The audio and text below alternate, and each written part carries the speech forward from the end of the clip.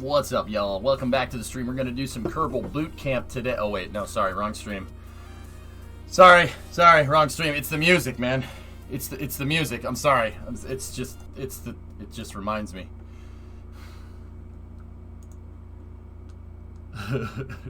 Sorry. My bad. What's going on, everybody? How are you?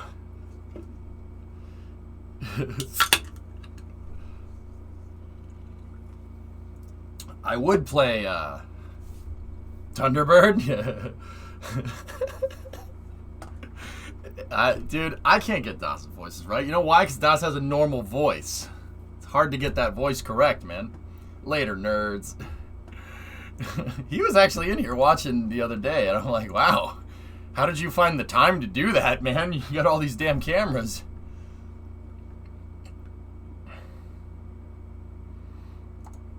Hey, look at this.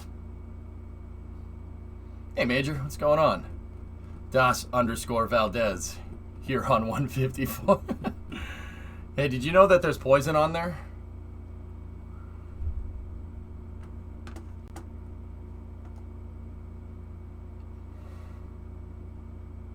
Huh. Another dragon? What are you guys, multiplying or something? Yeah, if they can figure out which freaking rocket to launch it on. Oh! Hey, what the frick?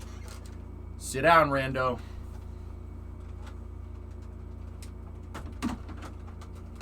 Alright. I got the joystick, or joystick. I think it might be a soft J or something. Alright. God, United Rentals must love SpaceX. So much free advertisement. I mean, Geese, and they, pretty sure their Twitter account follows SpaceX and, like, comments on most of SpaceX's achievements. Especially if your rentals in it. You know that your rentals people are in the background going, we couldn't pay for this type of advertisement. This is great. The Dodge is gone. Didn't even get to meet the feller that owns it. Ah, that's a shame. That's a shame. Ernock, I'm scoping on that project for Q4 August. Yeah. Are you going to be around?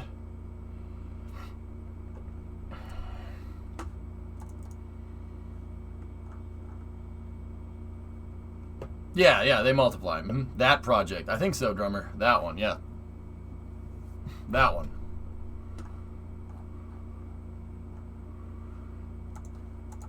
I'm scoping.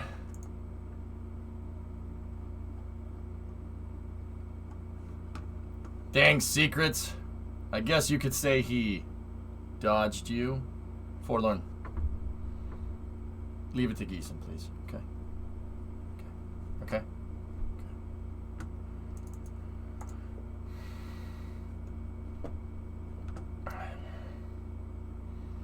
I was watching the Olympics, I'm not gonna lie. Yeah, I said I wouldn't watch. I said I wasn't really interested in watching the Olympics, and then Brimo turned it on, and well, god damn it, I like sports, man. Like, it's so such a bro sometimes. It's freaking ridiculous, dude. It's like, okay, all right, dude, we get it. I was watching fencing, and it was dope. I was enjoying every second of it. I hope you're well. My hip surgery recovery is going well. Walking without a cane. Hey, man, all right, cool. Yeah. Soon you'll be up doing PT, man.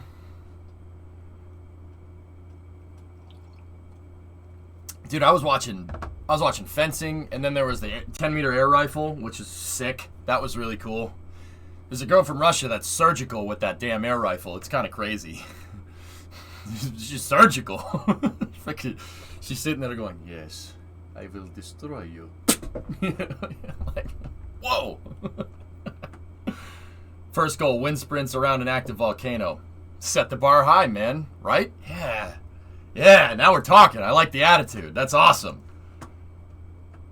I don't have a good way to watch, being in the middle of moving. Our TVs aren't really being utilized. Yeah.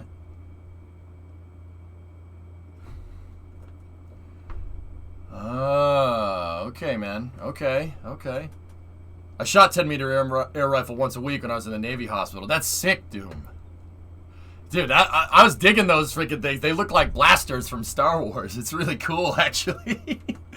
I was into it, man. I'm sitting and dude, no, I was into fencing. I watched some Italian guy get his crap pushed in fencing by a Hungarian. It was pretty ridiculous. Hey, Chief, what's going on? I got a bullseye with an air pistol. All 10 shots. You got to take. Wait, what? They need the sound effects. Yeah, right. Man. That was fun. Man, stupid. I mean, I competed in the Junior Olympics, guys. It's the national competition in the 100-meter dash and high jump. I lost. Let me be real, but I was there, you know. Perfect scores in 10-meter rifle are doable. Perfect in pistol, not so much. Dude, a pistol at 10 meters is nigh impossible, Doom. Like, how you gonna... Oh, that's so difficult, man. You were there, it counts. It's one-handed? It's one-handed? I didn't know that. So you're doing this? Oh, frick that, dude. That must suck. Oh yeah, no, that would suck. That would really, really suck. How much does the pistol weigh? With all these early KSP streams are spoiling us. I'll find a way, Chief. It's like what I always say. I'll find a way to do it. Chief, peep this.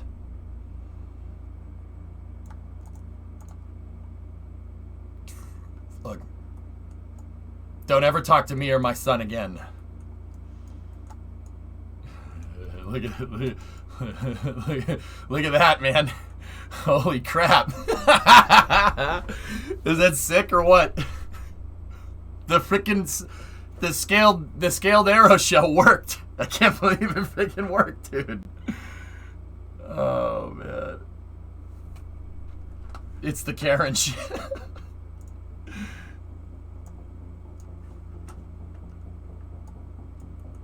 Yeah.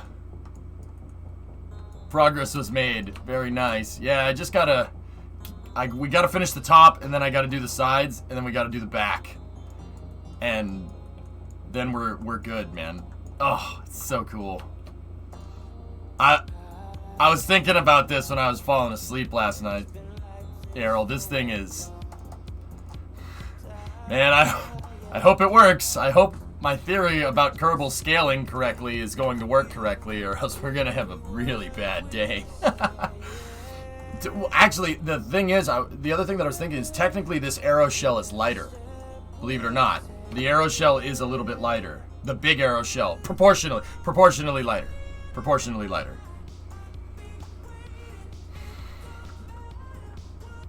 Great success, very nice. I like.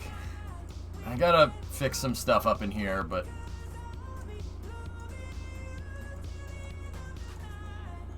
yeah. Hopefully this thing does it.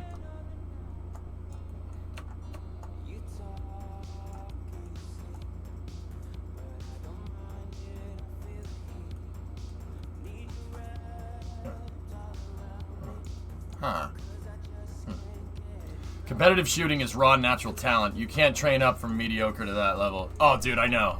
It's, yeah, no. I was telling Remo about it.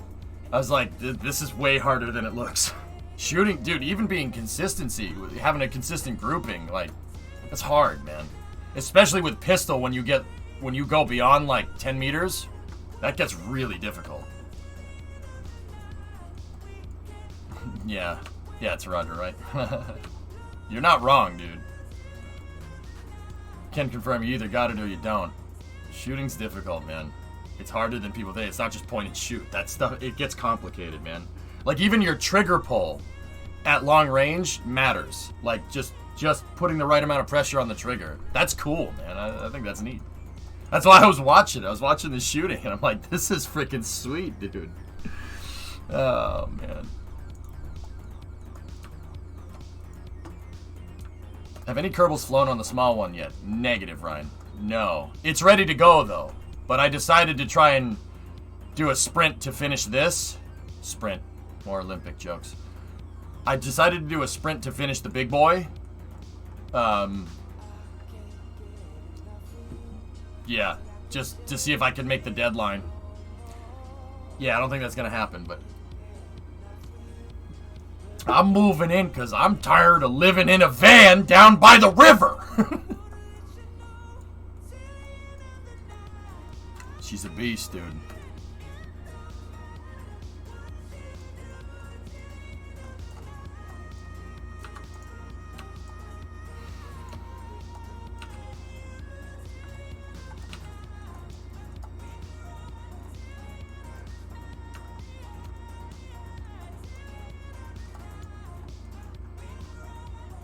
Alright. I'm noticing that this ain't exactly lined up.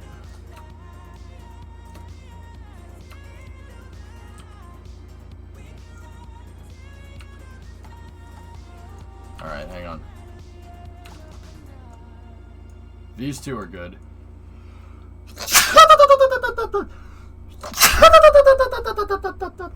You're gonna eat a steady diet of government cheese, and you're gonna find yourself living in a van down by the river. I'm tired of living in a van down by the river. We're moving in. We're gonna be buddies, pals, amigos. Here's you. Here's Matt. There's you. There's... Hey, Nazlik. Good afternoon from the Great White North there, bud. Oh, hey, how are you, guy?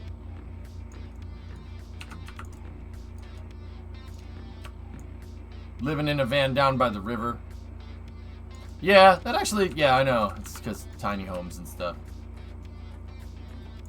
If you were camping in a van down by the river, you'd be a lot more successful.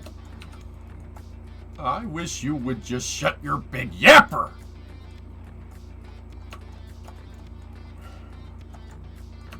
Alright.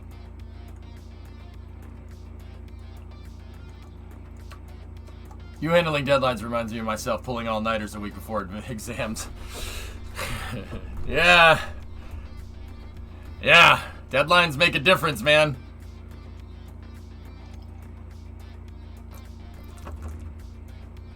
You're in the SS taking an ideal data log right now.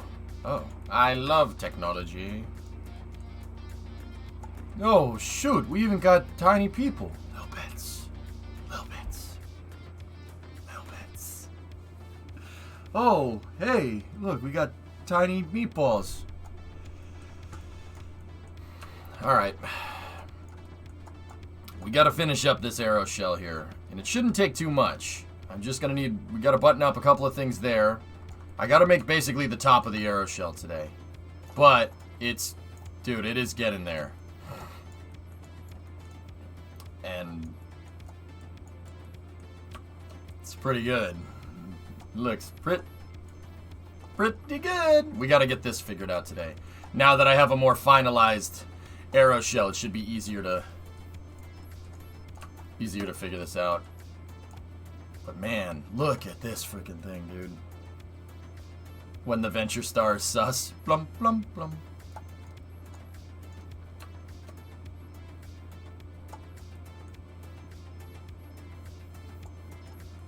Oh, it's so kick butt, dude. I fell asleep watching that last night, or not while I was thinking about the SSTO, ironically. Yeah. I fell asleep. I didn't see the end result, but Derek, wow. You know, I'll tell you, a guy really knows how to take that pain and just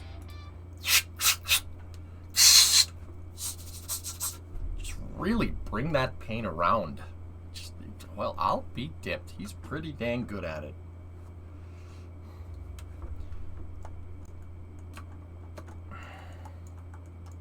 Yeah, no, Derek's cool, man. Love to meet that guy someday. That guy, he's a cool dude. I've always, that's what made me like Vice Grip in the first place, dude. Derek just doesn't restore the cars, man. The cars tell the story. And I subscribe to that, like, very much. And it's a little bit of, like, you know, it's a little weird But I have this. It's kind of this mantra that I have, like, and it's kind of dumb, but and I get it. It's kind of stupid. Like, it's like I get it. It's an inanimate object, but you know, like my car was built in a factory downtown. It's not a peach, no. They were put there by a man. So the car was built by hundreds of thousands of people. They all had to come together to make this thing, to make the every one of the cars that I had. And you know, I'm not sure so much nowadays. Like, I mean, I'm sure it's built with pride. Like, people put their heart and soul into that thing, and it wouldn't exist without all those people that want to sit there and do a good freaking job. Now, don't get me wrong. I'm not trying to turn this into some worker corporate nonsense thing. I truly think the people that are on the assembly line want to do a good job, or they just want a paycheck. It could be that too, and it probably is for some. That's fine. It's totally cool. But that doesn't change the fact that you imparted some of yourself onto that vehicle.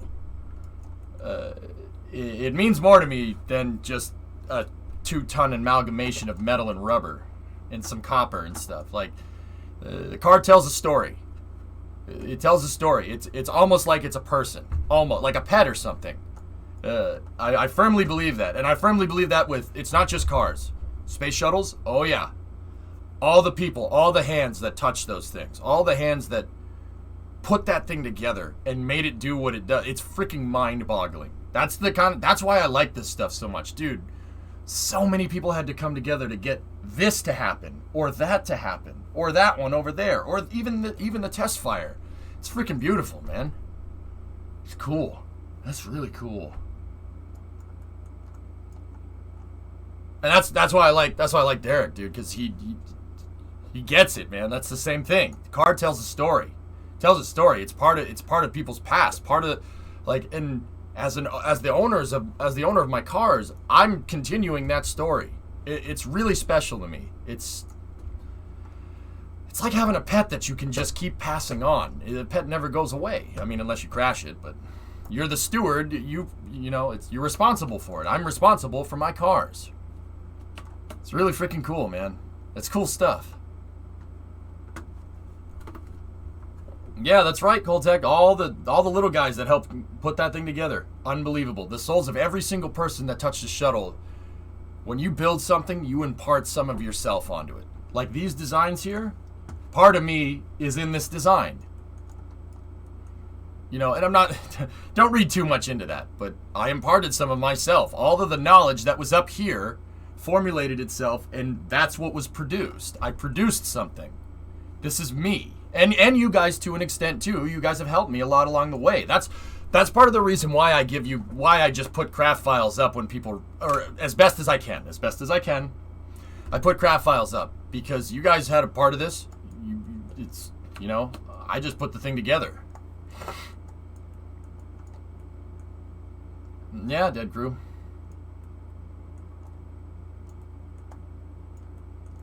Exactly, Hellfish. Exactly. Mm-hmm.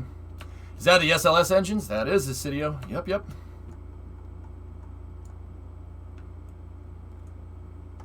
That's right, Entropy. It means a lot. It means a lot to me. That's how I look at cars. That's how I look at spaceships. And that's why I really don't like expendable launch vehicles, man. I understand why they exist, but I really don't like them. I didn't do anything. Okay, maybe not you, Boar Machine. Maybe not you. Screw you. But everybody else, though. Maybe not you. You suck. Freaking lazy.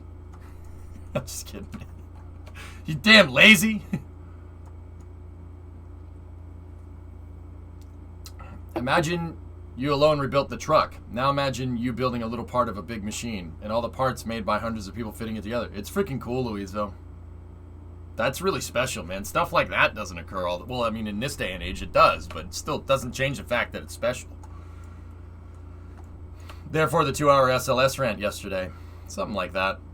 Oh, human person. I did a little more research into that, by the way. And once again, I got to get back to the SSTO. I did a little bit more research. You know when Europa Clipper is supposed to get there? If it launched on SLS in 2024, it was going to get there in late 2026. Yeah. You know how long it's going to take to get there on Falcon Heavy? 2030. 6-year coast with a Mars and Earth grav assist. Yeah. How are we saving money again? Oh yeah, we're not.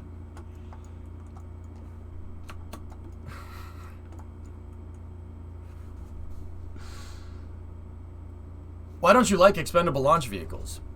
City, I don't like it because all the people that worked on that, you're throwing that away. I don't like it. And don't get me wrong, I understand the physics involved. I know why expendable launch vehicles exist, but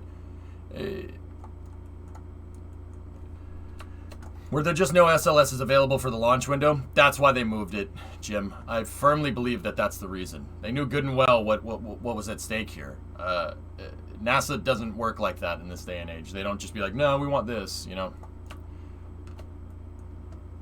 That reminds me, I need to get back and watch all the work you did on the F-100. How's that going, by the way? The dash harness is pretty much plugged up. I got it all, the cable management, as best as I could. It's still a rat's nest in there. I could go in and clean it up a little bit more, but, yeah. Not bad for a first attempt, I would say. It works. It works. Like, there's still some stuff I gotta hook up. I gotta hook up the radio. I have to fix the neutral safety switch, and I have the switch for it. We can fix it. At that rate, the staff will be retired when it gets there.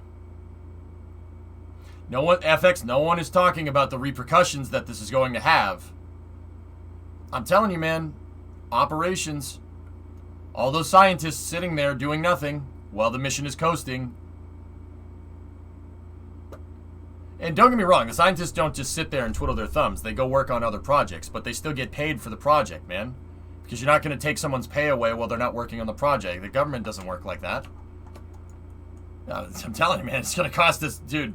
We just locked in a lot of NASA's budget that they otherwise would have had in fluidity, you know, for rocket launches and SLS cores. We locked that in. We locked in probably a couple $1 billion over the next 10 years. Easily. I mean, I'd have to go look at cost projections for Europa Clipper at this point in time, but yeah, dude, that's going to end up costing way more money than launching on an SLS core. I'm thoroughly convinced. I mean, once again, I was on the fence on it yesterday, but the more and more I think about it, dude, and don't get me wrong, I'm not trying to dump on SpaceX. You know, if they're the only ones that have an operational rocket that can move the thing in 2024, then having the payload sit there and do nothing is going to cost an equal amount of money, right? I can think of, you know, James Webb. Scientific payloads sitting on the ground, not doing science, is not good for them. That's expensive, turns out. You don't have the numbers, though. You're still guessing.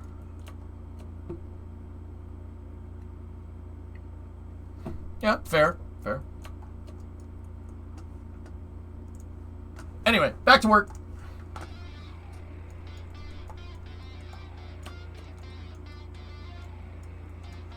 Yeah, I'm pretty sure we didn't get a good deal on that one, but hey.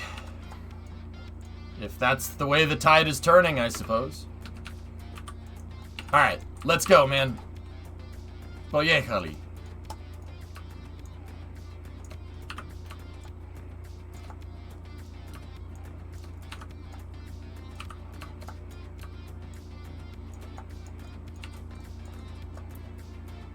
I mean, Switch, the reason why I'm saying what I'm saying is citing technical...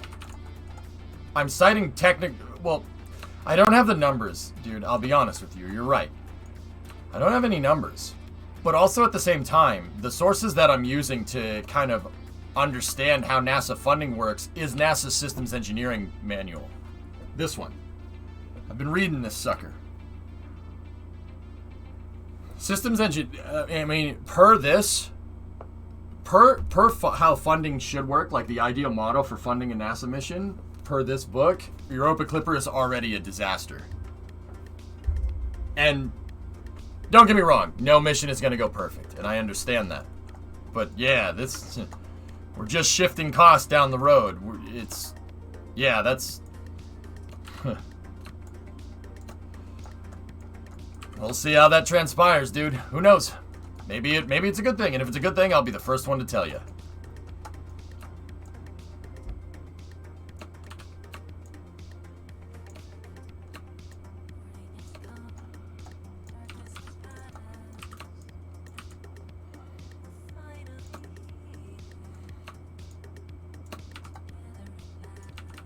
Now this should go together. These arrow surfaces should go together a lot better. What's Europa Clipper? It is a lander and a probe mission, Karama, that's supposed to go to Europa. Yeah. It's actually a pretty sweet freaking mission. Pretty cool. They're gonna land on Europa and figure out what's going on down there, which is, yeah, like I said, pretty rad.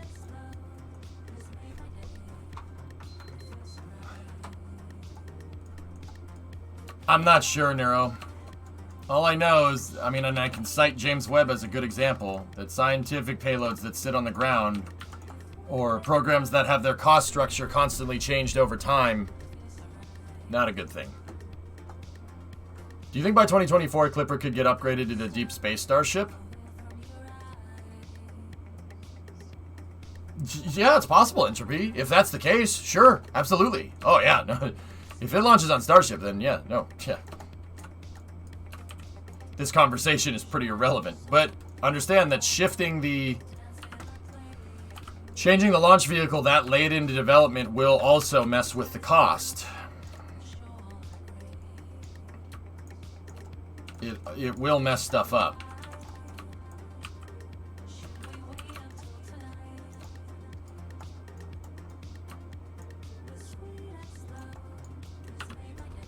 All right.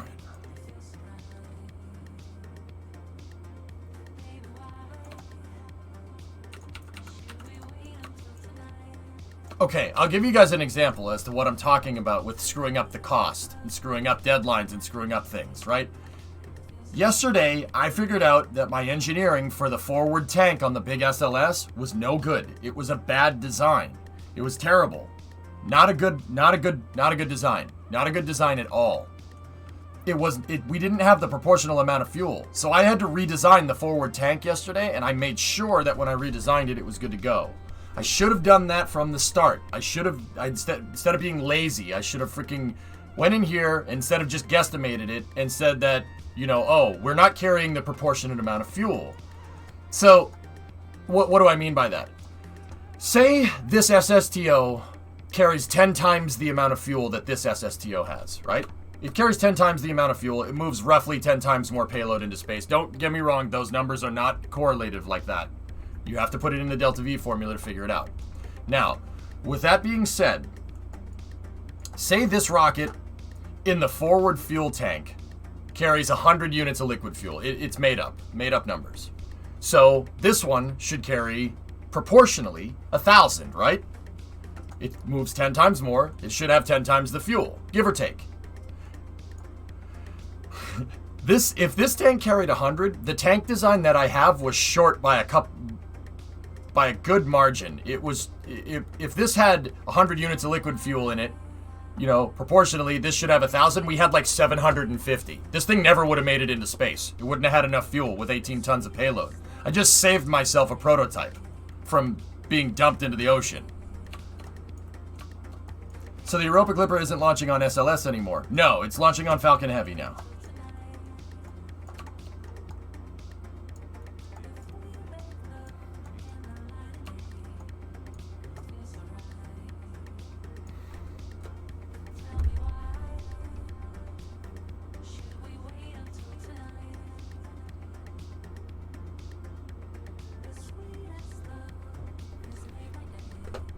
Is that the name or not? Yeah, hey, Phil, it is what it is, man. You know what, dude? I'm over it. I'm over it, bro. I'll tell you what, though. I'm gonna keep looking, I'm gonna watch Europa Clippers funding like a hawk. Just, out of curiosity. I'm gonna watch it like a hawk. I wanna see what happens. I wanna see if my theory is right. And don't get me wrong. Well, shoot, man, it ain't even my theory. It's NASA's theory, you know? Like, I want to see if I'm wrong. And if I am, fellas, I'll tell you. This isn't about being correct. It's about, this isn't about being right. It's about being correct. Like, and making sure that my theories are in the ballpark of how this stuff actually works. That makes me a better teacher.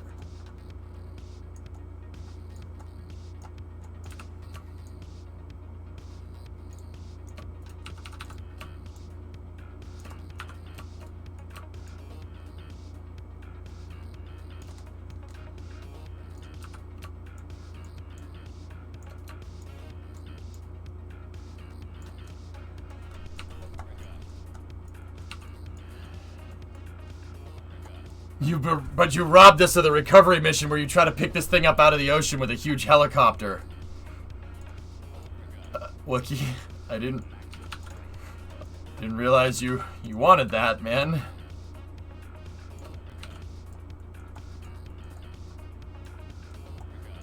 It could very well be the next James Webb. Flagship missions don't have a budget cap.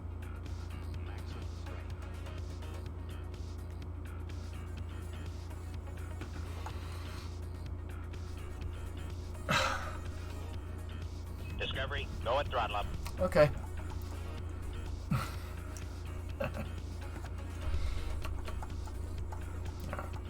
I'm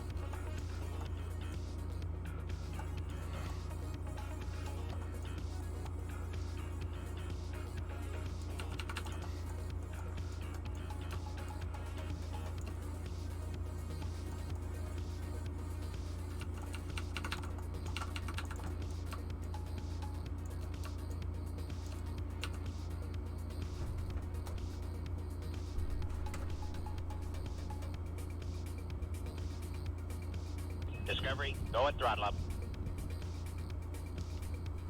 Chosen one. 37-month reset. Looking good. Me or the... Thanks, man.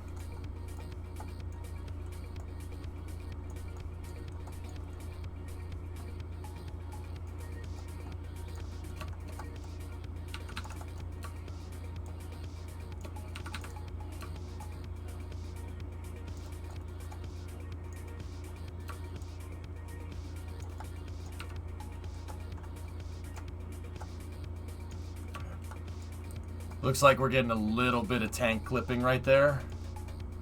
I'm not sure how we're going to deal with that, but...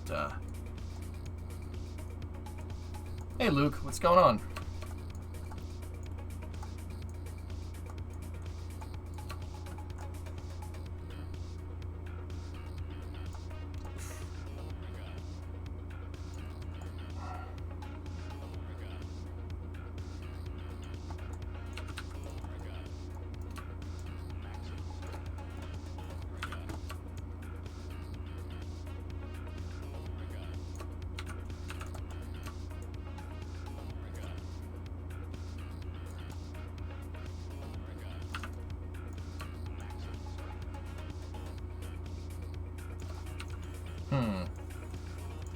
It's going good, Firebird. How are you?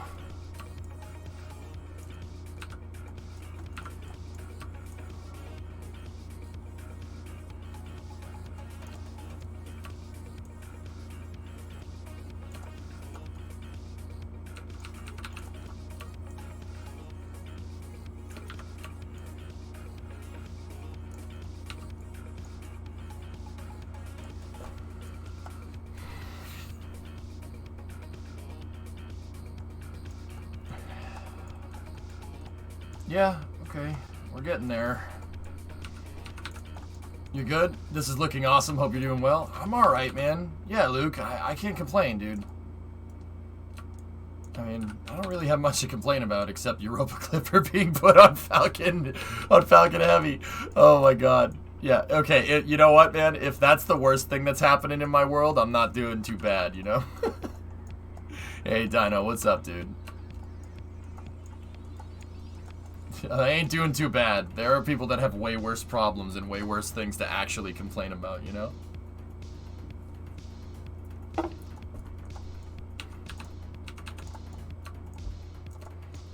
Other than that, though, I'm doing just fine, man. Everything is A-okay.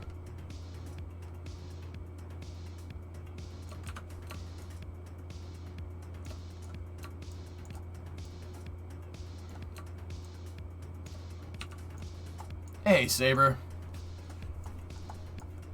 How you doing, man? How'd the SnowRunner escapades with Eon and DZ go?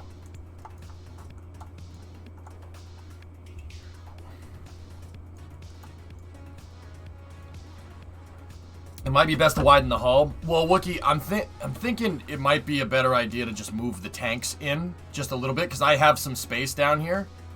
Now, on the real design, this space right here would be where the downcomers come through for the liquid oxygen tank. They actually, dude, it's so crazy. The downcomers went almost through the bilobe tanks on the real design. That's another thing I was reading about last night. Yeah, I was reading about a lot of things last night. This is why I don't get much sleep. Still to this day, I go on insane tirades. Not tirades, insane like binge reading about this stuff. This is how I can recollect all this freaking information, dude. I freaking just read about this stuff all day because I'm a loser. The downcomer from the LOX tank goes through like right here. It goes through like right around the bilobe. It's freaking ridiculous how close it is. You can't see it in this picture. Yeah, the downcomers from the LOX tank are going, they go through the groove in the bilobe tank right there. It's ridiculous, man. Hey, Sibin. I'm doing alright, just sitting down with some lunch. SnowRunner went pretty well for me last night. The other two had some more challenging issues to deal with. I gotta start going and watching Eon and DZ more. I like them. They're good dudes.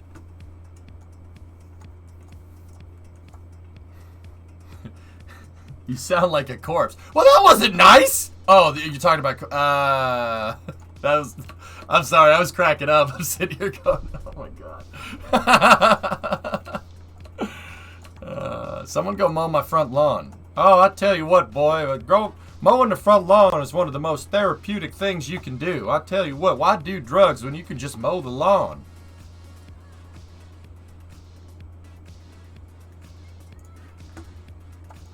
Those shuttle fins should help a lot with the slip. Yeah, I think so, Prof.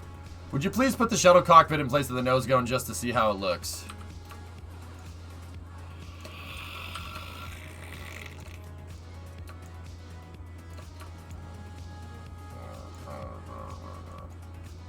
Hamburger.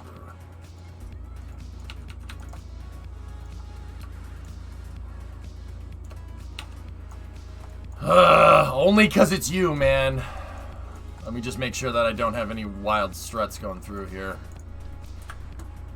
Chief, it looks freaking amazing, alright? Look, it looks freaking amazing, okay?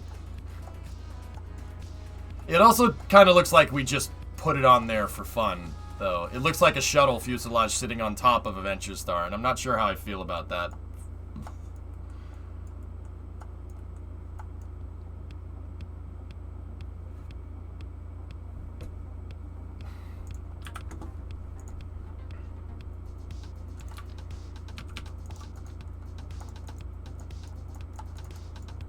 Now, back in the day, I did have another design here that you guys might like. I used it on a couple of different old planes back in the day.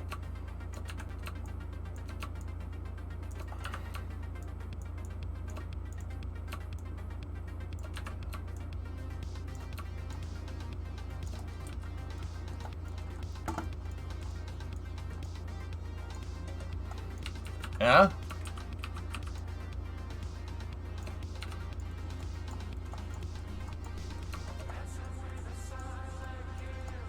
It looks pretty good, right?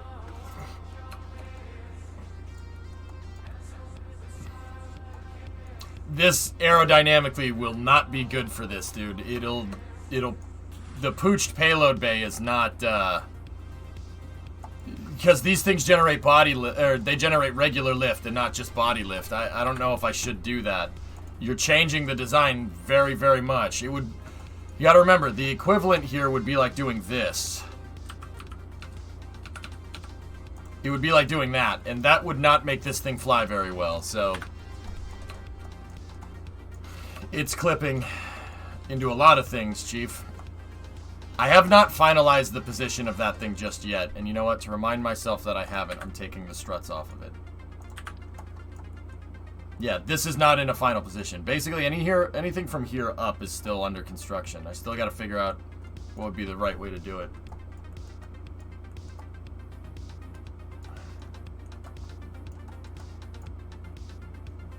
It's still cool though, man.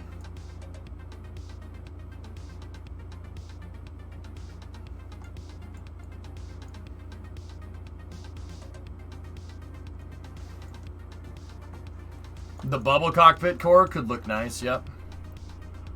But is it the final countdown? Boo-doo-doo-doo.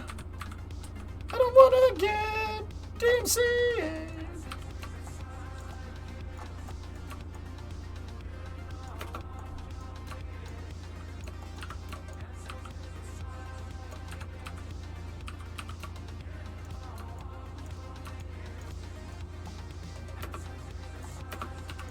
No.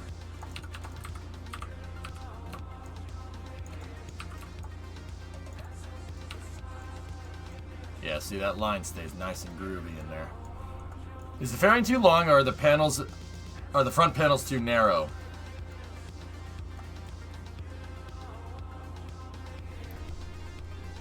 Which fairing?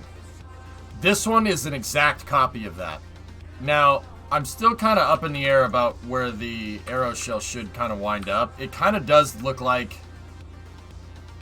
it should be kind of like that. But who knows what I just knocked out of place doing that.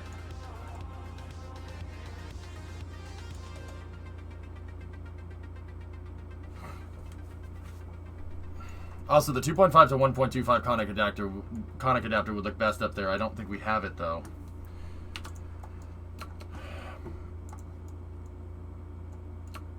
Man, this thing's gonna be a handful to fly, dude. It's gonna have a lot of momentum coming in. We might end up toasting the wings that way. This thing has to create ridiculous drag. More drag than this thing does. Like a significant amount more. But it should. I don't know, Wookie. Do you think that looks more correct? That placement actually does look a little bit more in the ballpark. Has Falcon's Heavy sent an interplanetary payload before? Yeah, a Tesla Roadster. Yeah, it has.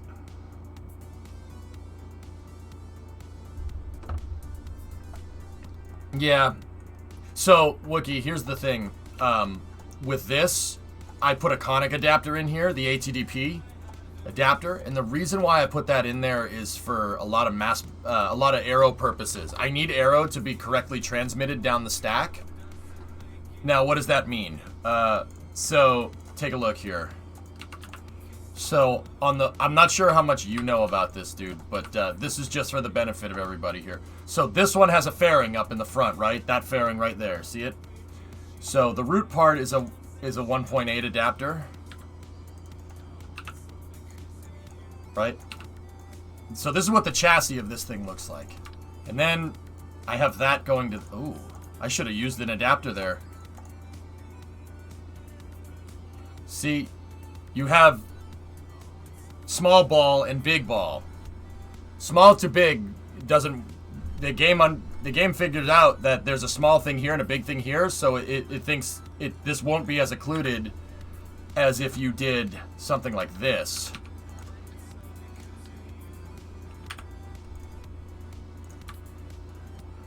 Huh. That adapter doesn't change node size. That's good. Neither does that one.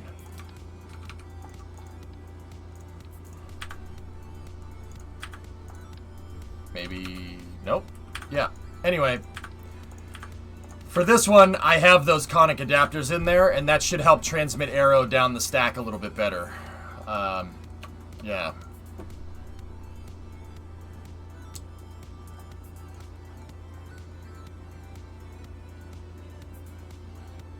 Huh. Interesting. Meh. Whatever. Another day. Yeah, barrel, it came out okay, dude. I mean, look at it, dude. It's funny, because, like, at certain angles, if you place it in perspective, right, it looks like they're the same size. Like, perspective, it looks like, oh, there's just two of them there, right? Like, no. Nope. My entire launch campaign is on pause because of new docking mechanics. French, I needed to talk to you guys about that. And I'll do it on the other side of Space News. Guys, I had like a week taken away from me because of the new docking mechanics. I'm wondering if I can get a little bit of a reprieve on the deadline here. Those new docking mechanics did kind of screw me up. Just like, and if the answer is no, the answer is no, I get it. I'll take the rep hit, and I'll be fine.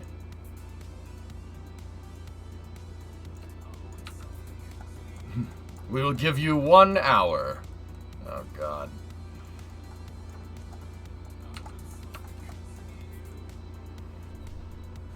So, Saber, hierarchically, so like this is the other reason why I didn't launch any Freedom rockets when the new update came out either.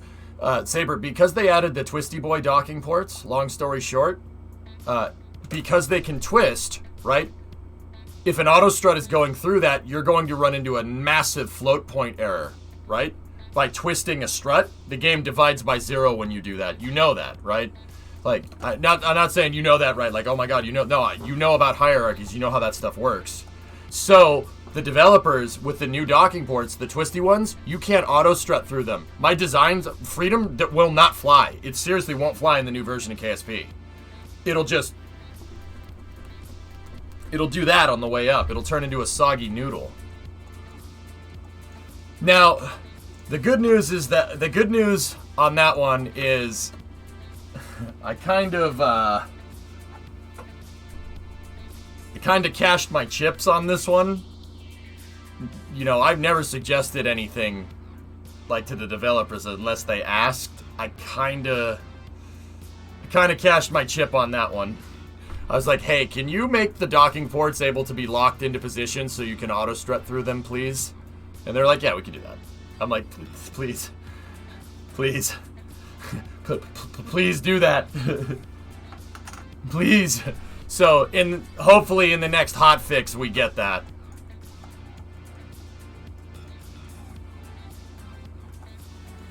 I don't know, this is the second deadline fail. I think it might be time to scrap the project and fund private enterprise.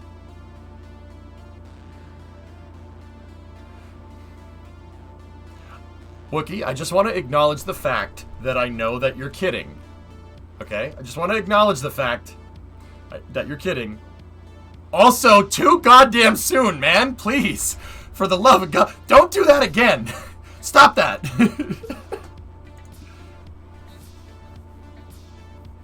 Yeah, French. Yeah. Trust me. I cashed my chips on that one. I'm like, nah, please change this. It's okay. The K-33 is a flagship mission. Too soon, bro. Just stop. I don't want to talk about it. I don't want to talk about it. Let's tout this as a win for NASA and taunt politicians who control the purse strings for NASA. Oh, real good play there, bro. What are you doing? Oh my god. You're 97% of the way to completion. This sounds like a good time to cancel. Hey, I wanted mission mode to be real. I didn't want it to be that real. Jesus.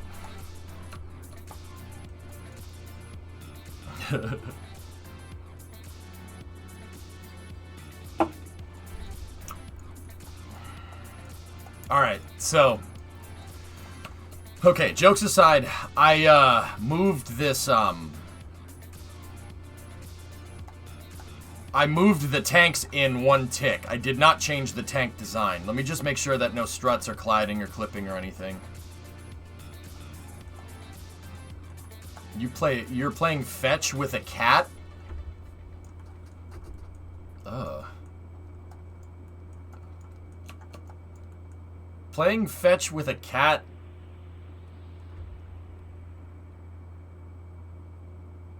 Why does that seem like work? We need to replace the forward tank, remember. Yeah, I left a note right there. I wanted to finish the arrow shell core and then modify the tank to fit in the arrow shell, but I want to make sure I do it symmetrically. I see this one is a little bit off. I think. What did I do? I started just.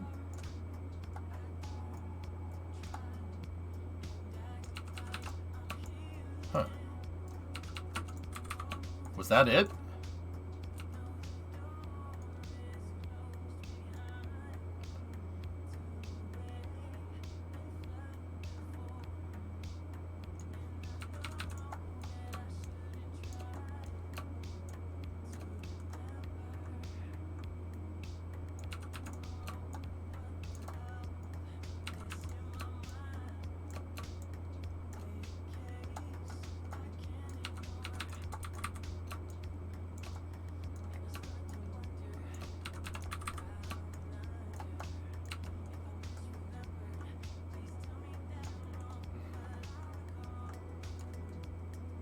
Oh, yeah. No, there's defects all over this thing.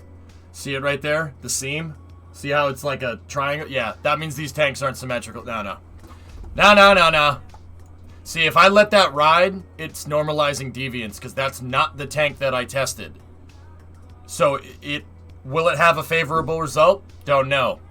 So, don't launch it. Yeah, I'll redo... Yeah, well, I'll bring the tanks, the revised tanks back in here. And, yeah, we'll work on it in symmetry. Because the tanks do need to be changed just a little bit, but I do not want to do it here. Yeah. Yeah, it needs to be replaced. Yeah, it's pretty straightforward stuff.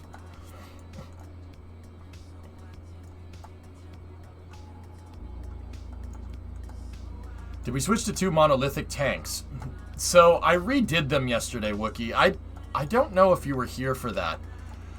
I figured out, proportionally, we were not carrying the same amount of fuel in the front as we were in this. And you know, the name of the game with re-entry vehicles, especially ones that aren't pods, is you need the nose to be heavy. You need to have your center of mass to be forward. See, the problem is that's hard to do with a re-entry vehicle, because most re-entry vehicles around nowadays usually have a rocket attached to the back, like the Shuttle, X-37, Dream Chaser. They all have some type of rocket on the back, and that makes the design very tail heavy. Tail heavy doesn't do too well. Tail heavy, actually, believe it or not, tail heavy does okay at hypersonic speeds. Not so much like subsonic, right? And hypersonic, or supersonic, it doesn't do very well. So, in order to get this thing to actually land, right, you need to get the center of mass forward. That's part of the reason why I made the aeroshell in the first place. The aeroshell is designed to balance the fact that I have 2, semi-trucks worth of mass sitting off the back of the SSTO. So, tank design is also very important in that regard. On the real Venture Star, they used an aluminum tank here and a composite tank right here, right? So that was their way of making the nose heavy. I can't change the tank composition. Kerbal doesn't have that kind of material science in it. So the best I can do is the aeroshell, and then make sure I'm carrying a slight forward fuel, not a forward fuel bias, but it needs to be proportional to this to fly correctly, right? It needs to be proportional here to fly correctly. Now, what does that mean? So if this thing carries... I'll make up numbers again. I already explained it at the beginning of the stream, but just in case. This thing right here needs... Say this thing carries 1,000 units of liquid fuel in the front, okay? This thing should carry about 10 times that fuel in the forward tank, because it's about 10 times the scale. Well, not really 10 times the scale, but you get the idea. This should carry about 10 times more fuel in order to get it proportional, right? So, if that's carrying 1,000 up front, the old design that I had yesterday should carry 10 times, so it should carry 10,000. It was like carrying 7,000. And the tanks weren't even positioned in the right place to get the same moment over the center of mass, meaning that the tanks were too far back and not forward enough to get the center of mass in the exact same spot that it is on this, which was no good. Yeah, that was bad. So I had to go redesign it. The thing is, I redesigned it, and we got a good baseline design. Oh, dude, I went nerd mode yesterday, and people were so bored by it. I looked at the numbers, and I'm like, wow, people don't care. The numbers, Mason, what do they mean? That's weird, caveman. All right. Yeah, it's... Librio, it's getting there. So when I redesigned the tank and brought it into this craft file, I noticed that the tanks were not... They were not in the exact shape that these tanks are, for the most part. So, I had to move some parts in. And when I did it, because the way I designed these tanks, they're not in symmetry. And the reason they're not in symmetry is so I can node attach to the fairing, because node attach, the green balls that I was telling you about, when you attach via those, it's a stronger connection. And I know that we had trouble radially attaching these tanks with the other tank design, the back tanks that we did the other day. So I revised the tank to use a structural design that's similar to this. So when I did that, I put them in one-time symmetry, and then I modified one side without modifying the other, and I forgot what I changed. So something here is asymmetric, and that could throw this entire thing out of it. It'll screw the whole thing up. Basically, I need to redo the front tanks. That's the truth. It'll screw it all up. Your heli building continued this morning.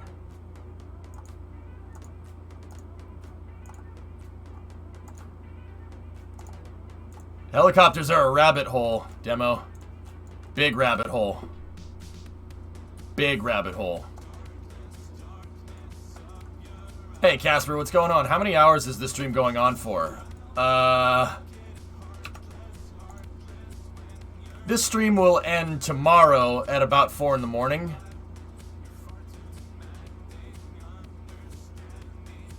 Well, shoot, man, when you say it like that.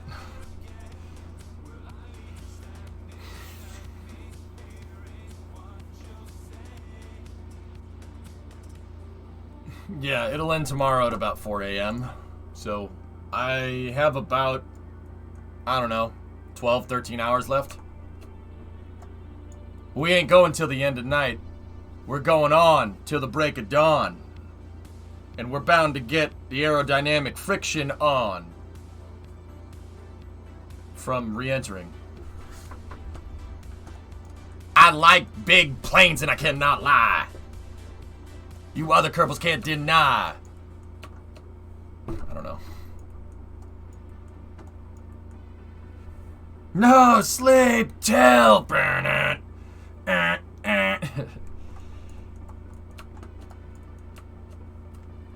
Because without... I like KSP helicopters. I just wish there was a stock way to make them hover reasonably well. Alright.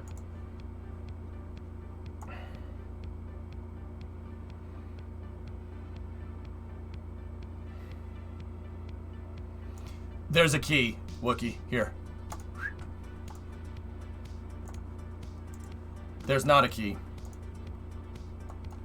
Contra-rotating, dude. Trust me on that one.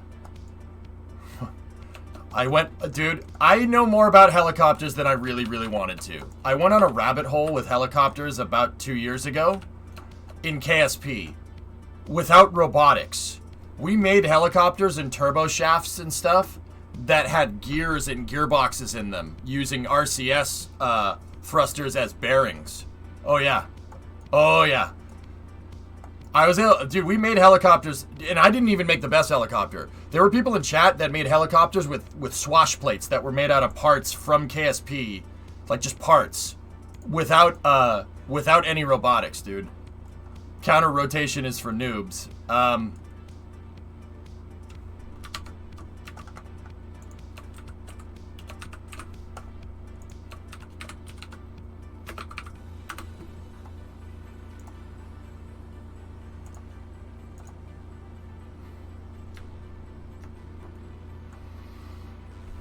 Demo, explain yourself.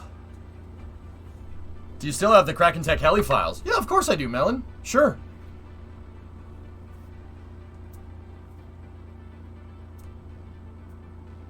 I haven't seen this one. How close is it to an S-64? The Defiant is nothing like an S-64. My helicopter is... It's a cross between 3 different helicopters, okay? So... The helicopter takes design cues from the Ka-25, which is a Russian contra-rotator, or, you know, its bigger brother, which is the Ka-52, which is a freaking cool-looking helicopter. It's a contra-rotator. So instead of having a tail rotor, guys, you have two sets of helicopter blades stacked on top of each other. One is spinning one way, the other spinning the other way.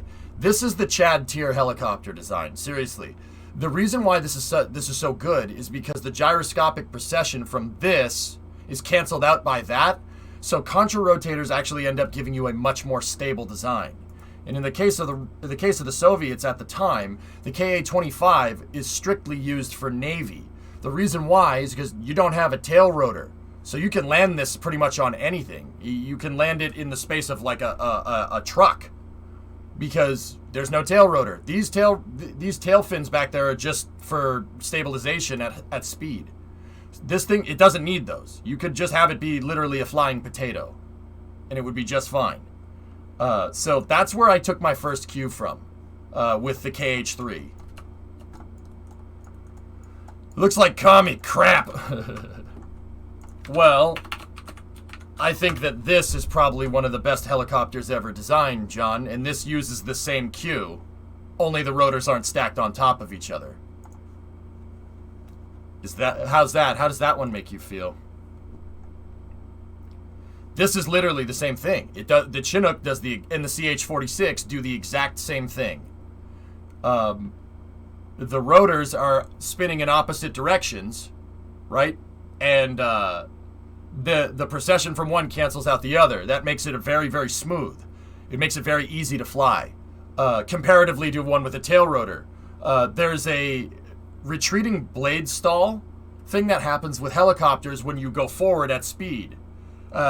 And it happens with these helicopters, but it's not as much. If you have like a regular helicopter with a rotor on top and a tail rotor, if you're going forward at speed, the helicopter will naturally just want to do this. It'll just want to do a barrel roll. Why? Because at the end of the day, you have a helicopter blade spinning up top, and one of these blades is going windward and the other one is going leeward, right? And you can compensate with the cyclic, right? Which is what helicopter pilots have to do. If a helicopter is going forward at speed, you don't just push the joystick forward. You push it forward and you go a little bit to the right, and then the helicopter will go forward just fine. With the Chinook, you don't necessarily need to worry about that. That's why you always see pictures of Chinooks like sitting on its back wheels on the ground like that. You don't know how hard that is to do right there. That's very difficult. How can the pilot see his back wheels? You can't. The helicopter is so ridiculously stable that you can feel the back wheels touching the ground. That is really, really hard to do right there. It's easier in a Chinook, don't get me wrong. That's the reason why you see Chinooks like sitting on top of a hill right here. This is that's a picture from Vietnam. Like they can land halfway on a hill, no problem. Touch the back wheels on the side of a cliff. Oh yeah, they're like, see, like that. Look at where the Chinook can land. The Chinook can literally land anywhere it can put its rear wheels and the ramp down. That's it. You only need this much space to land one. And it could just sit there like that because of the contra rotators. So the KA-25 and the KA-52 do the same thing. Oh yeah, Chinooks also float, by the way.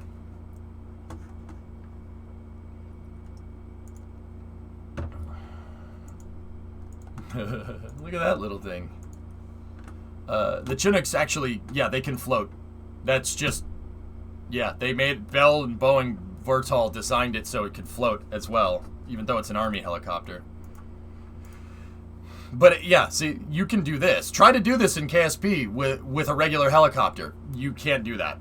No way. The helicopter would just want to nose down into the ground and then you're dead. So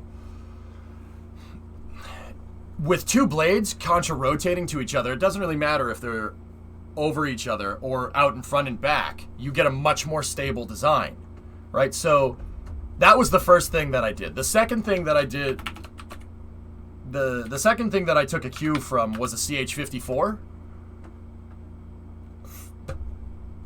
which is the Sky Crane. That's the one at Pima right there. I've actually touched this helicopter, which is pretty cool. This is at Pima, the Pima Museum.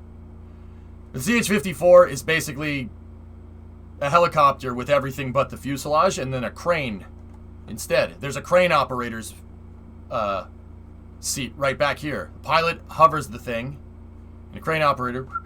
But see, the thing about this is that you're still susceptible to retreating blade stall. So I made a contra-rotating version of this exact helicopter. So I combined elements from the Chinook, the KA-25, and this to make the KH-3. The craziest thing about the KH-3 is that on top of all that, there actually is one more. That first helicopter that I showed, the SB-1. The Defiant, this helicopter, is a new style of helicopter that Sikorsky, no, Lockheed Martin. It says Lockheed Martin up there, idiot. That Lockheed Martin is working on. This thing has a propeller blade in the back. Why? Why does it have a propeller blade in the back?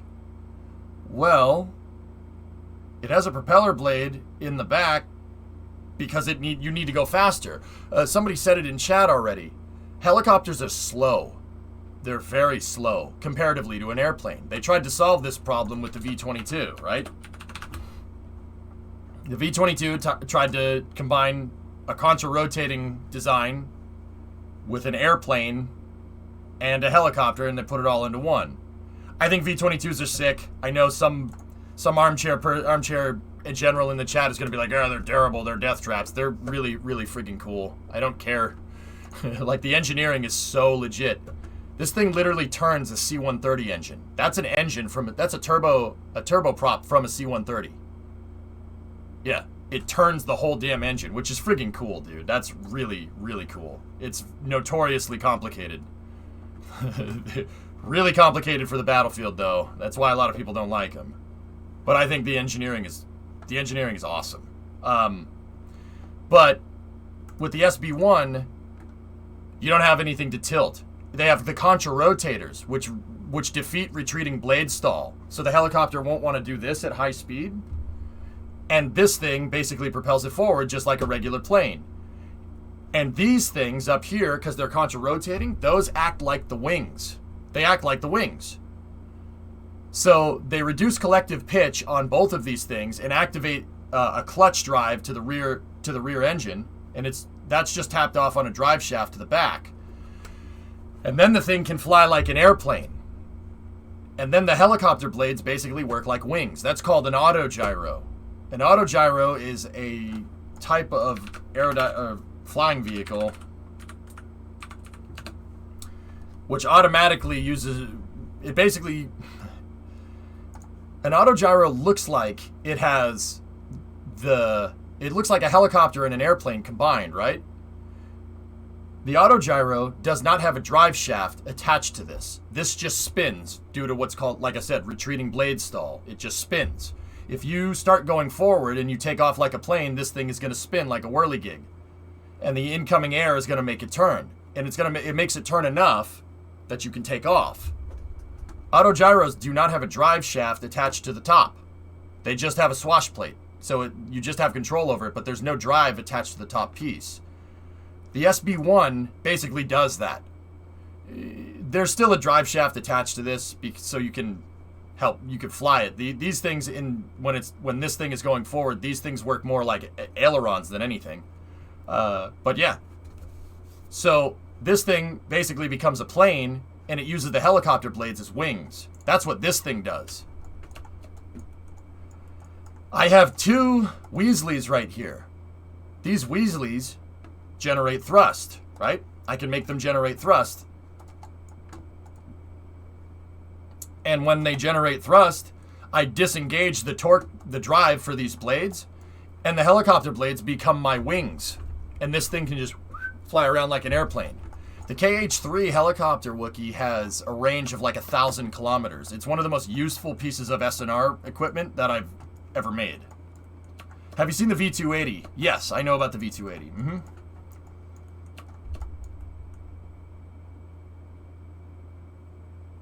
Yeah, Stone. The SB-1 is really smart, man. The SB-1 is trying to overcome all the problems that they had with the V-22. You need to make something that's half plane and half helicopter.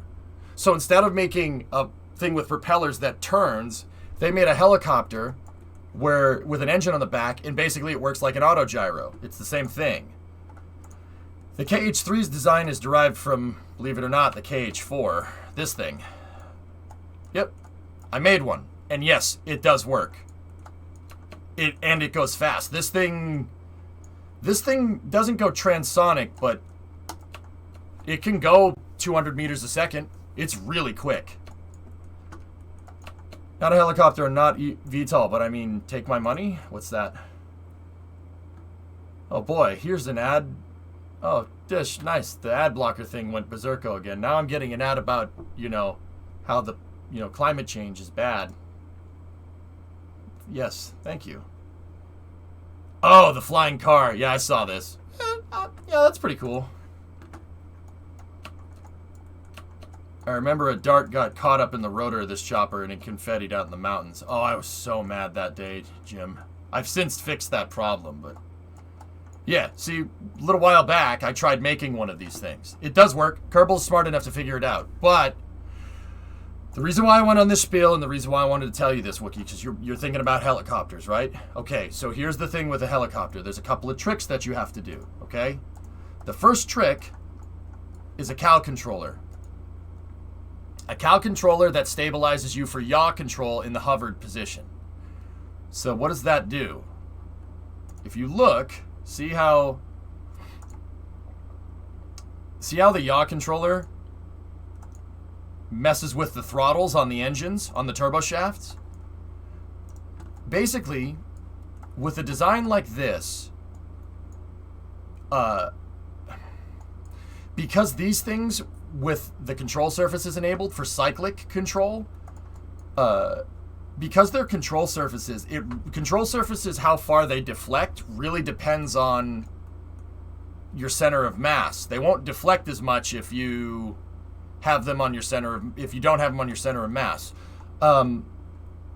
So I noticed that. So what I did was to create a yaw controller here. What I did was I powered down an engine, and that allows the helicopter to do this and this. I used the differential gyroscopic precession of each blade. If I slow one down, the RPM changes, and the RPM stays the same on the other one, and it creates a gyroscoping effect that yaws the helicopter left and right.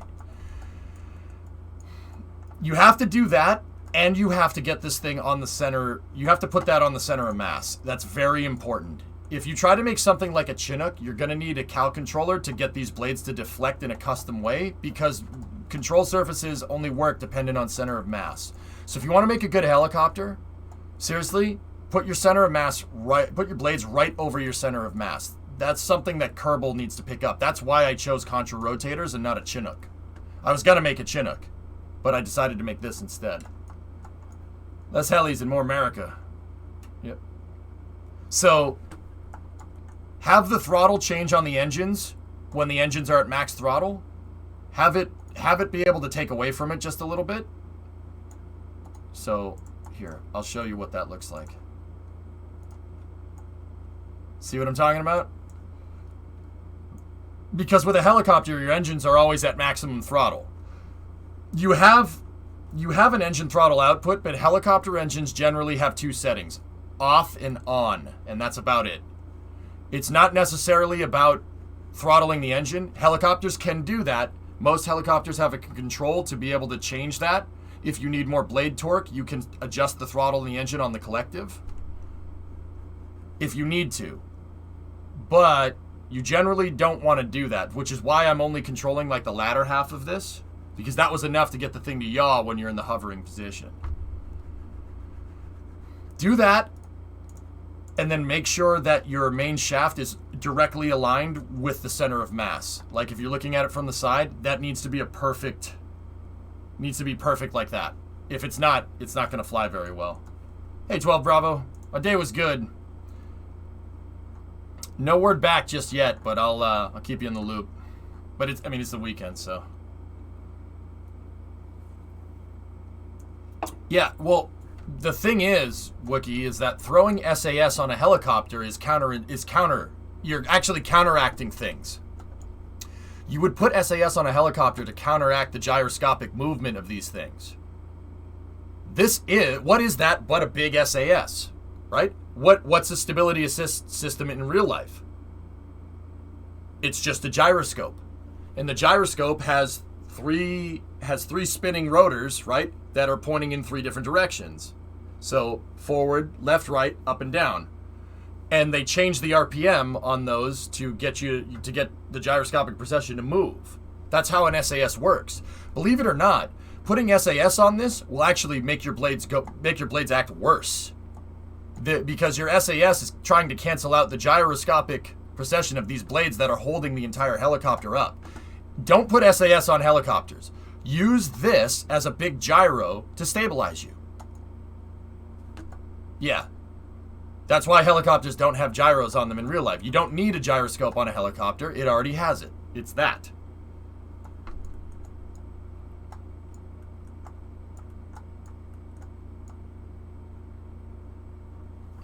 Using Kerbal's COM and attitude controls is cheating. You gotta use a swash plate. Iron, I still haven't figured out how some people were able to get that stuff done, dude. There's a viewer that I know, his name's Raid. Raid made a frigging swash plate. He made one. A Kraken Tech swash plate in KSP. And it's... Dude... There are a few things in this world, like when it comes to aerospace things or challenges, where I'm like, hell yeah, no, I like this challenge. I'm happy to be a part of it. Let me throw my hat into the ring. I straight up couldn't figure that one out.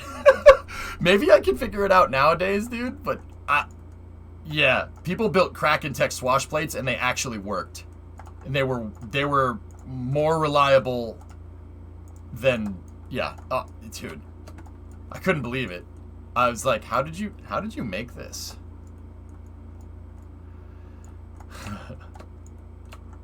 Can you fly it to show us?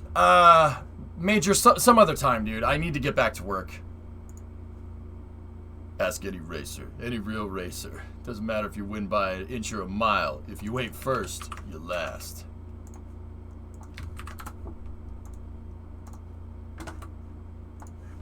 You almost had me?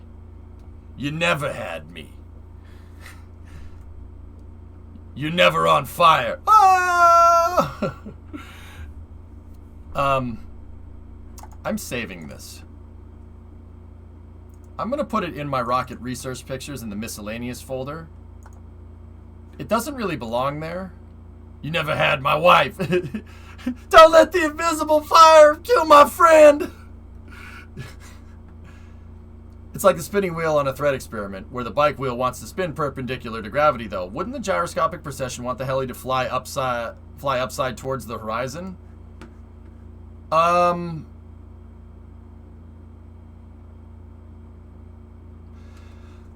Librio, yeah. Yeah. Okay, I see what you're saying. You would think that it would naturally want to stabilize out with the tangent to gravity, but retreating blade stall is what messes that up. The aerodynamics of the blades. It's not just them spinning. So with helicopters, right, there's the lift, there's the aerodynamics of the blade, and then there's the gyroscopic forces of the blade. A bike wheel doesn't generate any aerodynamic. Well, it does. It absolutely does. Everything that moves around in the atmosphere generates some form of aerodynamic perturbation, right? The bike wheel is not generating a lot of lift. So that's why it'll naturally want to do that. The helicopter blades generally are nice and stable. That's why, helicopters can just kind of sit there. When the helicopter is going forward, though, you have this thing called retreating blade stall. And I had a who was it? A Chinook pilot that used to stream a lot. He doesn't stream a lot anymore because I think he got another. That guy is active military, and he's the one that taught me about this stuff. I don't know if Daylock still streams, but he is actually a Chinook pilot and an Apache pilot. This guy is like textbook overachiever. I love it. I think it's cool. I picked his brain about it one day. I'm like, why does the helicopter want to roll over? He's like, oh, that's what real helicopters do. I'm like, really? And he's like, yeah, retreating blade stall. Long story short, if a helicopter is flying forward, you have one wing that's facing, and if the blades are wings, right? Because that's all blades are. It's just a wing that's spinning very, very fast. You have one wing that's going forward and one wing that's going back because the helicopter blade is spinning. That will naturally just want to make the helicopter kind of do something like this. And then when the helicopter gets like this, if you just let the controls go, the helicopter will do this, and then the gyroscopic forces of the blade, because you already have momentum going this way, it'll just want to make it fly upside down. And then the helicopter will kind of do this. Oh yeah. Crazy, right?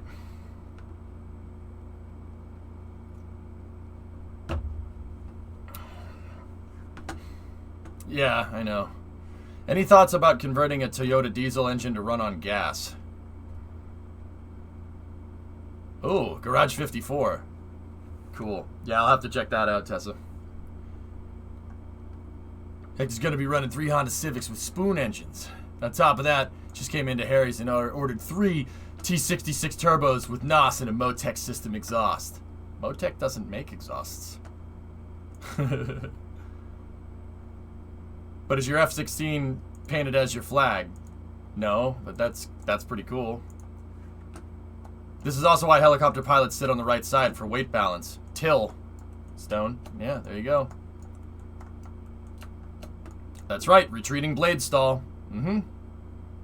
Yeah, when a helicopter's naturally flying forward, the center of lift moves to the left. Yeah, it moves out of line with the center of mass, and the helicopter will want to do this. Yeah, pretty cool, huh? I'm telling you, helicopters are a damn rabbit hole. I know way more about those things than I care to mention because I tried to make one in Kerbal before there was helicopter blades. So I ended up learning way more about them than I really wanted to. And after learning in detail what a swash plate does, what a cyclic does, what collective pitch does, drive shafts, gearbox, how it all works, I have come to the very, very, very astute conclusion that helicopters are black magic. Yeah. Black magic. Yeah. I don't understand, like, I do understand it, I get it, I'm making a joke, but how helicopters even fly through the air and don't fall apart is beyond me. Like, yeah, nope, it's a witch. Oh, look at that flying witch. The helicopter might as well be a broomstick, alright? How a witch flies around on a broomstick makes more sense in my mind than how a frigging helicopter flies, okay? Because the broomstick, like if you're playing a game of Quidditch, right? The broomstick, oh, it's just fairy tale, so it just flies around. It's just magic, right? That's really easy. It's really easy to understand. Helicopter has all these damn moving parts. All these damn moving parts. You have to deal with retreating blade stall, gyroscopes, gyroscopic precession, all this other stuff. That's, no. This is easier to understand. I like this. I don't, but you got the idea. Still a good joke, I guess. Was it a good joke? Probably wasn't. All right, I'll stop. Yeah, you gotta sweep the sky, obviously, bro. Yeah. What are you, stupid or something?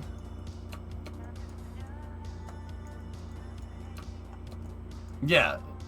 Helicopters are ridiculous, dude. The fact that Sikorsky figured all that stuff out is pretty damn impressive. Me and Stratton Blitz? Yeah, that'd be fun. Stratton Blitz is cool, dude. I like that guy. He bends Kerbal to his will. I just want to go into the other prototype. Does the other prototype have that hanging off the back? Yes, it does. All right. Okay, cool. Now that I have that kind of figured out, I'm just going to get rid of the... I had this back here because this is what that looks like before you go and mess with it. So if I didn't like how this came out, I would just delete it and start over. But I have a copy of this in another craft file, so we can just get rid of it. Alright, so let's finish the rest of this, dudes. Did you see that Pierre's undocking got moved to Monday? Yeah, so? Phil, I'll say it once, I'll say it again. The Russians haven't launched an FGB in 20 years. They're gonna have some issues. They're gonna have some teething problems, man. All that technical expertise that launched the last one probably does... Those guys probably don't work at Roscosmos anymore. Heck, Roscosmos didn't even exist, right? So, stuff got moved around, and I'm really getting annoyed that everybody's, like, almost borderline rooting for this thing to fail, which is kind of pissing me off. Like, everyone's like, oh my god, it might fail. Oh my god, it might fail. Even the Russian people are like, oh my god, it might fail. I'm like, it's not gonna fail, guys. They're gonna get it. Like, why would you think otherwise? That's stupid. They'll get it. It's just gonna take some time.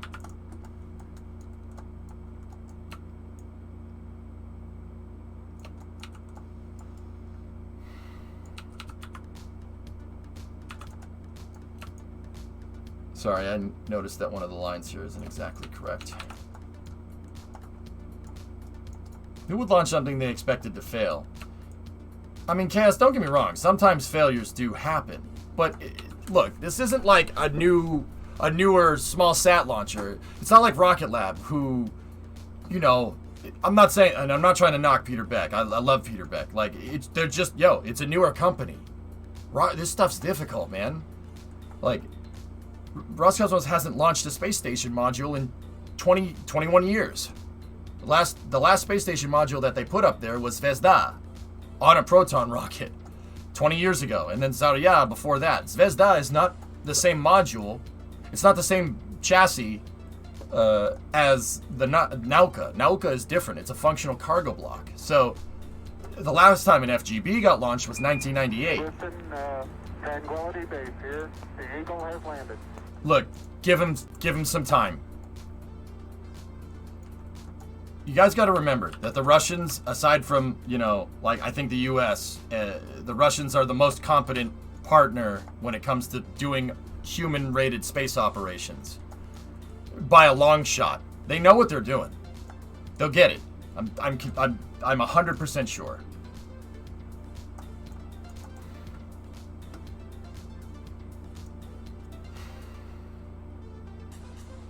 They had 20 years. Yeah, PY, so why don't we just remake the Saturn V? It'll be fine, right? No, that's a really hard thing to do. The only thing I'm rooting for is Big Chungus. There you go. Your body has run out of magnesium. OMG, 0mg. Okay. Yep, alright. Geeson's here. If needed to rescue it, do you think they could steal an extra Soyuz? An extra Soyuz used for OneWeb and send to Progress. No. No, Phil, the pipeline is too far out. MS-19, the MS-19 capsule isn't even in Baikonur yet. There's plenty of Soyuz rockets to send up, but you have no orbital tug. You have nothing that's going to dock with it. There's nothing ready. If we're going to choose some type of solution where Nauka would need some type of assist, it's most likely going to come from the Progress capsule that'll deorbit Piers.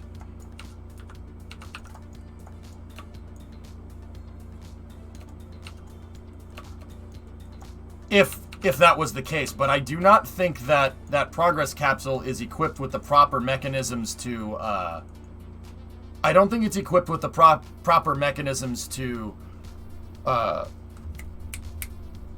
with Nauka. I don't think it has the right stuff on it. We don't know how to make a Saturn V anymore. So if we did try to do that, Chief, it would take some time, right?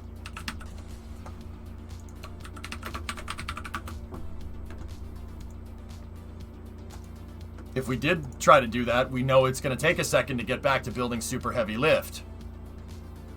Trust me, man. I have faith in the Russian program. I really do. Even though I know a lot of people don't. I have faith. They'll get it. Look, man. You want to get back to doing crazy? See, this is something that, you know, I've been following space for a long time, dudes. And a lot of people are newer to spaceflight, and that's cool. I'm super happy for you to be here. One thing to understand is that you want to raise the chips, you want to raise the stakes in the game, stuff's going to get harder. And the more we go out further into space, the difficulty goes up exponentially. So launching stuff into orbit is difficult. Launching stuff to the moon is very difficult. Launching stuff to Mars is extremely difficult. Launching stuff to Europa is insanely difficult. This stuff gets harder the further you go. It gets very, very, very tough. So, look, the Russians threw their hat into the ring and decided that they wanted to launch Nauka to get back into the business of launching space station components. So, you're going to have to relearn. Just like they're going to have to relearn it, just like everybody else. But the other thing is that Russia, when it comes to launching people into space, has a pretty damn good track record with on-orbit operations and human spaceflight. They're pretty damn good at it. So I know that technical expertise will transfer over to Nauka's operations somehow, even though, you know, it's been a while since they've done it. Those guys are smart, man. They're not stupid. They're rocket scientists. Did I hear you mention yesterday that Europa Clipper has a lander? I thought it did, Demo, but I thought it was a lander too. It might just be an orbiter. There might be a follow-up mission, or I'm getting it confused with something else. I think I'm getting it confused with something else. What? Dude, I don't keep track of the science missions very well, I'll be honest with you. I still call Perseverance Curiosity sometimes. It's a follow-up mission. It was originally going to have a lander. Okay, there you go. Scythe! Hey man, 55-month resub. Dang it, I want that sub for Europa or Enceladus. Saber, you know what I want? I want a block buy for SLS. Seriously, buy 20 cores. I'm buy 20 of them. Buy 20 cores and mandate 5 of them for NASA science missions. I'm serious. I want to carpet bomb Mars with Perseverance rovers. This is this is ridiculous.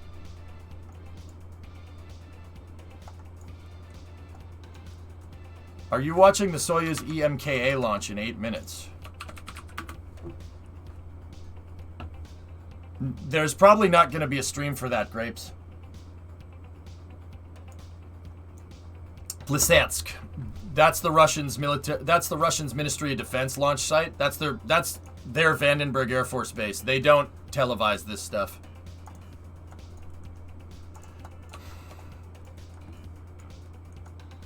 Yeah, so Grapes, the American equivalent would be Vandenberg, and Vandenberg launches a lot more stuff than you think. You know, we don't see many orbital launches out of there, but there is some, right? But we don't see many orbital launches out of there. There's a good reason for that. They don't tell you about it, and they don't announce it either. They do a lot of missile testing out there. It says white on black. Very much off topic, but could I have permission to build a small hotel building with some interior shops in the lower density part of the Minecraft city?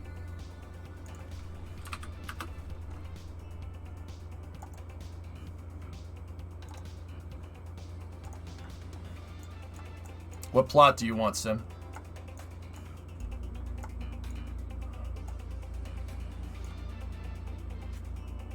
The problem is that 20 Perseverance rovers would cost like 40 billion. Using an SLS wouldn't really change anything about how much it costs to launch each science mission.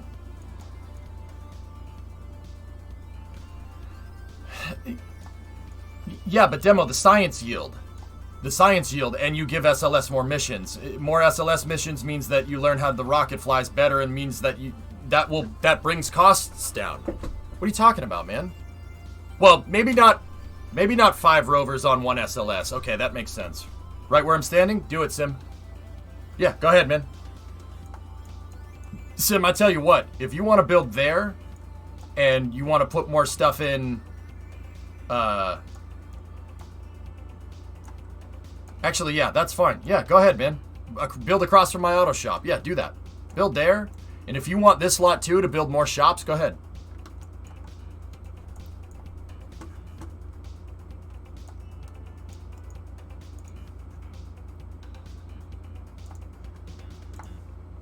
Did you know Starship's taller than the Udvar Hazy Center's observation tower? No, but that's cool.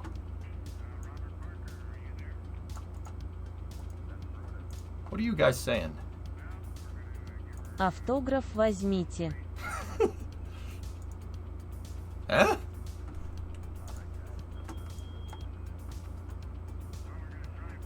Yeah, Sim, do it. Thank you for asking. Yeah, man, that's cool. Yeah, if anybody's on the Minecraft server, guys, I can't play it because I'm working on the SSTO. But if you guys want places to build buildings, just tell me. Just say, hey, can I build here? Literally stand in that spot. Tell me what type of building you want to build, and most likely the answer is going to be yes. DV is working on that building. Hardcore. Oh, that looks great. I must say, I don't like skyscrapers growing next to the church.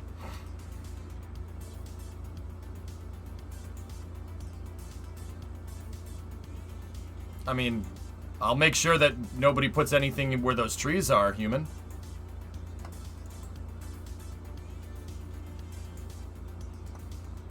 Glad your monument is still there.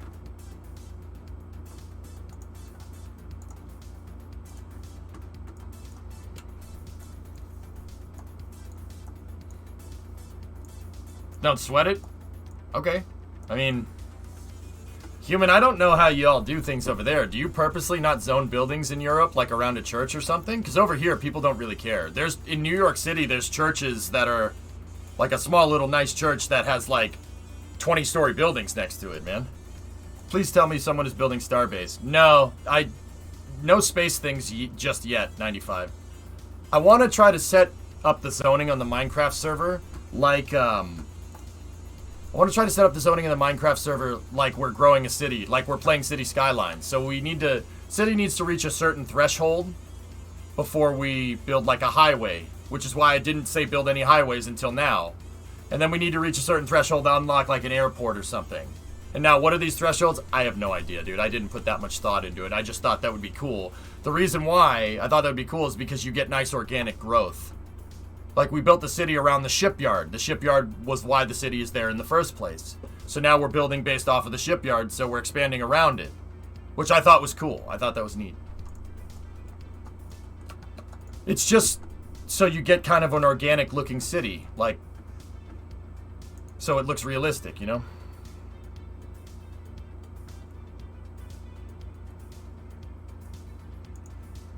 Nice, Reagan. I'm a little disappointed that city build has not required underground utilities like water lines to be run. Well, Jason, I'm still new to doing city building in Minecraft, man. I'll be honest, I have no idea what I'm doing. I just decided we should do it one day, you know? Like, I just thought, you know, it would be fun to mess with it. Maybe as we go further, we can implement... Actually, Jason, you know what would be kind of cool? Implementing those types of zones after we build the city, just so we have to retroactively go in and like build that stuff. That would be kind of cool.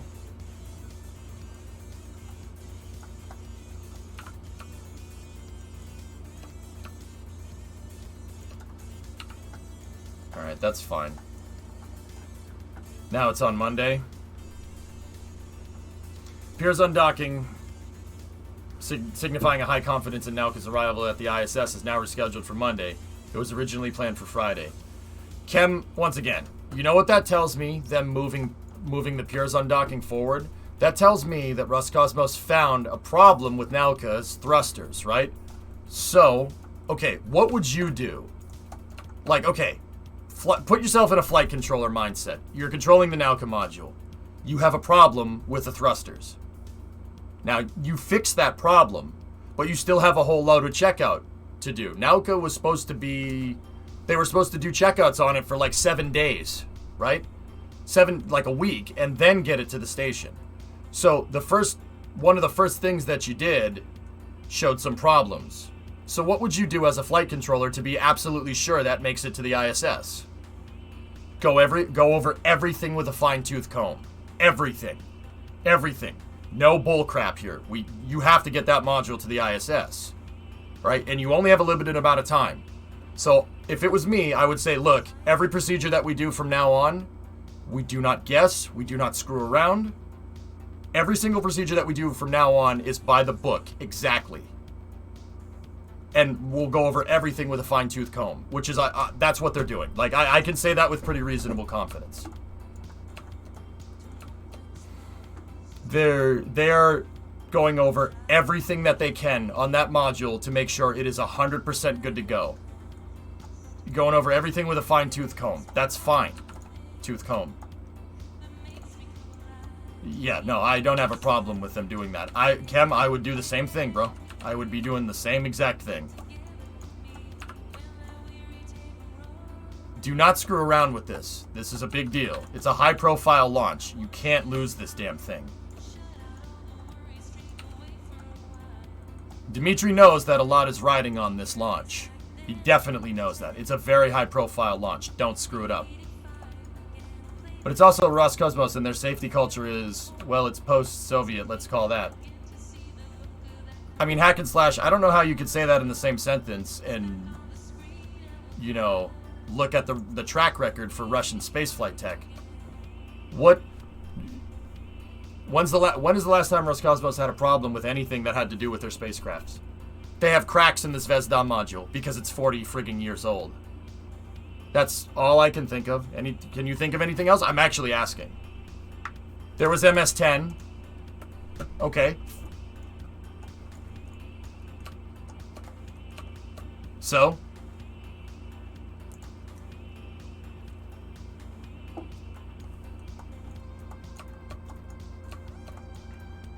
The last main one was probably sabotage. I don't think... Okay. By who? They had the holes drilled in the capsule. So there's a couple of things here and there, right? Couple of things here and there, but overall, fellas,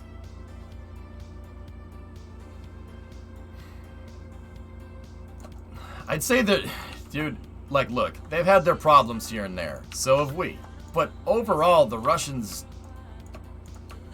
haven't... Okay. Guys, look. There are problems, alright? Okay, I'll admit that. That's fine. Roscosmos has been a thing since 2018. You gotta remember that they nationalized the space program in 2018. So Roscosmos was relatively new. There was no Roscosmos less than 5 years ago. It was ILS and Energomash. Like, they consolidated it all back and they renationalized their space program. So, upside down proton. Well, actually, upside down proton is part of the reason why they renationalized the space program. Hack and slash, they brought it back under state control because there were so many frigging problems, right? So there, you know, like, there's still going to be some teething things here and there, dude, but like I said, man, they got to get back into it, dude. Roscosmos can't trade on the Soviets, you know, name forever. They have to blaze their own new trail if they want to be taken seriously in the space program. It's pretty, I mean, like, that's what I mean, dude. They have to. They really don't have a choice. Like, what I'm trying to tell you is that, look, the technical expertise is there, and their space program has pretty much proven that. Like, I mean, when's the last time, aside from MS-10, that the Soyuz spacecraft ever had a problem? I mean, the launch vehicle on MS-10 was that was a processing problem. Somebody didn't attach a bolt right or something, which is not above criticism. That's messed up. But also at the same time, dude, like, I don't know, man. The Russians are our boys on the ISS. I think it's in our best interest as Americans for them to do good. You know, they're our boys up there. We're a team, you know. I want them to do well. I really do. As of right now, there was no failures for 3 years. It's a record for Russia since 1991. Like, dude, man, I follow this stuff every day. I have guys from Russia that are translating articles for me for Space News every single day. And I get it, you know, the Russians, you know, historically, we don't like it. That's why we do projects like the International Space Station to, you know, and I get, you can say whatever you want about the country, but their space program, dude, they're pretty good, man. NASA trusted them to launch people into space for 10 years. And even before that, Americans were flying on Soyuz since the late 90s. So, you know, they do have a little bit of a different safety culture than we do, and they're a little more risk adverse than we are, but hey, man, there are partners on this project, dude. And in that regard, when anything to the ISS, I'm rooting for them like I'd root for us over here. You know? We're on the same team here in this particular scenario. Not to mention the Russians have way more experience in long-term spaceflight than us. Yeah. Like, there have been problems, I'll admit, but they're fixing it, dude. And it goes back to a theory that I have, Hack. I think Dmitry Rogozin, for all the Rule 8 stuff that he's involved in, and it is a lot of Rule 8 garbage, he genuinely gives a crap about the space program. He volunteered for the Roscosmos position. Like, he went and sought out that position when he was, when Roscosmos became renationalized. He went and sought out the director of Roscosmos. He's like, I want to do that. Please let me do that. He was talking to a wide boy. Do you think the Russians will ever fly on Starliner or Dragon? I think that Russians will fly on Starliner. Yeah, I'm not so sure about Dragon. SpaceX doesn't want to share their IP with them, which is another reason in my mind, Just Space, why NASA needs to have their own capsule for better international cooperation and also have commercial options as well. You know you're not in symmetry, right? I'm modifying components that are in symmetry, Chief, so it's okay. Heck, what I'm trying to tell you is because I follow this stuff pretty damn well. I follow it a lot. The Russians are having some teething problems, but overall they're getting back into going into space. They're spending more money on peaceful exploration of space, which is good. That's good. That's a good thing. And they don't drop stages on people because they get it. They understand how dumb that actually is. So there's also that. Like some other people that I won't mention. It's not just that. Roulette is on your side. It's not just that. Roulette on your side is delaying it also. Don't get me started, man.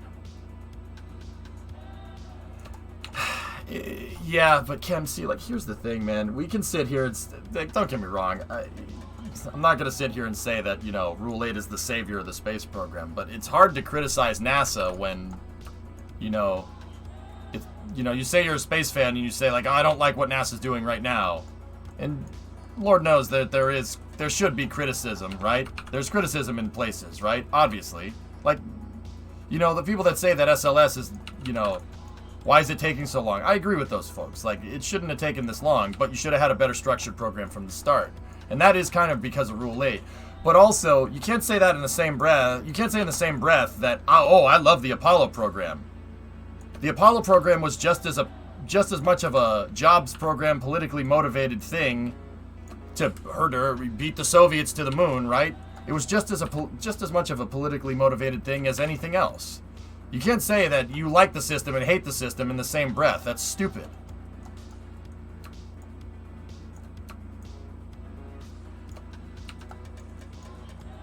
Does this work? Yeah, Victory. Funny to mention stages. Proton third stage is probably uncontrolled descent. Yeah, but it'll burn up, Chem. It'll burn up because you guys are smart enough to know what's going to burn up in the atmosphere and what won't.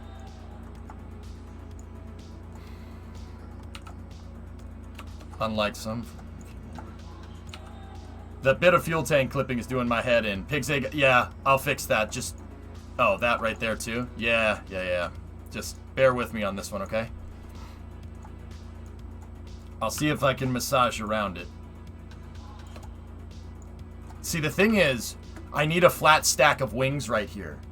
And if I have a flat stack of wings, I need this to be relatively a straight line connecting here to here. Because if it's not, it'll look ridiculous. I need it to be pretty much like this. See how I did it here? I need it to look like that. But I can't have it change height too much or else it'll screw with your eyes a little bit, just like the tank will. Don't worry, I'll get it, but it's just about finding the right shape. I think it probably would be better to build the top shell, the top part of the arrow shell instead, and just build our way back to this and then figure out what to do with that huge gap. That huge gap is still there, and I'm not exactly sure why. Yeah, that's probably a better solution, Core. You're right. Alright, well, I can go look in here and see what we were going to place in that position. So we're using wing connector D. There's 4 of them, and then there's... Okay, alright. So I just basically need a bigger version of that. Wing connector D is this one. So we need the wing shape that's 4 times the size of that, which is this one. Right there. I believe those wing connectors are attached to my structural girder down here.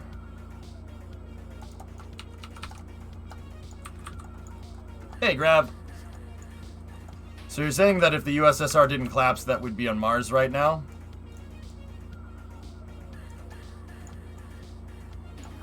Either that or Earth would be like Mars at this point. I'm kind of, yeah.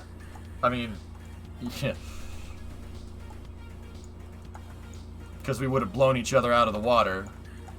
Dude, can you imagine how bad that would be right now? With, like, if the Soviet Union didn't collapse, dude? Going into the internet age with the Soviets. The Soviets getting control of, like, internet connections and stuff. That would suck. That would suck. That would really suck. Oh, God. You could reach... Oh, man. You could reach anywhere in the world with propaganda, dude. I don't want to do that. But, you know, I'm not saying that we don't do that either, but holy crap. Soviet iPhone. Yes, it would be... No, not iPhone. Our phone. It'd be Soviet our phone. I think the reason why we're not further into space can be traced to one particular event. Sergei Korolev passing away from surgery. I know, John. Imagine how much more it would suck. It would be our phone. Yes. Our, not iPhone. Not your phone. Our phone. Hey, can I borrow our phone from you? Yes, cool. He's mine now. No, he's not yours. No property. Gulag.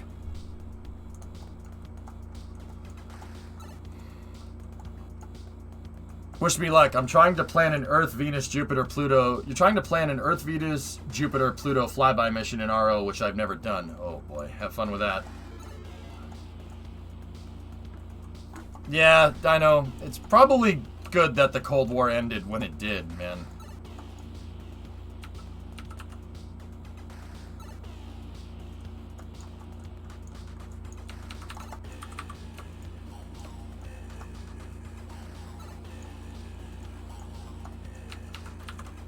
The Russians would have made it to the moon just space with the N1 if Korolev didn't pass away. The N1 gets a bad rap for its design, just like Ares 1 gets a bad rap for its design.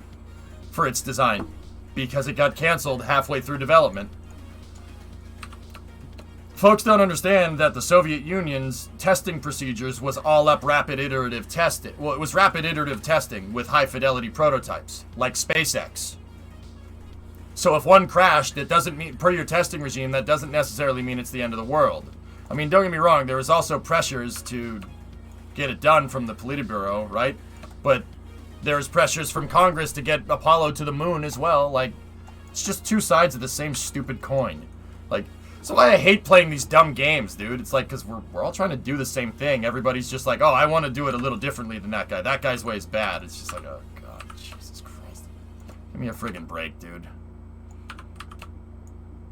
When it comes to space programs, not governments. Holy crap.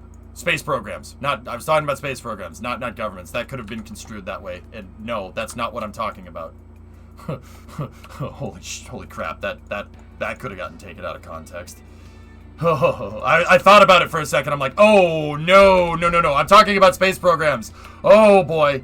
Oh, boy.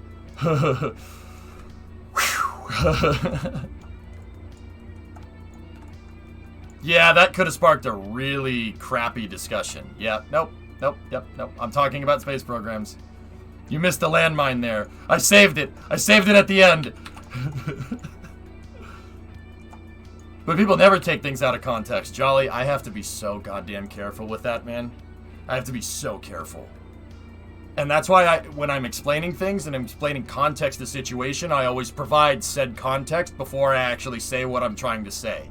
So, like, if somebody asks a question about Venture Star's thermal tiles, I'll tell you why the thermal tiles were chosen, why they came that way, and then the conclusion of the little spiel is the answer. You know what I mean? I'll set it up like an essay format to make sure that none of my words can get twisted. Dude, that's stuff that literally haunts me on the daily, dude. Like, you don't want to get taken out of context as a content creator in this day and age, because you will get canceled. So I make sure, I abide by the golden rule. Treat others like you want to be treated, right? And except, well, there's a few people that I don't do that with, but I'm not perfect, I understand that. But yeah, no, I don't want that, dude. It'll tarnish the message that I'm trying to convey, which spaceflight is important. So I try to be very careful with that. And the other thing that I try to be very careful with is being in the middle of the road. Like, if I tell you I don't like an article from a journalist or something, I will tell you why. And I'll share what they're trying to say and what I think is going on. And then present it kind of in the middle of the road. I really, really, really try to do that. I want you guys to think. I want you guys to come to your own conclusions, man. Like, I'm not gonna baby you. That's not how the world works, I'm pretty damn sure. I've spent a lot of time out in the real world before I started streaming. It's not, you gotta be careful. As long as you don't start to self-censor. Well, Human, another thing that I really, really try my hardest to do is differentiate what I think from what I teach. You know what I mean? Like, do I think that the Venture Star is the best way to get into space? In real life? Probably not. But holy crap, is it friggin' cool. There's better ways to do this. I think Starship would be a better way to solve the same problem. Or the Space Shuttle, for instance. But, hey, like I said, I approach it in good faith. I try to be very middle of the road when it comes to this stuff. Because it's not my job to teach you what to... It's not my job as somebody that's gonna take a moniker of, like, edutainment, right? It's not my job to get you... It's not my job to tell you what to think. It's my job to teach you how to think. Understand? Like, because if you just, especially if people want to get into aerospace engineering and stuff, if you just regurgitate stuff, right, and you don't use your brain, that kind of thinking really just led to Challenger. There's very specific case points throughout the space program in history where people didn't use their damn brain. They didn't use common sense. And people died because of it. Apollo 1 was another very good example. There were nasty QA problems with North American's capsule. Nasty QA problems. That's why guys, a lot of people don't know that literally we were getting ready to fly the Block 1 version of the Apollo CSM, and it killed Gus Grissom, Ed White, and Roger Chaffee, and we said, nope, back to the drawing board, redesign the entire capsule. The entire thing. Like, that's what I mean, dude. Especially if you want to be in the space program, you need to learn how to think, all right? Not what to think. Bad idea. RBK reactor, good. Graphite is your friend. There's nothing wrong with that design. There's nothing wrong with RMBK reactors, dude. Chernobyl was a management problem, not the design. The design is very straightforward. The Soviets designed RMBK reactors to make nuclear power more accessible for everyone. Not a bad way to do it.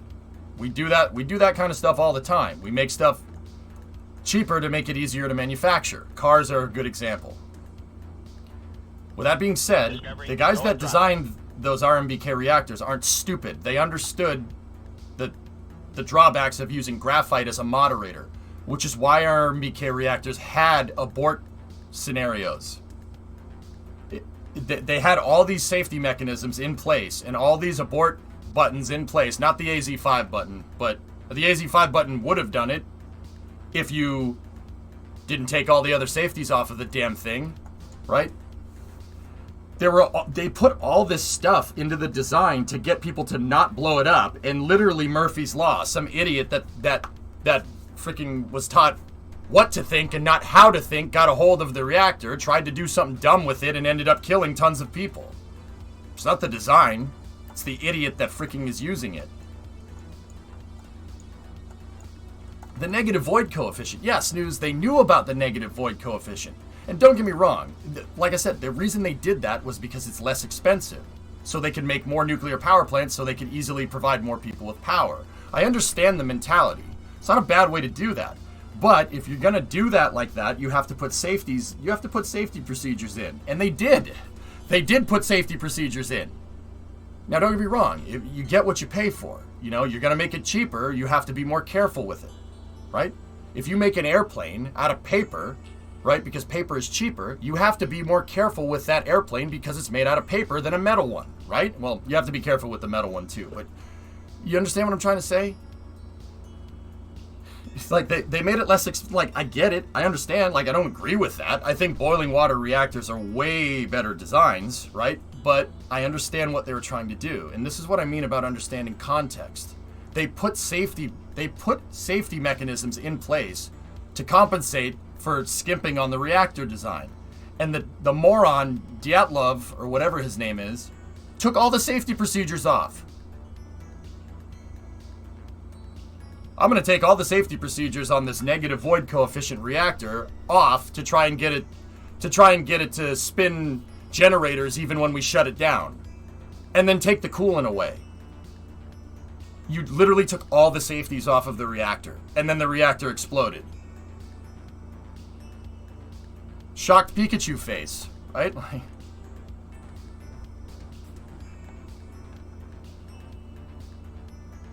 Slater extended the Tier 1 subscription through August. Thanks, man.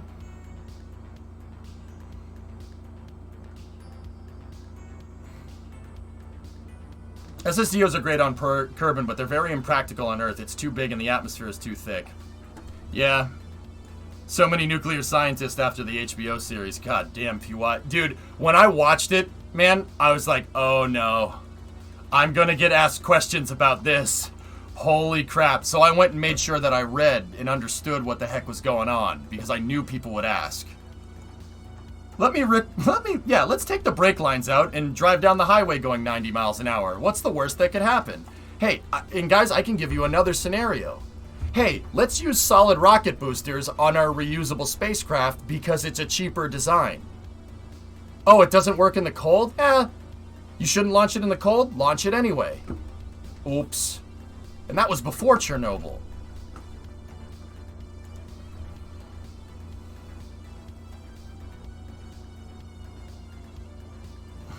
Wookie, I'll just tell you this right now, dude. The Chernobyl series, well good, has a very, very twisted Western slant to it, man. And don't get me wrong, I'm Mr. America just as much as the next guy, right? But also, if we really think that how we think and solve problems is the correct way to think and solve problems, we shouldn't have to twist stuff. You should present it and people should come to the logical conclusion. Okay? But we don't like doing that in this day and age. We like telling people what to think, not how. That's very dangerous. Dude, I don't like that. Trust me, man. I went and read it, and they made what's his name out to be some like activist. The guy that did the accident report. I forget his name.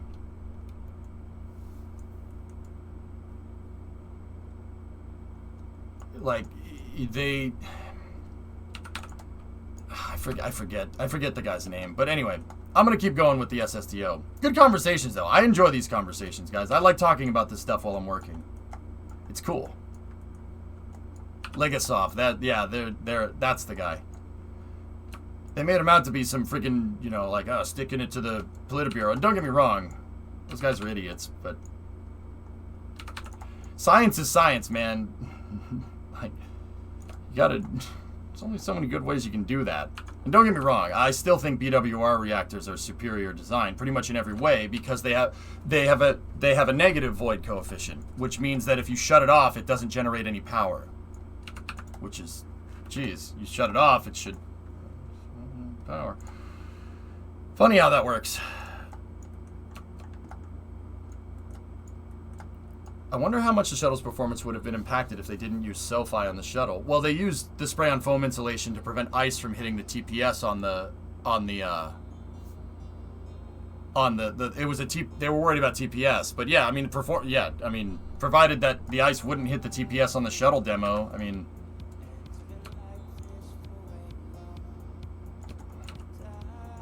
Are we gonna do our yearly nuclear dive? Nah, I don't want to talk about it, dude.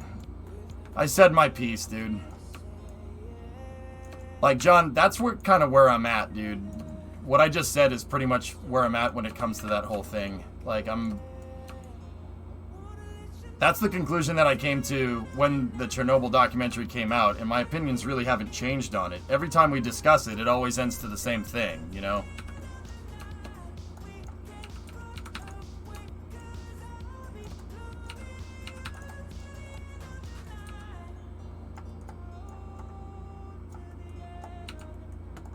Well, what's worse, ice or frozen spray-on foam insulation? I don't know, dude. Last, please.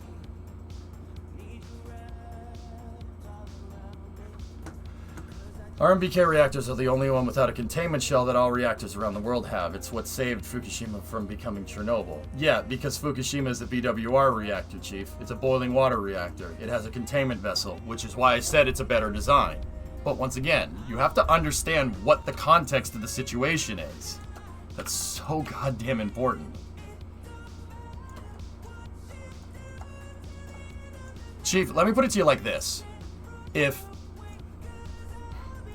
Listen, if Dyatlov wasn't a thing, and Chernobyl never happened, and it never happened at all, like that never happened, they never had any problems with the RBMK reactors, right? Would we still be saying it's a bad design? No, not a chance. If they decided to not launch the space shuttle in the cold in 1986, would people have that stigma towards SRBs that they have nowadays?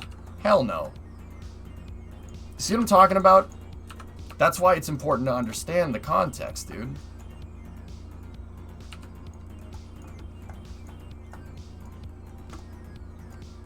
I was talking just pick something nuclear and dive head first. Maybe.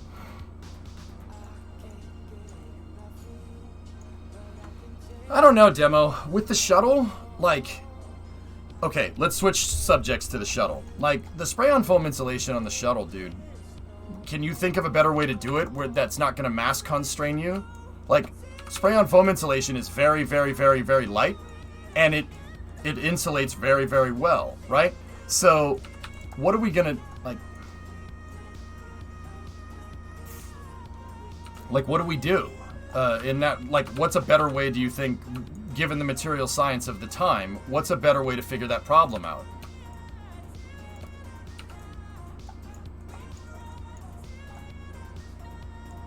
Hackslash, that's a very good point. And that's why it's important to do your homework when you engineer stuff, you know? Have another launch vehicles used internal insulation?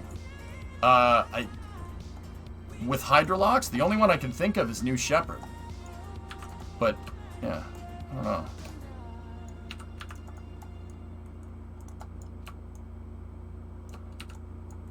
Did a metallic TPS exist back then? Well, I mean, dude, I don't even know if a metallic TPS would have fixed that problem, but who knows?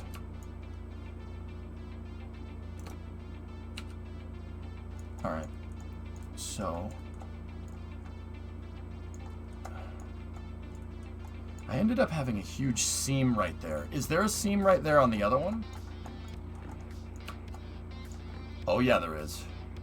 Yep, okay. That's actually really consistent. Well, that's good to know.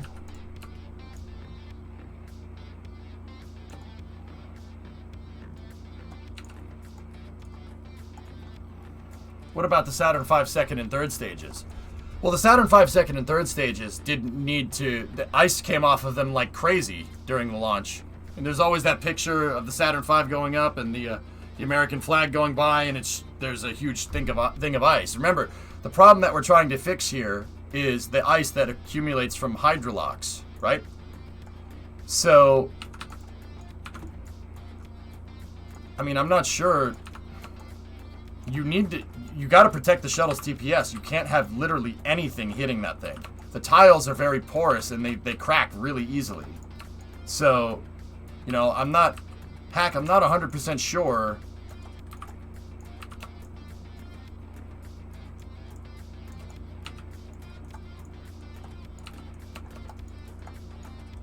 This should teach us what to avoid when we achieve fusion. Yeah, maybe, dude. Like, I don't know. Can you guys think of another way to prevent a Hydrolox tank from generating ice like that? The only thing I can think of is a vacuum-sealed tank, like a thermos almost. But then again, the insulated material on the external tank is basically a koozie. Like it's the foam thing that you'd put a can of a soda in, right? Why does Delta 4 have spray-on foam insulation? For performance purposes, dude. The spray-on foam insulation does two things, Reagan. The first thing that it does, first and foremost, is shield the shuttle's tiles from ice strikes on ascent. The second thing that it does is it drastically improves performance on the Hydrolox, on the hydrogen systems, because it keeps the propellants cold. That's part of the reason why it doesn't generate ice. It keeps the propellants nice and cold and prevents them from boiling off.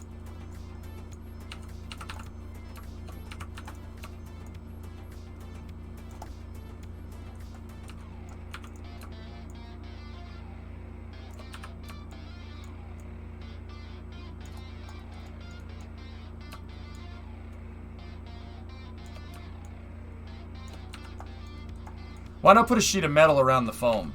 Ice will still accumulate. Yeah, I mean, if you had like the tank wall foam and then another piece of metal around it, I suppose you could do that. But you got to, Jack, the thing to understand, yeah, you could do that. But one, first and foremost, that's going to make the tank almost twice as heavy.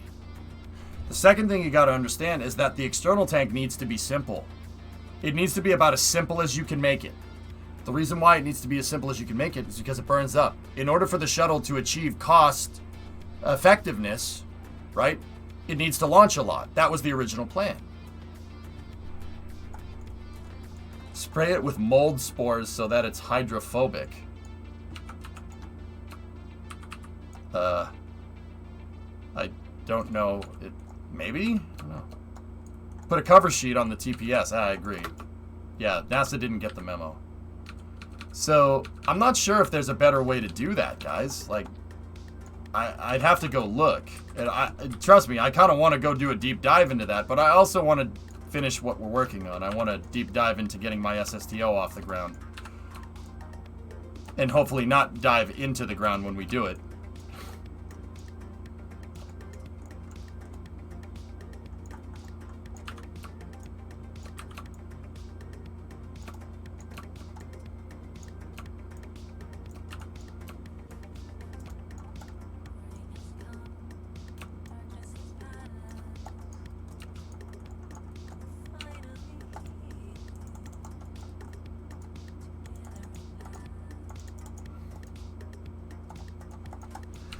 A metallic thermal protection or a metallic insulative system on the tank could have worked, I suppose. I think a vacuum seal would probably be a better application there. But once again, now you're making the tank heavier. If you make the tank heavier, that's less payload capacity for the shuttle. And remember, the Air Force was breathing down NASA's throat to make sure that it moves 25 tons into space, you know?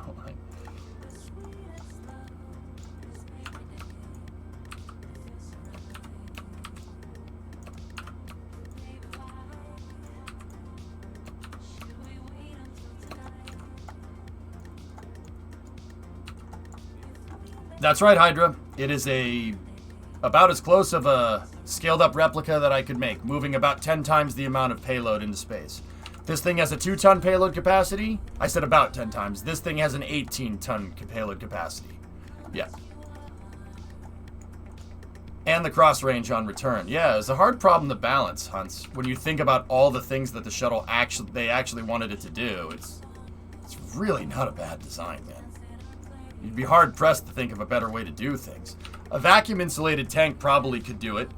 Once again, it'd be like a big thermos. But once again, that makes tank manufacture way more complicated.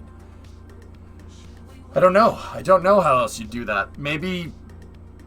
I was thinking, like, maybe spray the inside of the tank with foam. But then the spray-on foam insulation is taking the brunt of the cold, and the metal... you'd still get ice on the metal that way.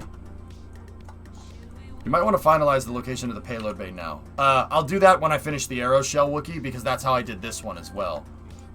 Yeah, I gotta put all this other stuff on here, because the payload bay I want the center of the payload bay to be coplanar with the center of mass, which means build everything out before you do that, including the engines. That's how I did it with this one. How did Energia's SOFI compared to the shuttles? I don't...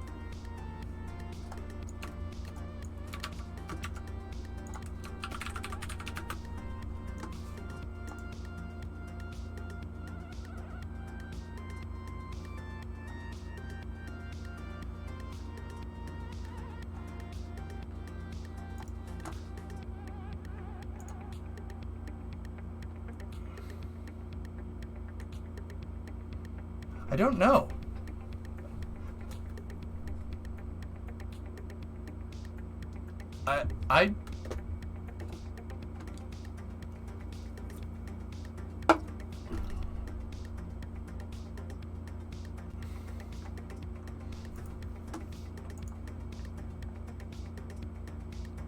I don't know how they did that. I'll be honest. I don't even know if it has spray-on foam insulation. And that's Energia Polius. Well, that's not Polius. That's just the cargo version. Hey, Kem, are you here, man? Or Vasia? Or PY if you want to. Can one of you guys figure out what they did here? Like, it kind of looks like foam, but it kind of doesn't. It's not a mass simulator, Sea Dragon. Energia could fly with a fairing on the side. It doesn't need to have the shuttle there. You could put whatever. You could literally put a school bus on the side and it would get it into space. Oh, Kem knows everything. Yeah, PY, I was going to say, you know, Kem's really on his game when it comes to this stuff. Yeah, right there, guys. One of the best lift systems ever devised by man. And I'm saying that, like, I think personally when it comes to building space shuttles, the shuttle's a better idea. But you got to remember, having this thing is like having SLS and the space shuttle operating in conjunction, which is unreal. It's really smart. You couldn't put your mom on there, though. No, you'd need a bigger rocket. Something like this, French. You'd need Saturn Nova to do that, at the very least. Yeah, that's the Saturn V. That's Saturn Nova. Yeah, you'd need something like this. I don't know, W, maybe. It's a good design, Pigzig. Yeah, Energia is very, very smart. But the thing about Energia Buran is that it's notoriously expensive. Energia is one of the best launch vehicle designs ever devised, but it's also the most expensive by a long shot. And it feeds into a theory of mine, right? That theory is, for the most part, if you want your spacecraft to do more things, it's going to cost more to develop it. And if it costs more to develop it, the only way to recoup that cost is to launch it a lot. And SpaceX believes the same thing. You can make a more complicated launch vehicle. You just got to make it more reliable. And that's hard to do. Buran Energia, from what I understand, wouldn't be launching all that much. The Soviets made it as a strategic response to the space shuttle because they looked at the shuttle and said, yeah, we don't know what that does, but we don't want to sit here and find out when a nuke drops from the shuttle from space. So we're going to build one too as a response to strategic capability, which is literally what they did. But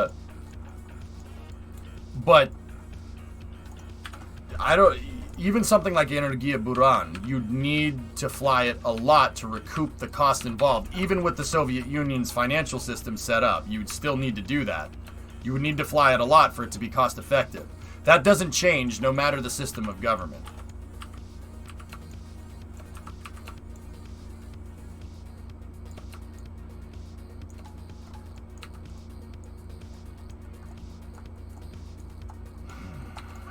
I wonder, is this thing tilted down on this thing? No, it's pretty straight. Okay.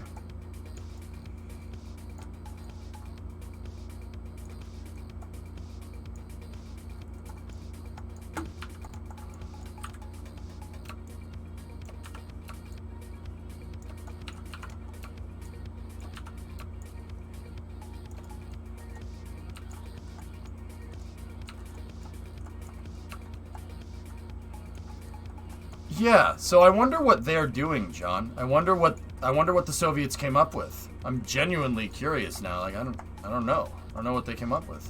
They clearly found a way to make it not that big of a deal.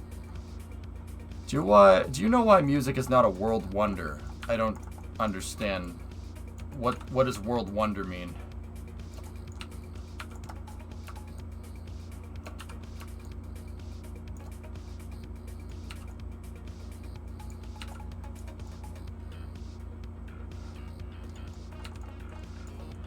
Oh man, dude, we're almost done with this. Is this thing to scale with Collins as the Venture Star is to the shuttle?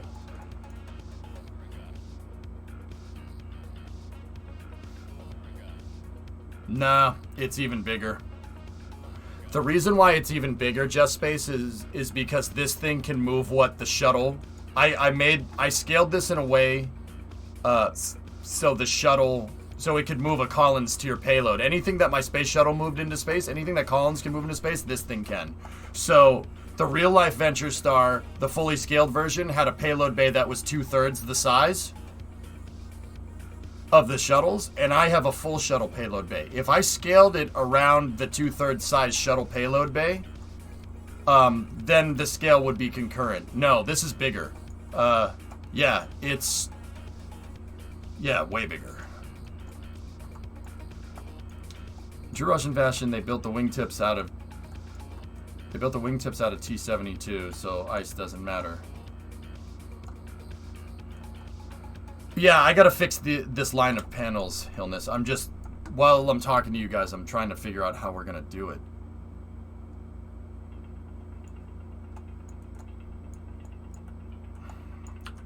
Can I get away with doing something like this?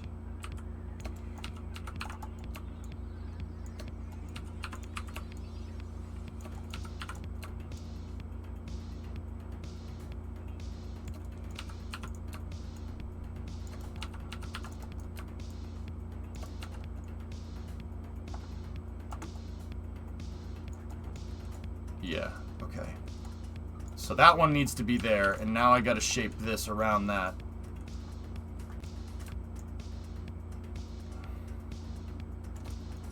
The Energia TUA, hell of a piece of engineering, Chief.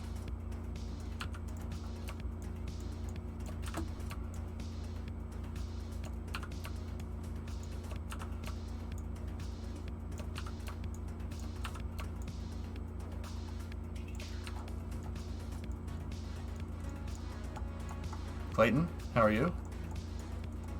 Good afternoon.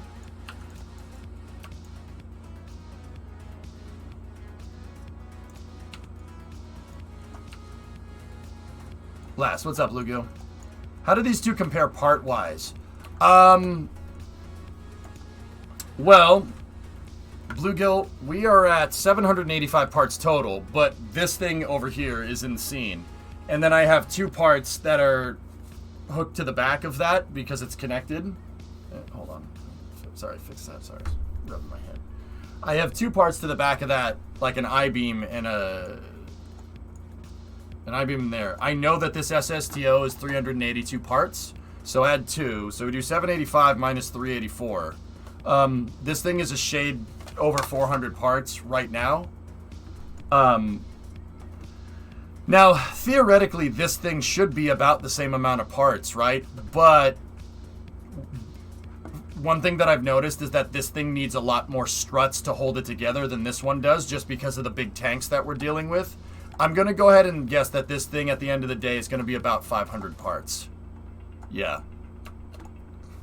Are your models available to download somewhere? On Kerbal X? Yeah. Ahutaro? Yeah, they are. On Kerbal X. But I don't have these on... Actually, no. I do have this one on Kerbal X. If you want to go mess with this thing, yeah, you can.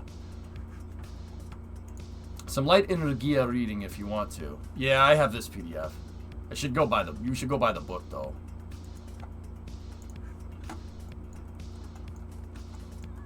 Nice, Clayton. There you go. Why is the Colosseum a world wonder and not music? Man, you guys just want to ask all the existential questions today. I don't know, man. Maybe it's because the Colosseum, because it's tangible, it's a physical thing, is a lot easier for a human brain to quantify or something. I don't know. I don't know, man. It's a good question. I mean, I know that in the U.S., Violent, we have something called the Library of Congress, where musical pieces are stored in the National Archives. Any bits of music that have an impact, a cultural impact, do get logged by the Smithsonian.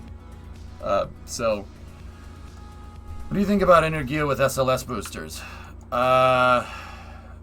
So, that's too complicated. If anything, I want a shuttle with Energia boosters. Yeah, 62. We made some good work. Yeah, look up the National Archives.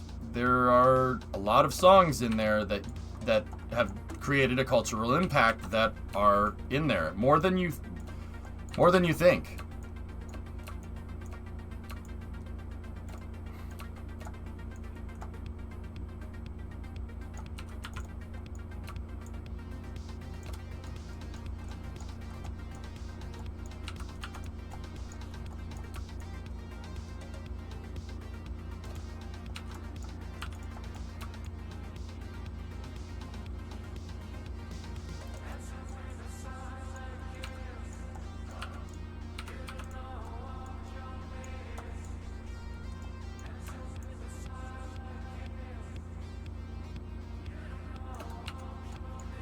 Sure, back. Yeah, we'll go with that one. That one's fun.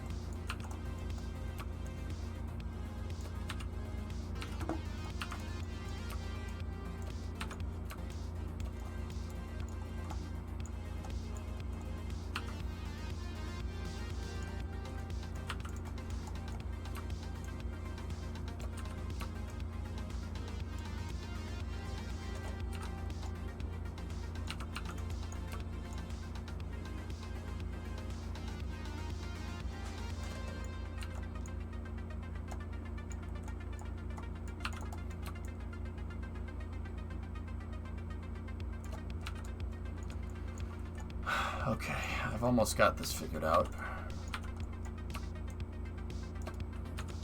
I should have shaped the I should have started shaping the arrow shell after I put the wings in. That's what I did with the other one, but it's okay. You know, we can compensate.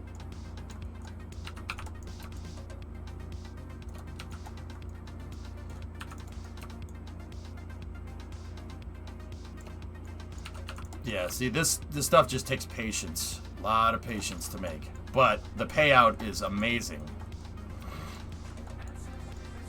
Do you use the design checklist at all? No. Nah, the game... Sea Dragon, the game often doesn't understand what I'm trying to make. So... yeah, I really don't. Do you strut the panels together since there are a bunch of different branches? Yes, I haven't run those struts yet, though. Jonas, but yeah, I do. I strut at the end of the branch. So, at the end of the rib, like, there'll be a strut here connected to the fairing. So, like, at the end of each, we have a strut connecting it all together. All you need is really one. The reason why you only really need one is because there's a ton of grandparent there's a ton of grandparent struts at the front of the octaweb. Because everything is in 2x symmetry that hold it together laterally. You just need something to hold it in place. That's it. The thing is built like a damn spider web. You can see the ribs right there. See the different lines?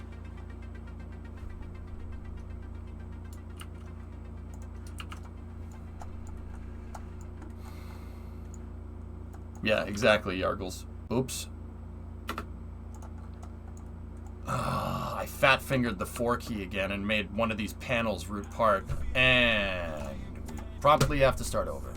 No, people would say, oh, use undo or something. No. Undo breaks things in the craft file. And it causes a memory leak in KSP. Because because the undo commands are cached. That's, don't do that. If you can help it. So, I lost a little bit of work there. Because I fat-fingered the keyboard because I'm an idiot.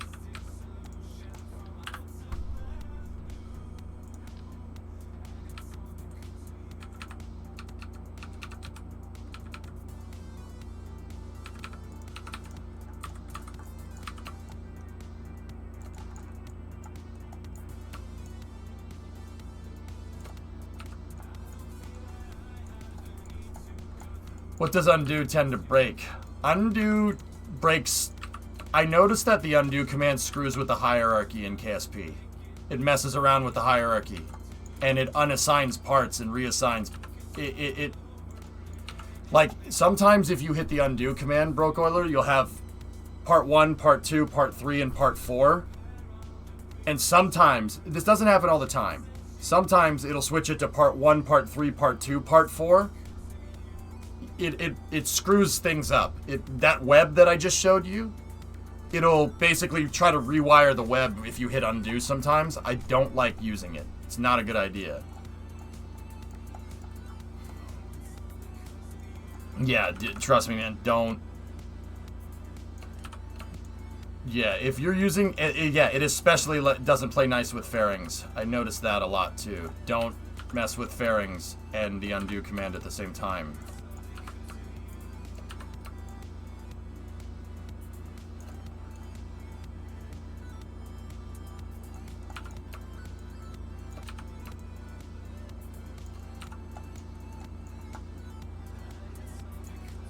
What's up, 62?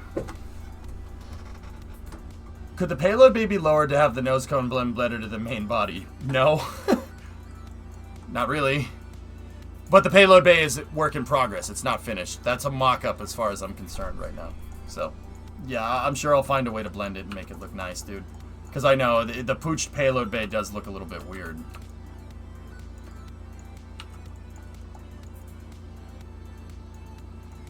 And don't get me wrong, if you're building like just a regular rocket, like you've used the undo command and you've never had any problems, that's fine. Yeah, that's great. Sometimes when you're playing with the advanced designs that I play with, hitting the undo command can really screw something up. Kerbal gets very confused when you build bigger like this, unless you're very careful.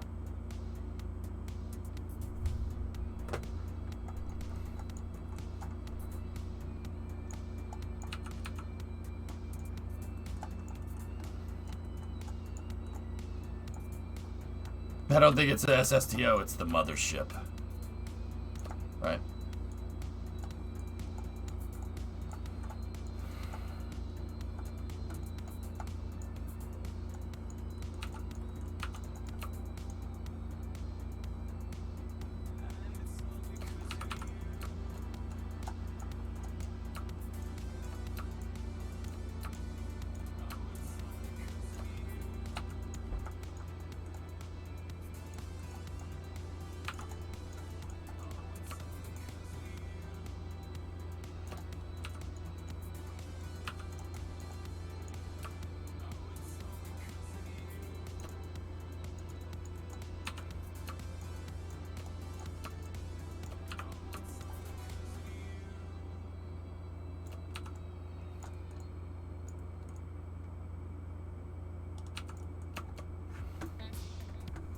My last has the energy of coating info. TLDR spray on foam. Cool. Back to the space shuttle foam insulation. Do you think preventing ice from forming in the first place could work? That's what the foam was trying to do, Jack. Yeah, that's why they put the foam on there in the first place. They didn't want ice hitting the shuttle's thermal protection system. And the thing is that it worked. Ice never hit the shuttle's TPS. Not in any significant capacity, if I'm remembering correctly. It worked just fine. And the foam works just fine too, for the most part. But there's some things there, like the foam is not reusable. I.e., if you scrub a launch a bunch of times, then the foam starts cavitating and getting porous, and yeah, then you have a problem.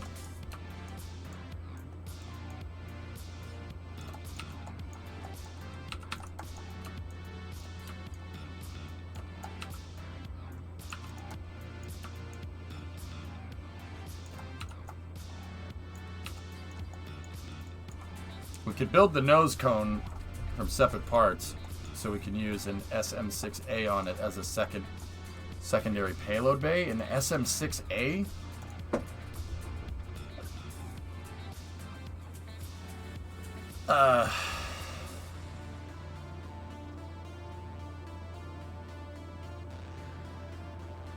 Guys, honestly, what would look really nice on this is if we...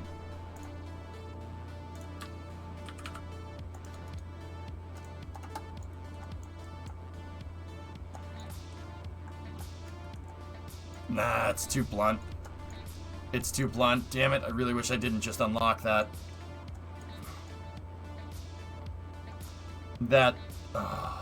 If we could just have this up here, and maybe I'll do that. I don't know. We'll figure it out. Once again, that's just an interim thing, guys. Let's finish the rest of what we have to work on here, and then I'll get back to you.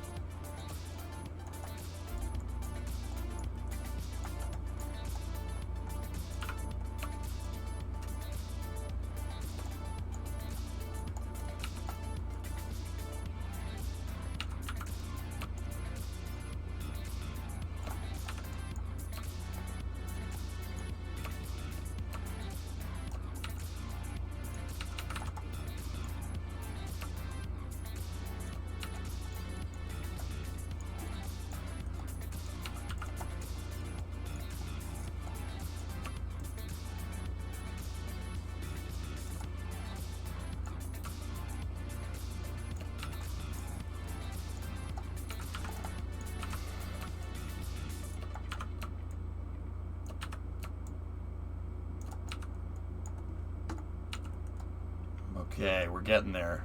Really getting there. This is starting to look real good.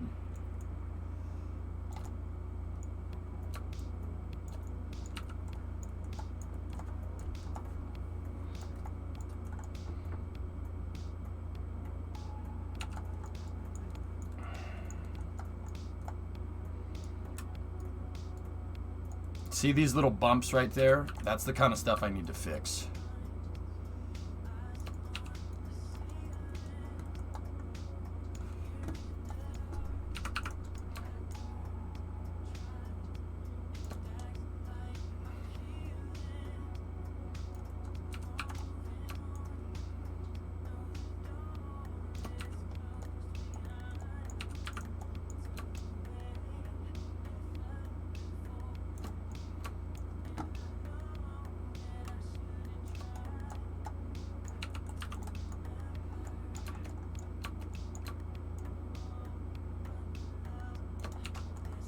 There we go. Payload ramp will let you launch stages straight out instead of having to worry about the robotics to lift the payload out of the bay.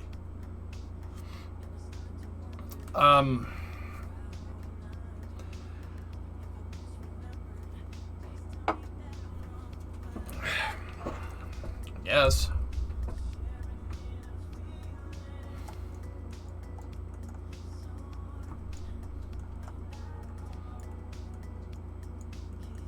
Your attention to detail is... Thanks, man.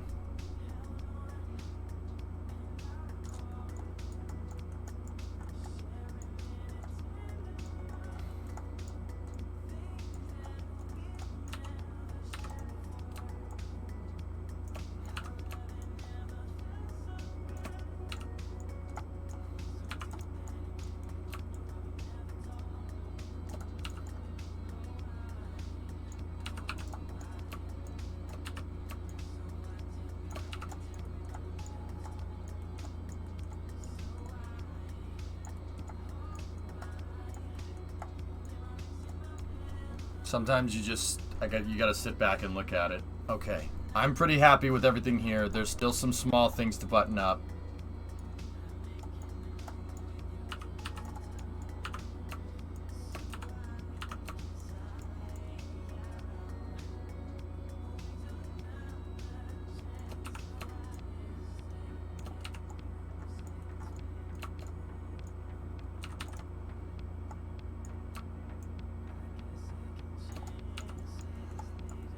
No more crane needed. Just back the payload being up for ramp. Yeah, I'll think about it, dudes.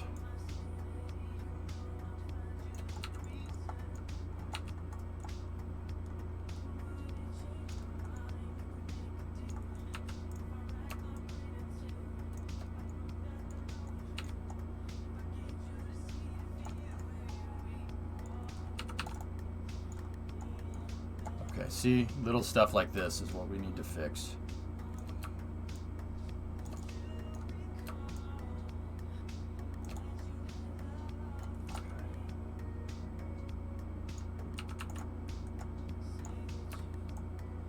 There we go.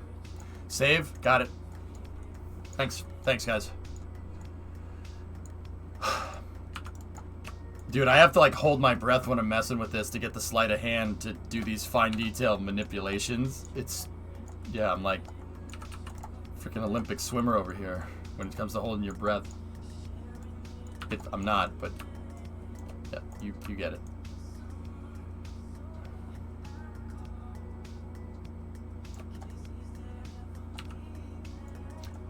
Sea Dragon has a pretty interesting idea. Making the entire payload section interchangeable would be cool. Demo, that's actually what they ended up wanting. That was one of the design proposals for Venture Star when the program got axed.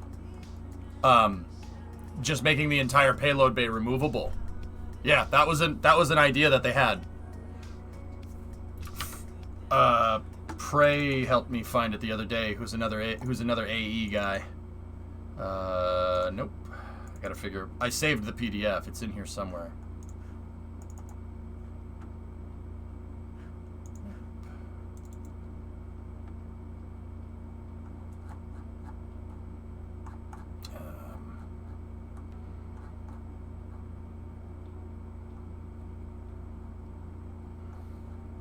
This is the PDF where it explains it, but there's no picture. It's the LMSW 033 revision.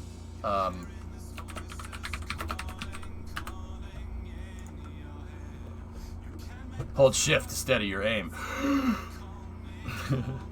Let's see if there's a picture of it in here. The demo, the revised version, it looked more like the XS1, believe it or not.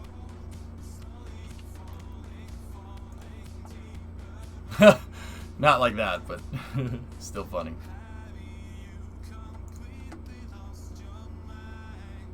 That's interesting. These are all the LSMW 33 design. That was just the internal name for it. This is the one that you see the most, and that's the one that we ended up using. But the X33, because it has no payload bay, oh, excuse me.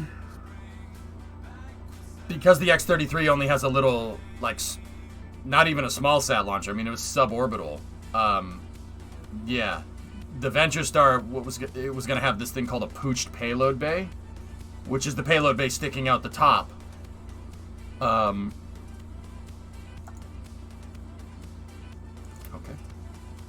I don't know why shoes are coming up, but it's near the top. Scanning. Yep, there it is. That was the last design revision that they made before they canceled the program. Now, don't get me wrong. This doesn't mean that Venture Star was going to look exactly like this.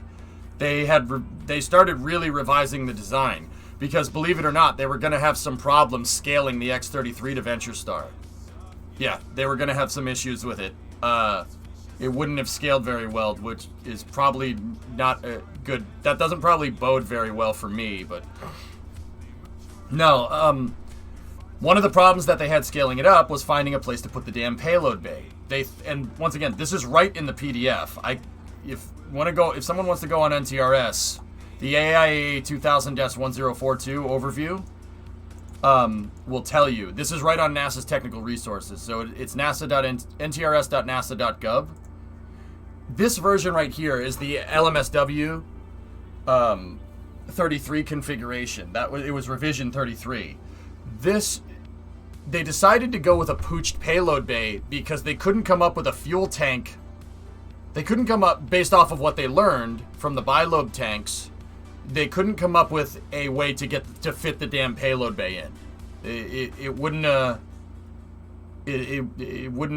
fit because of the way they had to redesign the tanks, dude. They had some nasty problems with it. Venture Star would have had some very bad problems, or X33 would have had some bad problems scaling up.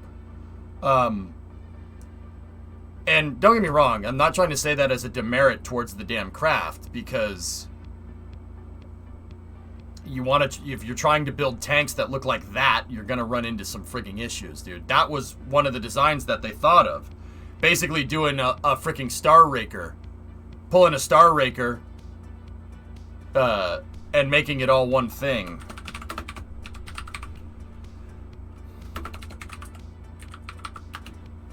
Star Raker. Oh no, it wasn't Star Raker. What the hell's the name of it? Star Raker was Lockheed's design for an SSTO that's bigger than a 747 that just straight up flies into space. It has a bunch of jet engines on the bottom, and maybe we could build this someday. It has a bunch of jet engines on the bottom, and the jet engines have the ramp intakes that close, and it basically would propel the thing up fast enough, and then just basically brute forcing this damn thing into space, or not into space, on a high trajectory, and it would basically strato launch itself into space. Yeah, there's the picture. There's a concept render of it next to a 747. Yeah, so it would have taken off like an airplane, and the engines would have been insane overkill. I think these are SR-71 motors, if I'm remembering right, because it's a Lockheed design. And then the entire back of this thing is an external tank. There's an ET basically shoehorned into the back of this thing, and shuttle engines behind it. Those are 3 shuttle engines right there. And then the orbiter maneuvering system is right on top of it. So there's an external tank built into the back of this. And then what it would have done is fly up into space, and the front could come off. The front fell off. So it would do a super guppy up in space for payload deployment.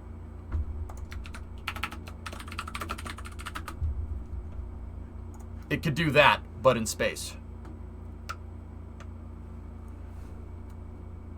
But that's not the concept that I'm talking about. There was a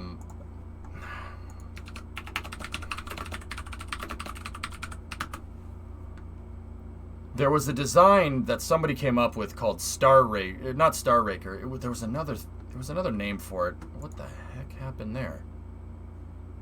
Okay.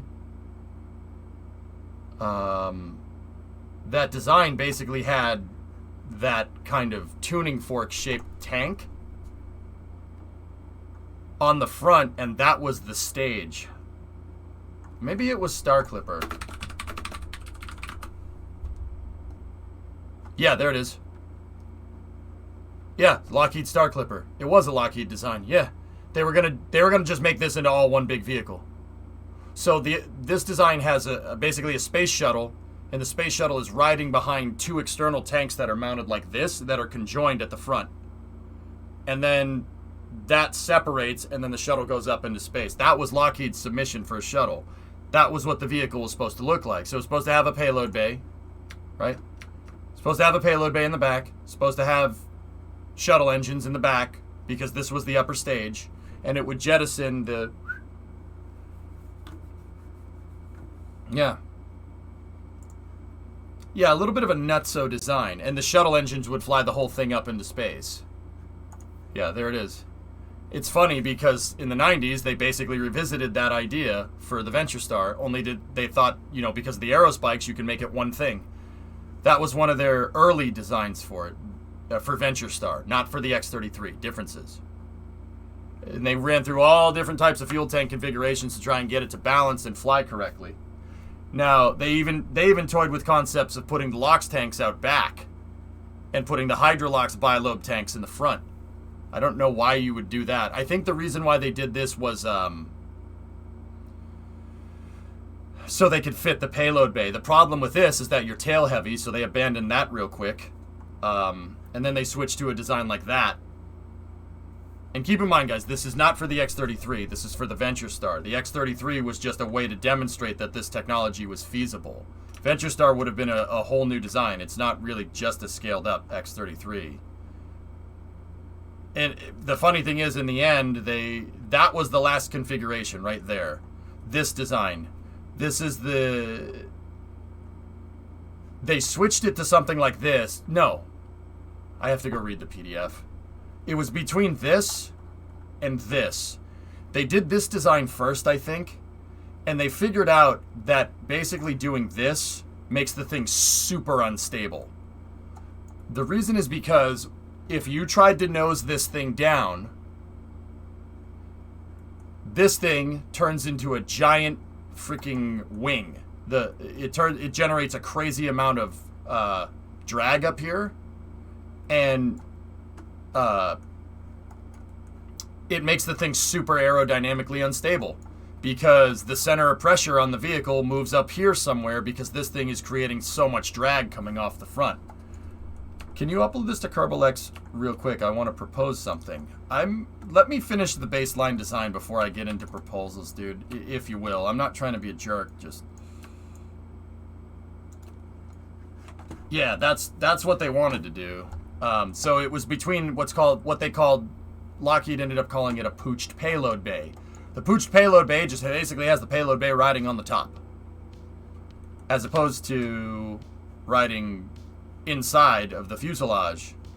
Now, don't get me wrong, I hate that. I don't care if that works better in KSP. I'm not doing that. I don't want to do that. I think that looks ridiculous.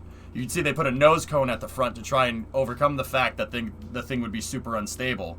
A nose cone there instead of like a swept up piece, like that, would fix the aero problems. But nah, I don't think that would have been good in the long run, having a disposable payload bay like that. They had some crazy designs. Chaos. I'll be honest, that Lockheed Star Clipper, or the Star Raker, the first thing that I showed you. Listen, Tranquility Base here. The Eagle has landed. What is this?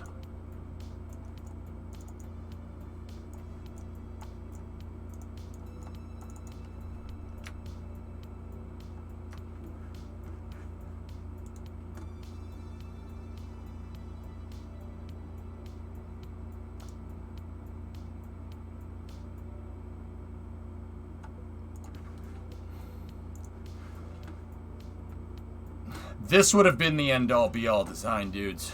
This would have been...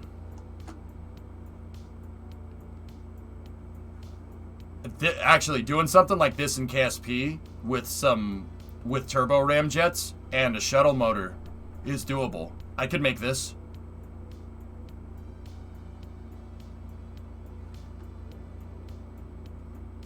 I can make that work. I'm wondering how... I mean, we can make the deployable payload bay. That's totally fine. I know we can make that. Maybe down the road, when we need a bigger SSTO, we'll do something like this. Is this a render of that weird tank option from the PDF?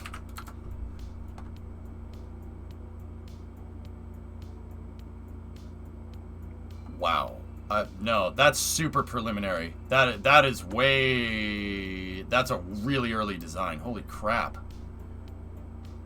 Yeah, dude, look, the NASDA. That's the... JAXA wasn't even invented yet. That's funny. Man. But anyway, yeah, I could build Star Raker too. The reason that I didn't consider it an option when I went to build this is because I didn't really have any of the good aerodynamic stuff unlocked when we started doing this. I mean, I still don't, for what it's worth.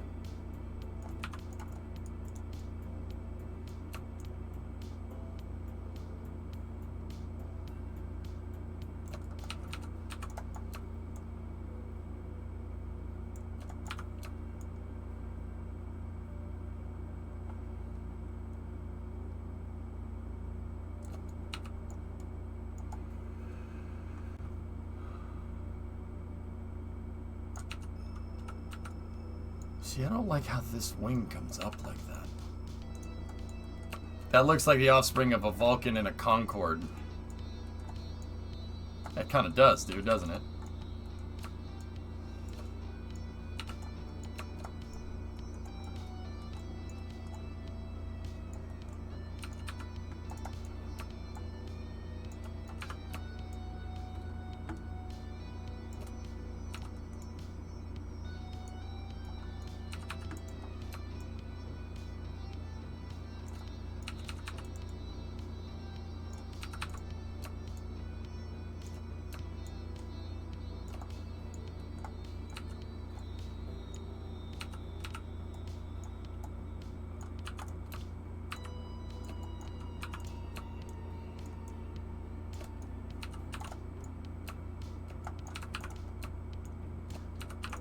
Trouble is getting this back aero surface to kind of line up correctly.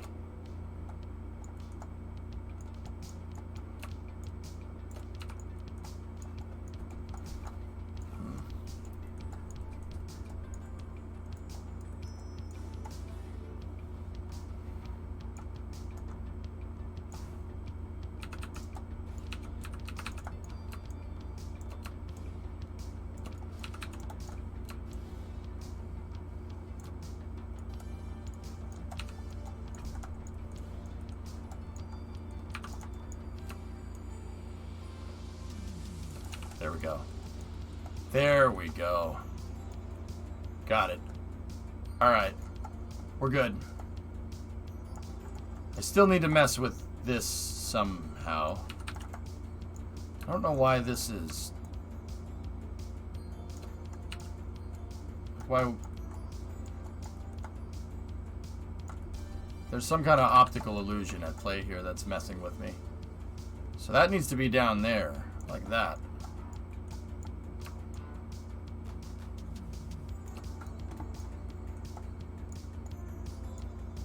And then, yeah, that part just sticks out just a teeny bit. Maybe if I just move that down just a little bit.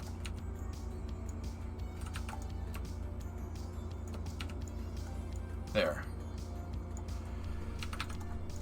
It still looks a bit strange, man. Something ain't right. That boy ain't right, man. I'll tell you what. I think it's just kind of the result of scaling it a little bit. There. As long as that's a consistent line, I don't really care. That's perfectly okay. There. It's a consistent line. Perfect. Just like the other one. Just like its dad. Now, let me just take this and mess with it just a little bit to be able to close that off. There we go. And then we just got to move this way just a little bit. Just so it's not clipping. There. Alright, cool.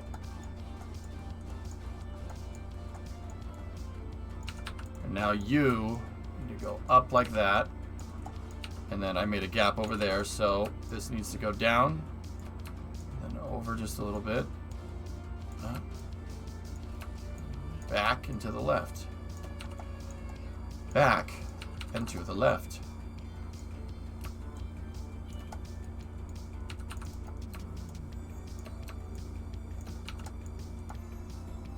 Can't you just change the skin of the tanks to get rid of the extra bits?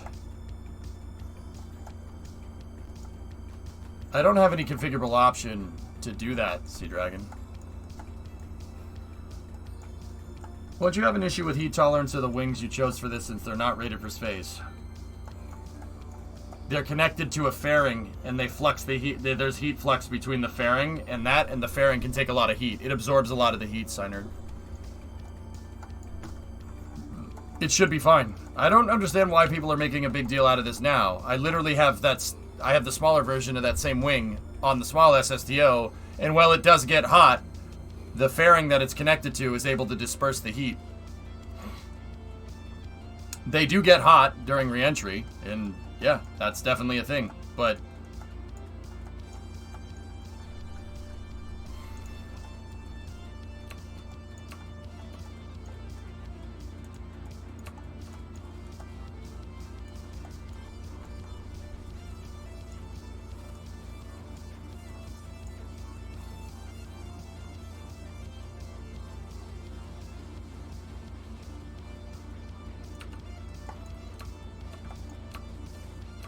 I just gotta figure. See, I still don't know why that gap is happening right there. I'm not 100% sure why that's going on. Because over here, I just have a piece like that. So, you know what? I think the arrow shell from here forward is good. I do need to go in and strut everything, and oh, I need to finish that too. Let's finish that right now. Right now. Give me one of these. And then I will... What can we attach this to?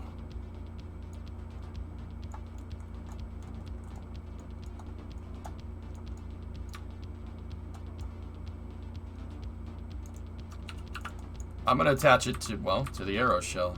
Actually, no. I don't want to do that. I don't think I did that way over here. What are you attached to? It's not attached to the Mark III fuselage. It ain't attached to the fuel tanks. I think I attached it to the fairing. Yeah. Yeah, it is attached to the fairing, because I don't think it's attached to the air shell either. It's not. Okay.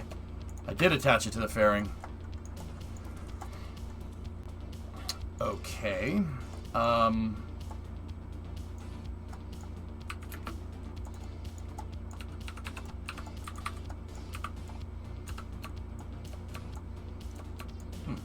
I guess I must have done that for structure.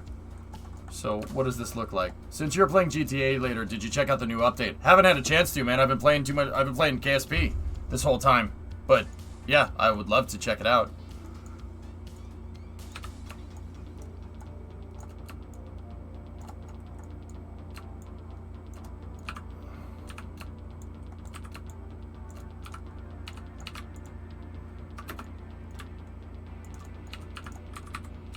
Alright, so I need to basically make a carbon copy of this, but at double the scale, so...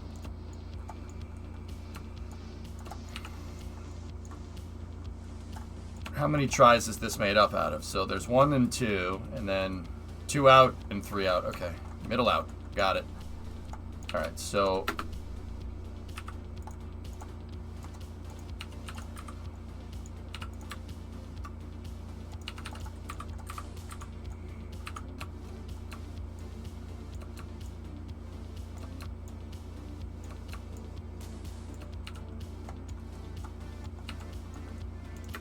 Right, meow.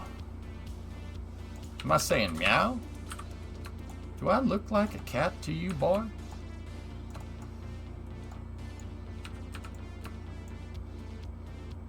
You ever see me running around all nibbly bibbly from tree to tree? Or do you see me eating milk, drinking milk from a saucer? Sorry, I'm movie quoting and building at the same time. There we go. That's that. That's that. Alright, let's see what we got here, boys and girls.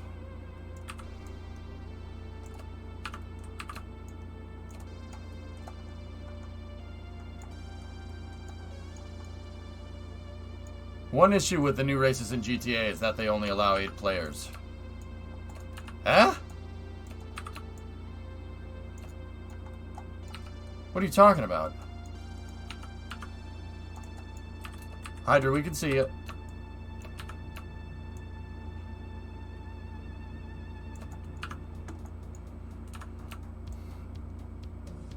The new street races.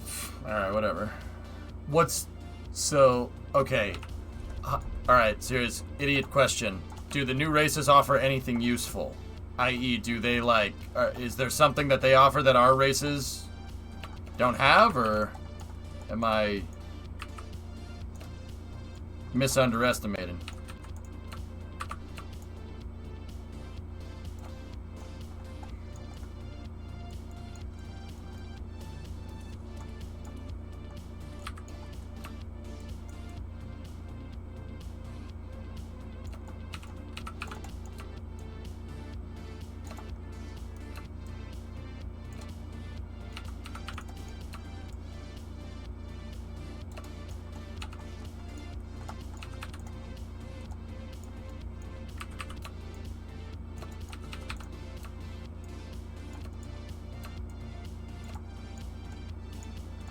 They are short, complex city circuits that are a lot of fun, but not worth it with the player count. Yeah, there's no way we're gonna...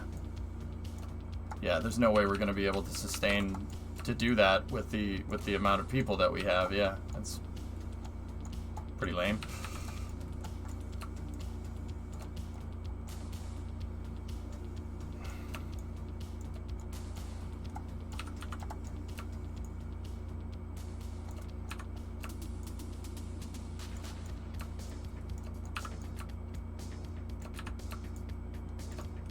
Unless we'd do like a bracket tourney or something, but I don't think people want to sit around. We could do bracket racing, which would be awesome. But yeah, I don't think people want to sit around for that. When's space news? Oh, it's 5:30. Oops.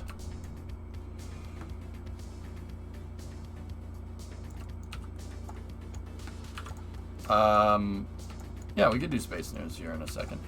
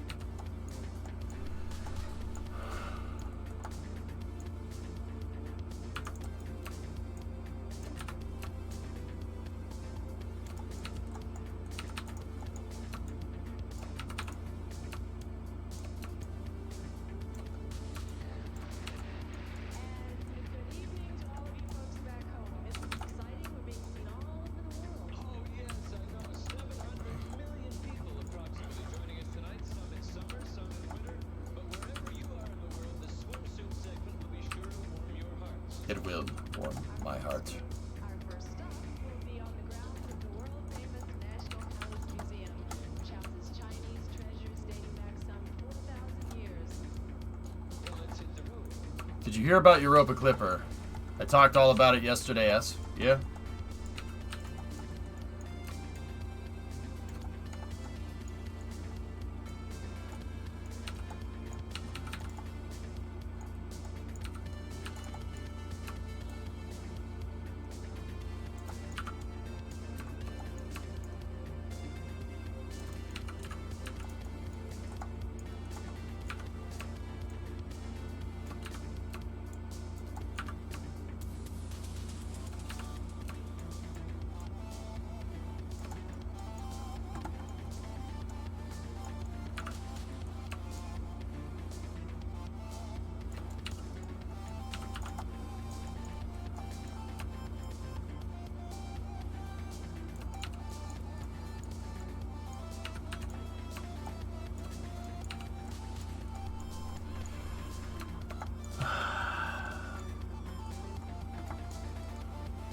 It was the first thing I discussed, drummer, so yeah, it should be right there.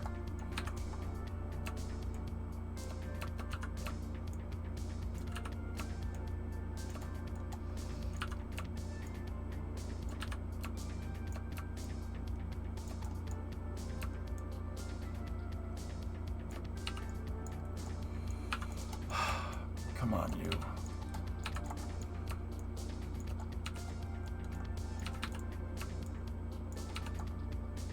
All right, that'll work. It's still gonna have a little bit of Clippy Boy action right there.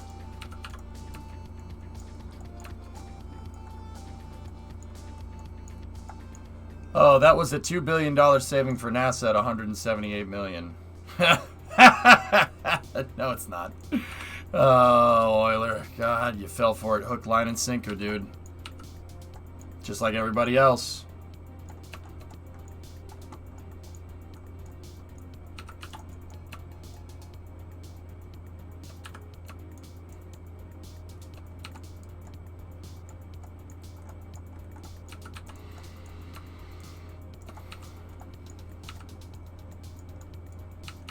Guys, I'm kind of disappointed.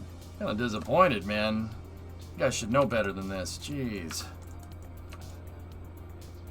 But, man, it is what it is.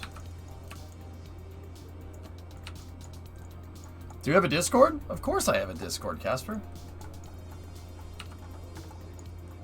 There's a new meta sports car class, but I'm not going to tell you which one. Alright.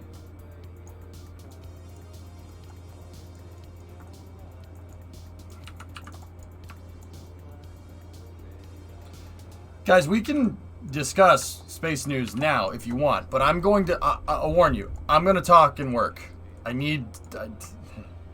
Look, man, I've come to terms with the fact that I'm not going to make the damn deadline, okay? But I can't sit here and have another space news be like another 3 hours. I can't do that. That in my mind, I'm not taking mission mode seriously, so. And that goes against my kind of rule about conducting mission mode in good faith. So, tell me what you want to talk about.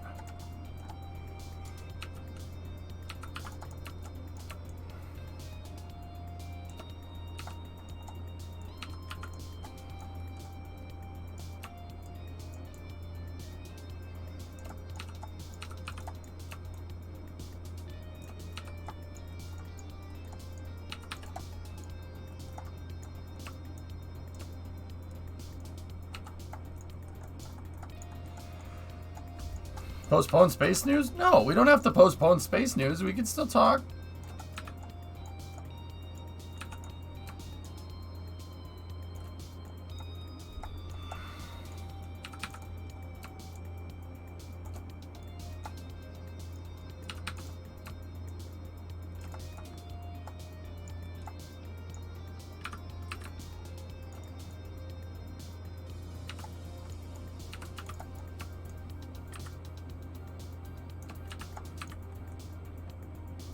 The misunderstanding about Europa Clipper is is annoying. Yeah, it is. Euler, the reason why I say everybody in Broken Euler, at face value, it seems like we saved a lot of money here, right? But the reality of the situation is well, that's not really true. We just shifted money somewhere else under the guise of saving money. Falcon Heavy, Europa Clipper, if it was going to launch on SLS, was going to get there in 2026? 2026, something like that.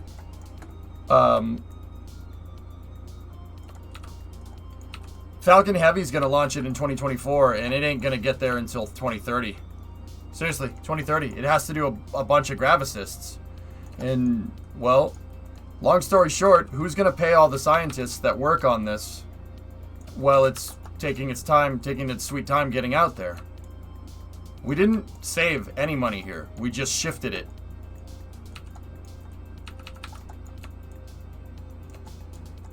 We shifted it somewhere else. Like, that's the reality of the situation. And anybody that I really, really, really, really, really don't think that this is a good idea in the long term for NASA. But once again, we save money though. Like, it's literally the $30 billion thing all over again, man. This is exactly the same kind of crap that people peddled, when they canceled Constellation. Oh, look at all the money we're saving. Yeah, great. We saved a lot of money, but we also didn't launch any people into space for 10 years. That's great. Good. So, yeah, we saved money. I can save money if I don't go on a vacation, but I want to go on a vacation. You know what I mean? Like, to the moon, please. Preferably. I don't think this is a good thing for NASA. I think this is a bad thing because, well, we're shifting some of the cost from SLS to the Science Mission Directorate, right? It's still net overall less money for NASA. Just like everybody touted Commercial Crew as a really good idea, and it is a good idea, but that's still that gave them an excuse to basically junk the Constellation program. And it gave the Rule 8 people an excuse to junk the Constellation program. Because, the commercial thing is cheaper and it does the same thing, right? Well, I mean, I think, no. No, it does not. Are you able to go to the OFT2 launch? Easy, I don't think I'm going to go down to it necessarily, but I'm definitely going to cover it. I like Starliner. I think Starliner's a good idea. I was wondering if you could talk about how you think SpaceX is going to be able to install 29 Raptors on Super Heavy. The reason is that I asked is because it appears their current removal operations would not scale when there are so many engines under their vehicle. Removal operations? Livid? What do you mean removal operations? Like taking a Raptor off of the vehicle? If they want Starship to do what I think they want Starship to do, you shouldn't have to take engines off other than routine maintenance, just like on an airplane. Remember, whole guise is for Starship and Super Heavy to work like an airplane, so it needs to have a certain level of reliability, i.e. not taking the engines apart, right? I have a hard time seeing how Starliner is feasible when you throw the entire rocket out every flight, because they get paid to do that.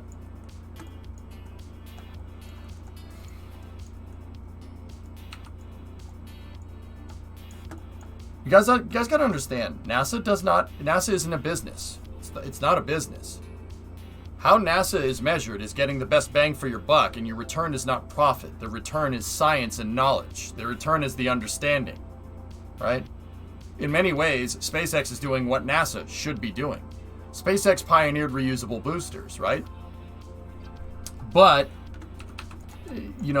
everybody said, it's not profitable. It's not profitable. Well, guess what? That's not really the point of why they're doing it. The point of why they're doing it is to understand how reusable boosters work and understand what you need to make a reusable system. Basically, it was a precursor to Starship. The profit there is the understanding, the know-how to make a spaceship reusable. That's the type of stuff that NASA needs to be working on. Well, that's the type of stuff that NASA should be working on, at least when it comes to human exploration. But You know, we got to understand that it's important to understand that NASA isn't a business. Their profit is scientific yield. And the more you can maximize that scientific yield per dollar, the better. So, like, even with a program like SLS, and Lord knows that program is not without criticism, SLS appears to be wasting money. But they're not wasting money. NASA is relearning how to make super heavy launch vehicles. Everybody says SLS is kind of an interim thing until we figure out something better. Well, I agree with you. Yeah, it is. But you can't go make a super heavy reusable vehicle, right, without learning how to make a super heavy launch vehicle in the first place. We can't just go remake the Saturn V. So because NASA decided to go back to getting in the heavy lift business, well, the last time they were in the heavy lift business was 1972.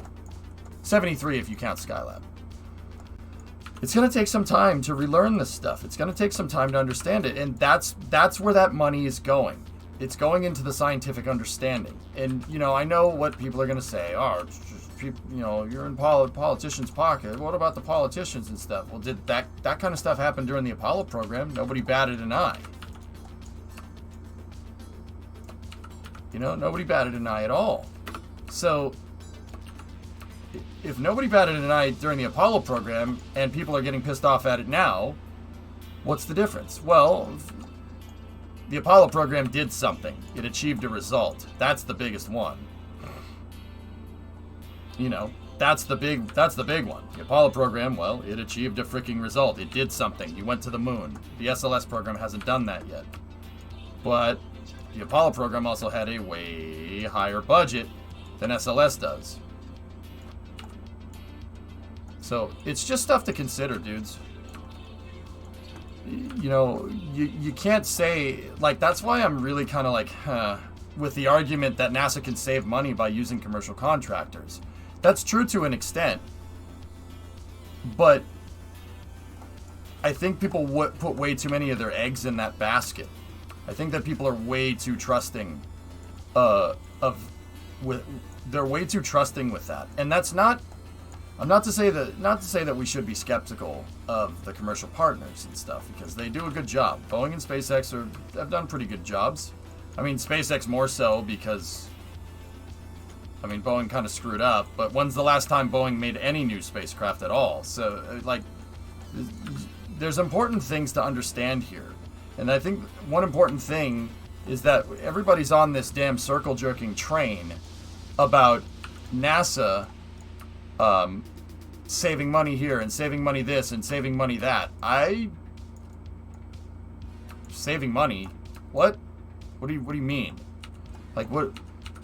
You saved money by launching it on a cheaper launch vehicle, and that cheaper launch vehicle is going to make it take twice the time to get there.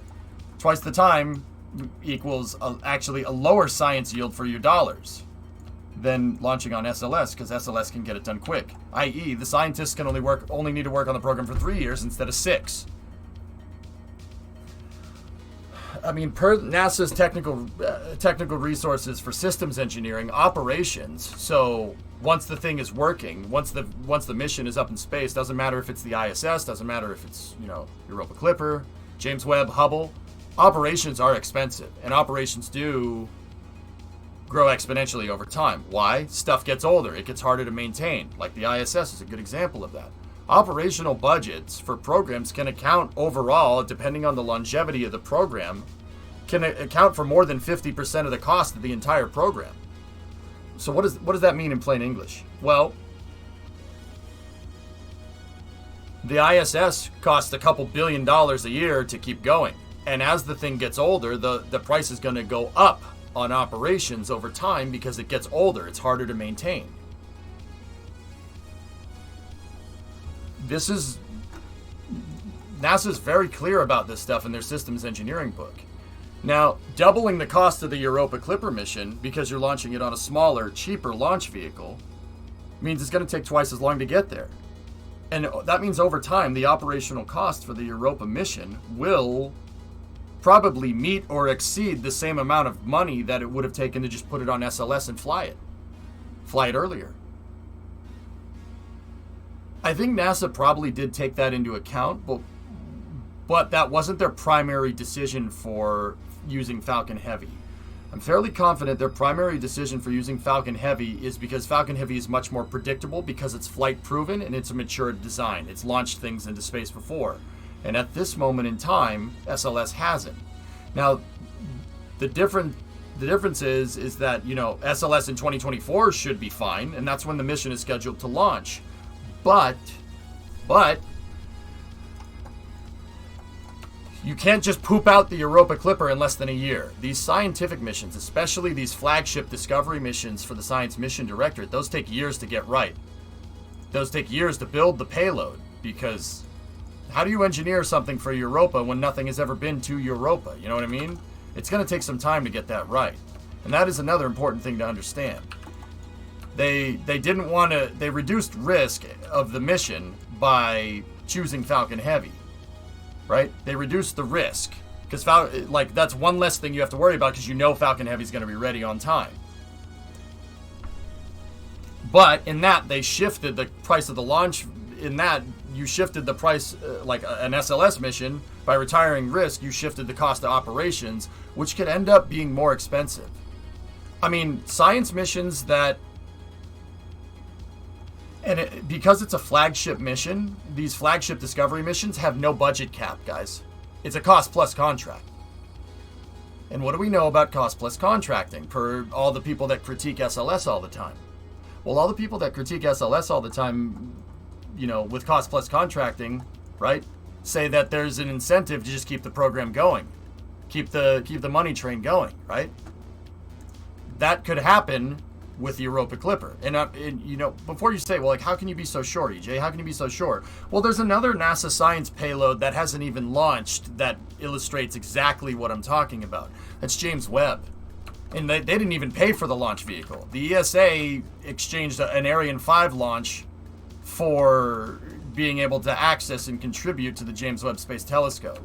The James Webb Space Telescope, over its entire program at this point, has gone up into the $10 billion amount. So it's basically $10 billion over 15 years.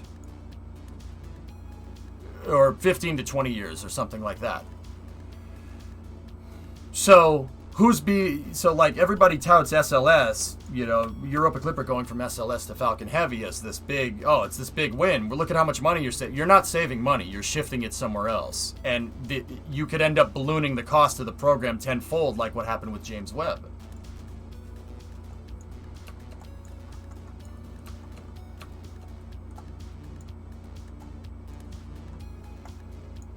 Yeah, Just Space, there's also that.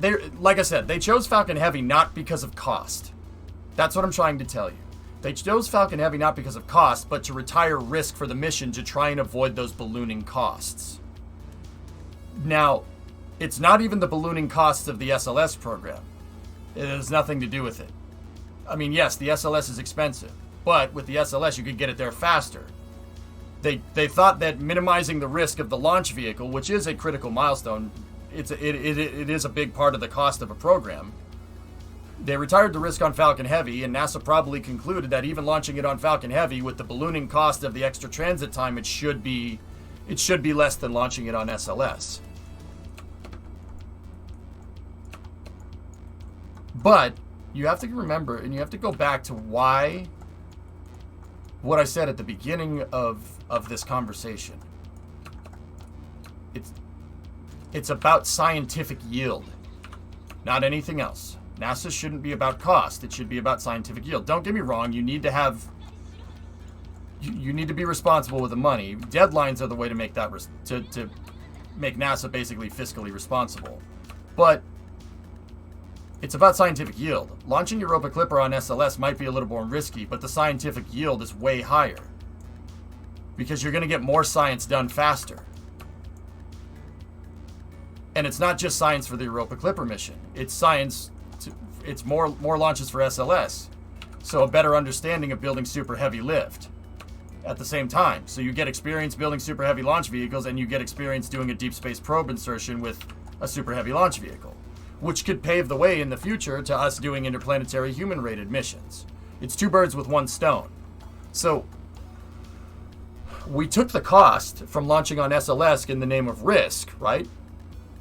We took that cost of, you know, learning about super heavy launch vehicles and doing a science mission to just doing a science mission and skimping on the launch cost of the launch vehicle.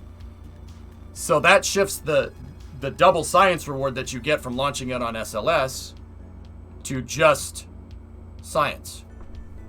So, who's getting the most bang for their buck now? You know who gets screwed? We do, as the taxpayer. If you're in the US, you get screwed as a taxpayer. That's literally getting you less scientific yield for your money. You end up saving money, but overall NASA's tide goes out. This is the same exact thing that people tried to say with Commercial Crew. It's the same thing. It literally is the same thing. Oh, we saved $30 billion. Yeah, great. You saved $30 billion, but now you have no space program.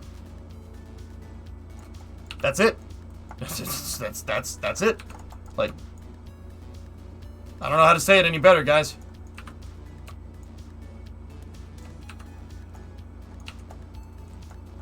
Like, pretty much, Shady. Yeah, I mean, the extra transit time doesn't add cost. Incorrect. It reduces scientific yield since the probe will have less useful operational life. Oh, it adds cost. But it also does the second part of what you said. Oh, yeah. I'm sure they're still working on the trajectory, but would SLS be able to send the Clipper directly to Jupiter? Yes. It was a direct insertion. On Falcon Heavy, they have to do a Mars and Earth gravity assist just space. It's called a mega transfer orbit. A Europa Clipper ain't gonna get to Jupiter, to the Jovian moons until 2030 now. So now you took a mission that was supposed to take 3 years, and now it takes 6 years. You're gonna balloon the operating cost pretty badly. Yeah, pretty badly, dude. And I can say that with pretty reasonable conviction. Like, don't get me wrong, I don't know for sure. Like, nothing is certain, right? But I think I've cited pretty good case examples here of why this could potentially be a very bad thing. So, I don't know, man. I'm kind of over it. I've been saying this 2 days straight. And don't get me wrong, it's better for more people to learn and understand it.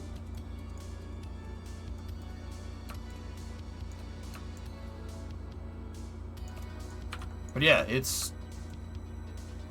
I'm pretty sure the regular viewers and the people that have been watching the stream the entire time over the last 2 days have heard me say this bajillions of times, so I won't bore you. Hey UK, thanks for the tip. Appreciate it. I'm a poor person, but I'm good with money. Instead of not spending anywhere I can, I look for the best product in the market that fits the needs. Remember, NASA's about scientific yield. Don't let anyone tell you any differently. It's about the yield per tax dollar. If you launch a science payload on SLS, you get the science of understanding in super heavy launch vehicles, which can help the human exploration operations side of things, and you also get a really awesome science mission that is done on a very short time scale, so all the people that worked on it can now go and move and work on another program. You get a higher scientific yield that way, but the price does go up. But is NASA a business? Is it about saving money, or is it about scientific yield? Which one is it?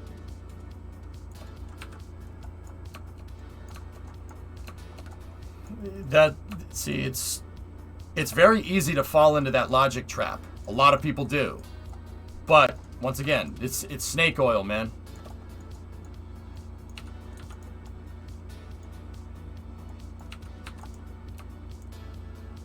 No. That's a scam!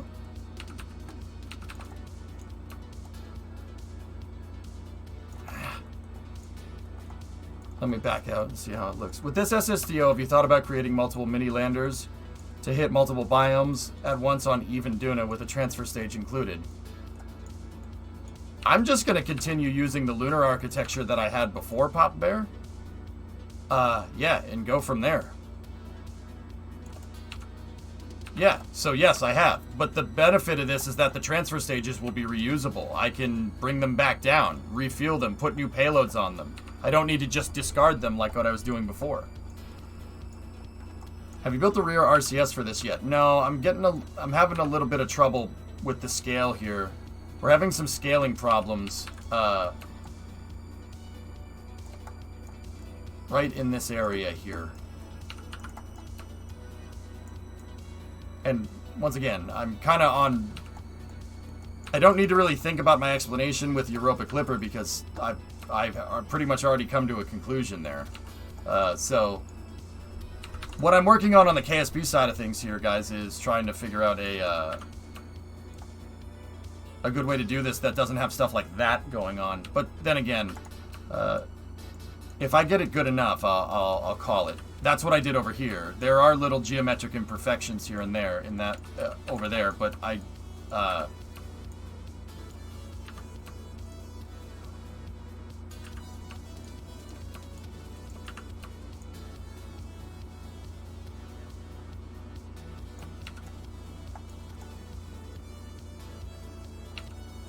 that's actually pretty close. There's just a little... That little guy? I wouldn't worry about that little guy.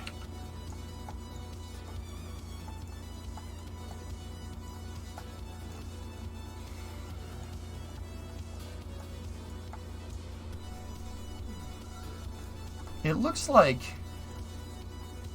these stay at a much more consistent angle. And it looks like on this one I have it kind of tilted inwards a little bit. Can I see something, fellas? Let me go in here.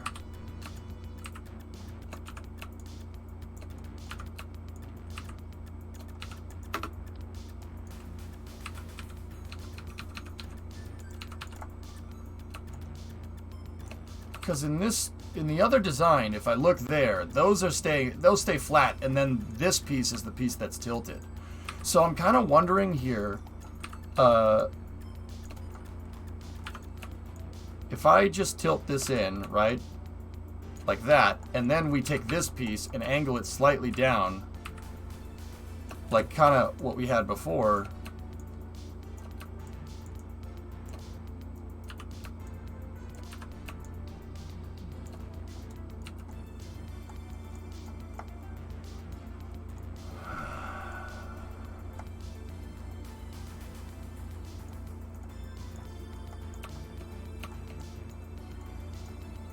Using the landing gear structure for that?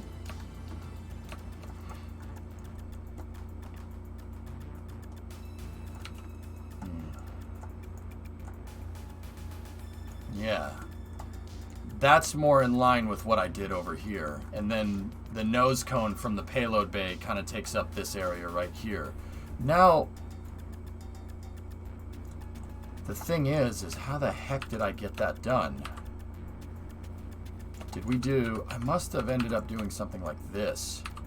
That's the only way we can reach the... that's the only way I can reach the aeroshell all the way up there. See that?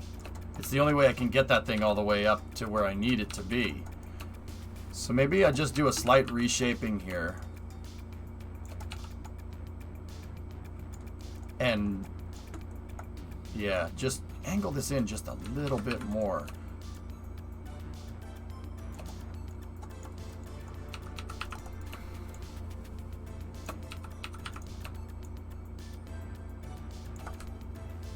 Is it possible to import KSP craft files into Blender for wind tunnel simulation? Yeah, but the wind tunnel simulation in Maya or Blender Broke-Euler does not work like Kerbal's simulation. So yes and no. Would they be in a straight line? Kind of. Once again, I just need to get some of the subtleties to the aeroshell shape right. And I should be able to get it, Chief. I'm not... It's close. We're honing it in. It took me some time to get this exact... to get it exact. But it's just important to remember these angles, right? And once again, this will be quintessential to getting it to fly correctly, man. That's really, really, really freaking important.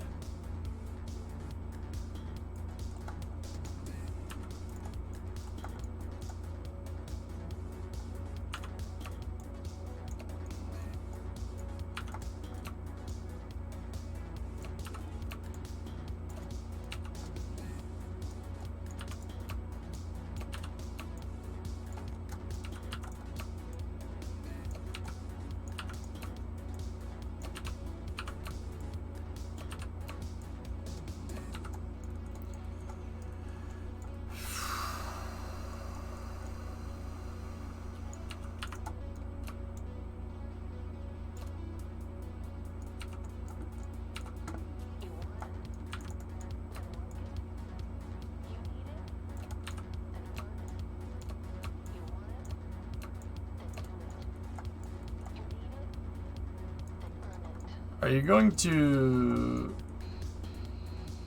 The payload bay is not finished yet. This is a stand-in. That's a nice SSTO, but does it SSTO? It's not finished, so probably not. It has no engines, It's not going to get very far. At this point. Not at this point in time, but soon, though.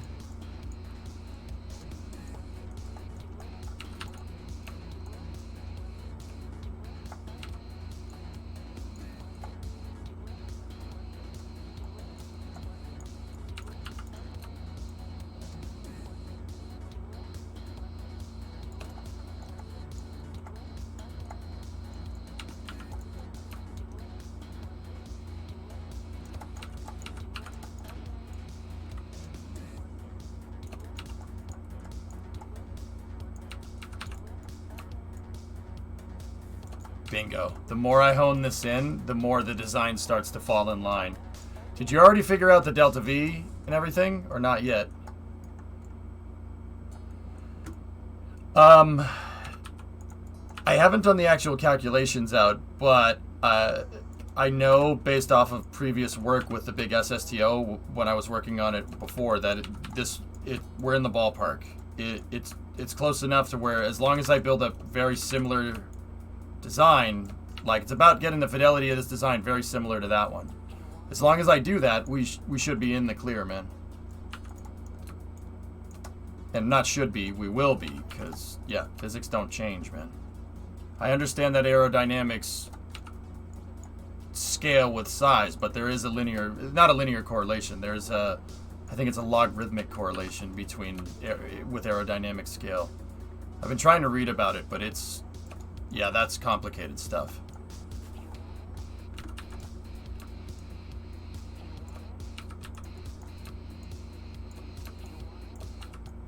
See, yeah. The second I made these wing panels straight and tried to make them like that is the second this thing's starting to fall in line.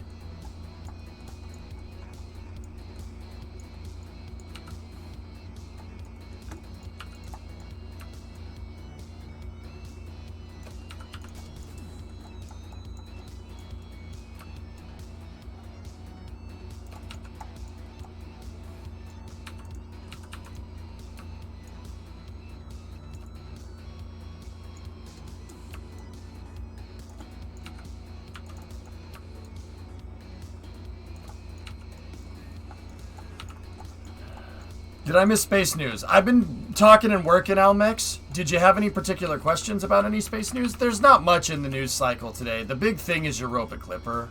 And I think I've covered that pretty well yesterday and today. But if you have any questions about space news, just tag me, guys. I'm talking and working, dudes.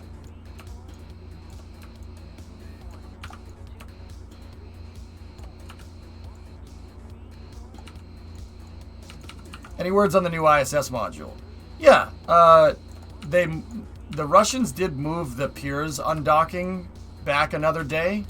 Now, whether they have problems with the module or they're just going over the checkout procedures with a fine-tooth comb, I mean, that's kind of up to personal interpretation of the situation. I personally think they're just making sure that Nauka's 100% good after they had some problems with the thrusters. But yeah, they are in control of it. They did move some stuff around. They shifted some things around in the timeline, but otherwise everything looks decent. Pirs undocking is still scheduled. And them pulling the old space station module off the space station to replace it with a new one is a very good indicator of how Nauka is going, in my opinion. Isn't Europa Clipper like have the total mission plan for SLS?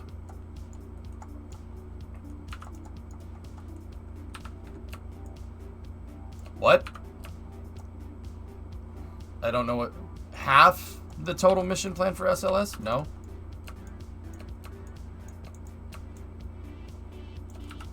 Starship could theoretically recover Hubble. Yeah, Elon did say that last night, Lunprod, didn't he? Oh, man. Don't tempt me with a good time, my dude. Jeez.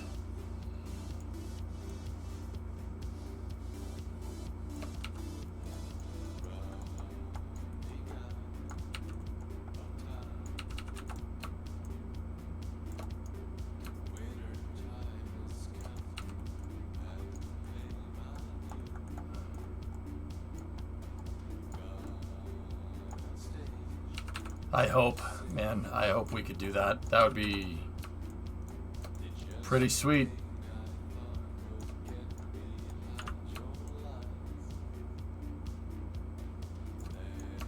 And then Starship, man, with that payload bay.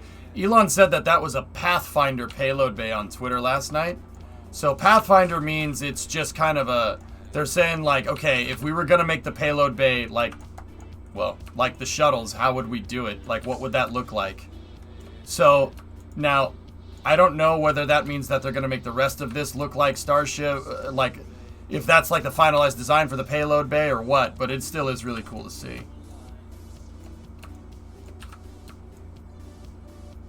Discovery, go and throttle up. Dude, as a shuttle fan, though, it would be pretty awesome seeing those payload bay doors open again, shuttle style in space, man. It would be a fitting tribute. I tweeted him this morning asking if they could do the same for ISS. He hasn't replied, though. Yeah, exactly, yes. I think that would be really nice. Hey, Edmana, 69-month resub. Nice.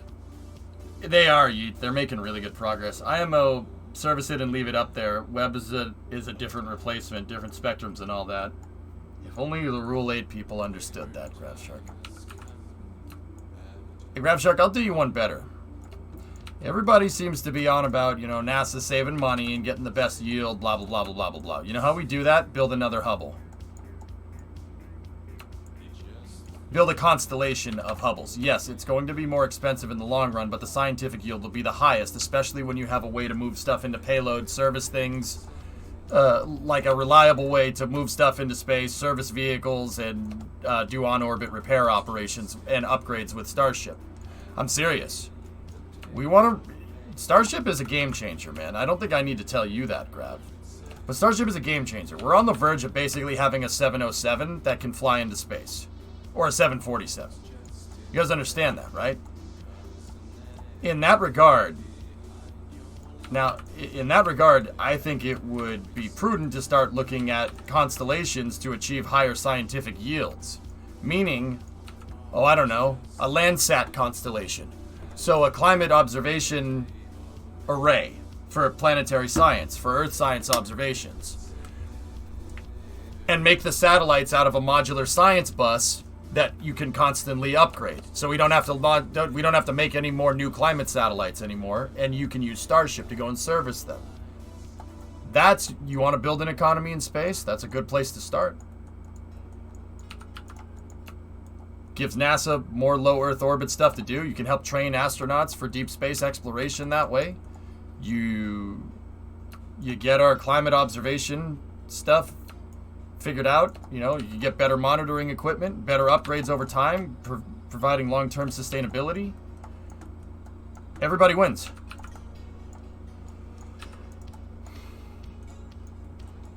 The new Apollo image.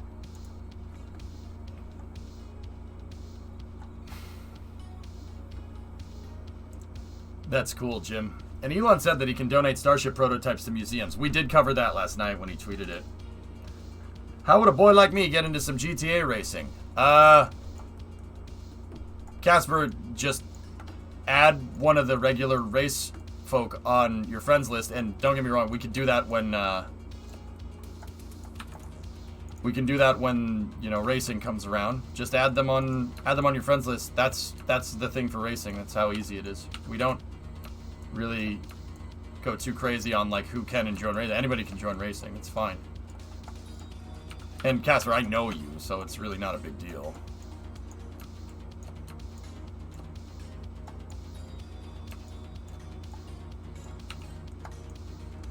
I'm just buttoning up the front of the arrow shell, Panta. I still have to solve that problem back here, and then we got to work on the thrust structure. So I'm kind of doing a Space News SSTO development thing going on right now.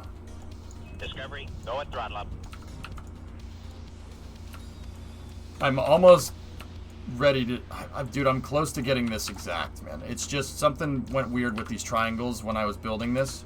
I think the big problem that I had was I tried to build this before I had all the other surfaces to build it up to. So, yeah, I'm running into a little bit of a weird thing going on there, but that's alright. Can you use flags? Yeah, of course. Hypersonic, 34-month resub. Will the old decommissioned Russian module burn up completely on the way back? I don't know, Euler, maybe. Tonight, me and my friend are flying a plane down the Hudson River low level through the VFR corridor, below the tops of the mountains and buildings. That's cool.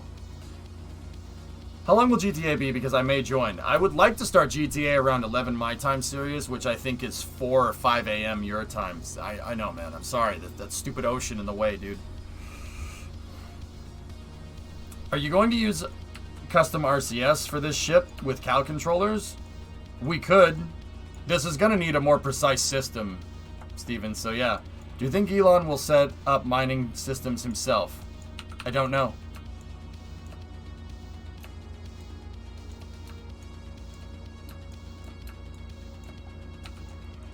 Lego, I mean, think about it like this. SpaceX is trying to build a 747 that goes into space, right? That's what they're trying to do. So, if they're trying to do that, if they're trying to build a 747 that goes into space, you need to think, like, would it be favorable for Boeing to set up a mining company? I don't know. Sometimes diversifying like that does pay off, but I'm not sure that's in the cards for SpaceX. But then again, they did make Starlink, which is not something that you'd expect from a company that's pioneering space exploration technologies, right? So, yeah, it's interesting. Maybe, who knows? That would be really freaking cool. Like, I'm not gonna say that I don't want that, dude, huh?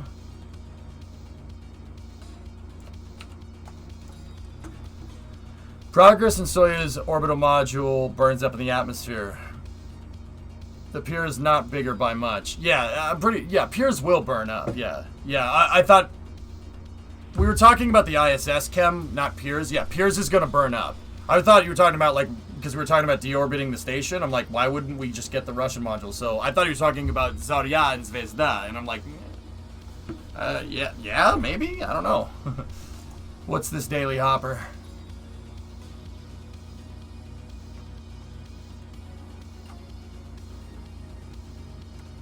Nice, Penta. Thanks, Sawyer. I'm just buttoning up some loose ends here. We're buttoning up some loose ends. Understand? You capiche?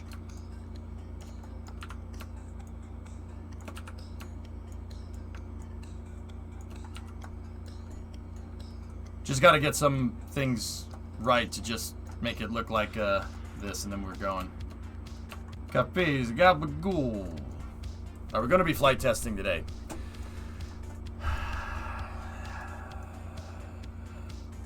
Canadian? I don't think so, man. I don't like saying that, and I don't like admitting it because that means I didn't get the deadline done in time.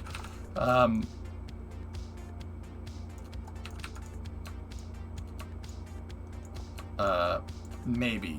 I'm more aiming, I'll be honest, my kind of internal goal here is to get a finalized prototype that we could use for Launchpad integration and stuff, because I haven't built the damn Launchpad. But once again, I was thinking about it, dudes. Like, I was going back to what I was saying before. I was thinking about this, guys. When the new update for KSP came out, I thought they would hotfix the docking ports right away. So I basically didn't work on this for a week. You know, I didn't work on it for a damn week. So that was a week out of my deadline time. That was, like, don't get me wrong, like, the vacation stuff is, I'm not going to say that it's not, you know, inexcusable, but them updating the game is, like, I can't do anything about that. So I might just kind of pull the ace card here and just say I have another week. Another week is what I would need to button this up, and I did end up missing about a week of time with the last deadlines because they updated the dang game and broke the docking ports. So, I don't know. You're forced to take a second vacation against your will. Man, that makes me sound like a real prick, Penta, but I understand what you're saying. Oh, God, you had to take another vacation. Yeah. But that does have something to do with it.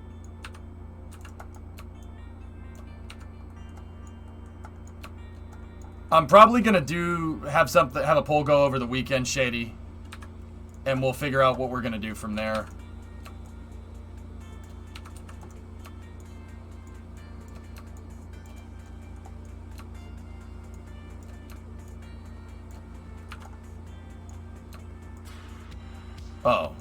Oh, that makes it all better, Panther. Okay.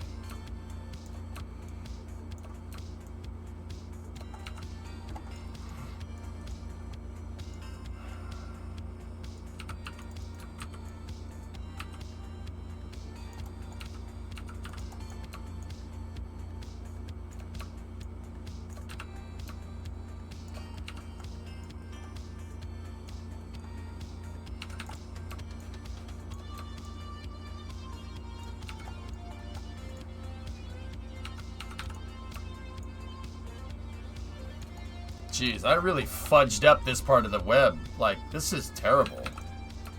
Man.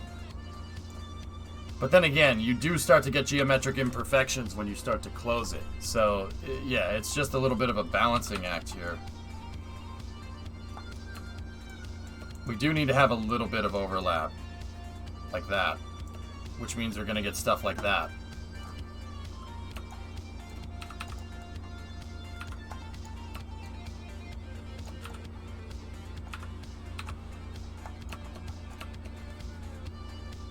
Can your tow vehicle for the smaller SSTO handle the new bigger one? Yeah, we're probably going to need to find another solution there, Matt. Vasya, privet. I missed all yesterday and today. Could you please give me a boil down of Europa Clipper stuff like in 2 to 3 sentences? It's launching on Falcon Heavy, $178 million contract, launching it in October of 2024. It's going to fly on a trajectory that's using a Mars-Earth grav assist, and it should reach Europa by 2030, a 6-year mission. They took it off of SLS and put it on Falcon Heavy. If it had launched on SLS, it would have launched in 2024 and gotten there in 2027 or 2026, somewhere in there, doing a 3-year mission. Vasi, it's a saving $30 billion scenario again, and it's hilarious because everybody fell for it, hook, line, and sinker. I don't think this is a good idea because I think it's going to, NASA gets less money overall. Yeah, you're taking money away from a NASA lifter and giving it to a commercial lifter, which overall is less money for NASA in total. Bad idea. Less money for space. Not a good idea. Yeah, that's pretty much where I'm at. But hey, it's okay. It's still cool. It's going to be an amazing mission, and I'm going to be cheering it on every step of the way. I'm just going to laugh when the Europa Clipper, which is a flagship mission that's on a cost-plus, no budget cap style contract, ends up costing as much as James Webb. And then I'm going to laugh because, you know, everyone's like, oh, we saved $800 million by not launching it on SLS. Well, all right, cool. Yep, you just shifted the cost somewhere else. But hey, it's all right. Less money for NASA is good, right?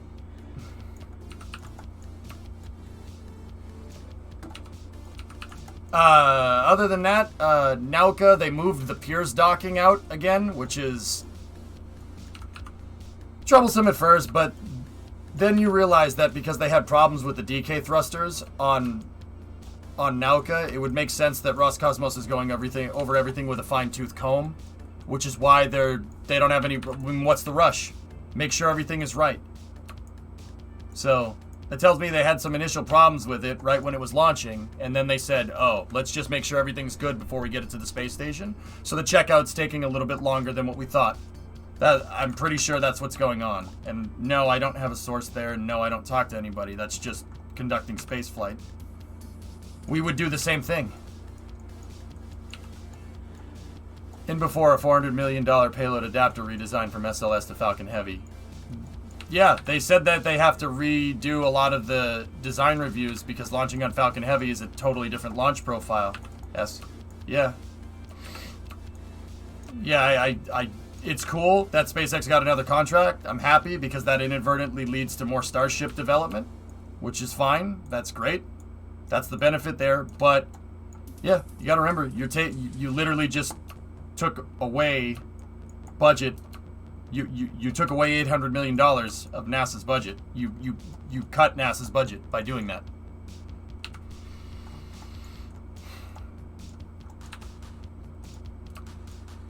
That's what they did. I mean, kind of sucks, but you know, it seems like both options had their drawbacks. You know.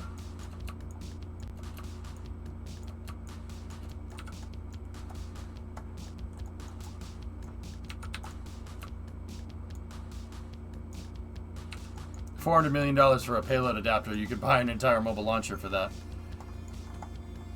Like, I'll be honest with you. At the end of the day, and I've been saying this basically on repeat while I've been working on the Aeroshell all today. Ain't no one gonna convince me that giving NASA less money is better for NASA. That's the dumbest thing I've ever heard. But we keep doing that. You know, oh look, SpaceX can do it for cheap. SpaceX can do it for cheap. SpaceX can do it for cheap. Yeah. Yeah.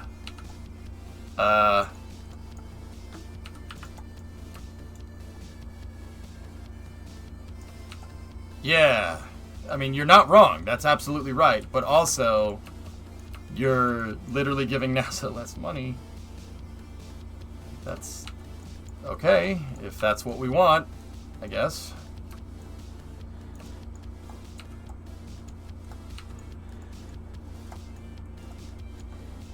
I think that was the whole idea behind the situation. Cut NASA's budget without actually calling it a budget cut. That's what I mean, Hydra. No matter how you spin this, NASA is getting less money.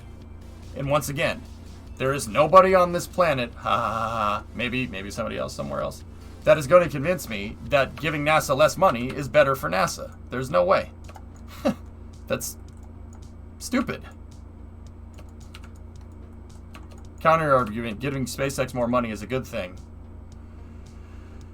Yeah, that's fine if you want to become totally dependent on commercial entities to launch stuff into space, Shady. That's fine. Let's just look at the end game here. That's a good counter argument, but I do have a thing there. I mean, and my entire thesis on this whole thing is predicated upon the fact that I think that it's important to have a healthy national space program and also have a healthy commercial space economy at the same time. It's important to do both of those things.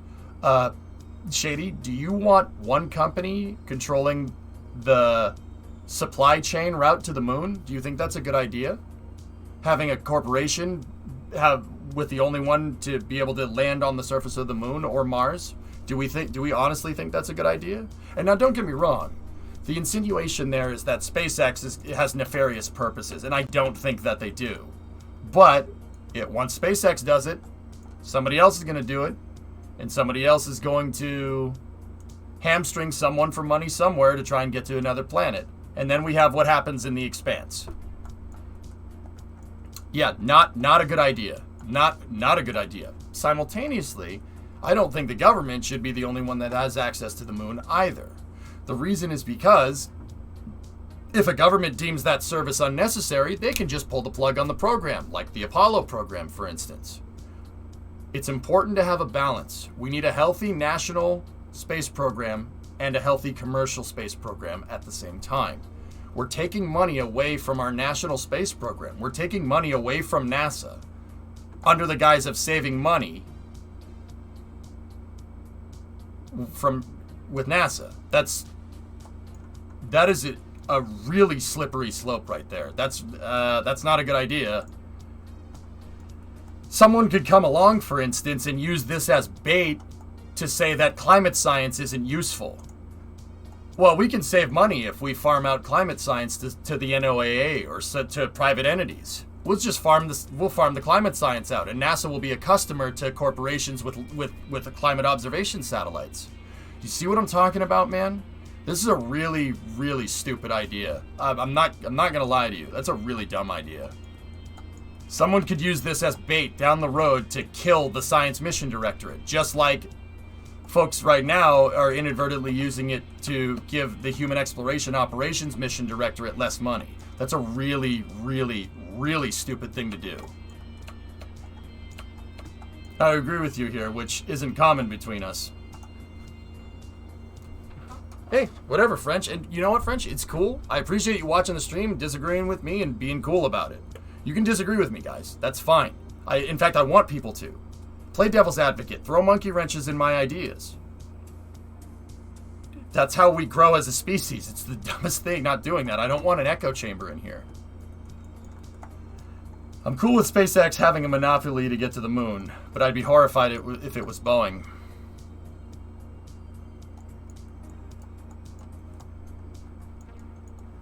Well, yeah, I mean, that would be... I don't want a corporation being the only one to have access to the moon. or access to any point in space. I think that's a really stupid idea. If we're serious about growing our space economy, it needs to be a balance. I always end up citing the U.S. Post Office and FedEx at the same time. FedEx and UPS exist. The Post Office is technically a redundant government capability, but there are things that the Post Office can do that FedEx can't do either. This is a pretty good case study there. But once again, I don't know. People don't agree with me on that one, which is fine. I guess it's all right. Echo, echo, echo. I forgot to ping. Okay. I feel like Congress should pass the thing that allowed NASA to use the money it generates from other endeavors instead of giving it back to the... Yeah, maybe. Chris, what are you saying there? As an accountant, I had a chuckle reading this quote. Blue has definitely come a long way since 2010, when it received development funding from NASA but wasn't sure about how to... has come a long way since 2010 when it received development funding from NASA but wasn't sure about how to obtain it. We said, give us an invoice. And they went, huh? The NASA executive in charge of the program said they never invoiced anybody. They never had to. That's weird. Okay. You know I'm always here to disagree with you. Yeah, that's all right. That's fine. See Dragon. See previous, please.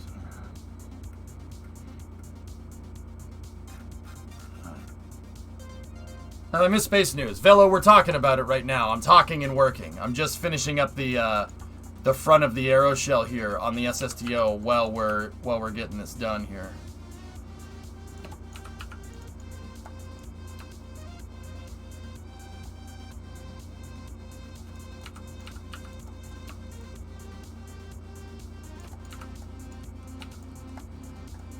I'm great, Kuro. How are you? I think SpaceX wouldn't work purely commercial unlike other companies. But there are other companies that scare you. That's why I think it's not visible. Yeah, Lego. See, that's what I mean. All it's going to take is one person, one corporation to come along in the future and run SpaceX out of business, just like SpaceX is doing to Boeing right now. Or at least attempting to. This is a bad idea. This is a very, very bad idea. It's instant gratification, but the long-term effects could be freaking disastrous. Once again, Constellation, great example. I don't know how else to say this.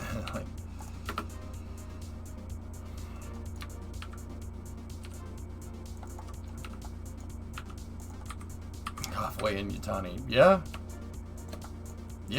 I do not want only corporate entities having access to the moon and the government having to work like a customer like that.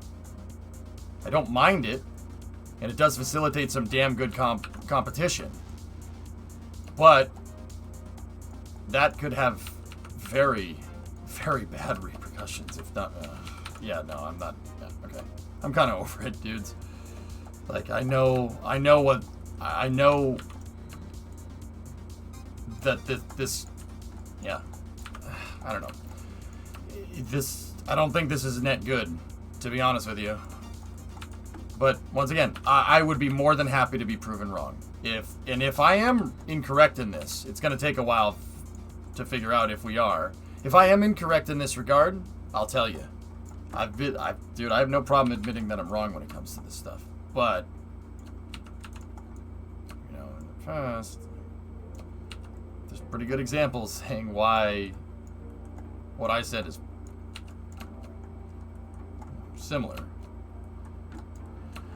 Reminds me of an episode of Doctor Who where a corporation runs their delivery from the moon. Yeah? The dock. Nice.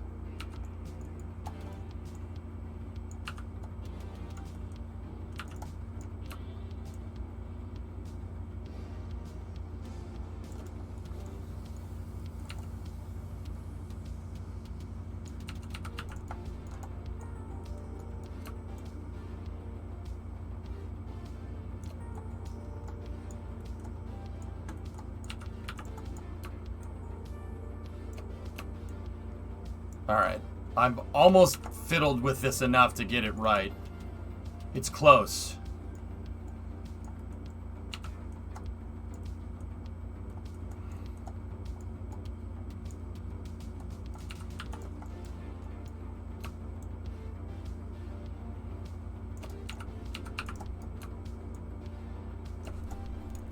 Ah. I had an itch.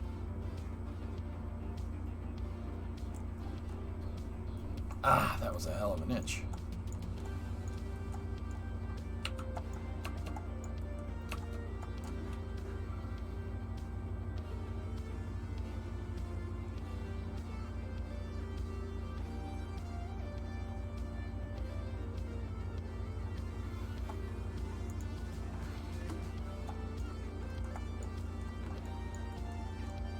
Yeah, I got a panel in my eye.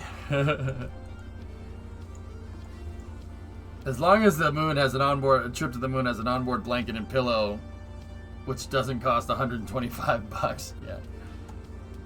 I didn't buy the ultrasonic cleaner yet, dudes.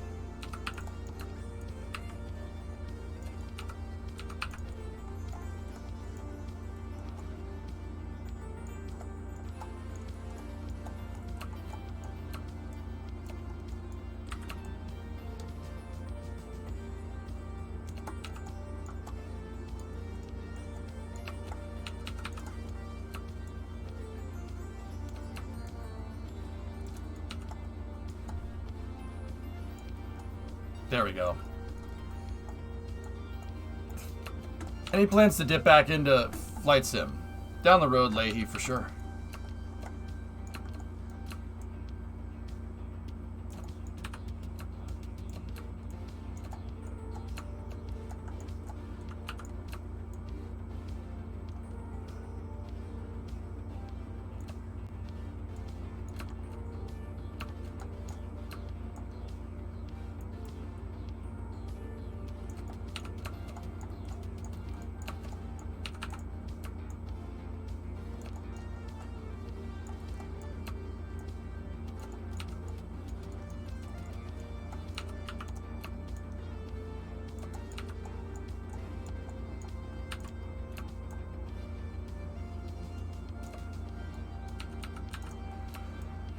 Oh, I'm so close to getting this right. I almost got all the triangles in perfect alignment.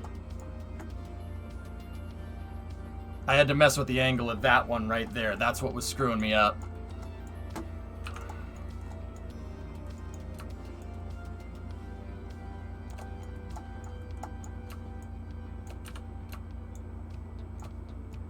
Gosh dang geometric shapes.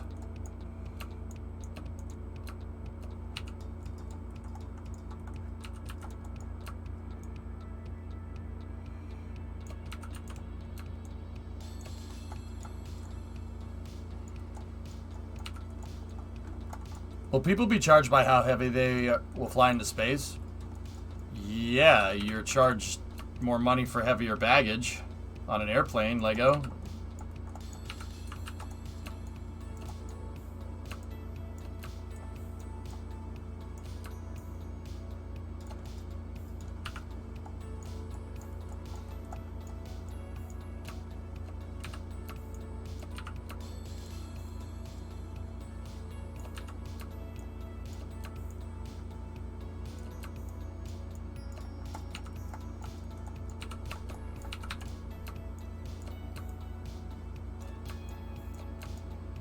No matter what happens, every time I try to reconfigure this, it's always these two triangles that are giving me a problem. I just don't understand how I got this one. Oh. They overlap like crazy there too. Oh. Okay. Well, there's that.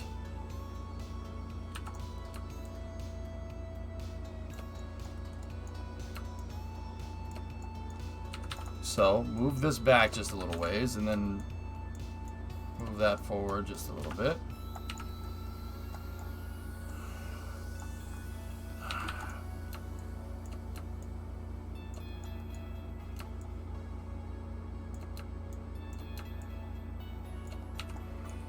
And then just give it a little bit of a rotation here.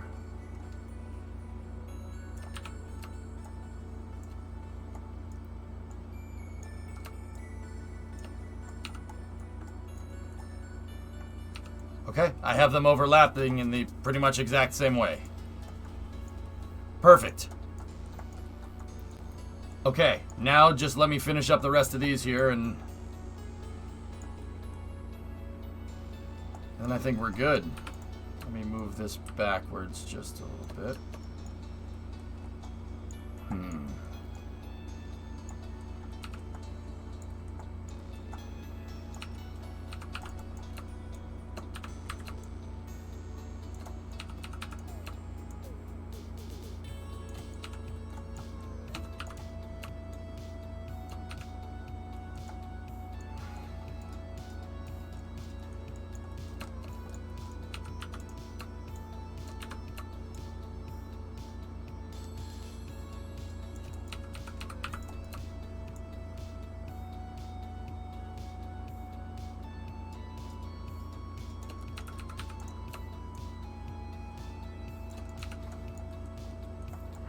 Okay, almost got that figured out. It's close, but there still is a... Oh, there. See what I mean? Yeah, there's a massive triangle overlap right here.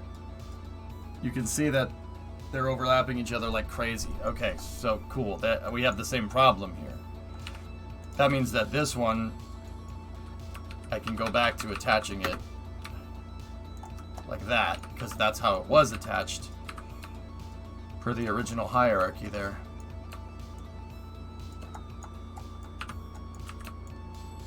And then what I did with, it looks like what I did with that one was something along the lines of this. I shifted it forward and then twisted it just a little bit, like that.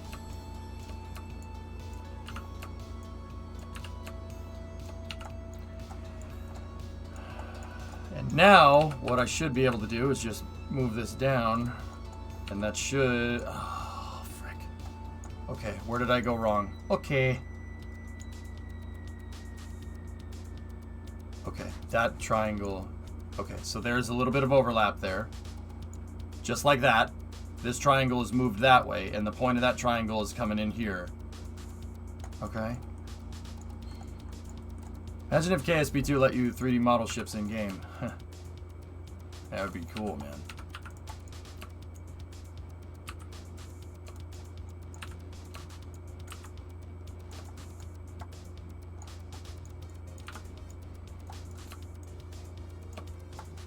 Okay, where's that triangle? So that triangle's like halfway going through a fairing right here. So we need to make it go about halfway through, give or take.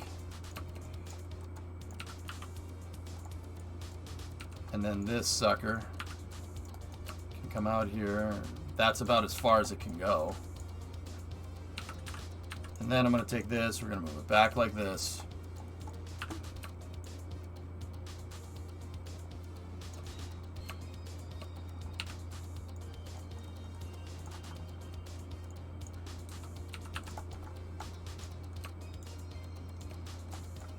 Hang on.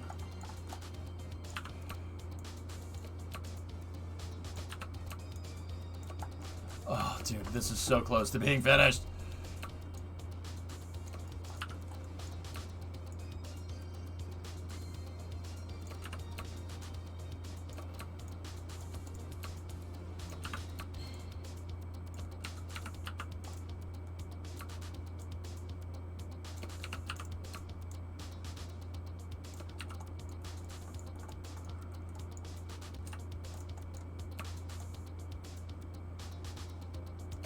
Just a few more slight tweaks, man. It's just getting these small things figured out.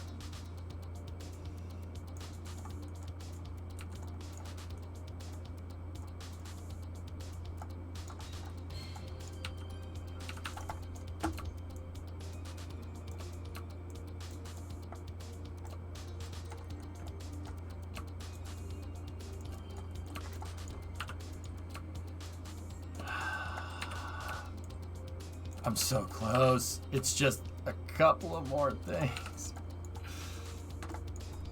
There. I think that's good. The only thing that I'm really not happy with is this, and I guess I could move that back just a little bit, but then it knocks everything out of alignment over there. Maybe if I just give it a little twisty. that. And then we took this guy and just moved it a little ways that way. And then just take this one, just do a little bit of another twisty.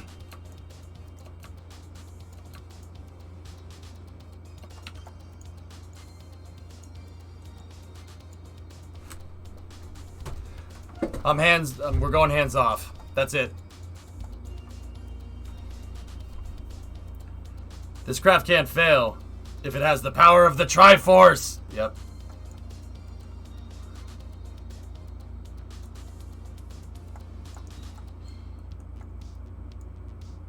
Okay. Still a couple of things to button up there. I don't like that tank seam is sticking out. And it looks like because I redid the shell, we have some room for some manipulation here. Just a little bit, though. Not much.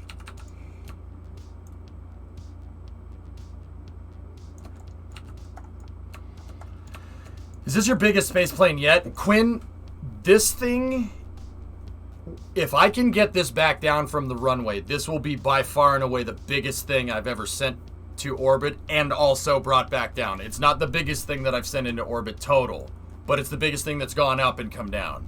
The biggest vehicle that previously was my space shuttle, which is just a little bit bigger than that. So yeah, this is the biggest, I guess technically, yeah, it's the biggest space plane I've ever made, dude. Is it bigger than Enterprise? It's about as long as Enterprise, Chief. Yeah. Remember, Enterprise is a Mark III with an adapter on it on both ends. With the body flaps, yeah, it very well might be about as long. I mean, this is a freaking beast mode of a vehicle that we've made here. If I can get this thing to work, dudes. If that arrow is scaling how I think it's going to scale, oh, man. This thing will be... Yeah, it'll be definitely up there as one of the craziest things that we've ever tried or built in this game. Like, it don't get better. It don't get better than this with this capability if this does what I think it's going to do.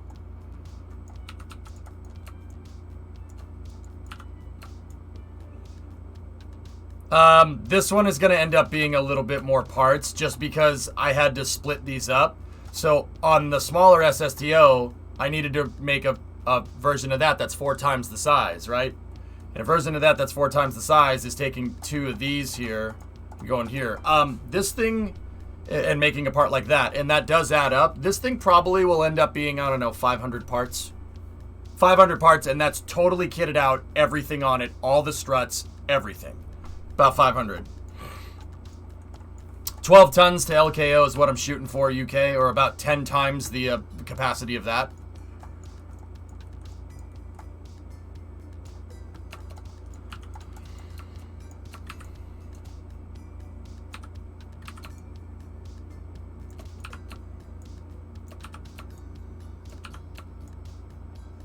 She's a monster.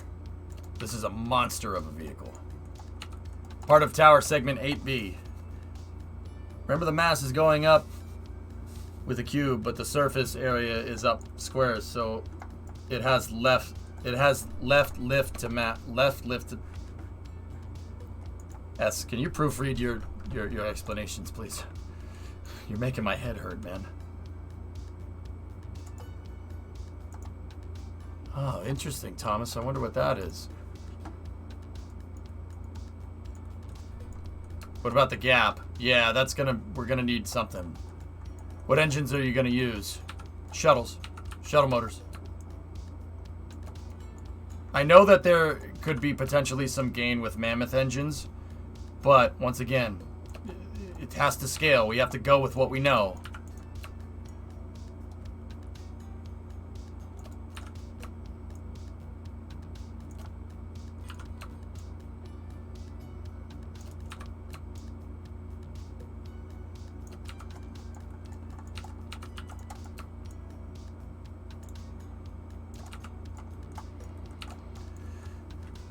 Remember, the mass is going up with the cube, but the surface area is going up by square, so it has less lift to mass than the smaller boy. Yeah, I'm aware of that. segment is mounted to the lift. Cool. Grapes, I'm not sure if there's any correlation there. Yeah, Loopy, I used the small rectangle wings, but I didn't nix them. I just, I took them out because I noticed that there was some scaling problems with the aeroshell. Namely, I built this part of the aeroshell last time, and I wanted to see if fixing these scale problems up here could fix that gap right there, but it looks like it doesn't. I'm pretty sure that's just a geometric thing going on, because this has the same problem. See? There's a gap down here, you just can't really see it. 18 short line is what I'm aiming for with this. I'm aiming for 18 tons. I have to do the final delta V calculations, but this theoretically should be just a little bit over.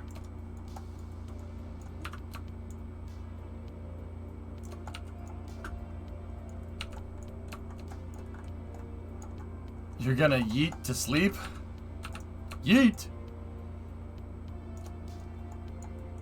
Loopy, do not tell me that your phone just auto-corrected get to yeet, please. Please. Loop, I know you're young, but please, just, even if it's the case, just tell me I'm wrong, all right? Just tell me I'm wrong, man, please, for my sanity. It wasn't me, it was Lego. Okay, cool. All right, cool. All right, cool. I'm not going crazy. If Lego did it, that's fine. He's weird. Sorry, I'm going back and forth between chat and this very quickly. I saw the L, I'm like, eh?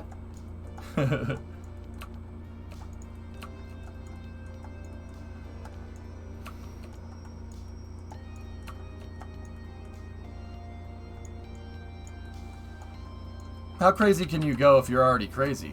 Well, yes. Obviously. Yes! My man!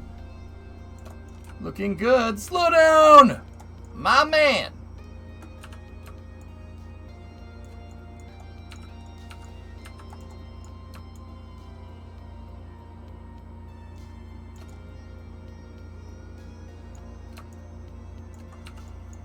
I'm going to yeet to sleep now.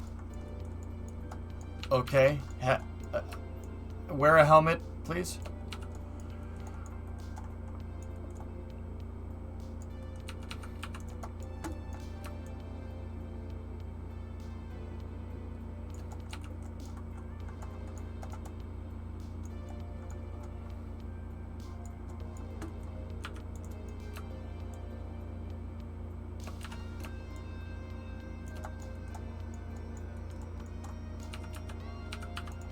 Okay, just a few more slight tweaks of the wing structure here. Nope.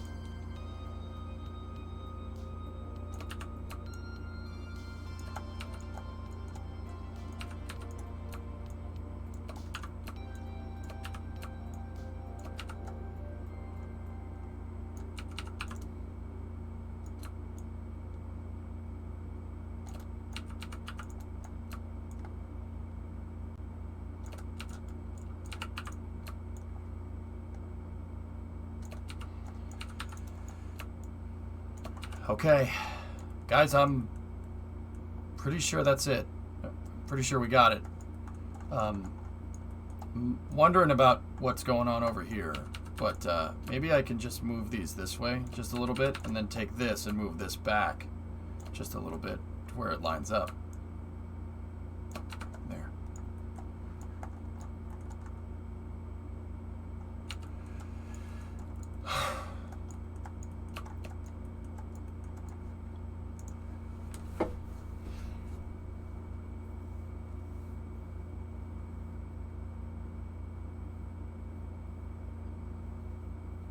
I'm sorry, Casper. No helmet, YOLO. Oh god. If you had a strong personal preference for big panels, would you like about it? Yes.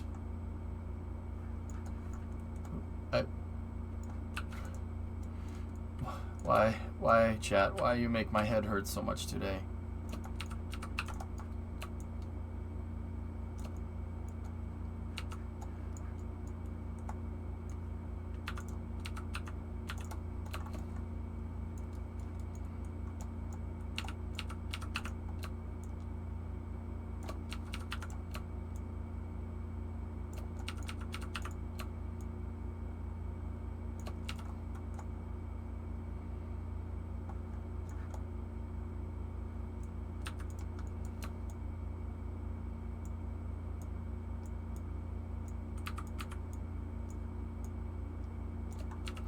How small is the first version compared to this one? It's about half scale. Alright, just needed to... So I'm looking at the profile line here, and I'm trying to match it to that profile line. See that one right there? This guy? Trying to make that look pretty much exactly the same. It looks like this angle might be a little bit too much. But, once again, I think there's fuel tanks in the way on this one. So just a little bit of an angle off is not that big of a deal.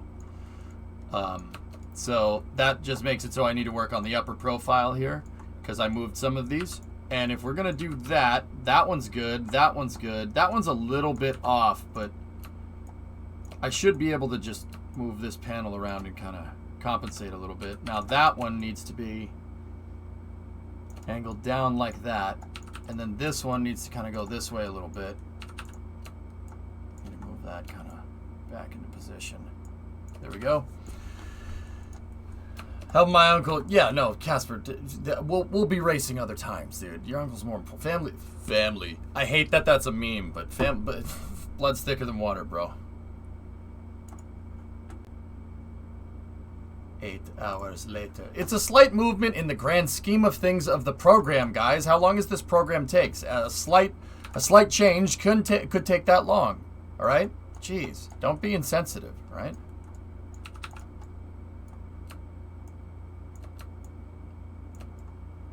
Family. Family.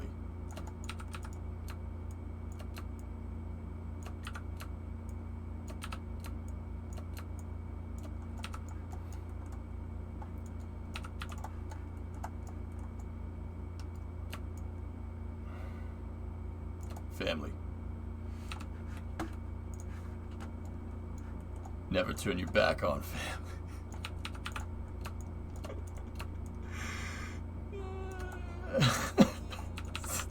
Shut the hell up.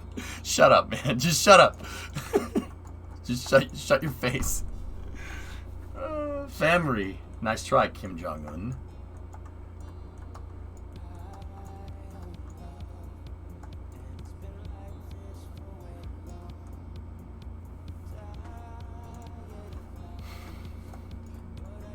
You turn your back on me?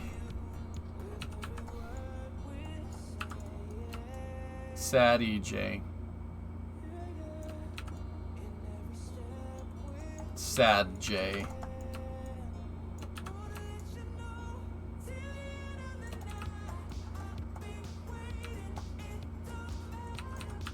We're not blood? Oh. Okay. You know what? That's fair. That's fair. I'm Pignose, and this is my brother-in-law, Scott. He's visiting from Hoth. Hoth? I don't know why they call it that. It should be Kolth.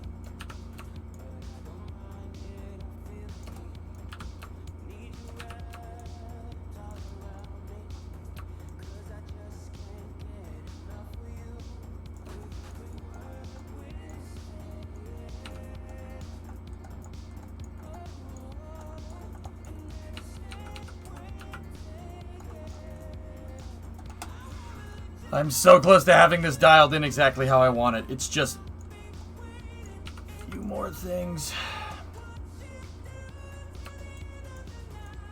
We can run away 'cause I have to go poo at the end of the night.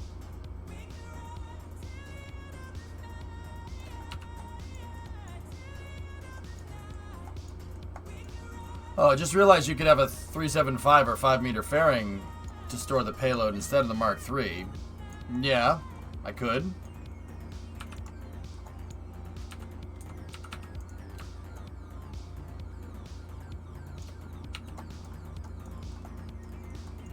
Sir, that is not how the song goes.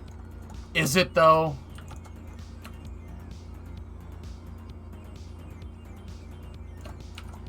Did I say anything wrong?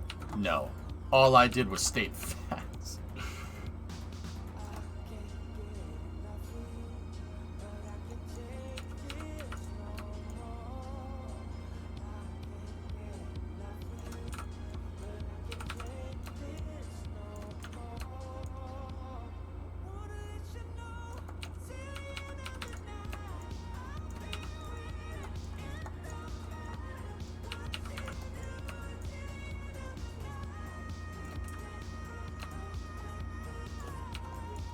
Alright. That's it. Holy crap, dude. Look at that thing. It looks good, Sebi.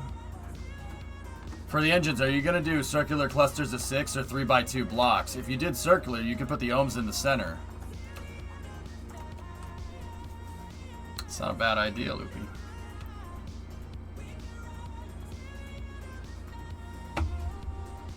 Jim, I can't. But the front is done. That's what I meant. I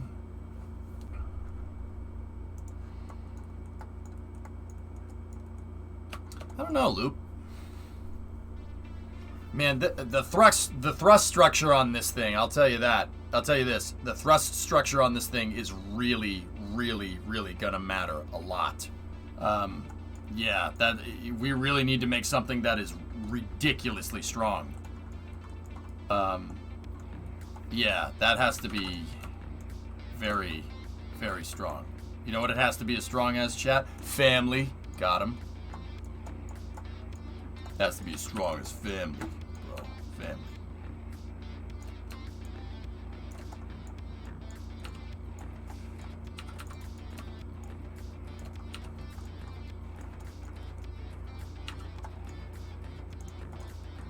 How about having 2 hexawebs? That might be easier and more like the subscale version.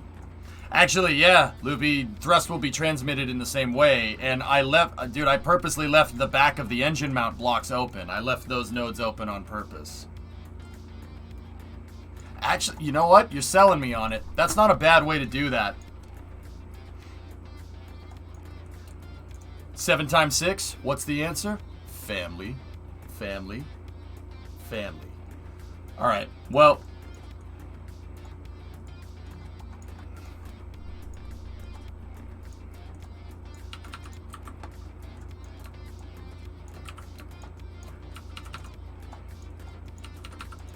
Hang on. I'm going to see if I can.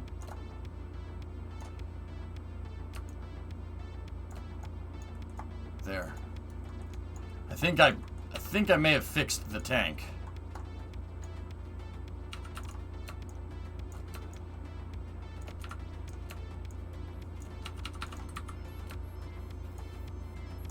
I think I locked it in.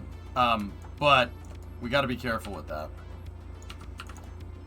Nope. You don't think so, Core?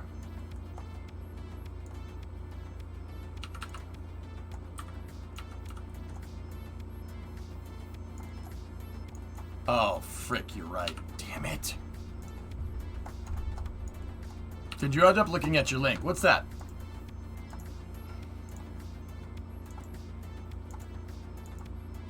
Oh, that looks cool, man.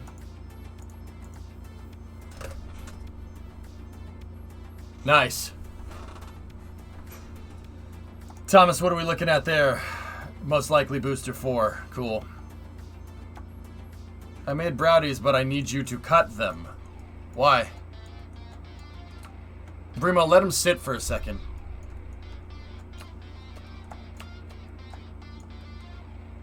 Yeah, that'll help me with throttle ability, Loopy. Alright. So, fellas, I need to replace the front fuel tanks. I've screwed them up. We have a bad tank design up front because I started fiddling with it to get it to fit in the octaweb. This is an important question. Are you an edge brownie or center brownie fan? I like the edges, but not the corners, Panta. The corners are always too hard. The middle of brownie's good, but you don't have something to manipulate with.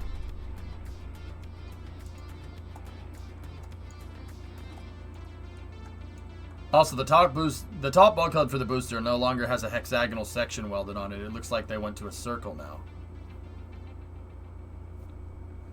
Interesting. They've been sitting for like 30 minutes. I need to cut them into perfect 16 pieces for calorie counting. Oh.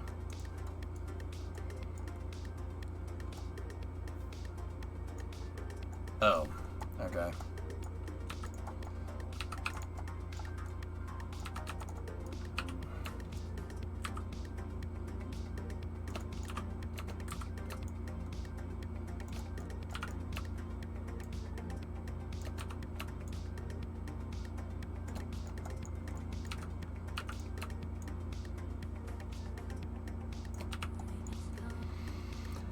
I don't like the lip that's there, but there's not much I can do about it.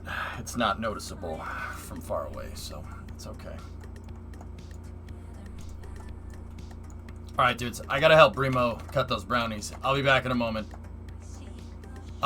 What I need to do next is we gotta redo those tanks and go from there. I'll be right back. Gotta cut some brownies. Give me 1 second. Cut them well, bro. Bro.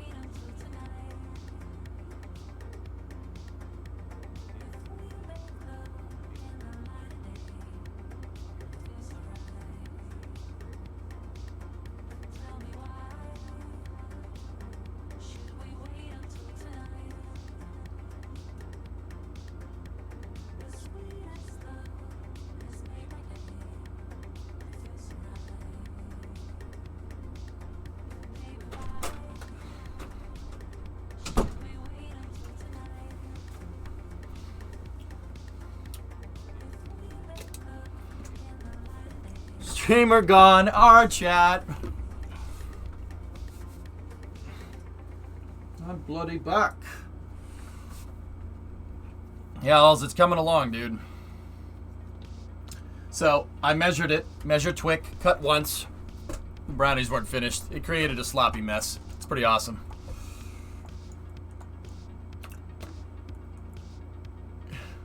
Where's my brownie? I didn't bring you any. It's Brimo's brownies. Jesus Christ, you guys spam the chat. I'm scrolling up here. Honest, the engines are going to screw the dry mass center mass until you get the back part right.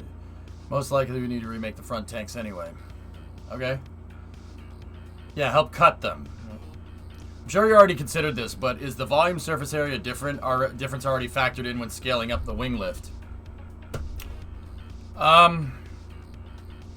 Pilch, I'll be honest, I haven't done any hard calculations, but that's the thing. Kerbal is fairly linear in its aerodynamics, so I'm not sure that it's not that I don't think that, you know, I think we'll be okay. The Kerbal is fairly, I get it, you know, volume to surface area, I understand. Wait, where did the chair go? Bring back chair. What?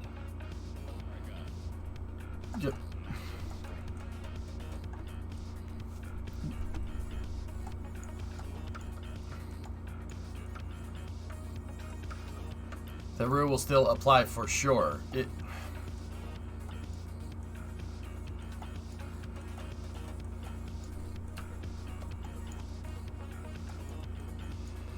I don't know. We'll find out, won't we? You're last. Okay, what's up? I think you'd like this. Peak reusability.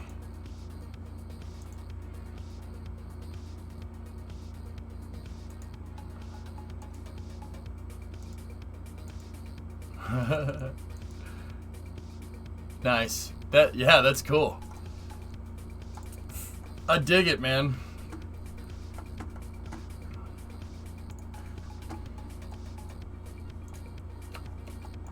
You should make a 2-time scale prototype to find out about the arrow. He's so clever.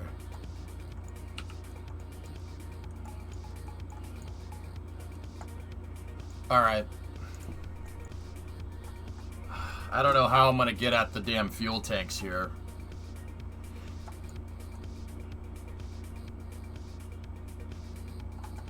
I mean, I'm gonna have to go in here and run the struts again. But then again, I don't think that is that big of a problem.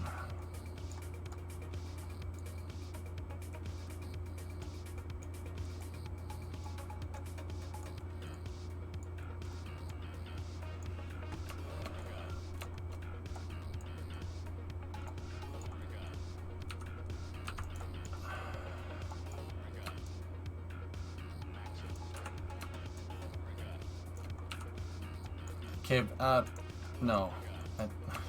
Jesus Christ. That's ridiculous. Alright, yeah, I have to replace the damn thing.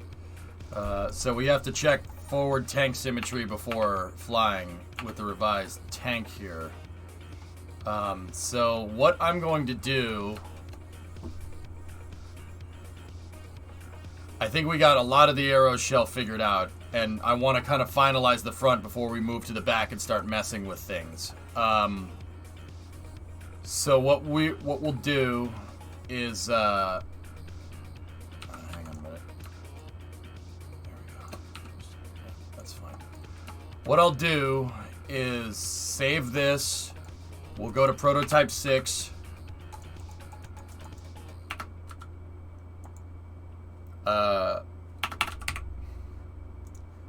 And I'm going to get rid of that. We'll take this out of the craft file and see what kind of numbers we're dealing with. 405. That's actually not bad, but we still got we need to do a lot of strut work to hold this whole thing together. So all right, I need to get new front tanks in this thing. So where is the new front tank? That's the revised tank right there. Nope. Hold on. I have it in its own separate file. It's the LV5B2 forward bi-load tank. There it is. Okay, so that's the upgraded tank right there. I'm just super worried about this because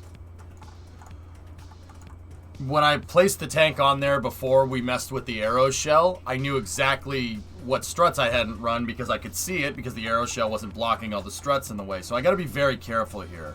We got to be very careful that we run all the same struts. Simultaneously, I got to be careful that the struts in here don't screw up. And then this tank won't fit. It'll be peeking out of the arrow shell just a little bit. And we have to make sure that whatever I do to one side, we do to the other to get this thing to fit correctly. So, in the effort of trying to make this a little bit, easier, get rid of that. Get rid of that.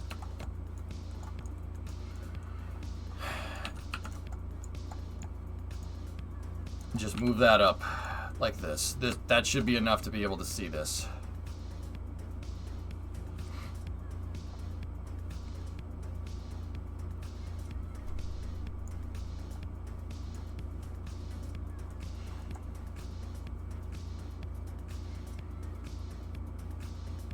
Okay, how can I do this?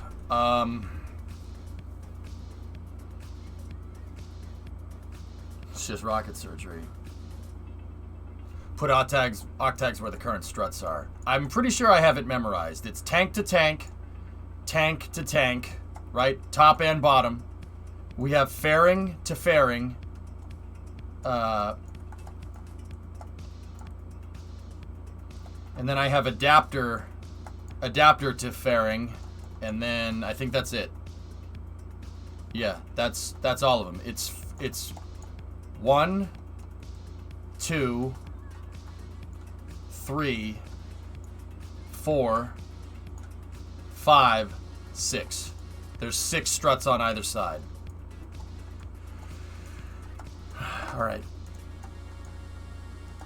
And here's what I'm going to do. What I'm going to do is mark right here. I'm going to mark with a panel.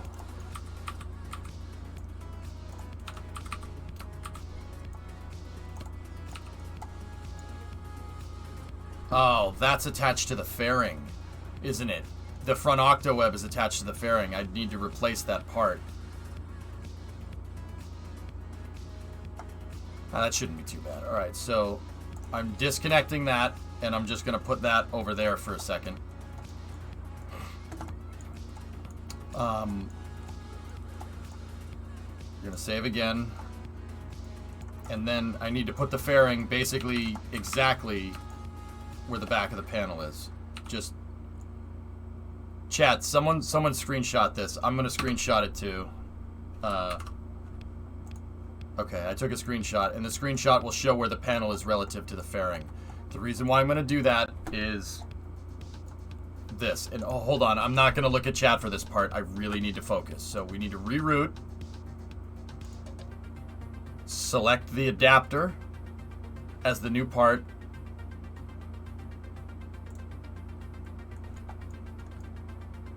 Delete that. Save. Load up the new tank. Take the new tank off.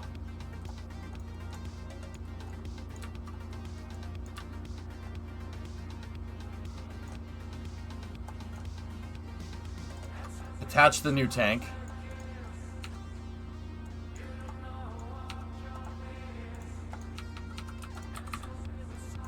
Gizmo the new tank into the backwards position.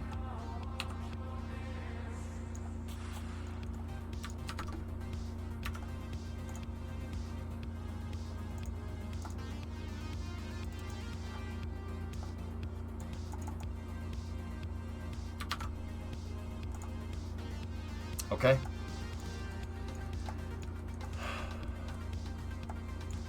And now, get rid of that. Now we need to go in and make sure that these struts are in the right spots. Yes, yes, yes. Yep. That one, the reason why that one is the way that it is because I attached it and then we gizmoed it back. These top set of struts are not working because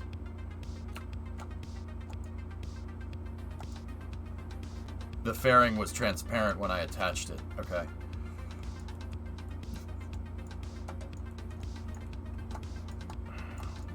Alright, so this doesn't stick out as bad as I thought it would.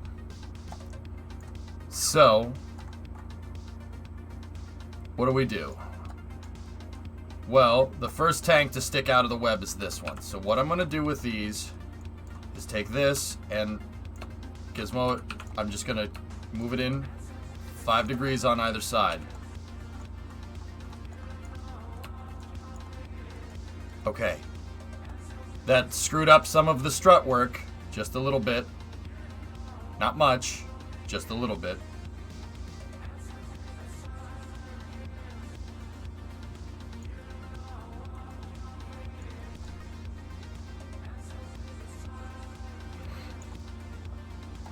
Okay. I think we're good. I think that's it. That's the only change I really needed to make. I'm looking around at strut placement, everything else seems fine. I see that. That's just one of the forward attachment struts, Chief. It's because it got a little screwed up.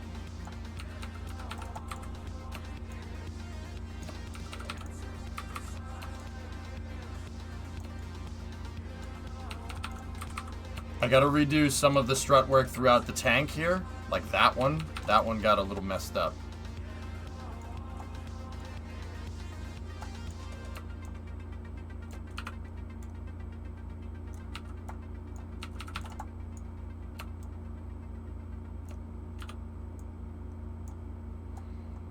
Why don't you work on the bilobe tank file and then merge the fixed one?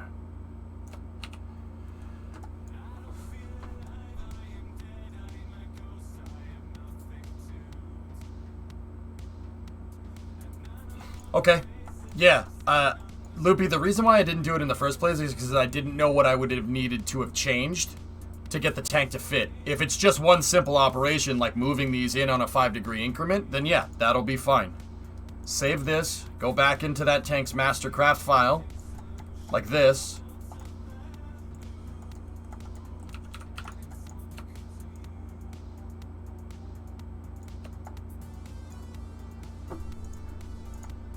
Of course it freaked out.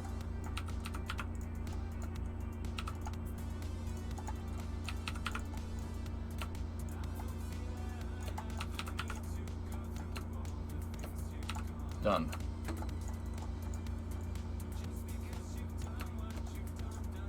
Yeah, Loop, that makes sense. It makes sense.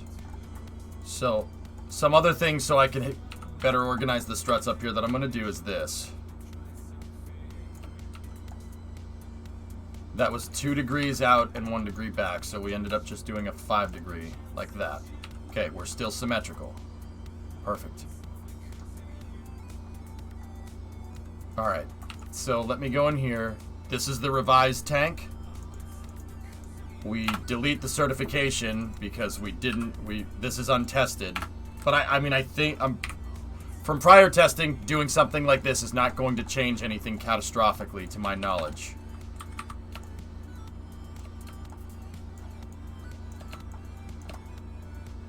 So, I'm going to do the old trick where we rotate this.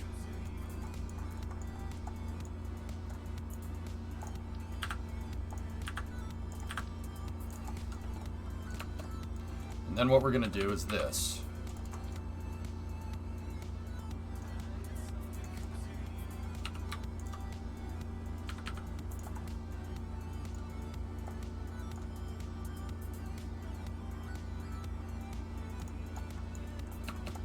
The proposal you mentioned earlier.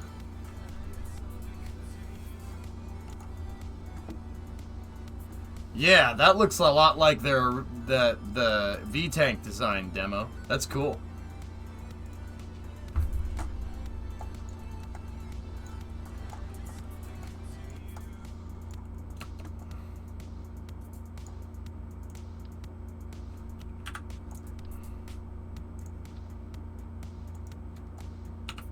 Actually, if we really wanted to do this right, we would do one strut there, flip this over, and do another strut right there. So one goes from here, the other one goes from there, so they close in on each other like that. Okay, now let me go make sure the rest of these struts are X'd correctly. So I'm gonna go line, to line like that, and then we go line to line like that. That X strut is correct. And what about down in here?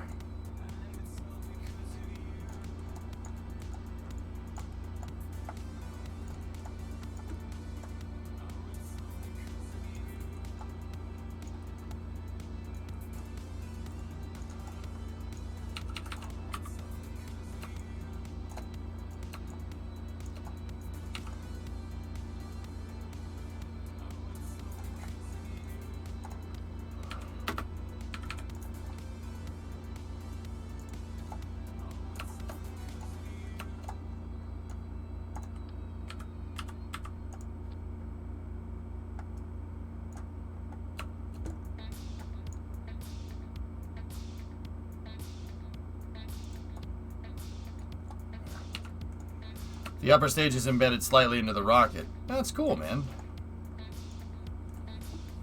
Okay, those struts are alright.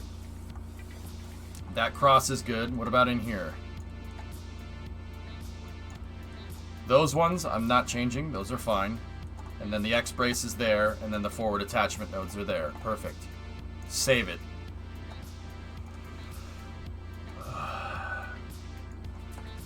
I gotta take some of these struts out of symmetry to make sure that they don't get messed up. Sometimes when you transfer symmetry nodes over between designs like this, they do get a little screwed up. So all the struts that I replaced,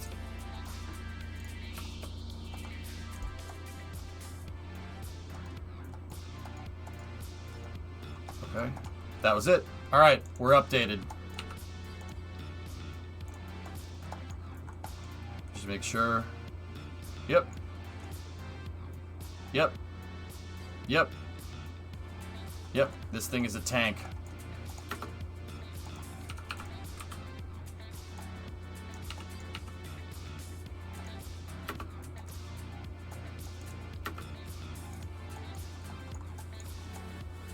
Actually, it's a bunch of tanks. Yeah. Well, I don't want to say it's built like a brick, because last time I did that, it didn't end poorly. I mean, it ended pretty poorly, so I don't want to do that again. It is a flock of tanks. Go back into prototype 6. Go in here. Get rid of that. There's the adapter tank. Okay, this is where I need to go back to focusing here. Alright, so we need to make sure it lines up with our guide panel. So load this up. Save and continue. Get the forward bilobe tank. Nope. Bringing it in and have it bounce off symmetry like that screwed everything up. Oh, I can't have it do that. Come on. Merge.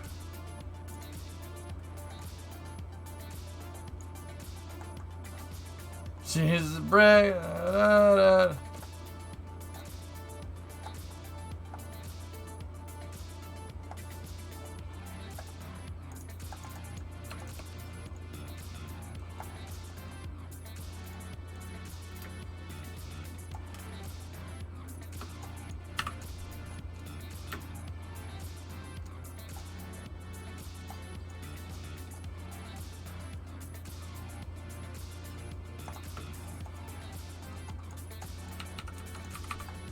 Alright. That's where that needs to be.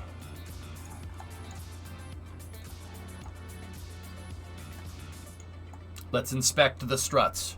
Make sure they're correct. Now that one is just sticking out a little bit. Once again, it's because sometimes this stuff doesn't... Just move it in a little bit. Doesn't always come in exactly right. Okay.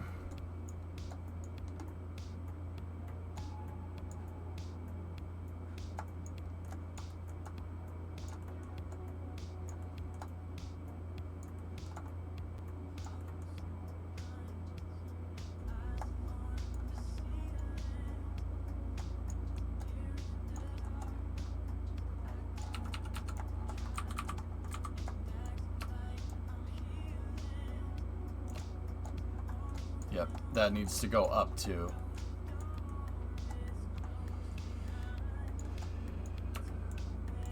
It needs to go up like that. Two.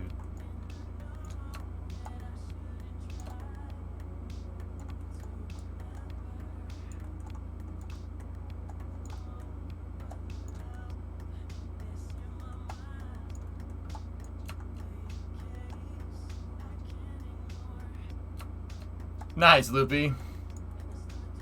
Minecraft server is nice. It's busy today. I talked about it kind of at the beginning of the stream, Canadian. Yeah, I showed it. I showed the map on stream, dude. It looks good, man. The progress is so awesome.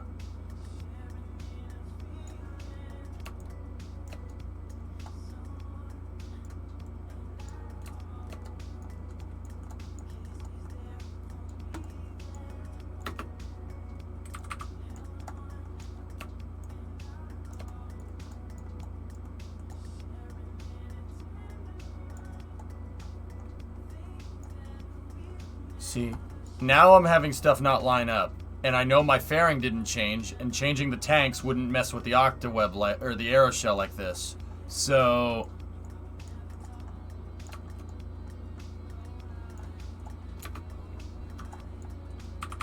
I fat fingered the keyboard again.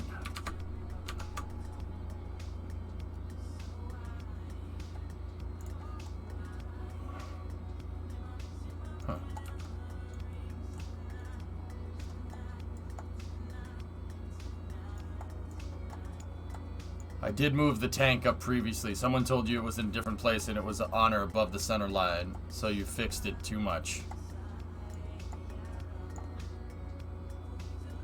Alright, save this.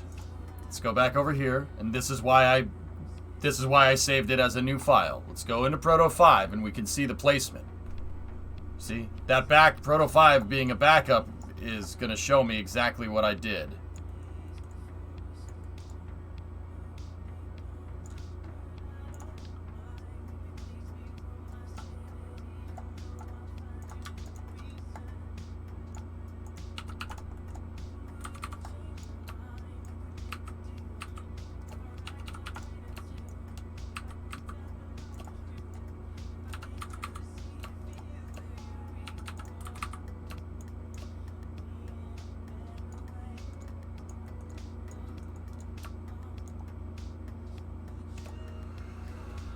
Okay.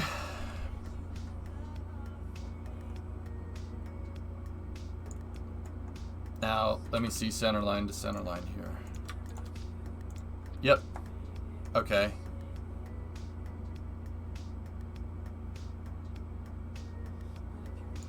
So the fairing is one tick up.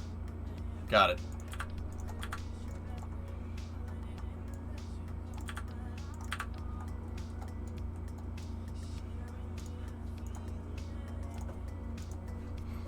How many hours do you have in KSP, Mickber? Somewhere north of 10,000, dude. I've been playing it almost every day since 2015. When I went full-time streaming. Kerbal is my main game.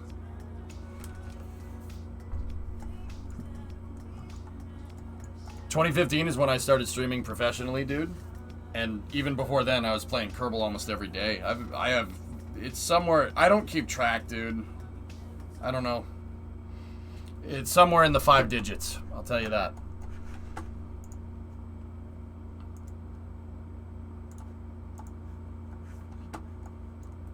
It looks great, Demo. You did a good job.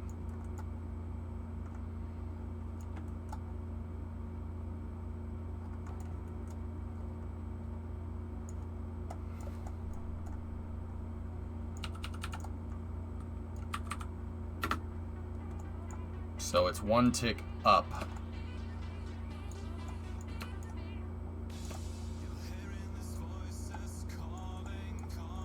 There we go. Got it. Sweet. That's perfect. All right.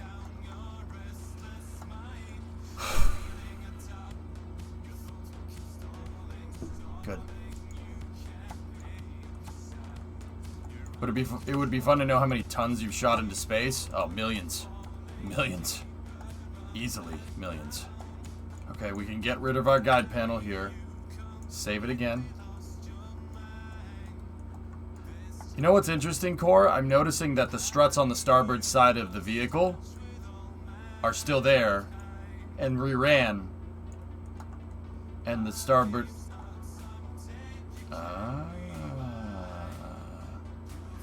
You know what that tells me? Some of these struts weren't symmetrical, meaning that this one was... The root of the strut was here to here, and the root of the strut was there to there on that one. That... Yeah, no. Not a good idea. Don't do that. So... That means the other one was run this way. So, if anything, putting the new tank on there exposed some weird inconsistencies with the design there for a second.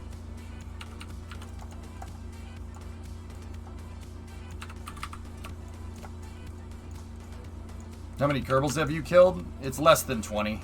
Ever. In my mission mode saves. In engineering mode, yeah, they...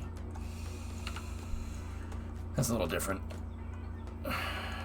In my, my serious saves, like doing serious missions, yeah, it's less than 20 in my entire career. Like, overall, I don't know, 100.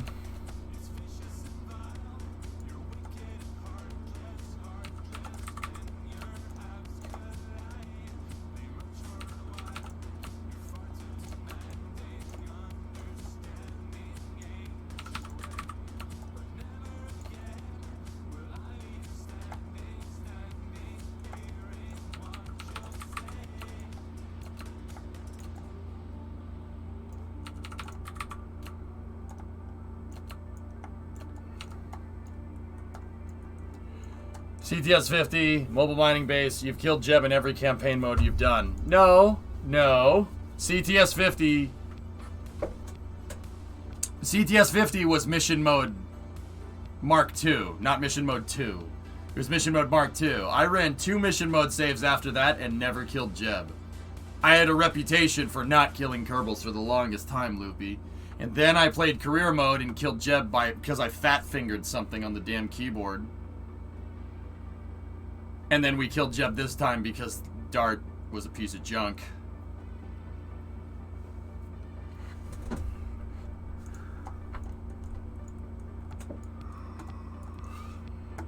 Yeah.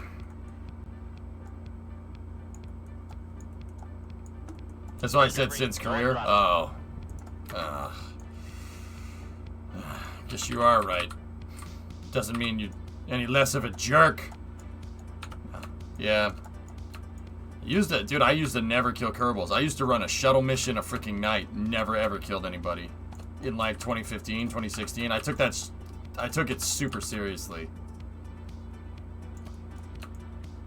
And I still do, to an extent. I'm not to say that I don't nowadays. Doesn't make it any less annoying when it actually does happen. Hey, Paganel, 47-month resub. Thanks, man.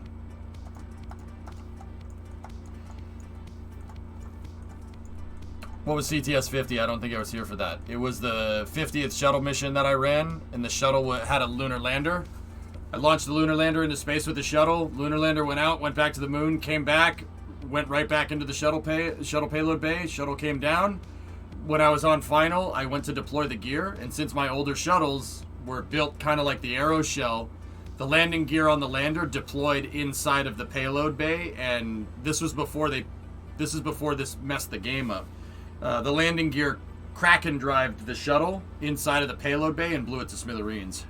Yeah, on short final. I lost Jeb, Bill, Bob, and then my 2 most experienced Kerbals. Aside from the orange suits. Yep.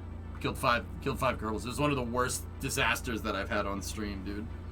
The MMB was probably the second worst. I killed 4 Kerbals that way because my 100-ton mining base, my 100-ton mining rover, which was about as big as this thing, I misjudged a suborbital hop on the moon with it, and it ended up crashing into the ground.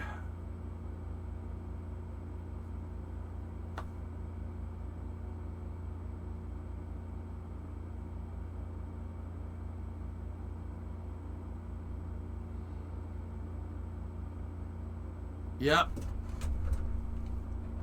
Yep. Yep. Alright, so 1, 2, 3. There should be another one down here. 4. There it is. 5. And then that's adapter. That one is adapter to fairing, which is not exactly what we want there. So move that back here. And then I need fairing to fairing like that. And that's the 6th strut. Perfect. Okay. Save this. All the struts are back in position. Yeah, just space. The problem is, yeah, it didn't go into another dimension, man. It just popped. I don't know why you're embarrassed. It's the game. I don't know, Perseus. Like, it's weird, dude, because if I'm just playing the game by myself, I don't take it so damn seriously. But the fact that it's my job, dude, kind of messes with things a little bit, because, you know, like, I don't want to be bad at my work. And killing Kerbals does happen, I understand, but yeah. Doesn't make it suck any less, dude. It's just something about it being, you know, my job that I'm like, I don't know, take it kind of seriously. That's all. You can call me weird for that, and you'd be right, you know? That's fair.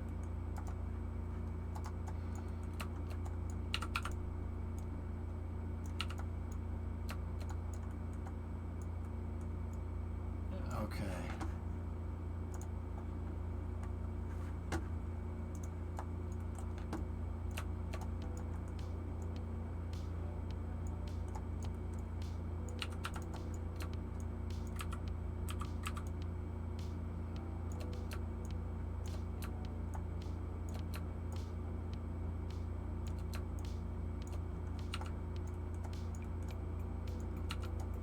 I still think Jebstone is one of the best rockets you've ever made. Thanks, man.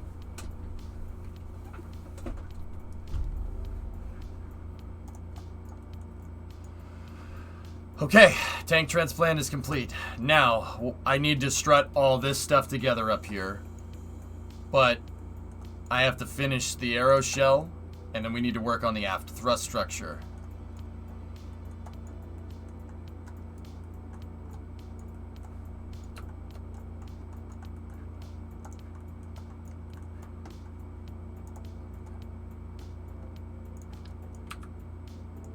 So, Loopy, we're going to try to do this. I'm in symmetry, right? Yep, okay. Are those wings low enough? They're not, I'll be honest with you, Jason, they ain't finalized, so.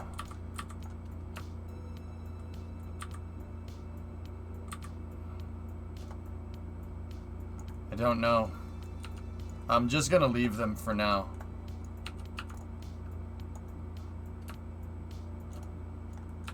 We'd have to go, Jason, we'd have to go and look at the little guy to really figure that one out.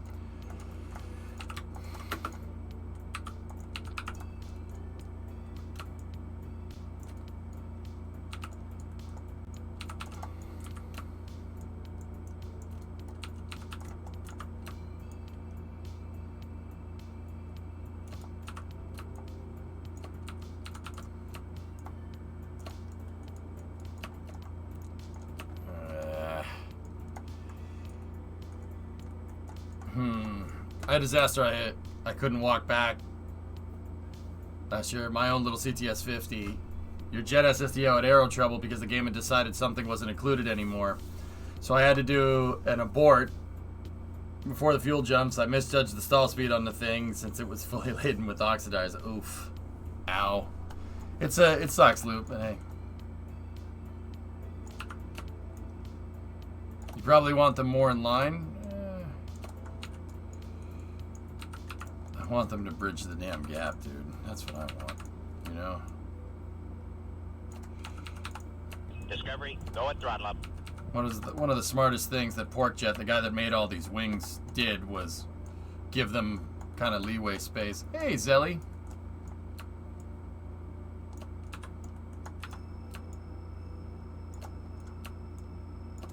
How are you?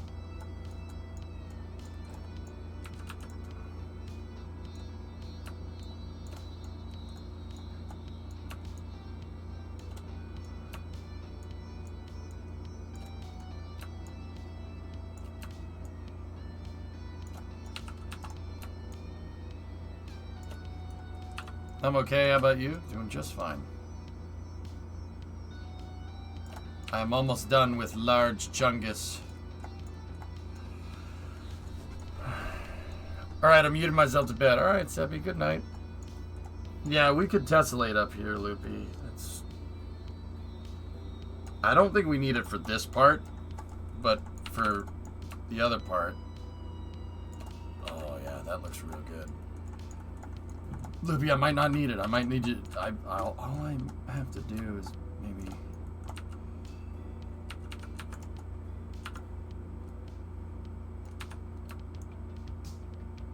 bring that sucker down just a little bit. No. No, don't.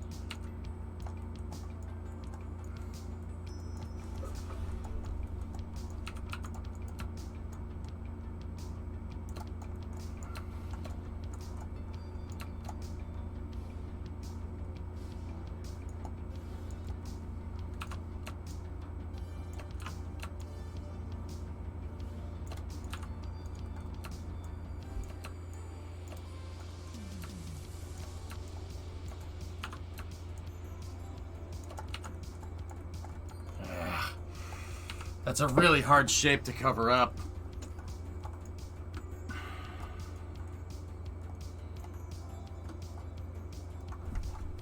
And you know what? Maybe if I moved this wing down a little bit and we moved it in a little bit and then I changed the angle. So here, let me move this in and let me try to get that lined up with where I think that one needs to be, right? Like that. And then I change the angle of this just a little ways, like that, and then we move it out, like that, and that means I just need to change this one a little bit.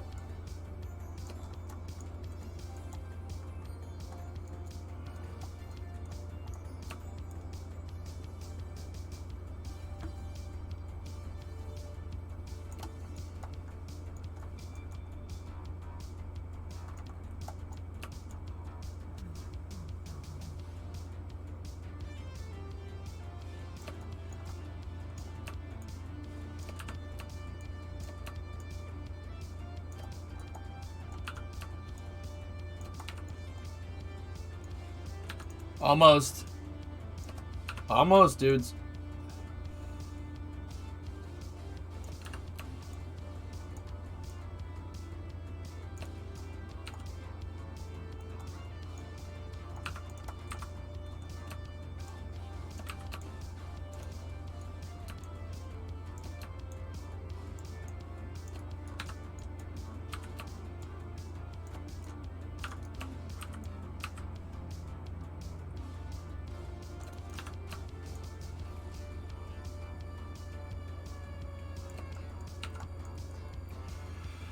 Imagine doing this, but with thousands of small triangles, small tiles. Yeah, man.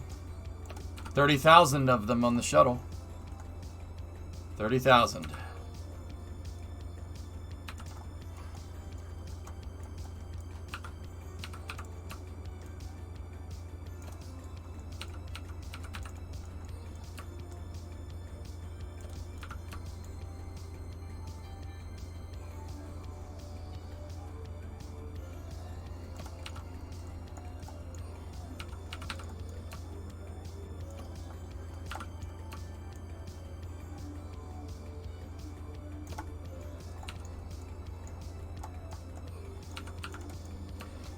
Dude, we're making so much good progress here.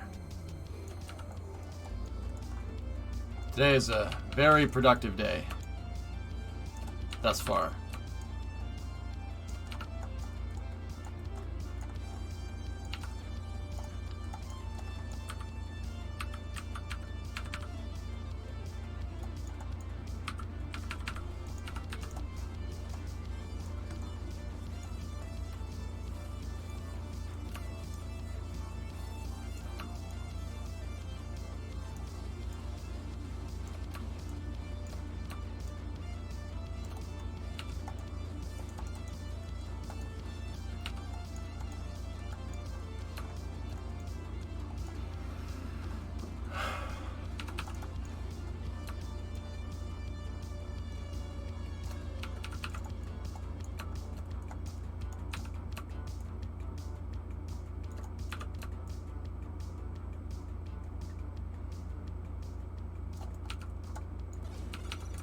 Almost there.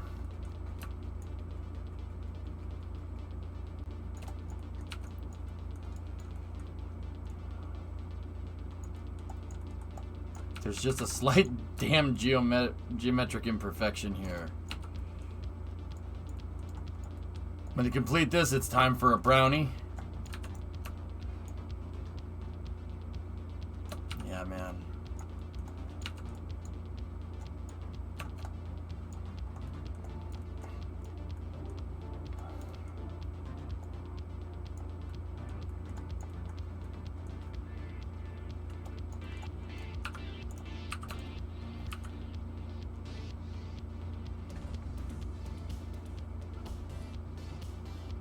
There.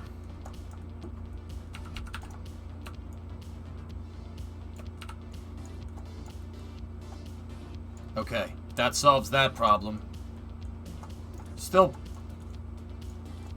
little bits and pieces of the tank sticking out, but that's okay. Number of parts and weight. We're at 412 parts, and it's 189 tons.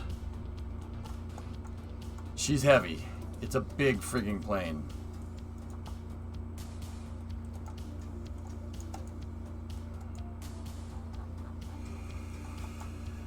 Okay.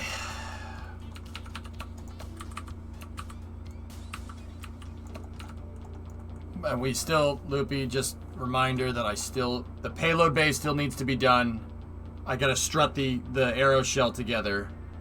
And then we gotta do the body flaps and everything out back. But yeah, we still got a good ways to go. But once again, guys, I want this design finalized by the end of this stream. I think we can do it.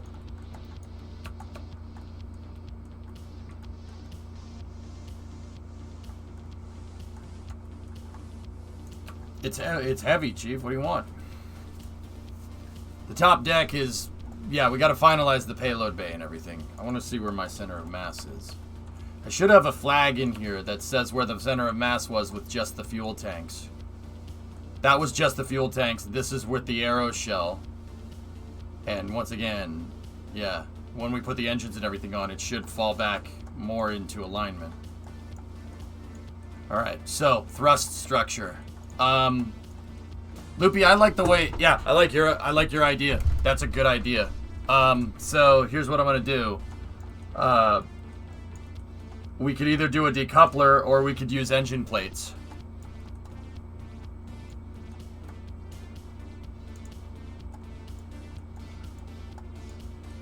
Center lift,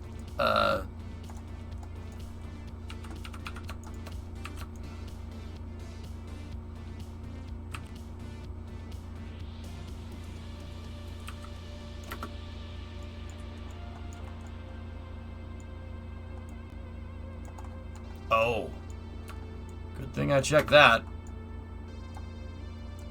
We're still, the conic adapter is still the root part. I need the fairing to be the root part. There we go.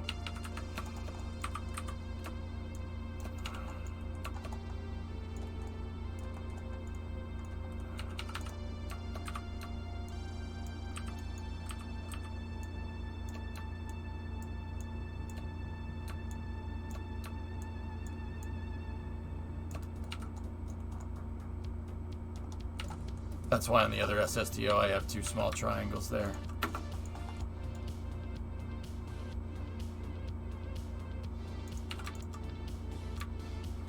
Hang on 1 second, guys.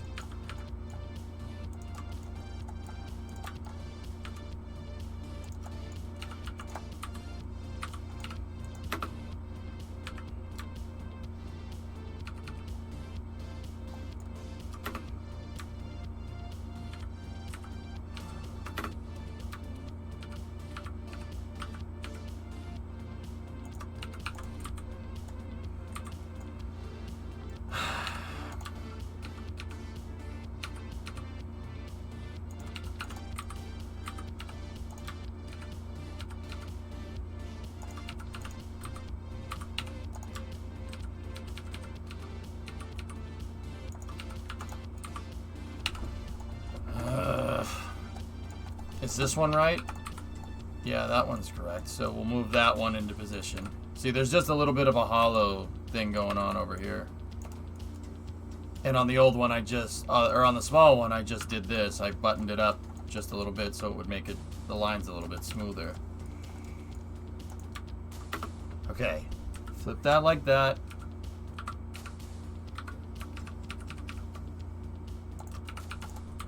There we go. Alright, so put that down here like this. And then I just gotta angle this in just a little bit.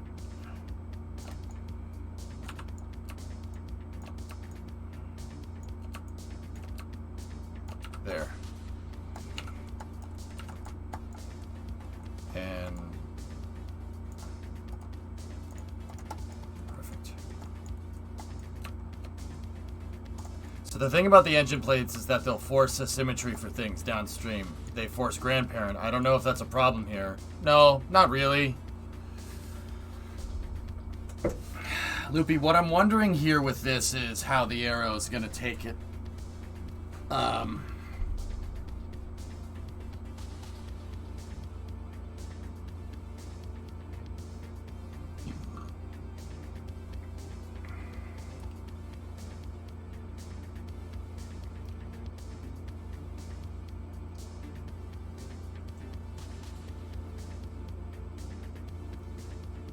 Are you open for us testing it in a simulation?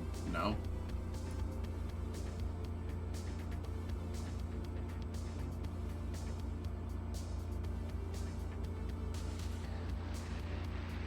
And good evening to all of you folks back home. Isn't this exciting? We're being seen all over the world. Oh, yes, I know. 700 million people joining us tonight. Some in summer, some in winter.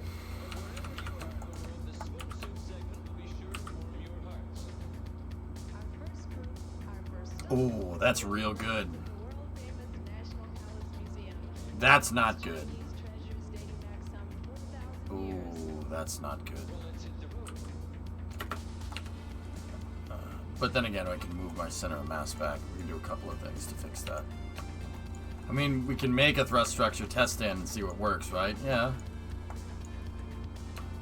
No, Just Base, I didn't. I upgraded and then I rolled back because it broke my designs. My designs don't work in the new version of Kerbal because you can't auto strut through docking ports because twisting them made them so you can't auto strut through it. And yeah, that breaks pretty much everything. That's the reason why I'm so damn far behind on this deadline, because I lost a week figuring that out. Loopy, the only thing, I'm not worried about the engine plates forcing grandparent or anything like that, to be honest with you.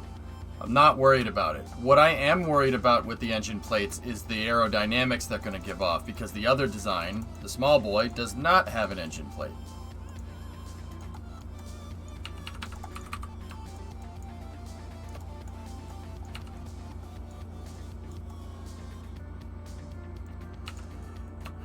Is that a? I think they're gonna hotfix it. I think.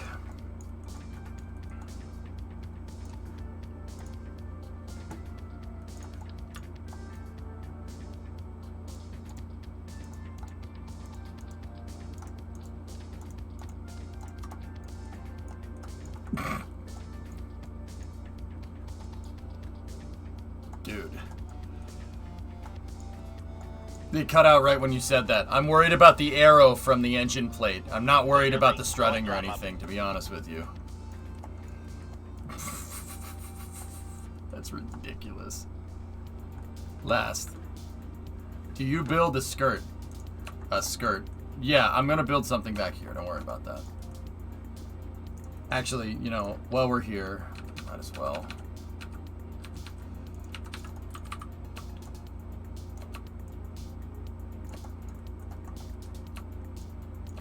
Offset the plate into the fairing.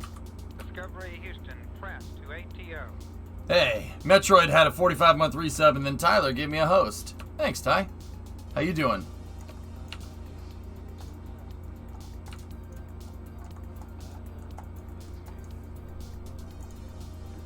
Alright, so what was I using for the body flap before? It was one of these. So that means I need, for the new body flap, type C, we need 4 times that.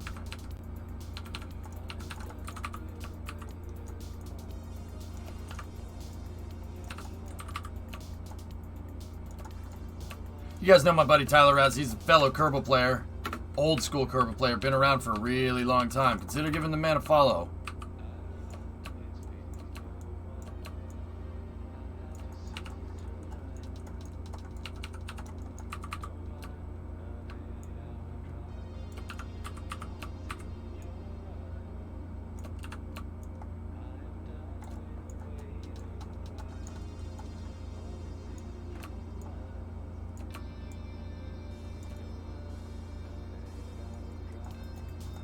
Did you discuss the FAA changed the rules on when someone is an astronaut? I didn't really get to discuss it that much, no.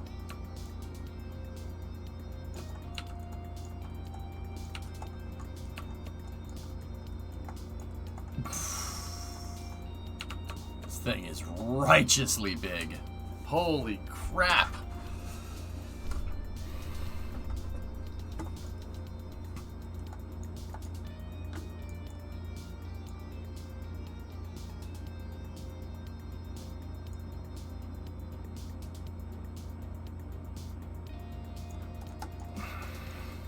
Tyler, are you here, buddy? I didn't see him pop in.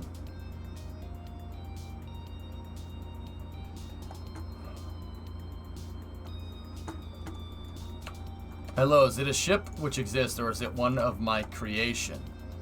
Suvlin Roy, no, Lockheed. It's Lockheed, but it was a concept. It never flew.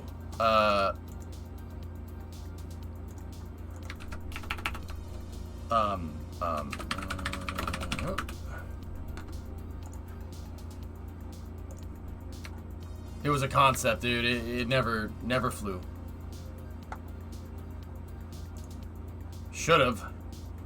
Would have been amazing. When do you anticipate the test flight, Caesar? It's probably going to be sometime next week, dude. Because this thing is made out of a bunch of smaller parts. There's a lot more struts and stuff. There's a lot more things I need to button up. I don't know where people are getting that big star thing from, but that thing would have been cool too. Nice. Nice. Oh yeah, somebody mentioned the X30 NASP. That also would have been cool. Alright. Wasn't Neptune's upper stage bigger than this? Neptune's upper stage chem was hang on.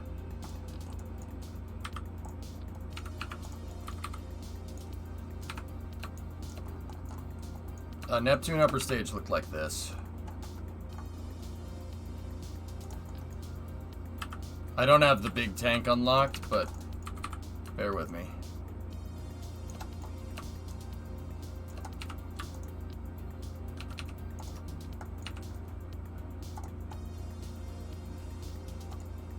I don't have the Rhino unlocked either.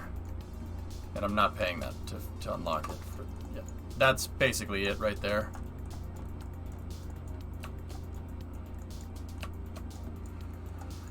I mean, it had one engine in the center too, like that. That's basically a Neptune upper stage. Dude, yeah, no, look, I mean, look at the scale. This thing's freaking huge.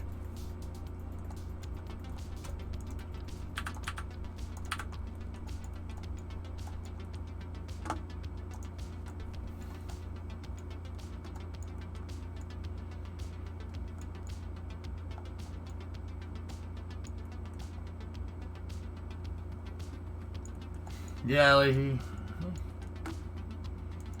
I'm telling you, getting all that stuff figured out up here at the front, that was the... Oh, you gotta be kidding me. How did that do that? You pissant triangle. There. Alright, save. You remember it being bigger? Now, Neptune first stage was 8 times as long as that, but the same rough configuration. What's the TWR, the 12 SSMEs, and anticipated 1210 payload? It's supposed to carry 18, Jim, not 12. I don't know why people keep saying 12. I mean, the only logical explanation there is that I misspoke somewhere. I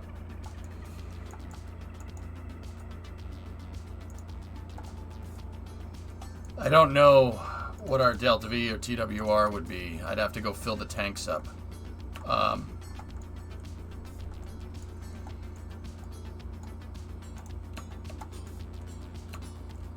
Yep, you said 12. I'm aiming for 18, guys. But 12 would be good. 12 would be okay. We could get away with it. But I really, really want 18.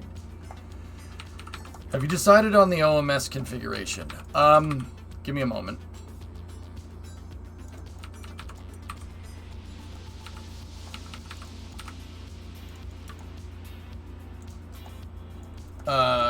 What I thought would be cool, and this is actually not my thought, this is Loopy. Loopy thought this was a good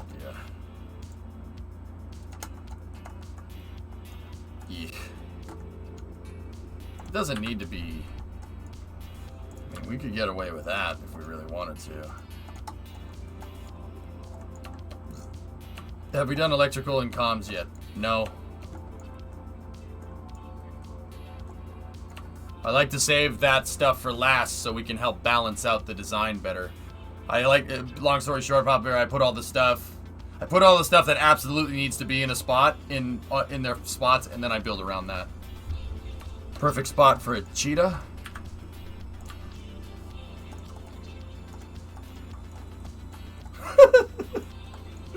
That's funny. Look at this thing. Look at this freaking thing. That actually is pretty good, man.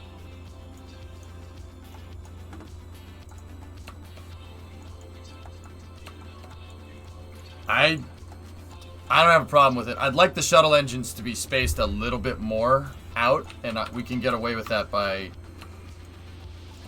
doing this. Ready?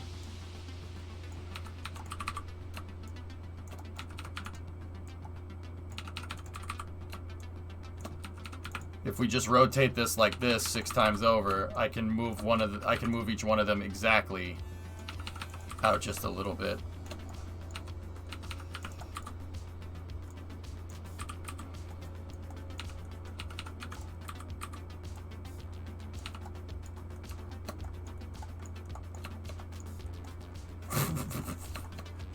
What's that, Bone Sister? Ugh. Yeah, Pig. Mm-hmm. The rocket revolver. I'm not sure if 6 shuttle engines could operate in this close a proximity without frying each other, but then again, 4 can operate that close, and it's really not that big of a deal, but 4 ain't 6, you know?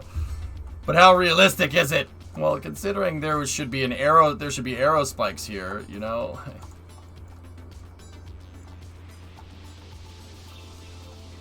Rotate the engine blade so you have the engines right on the center line and you'll be able to do thrust cutbacks easily.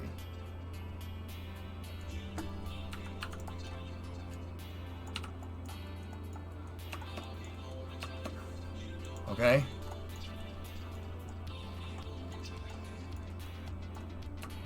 Discovery, go at throttle up. Dude, this thing looks freaking cool, man. Judo, 50-month resub. Take my money and subscription.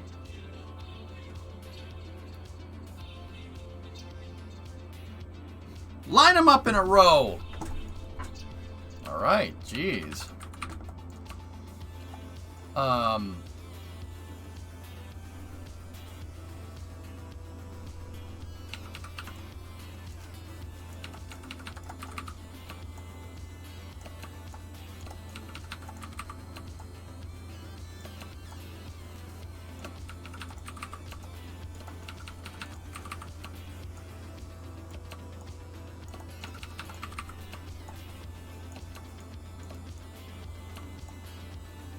mean, all the benefits that Luffy just said we could have are pretty much out the door.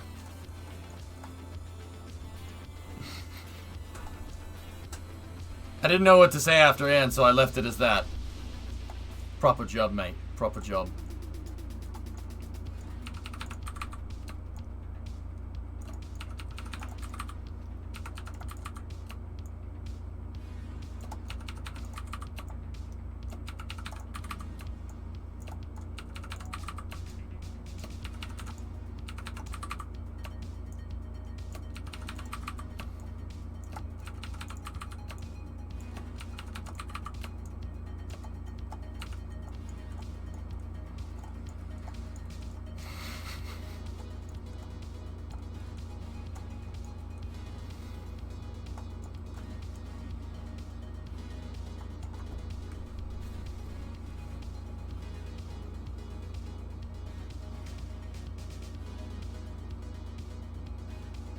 You prefer the Falcon 9 style over the Millennium Falcon? That's fair. Alright, what the heck is this? It's the big one. It's Big Chungus, man. I think the Hexaweb is cooler. I like that one.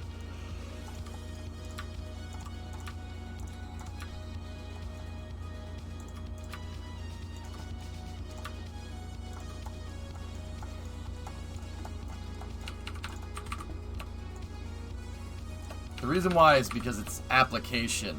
I can throttle down the engines better this way if I have more engines aligned on the center line of the vehicle.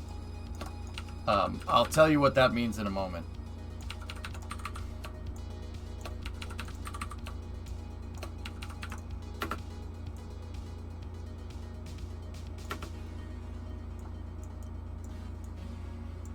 So if I have, see these shuttle engines, if I have those aligned on my center of, like on my center line this way, right?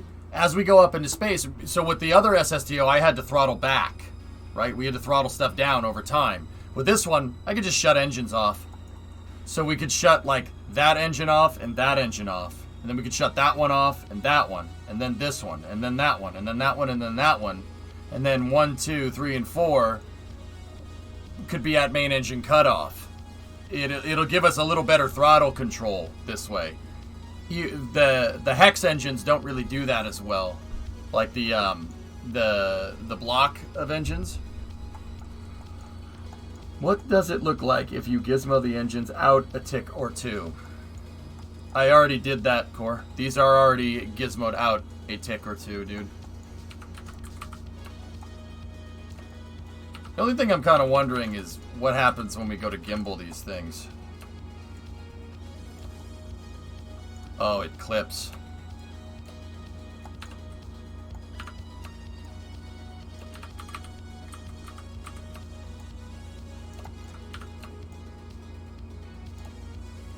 That doesn't. They need to be out. One more. You're gonna have to gimbal limited anyway. We could go take a page out of Elon's book and only make some of these fixed.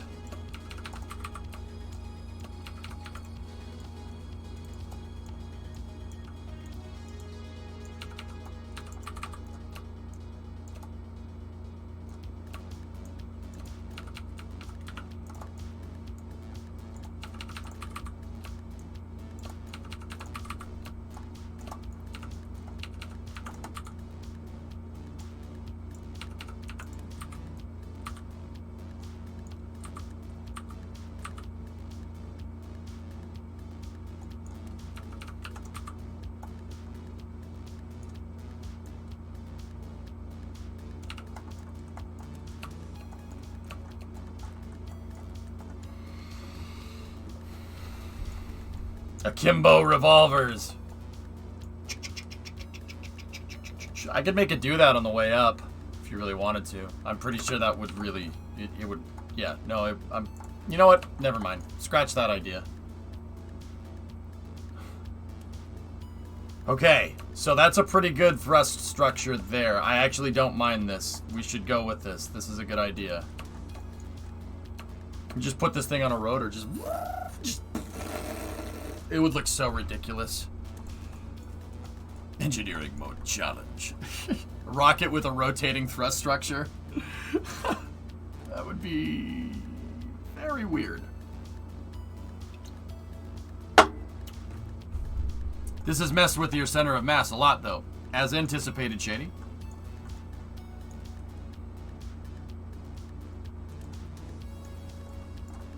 That was, like I said, that was anticipated. And Shady, this is why I saw that front tank the other day, and I'm like, no. Because can you imagine if we still had the other front tank? If we had the old front tank, our center of mass would be over here somewhere. That sounded like a space chariot of Mr. Nimbus. He controls the police. I am Mr. Nimbus, Richard. Richard, betrayal! Why is the center engine orange? That's the OMS, Jack. That's our maneuvering system. Should we do a static thrust test to make sure that it's not wobbly? I don't think it's going to be wobbly at all. These are grandparent locked, and that one is grandparent locked to that fairing right there. I am Mr. Nimbus. I control the police. Flag time. Yeah, let's get the flags done. So, the back. I have flags that are just... We have a color palette for flags. See? I just use the dark gray and then just make this thing as big as it needs to be, and...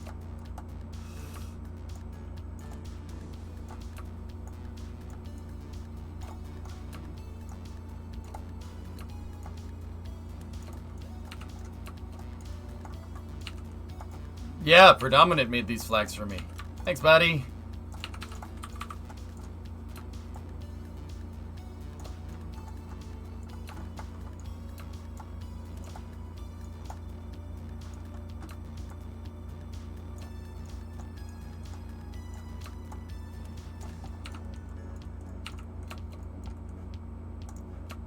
The OMS has better vacuum performance than the small one, right? So the Cheetah has 355, dude. Yeah, and the shuttle engines are only 315. Granted, our thrust to weight is TWR is going to go in the toilet once we get on orbit, but we don't need high TWR. It's just for on-orbit maneuvers, maybe to the station and back. That's it.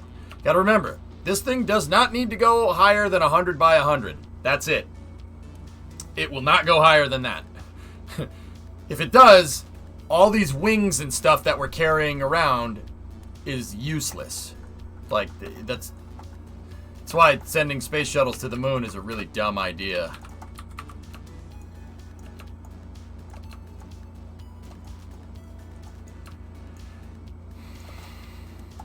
Who would do that? Chat? Why would someone ever do that? How about sending them to Mars? If we're gonna send a shovel?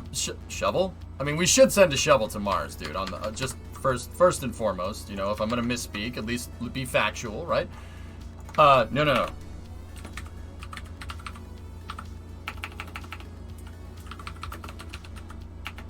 If we're gonna send a shuttle to Mars, it should be this, the MADV, the Mars Ascent and Descent Vehicle. It's basically the front. The front is basically a space shuttle, and the back is a Centaur stage. Yeah. It's a space shuttle with a payload bay, and it has a Centaur stage jammed in the back. Yeah, the MADV, Martian Ascent and Descent Vehicle. Yeah, MADV. You know, these are all concepts, right? Like it's all art. It doesn't exist, but this is a concept by Lockheed that is on the table right now for a vehicle that can go from, it's an SSTO for Mars, basically. Yeah. Crude DCX. Facts. And I know what you're saying, like, well, shouldn't that thing have like tiles on it or something? You don't need re-entry tiles on Mars. Coming from orbit, you don't need re-entry. You don't need tiles.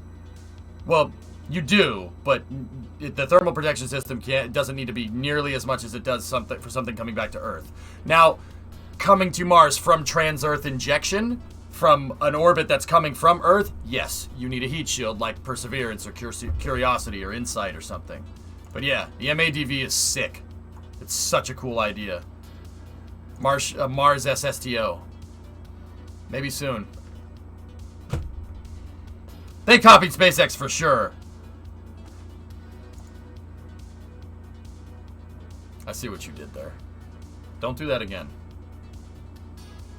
Kem, don't do that again. Don't do that again. Don't do that. Stop that. Stop this nonsense.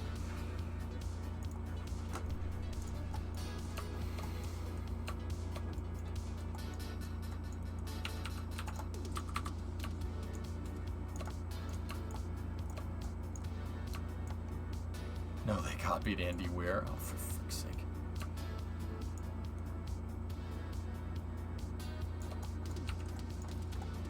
What are your thoughts on Direct? Mars Direct? I'd have to review the architecture, dude, but I'm pretty sure I like it. I don't remember. I think that sounds right. That's Zubrin's idea, Mars Direct.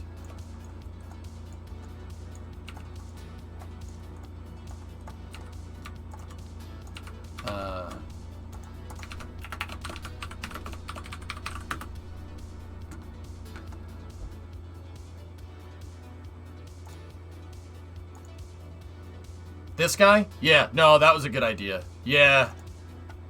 I like this. This is a good call. I also like that as well.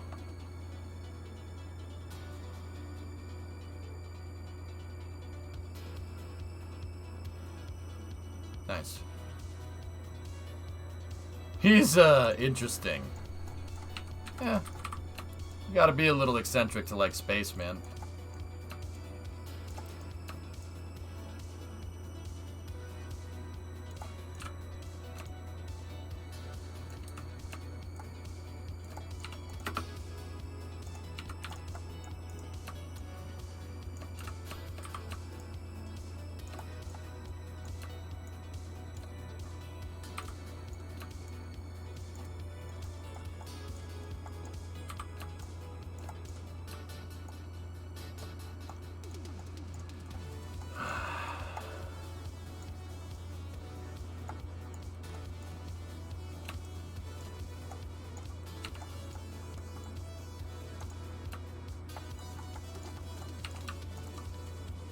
Hey, Entropy, I've always said it.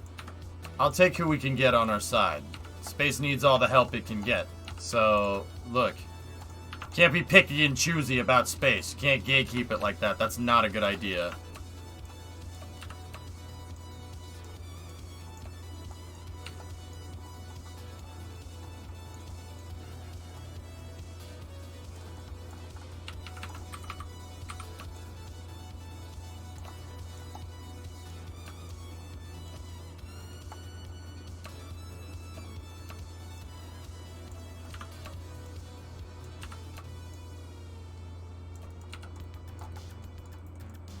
Great success.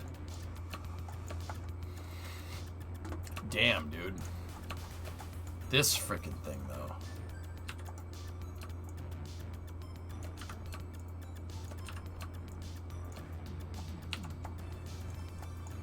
It's just a little...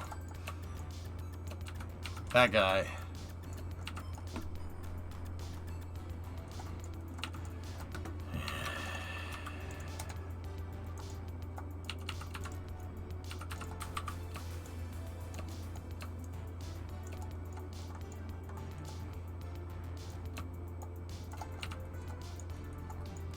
Bro, that's nuts, man. What's next after the flags? I still gotta strut a bunch of stuff together, dude, but holy crap, this thing is coming, man. It's coming along. I think Payload Bay is what we gotta figure out next.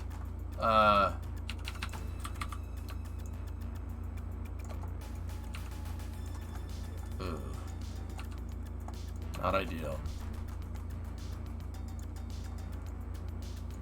What's the solution to the center? If I knew, I would have done it already, Shady. Just bear with me, okay? Patience, young Padawan.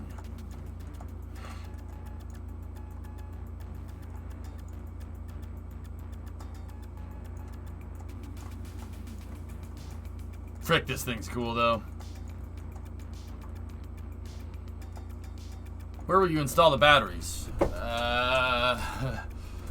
I don't know. I don't know yet. Do you mind if I share a picture of my nuclear engine with you? Yeah, you just gotta get link perms from the mods, dude, and then go ahead.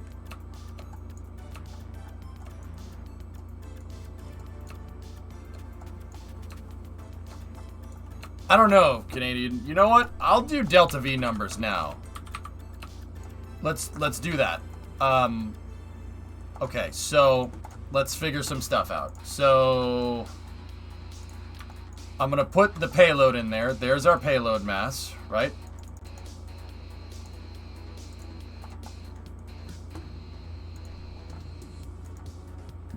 That's cool, Sea Dragon. Looks nice.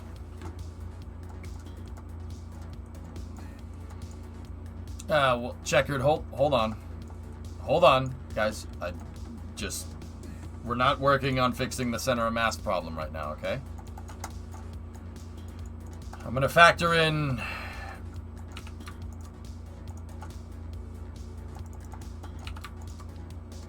just, you know what? I'm gonna factor in another 18 tons worth of stuff that we need to add to this thing. So this is the payload. That's all the other struts and everything else that we need to add. And yeah.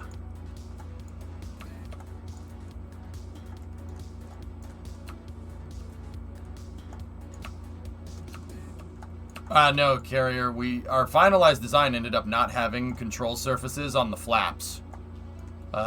Yeah. It turns out using these up here, much better idea. The game gets confused when you go start messing with the body flap like this, and you put control surfaces on it. The game, yeah, it's like, what? Yeah. Plus, we also read that this thing was going to. It's seriously unstable aerodynamically flying. I mean, look at it. The thing looks like a freaking wedge of cheese or something. So.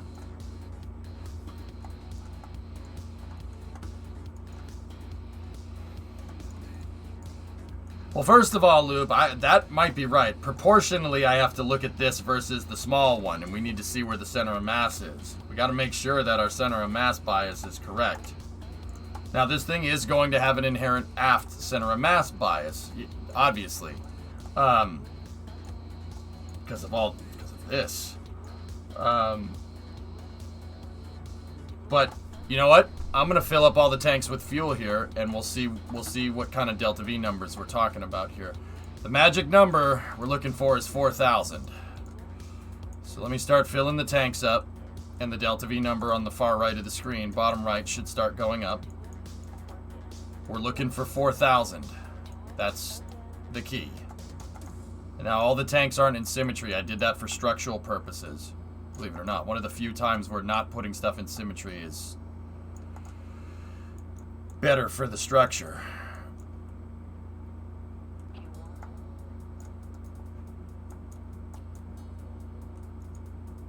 Once again, we're looking for 4,000 on the dot. Make sure we're set to sea level, okay? Yep.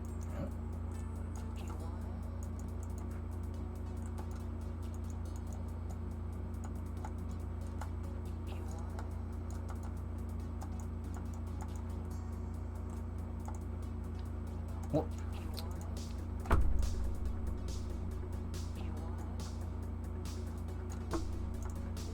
I don't know where that strut came from. God damn it.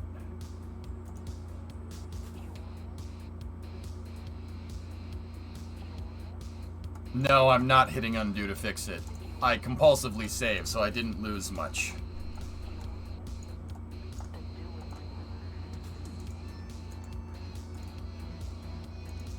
Let me be more careful with where I'm clicking this time. Once again, magic number on the far right. What we're looking for is 4,000. That's what we need. If it gets to 4,000, that means we're in the ballpark, but we also need to take into account our thrust to weight, so...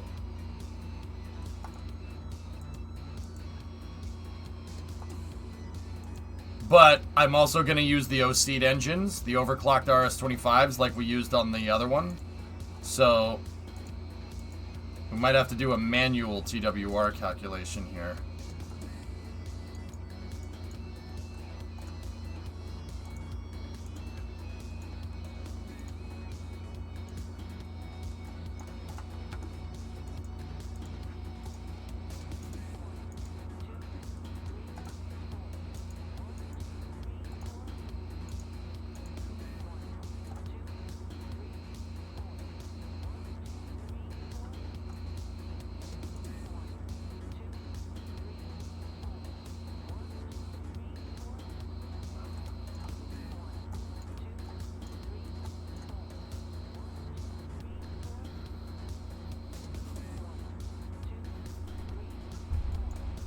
Wow, 4,500. What happens if I...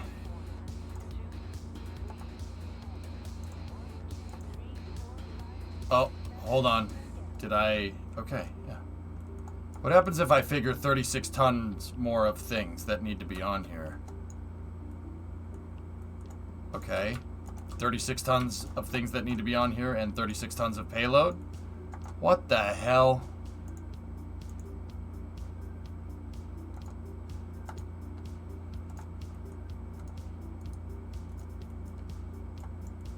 Hey, Flask. If I overclock the engines, Kim, we don't have to worry.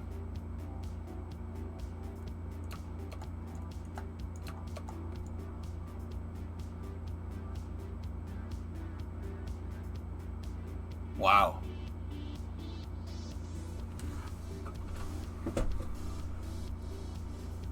How does overclocking affect Delta V? It doesn't.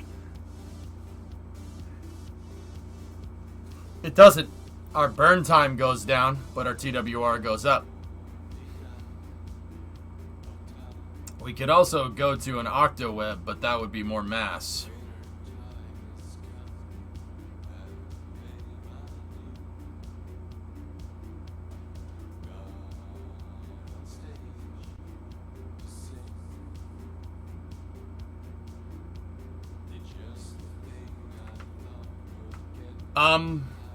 I don't know where I forgot to carry the one somewhere, but I think I forgot to carry the one somewhere.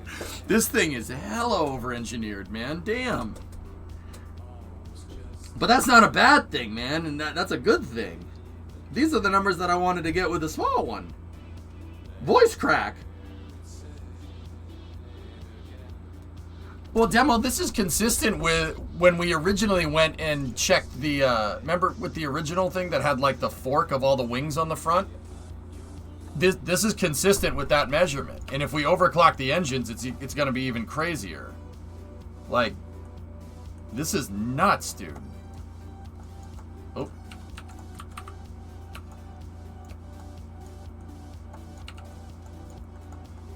It's ridiculous. That is an insane amount. Like, increase payload bay length so we can take more up in one launch. Nah, I don't want to do that.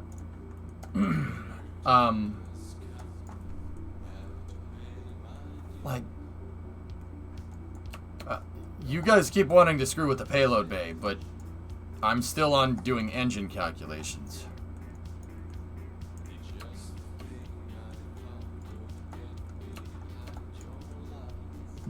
It's interesting, Hellfish, yeah. It's the Falcon Heavy conundrum. I don't think we're going to need anything bigger than this payload bay. Guys, I'm not fitting 36 tons of whatever in here. Increasing payload capacity at this point is stupid. I'd rather just keep it at 18 tons, keep that payload there, and now, I mean, look.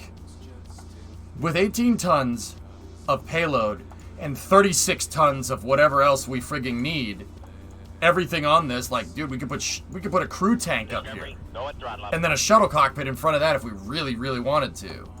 This thing could freaking be a passenger liner into space. I mean, there's no way we're going to be able to, unless we're taking up fuel, there's no way we're going to hit 18 tons of anything in here. I mean, this thing's a freaking monster. What if we use monoprop because we have so much extra room to play with? Bad idea. Monoprop gets terrible impulse compared to the verniers.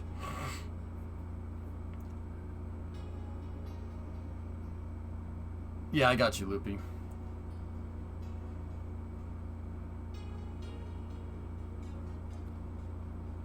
Gorn, I messed with it already, but yeah. What's our thrust right now?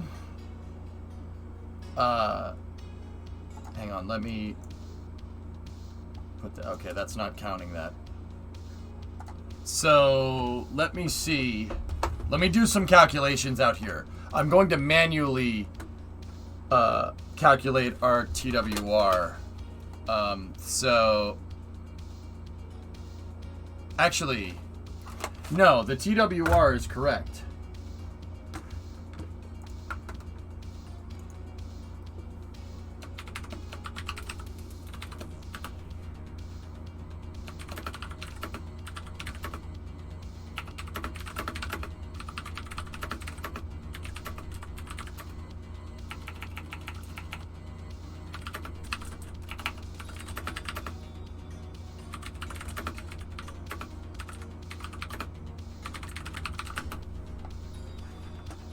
Alright, sorry. Getting pretty late here. Alright, Chief. See ya. What's the fuel cost for this thing? Is it gonna take forever to fill? No. Just make a bigger fuel farm. Yeah, just make a bigger fuel farm. I overclocked to 120. So let me just mess with something, guys. So disregard the center of mass thing for a second in the payload bay. I'll figure that one out in a second. I'd rather have that ample Delta V stuff for what, like, say if because I want to put like a robotic arm in this, and then like a robotic arm, and have this thing build frigging space stations and stuff, dudes. So just bear with me on that one, okay?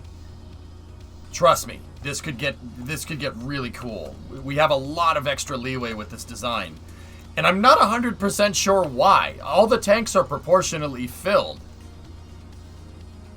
which is weird. Every tank here holds 10 times the amount of fuel. I guess 10 times the amount of fuel. My only guess is that our fuel proportions are different than our actual proportions of the vehicle. And if that's the case, well, that works in our favor because we have the equivalent of densified propellants here. Not a bad problem to have. Mass ratio gets larger when you scale. You're right. That's true. That's, Core, it's probably that one. You're right. I don't know, Bon. Yeah, Kem, that's a gross overestimation, dude. That is it's more like that. In which case, that is Delta V down here. You want to see in the vacuum? We have about 5,000. Oh my goodness. That's great. That's perfect, man. That's gonna, see, that makes this thing a lot, I'd rather it be over-engineered. That's the margins that I was looking for with the small one. This is fantastic. I'm really, really, really psyched about this. I'm gung-ho on this now. This is awesome. But please don't cancel this. This is gonna be insane. So this will go to the moon then? No. It won't go to the moon.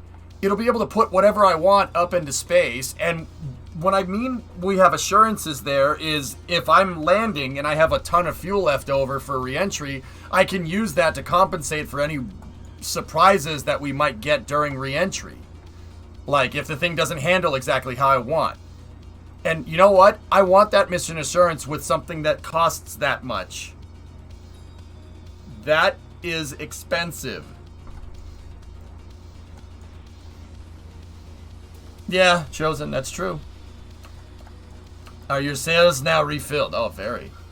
I called this weeks ago. My 5N copy was half the fuel and could push 36 tons LKO with a Mark III crew pod. Well, yeah, Raph, it's consistent. It's consistent with everything that we've done in the past, dude, and we have peer review. This thing's gonna be, dude. Small SSTOs suck. They make no sense. Once you scale, then it really starts to make sense. Now, here's the real humdinger of a question. Does that work in real life? Do SSTOs scale like that in real life? I don't see why they wouldn't, right? Is there any particular physics here that Kerbal has, or that real life has, that Kerbal doesn't have here that would...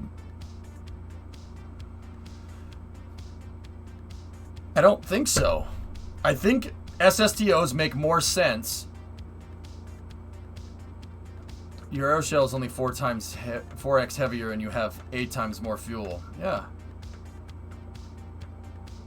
So how much is this actually going to cost per mission? About 500 G's. But we get 400,000 of that back, dude. So SSTOs work with scale. Oh, I gotta ask Rocket Guy about this. That's why Electron is carbon fiber and why Starship is steel. Yeah, that makes sense, Core. Frick, dude. Core, all I'm thinking about, empty fuel tanks are more heavy in real life? No, they're actually way lighter, Rasmio. It's interesting. I mean, if I'm remembering correctly, for all the people that stalk Elon Musk on Twitter, me included, I'm not trying to say that in a bad way, didn't he say in the past that they wanted to make Starship bigger, and he's kind of like, I wish it was bigger than 9 meters? And the original BFR was frigging huge. So you gotta make this one, but make it 3 times bigger. Will we be building ships in space with this for interplanetary missions? We could, John. Yeah, Kiranov. Because he's so gung-ho on scaling from Falcon 9 to Starship, from Starship to whatever, right? Like I said, that tells me that does scale like that in real life. Would KSP be able to handle something 3 times as big? Demo, the thing's 458 parts right now. I'm telling you, 500. Yeah, I mean, sure. Why not? I mean, 500 is great for what you see on the damn screen, man. 500 is clutch. The reason is the dry weight will scale with surface area, and the fuel will scale by volume, so more of the rocket is fuel, hence more delta V. Yeah. Yeah, Jet Space. So when are we building Venture Star?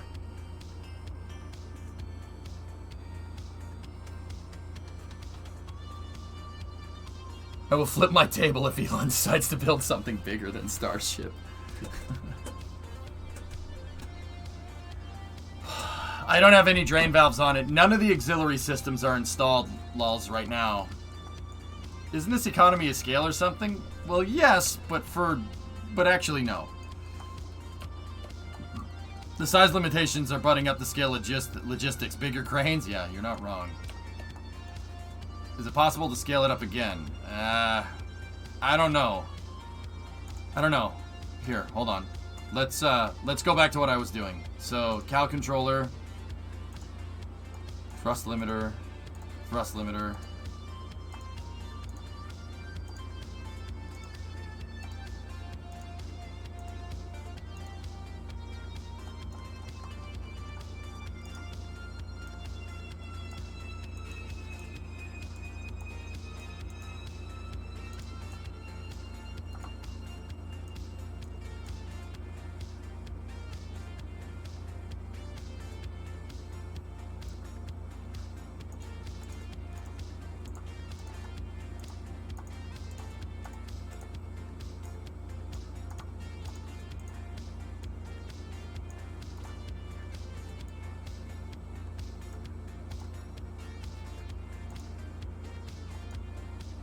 Okay, it did screw up. It doesn't show the TWR. Alright, here, let me see if I can refresh that. Nah.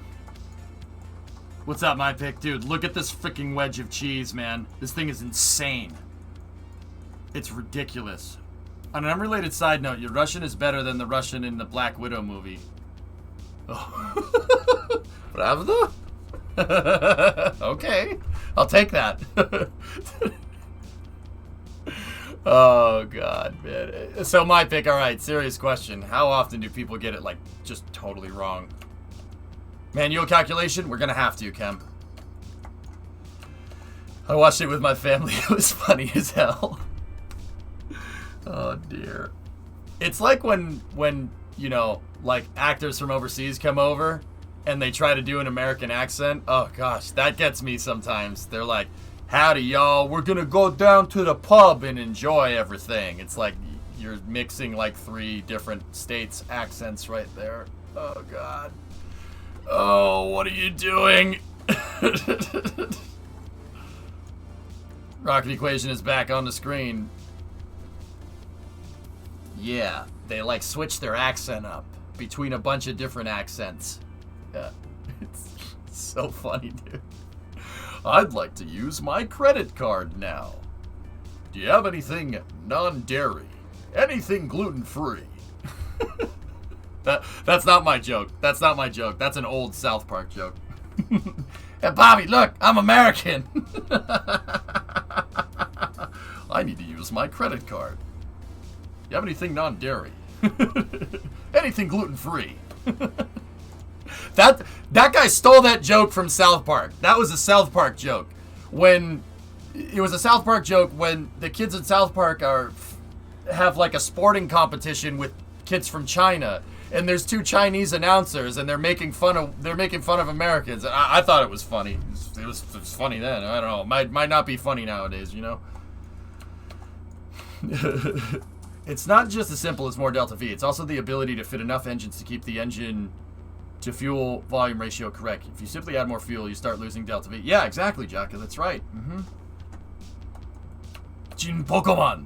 That's the Japanese, but still funny. Alright.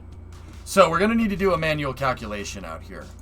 So let me go back over here. So that did not take TWR into account, so I'm going to open the editor, and we are actually just manually going to do this. It's not calculating the thrust. So we need to do a little bit of a percentage thing here. So that's our true delta V right there, and that's sea level, 4486. I mean, dude, this thing's a freaking monster. Can we just take 27% of 87 and add them together?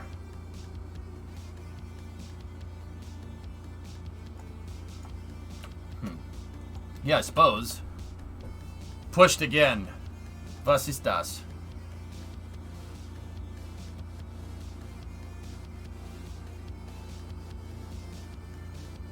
Okay, that's no problem. My Helens of Americans is basically, I got my car keys in my khakis, and I'm walking here. That's the Northeast, Theix. That's my neck of the woods. Car keys and khakis is Boston. I'm walking here is New York, though. But, yeah. They're not that far apart, but you don't get those two confused. Close enough? Ow. You got Smart Pack?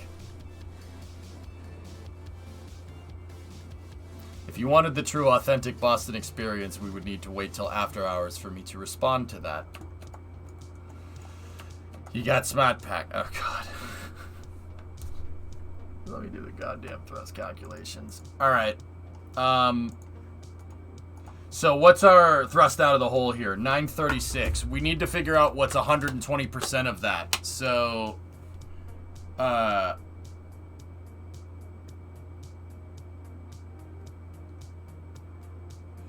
so what would we do? 936 divided by 0.20? No, that's not right. Percentages. Yeah. It's times 1.2. Yeah, sorry. I have math when I should have left it.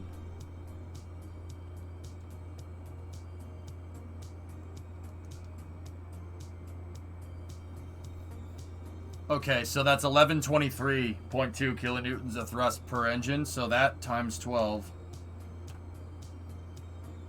13,478. Okay. 13,478. Let me just put that up here.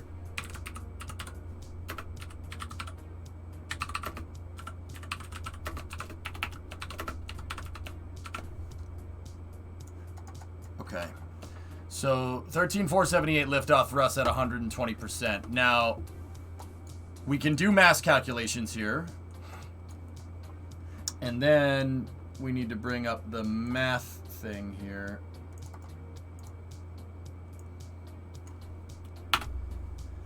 Well, that's delta V. That's not necessarily what we want.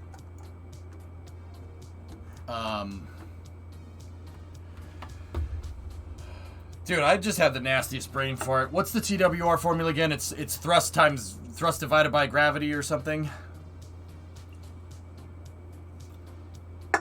I'm being dumb. What is this ancient language on the screen? Don't worry about it.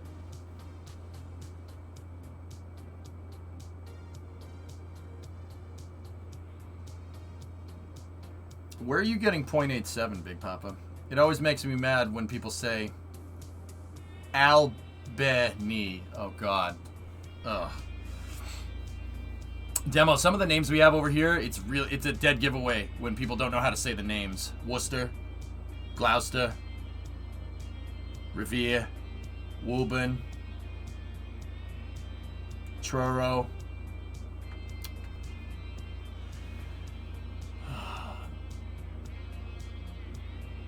0.87 is the current TWR. Hey, Mike, what's going on? Thrust divided by mass times gravity. Thanks, Shady. You know what? I'm going to write it down. Write that down. Write that down. Write that down. TWR equals T divided by M1, or no, initial mass divided by Peepo G. There we go. Moog. Alright, so we take 13,478 and then we divide that by our mass, which is, holy balls, this is 1,321 tons. Divide that by Peepo G, 9.81. Ooh. Multiply, not divide. You're a division. Dude, I'm telling you, my brain is fried right now. I put so much effort into this right now. That's why I'm failing basic math on stream.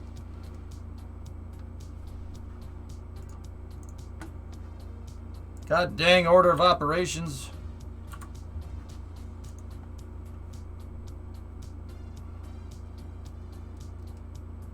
Boop. 1.04. 0.87 times... Papa, your math would have worked too.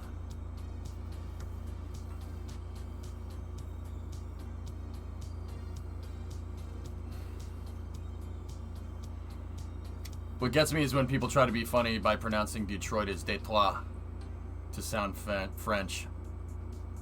Well, then shouldn't they call it Cadillac? But whatever.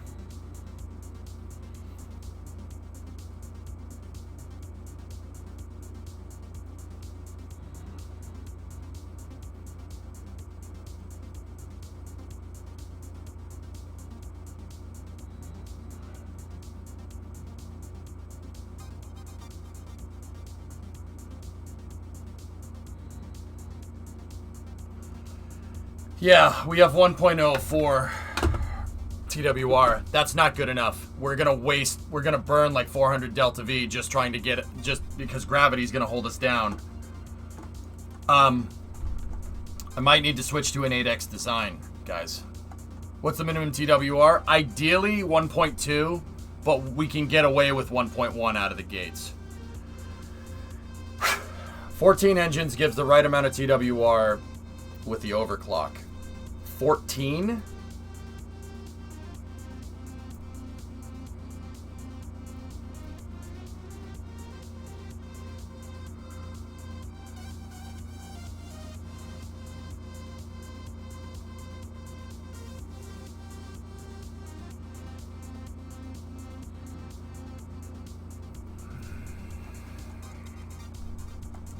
Okay, so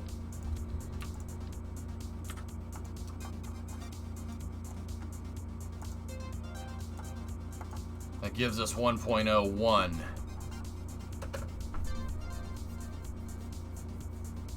You should do 3 like a C going outwards.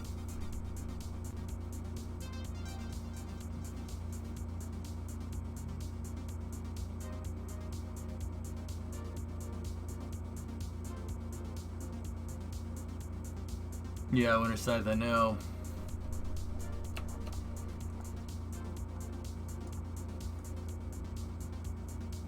You really don't need the OMS, just use the two center vectors for OMS.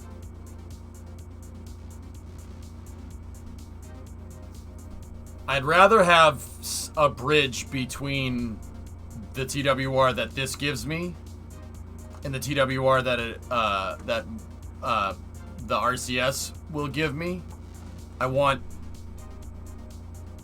I need to have something in between there. I mean, we could always do that.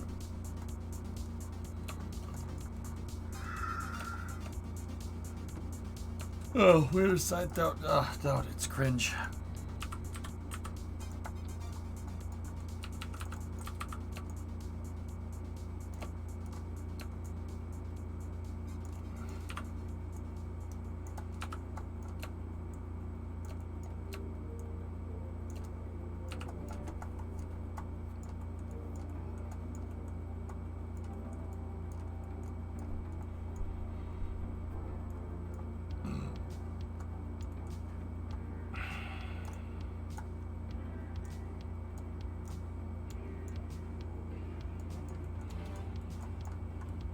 Could always do a Proctor Octaweb instead of a Hexaweb.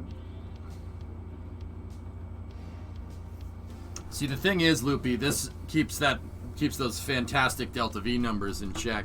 Like that, like if I do this, we're gonna need that. Oh, well, that's not bad at all.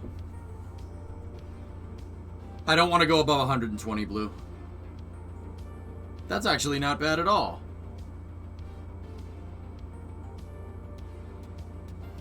Yeah, 2020, we would need so many arrow spikes, dude, to get this, if I really wanted to make an arrow spike, you know?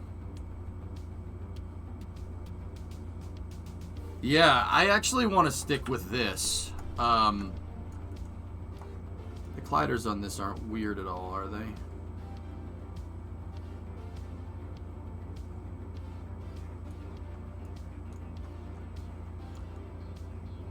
Nope.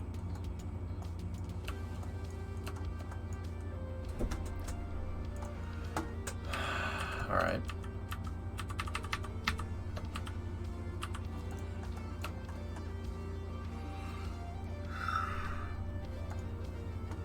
So this gives us, if each engine is doing 1123, right? That's what we calculated.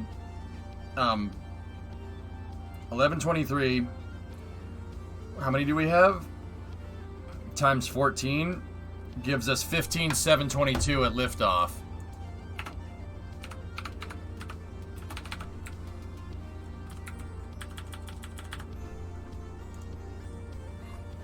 And now, if I do 15,722 divided by 1329, because we upped the dry mass a little bit, divided, or no, not divide, times, you idiot. 9.81. That gives, dude, this gives us 1.2. 1.2 right out of the box.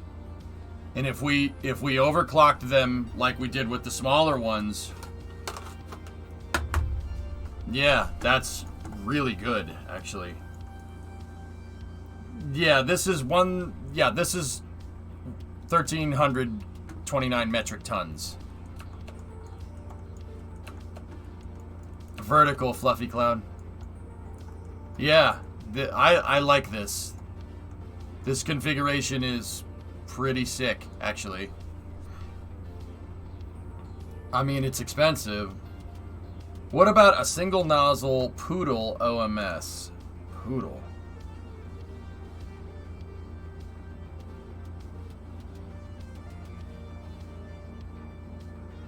Where is it?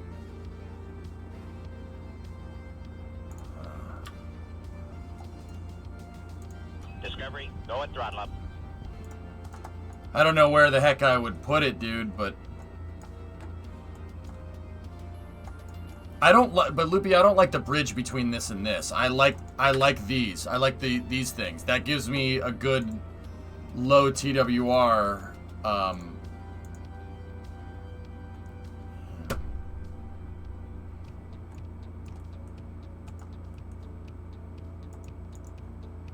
Hey, Pyro, 13-month resub. Thank you.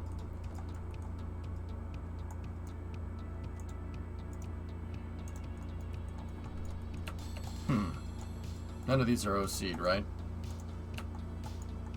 You like the copper color, huh? Yeah.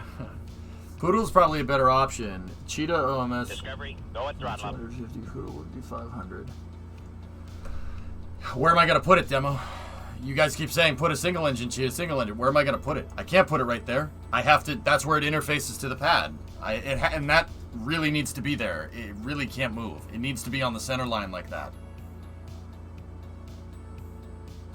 That's with a full tank of gas, Lol Dog. It won't have that much fuel when we're on orbit. The TWR will go up. It'll probably end up being, I don't know, 0.3, 0.4, somewhere around there. Put two of them?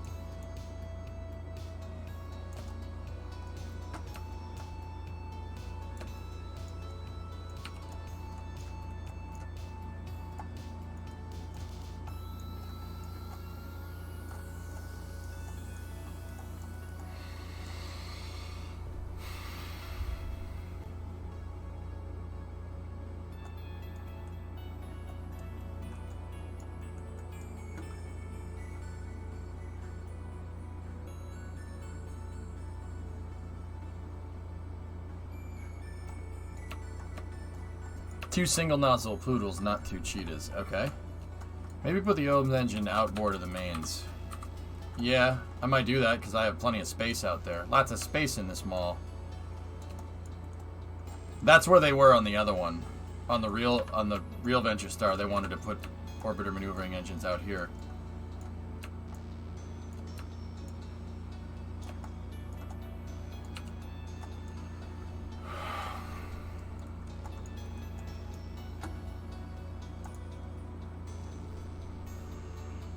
Oh, bananas. Floppy bananas. Alright, floppy bananas. Huh. Huh. Huh. Huh.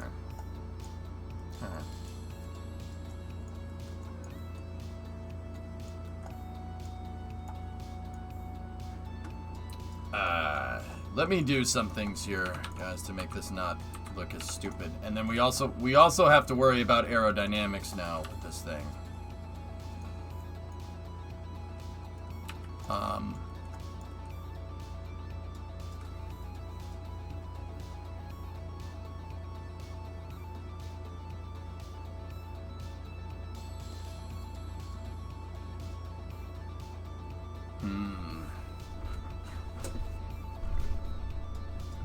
I don't know.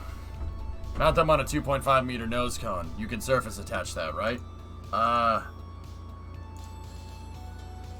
No free napkins?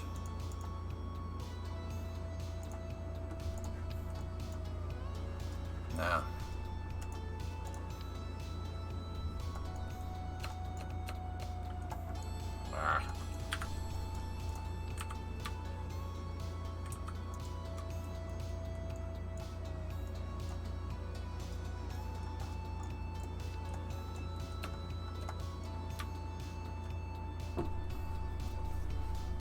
Ah, yes. That's normal behavior.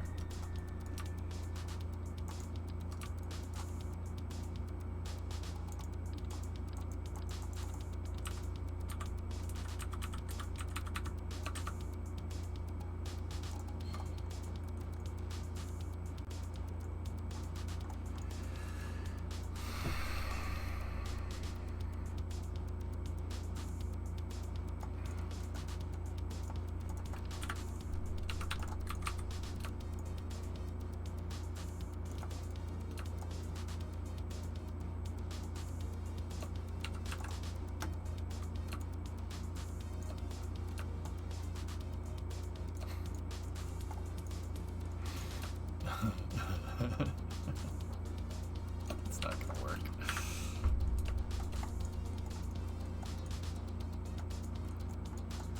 Um.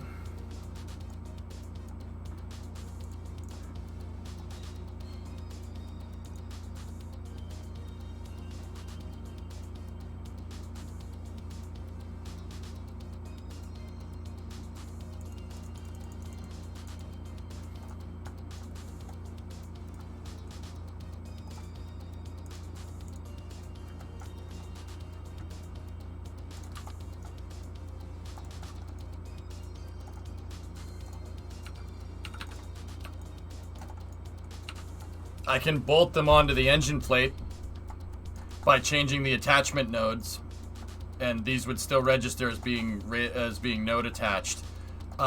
There is one thing that I want to do with that, though. If we're gonna do this way, I need something.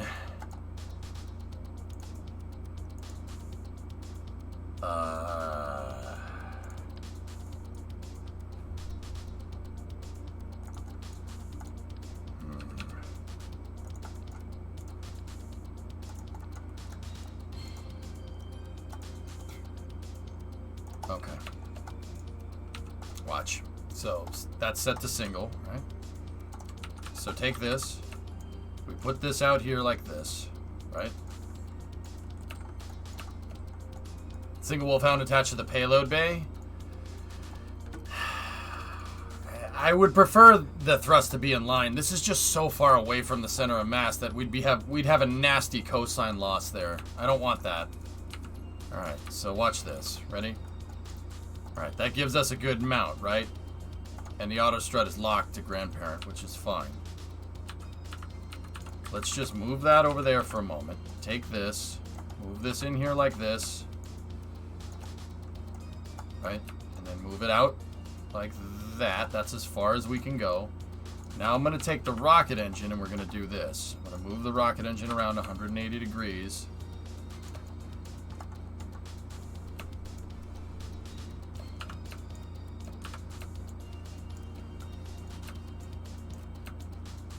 And now it doesn't just look like we just arbitrarily placed it there. It looks like it has a skirt and a mount.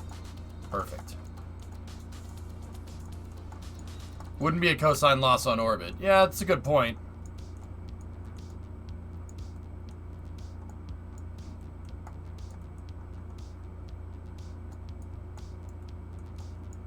Where does it gimbal from? Well, right there.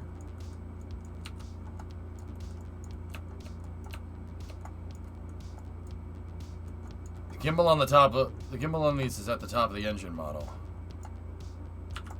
So it would look pretty much like that.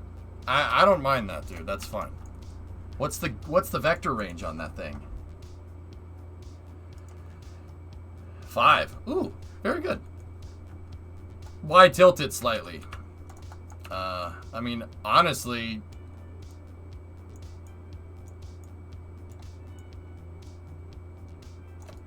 if you really want to know, the engine should be, these should be pointed through the center of mass, like what Demo said. They should be like that, but no, I'm not doing that. That's dumb. It looks terrible.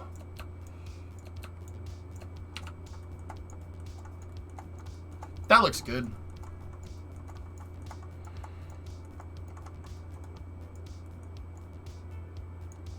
And just because I think tilting it slightly looks nice. Makes it look like orbital maneuvering systems because my space shuttle. All right.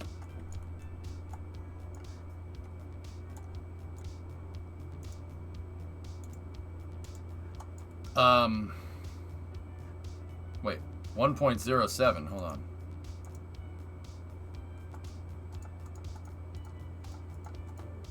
Wait a minute. Oh, I gotta overclock them. I gotta...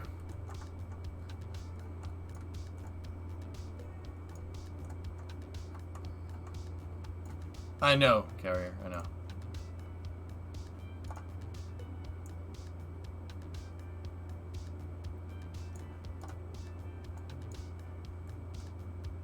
Alright, dudes. There you go.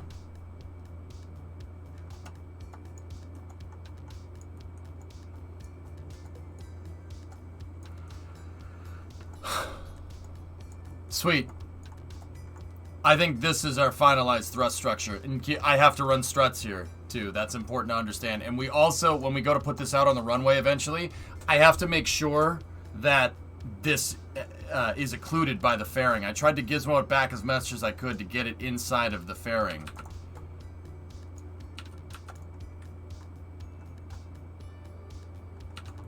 But, man, this thing is shaping up. It's pretty cool. Any chance of a static fire?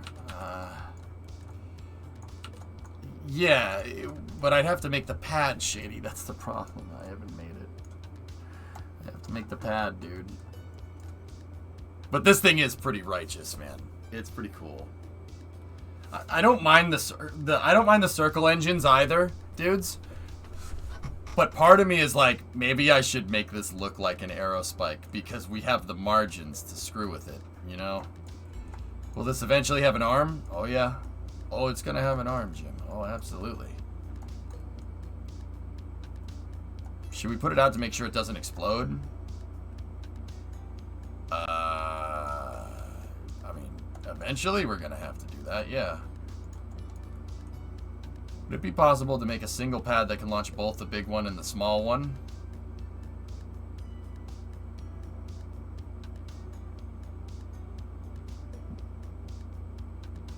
I mean, yeah, I could, but I'd prefer to do it in such a way where I could just...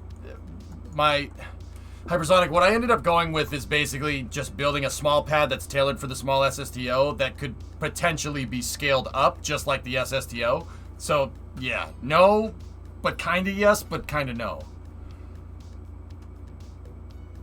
Please overclock the Dart engines. This thing would be even more insane. Overclock the Dart engines.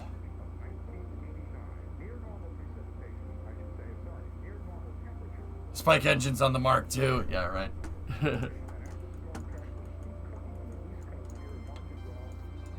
You could point the outer vectors inward to where the middle one is creating an aerospike-ish effect. Yeah.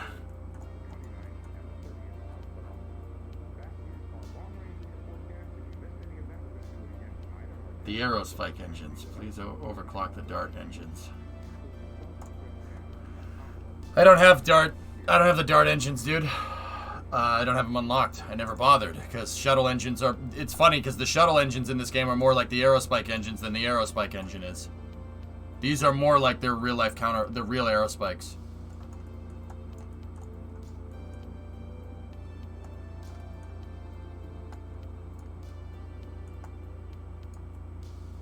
Yeah, demo. It took me a second too. This is career mode, Carbon. All right. Now we need to solve these. Okay. So like, what else do I need to do?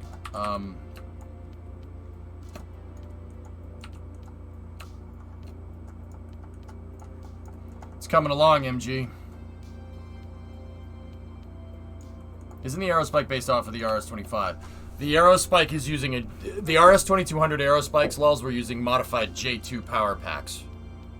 So the RS-2200 and the RS-25 can trace their roots to the J2. So yes, but also no. Same lineage. I do not have any landing gear installed, Just Space. Landing gear is dependent on our center of mass.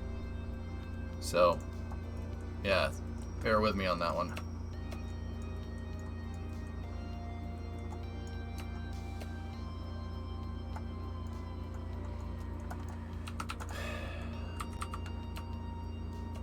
Alright, so what we need to do is I need to go back to... I need to drain the fuel out. We have 4,400 Delta V with this thing, which is pretty friggin' cool.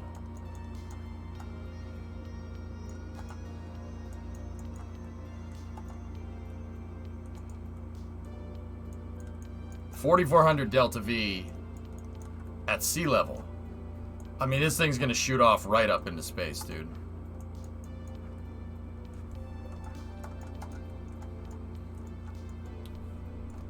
Thermal tolerance of the wings.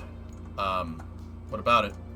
They're low, but they're connected to a fairing. You guys gotta remember how heat flux works.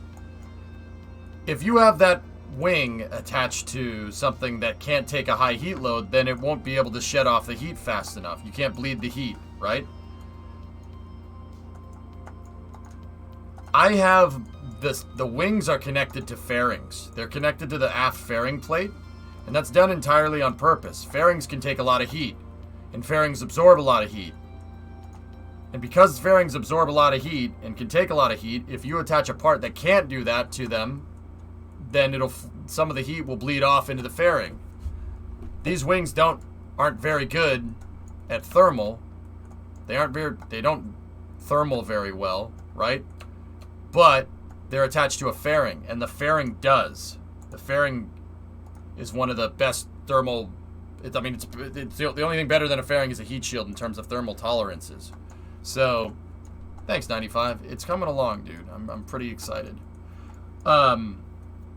So if you have these parts taped into something that can take the heat, they should be able to flex some of that heat. And you can see if it's doing that by going in here and displaying thermal data and action menus and then right-clicking on it and watching the heat flux happen. You could see it. You could see heat flux is heat transfer between one thing to another.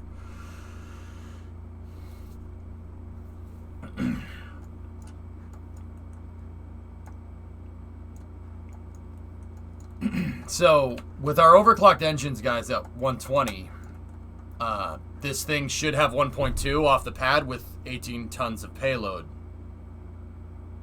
Flight tonight, we're not even close to flying this thing, SB. I'm sorry, man. Normally I'd be like, oh maybe. We're not even close to flying this thing. If I put this thing out on the runway, it would fall apart. Nothing is strutted in here except for the fuel tanks. Not even the payload bay is strutted.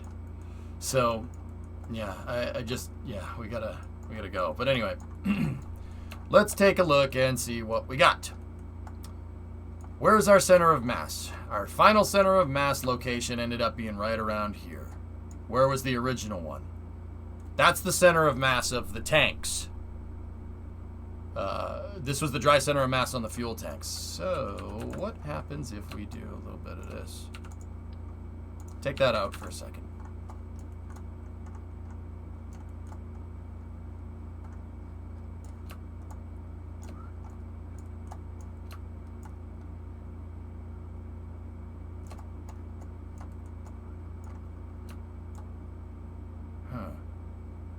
Not bad. If that's, guys, that's actually okay. I could put it here, and that would be more in line with the space shuttle. But we would half our down mass. Our down mass would only be whatever can take up half of this payload bay. If I put the payload bay right here, then I can, whatever I can fit in the payload bay, we can bring back down regardless of where it is. Planning to do the RCS pods the same way. Yep. My body is ready for falling apart. Could we see what this looks like with a shuttle cockpit up top? Yeah. Yeah. And then that bias actually isn't that bad. Okay. What I need to do now, guys, is I need to go and I need to figure out, just where did our center of mass end up on the small boy? So let's go. We have prototype 6, B1 prototype 6. Now we need A1 prototype 16. Yes, I'm keeping track of it. A denotes the small one. B is the big one, see? A prototype 16. This has no fuel in it. It has no payload in it. What are we talking here?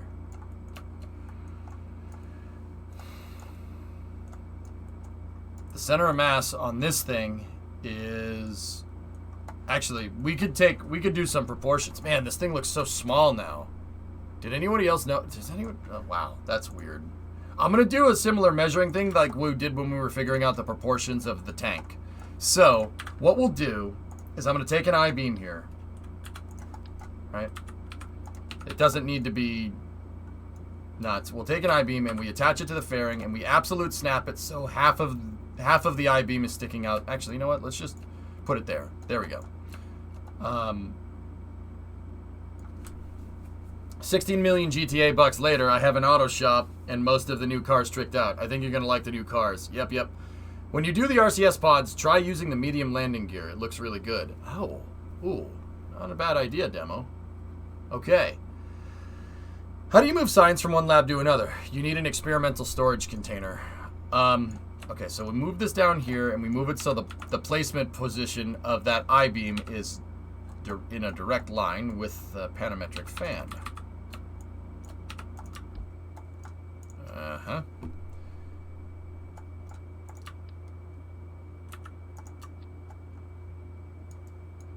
Yeah, how about we don't save that and use useless freaking things. Alright, okay, open that up. Yeah. So attach it there. Rotate this up into position. Right, and then, so we attach to the docking port, rotate it up, and absolute snap. Okay, so now I'm going to move, now give me something like this, right? And then attach another thing to it, another cubic octag, and now I'm going to measure the distance here, like similar to using a caliper, right? We're going to measure the distance to the center of mass from the aft engine plate, all right? So move that right into position. That is pretty much exact. Hold on.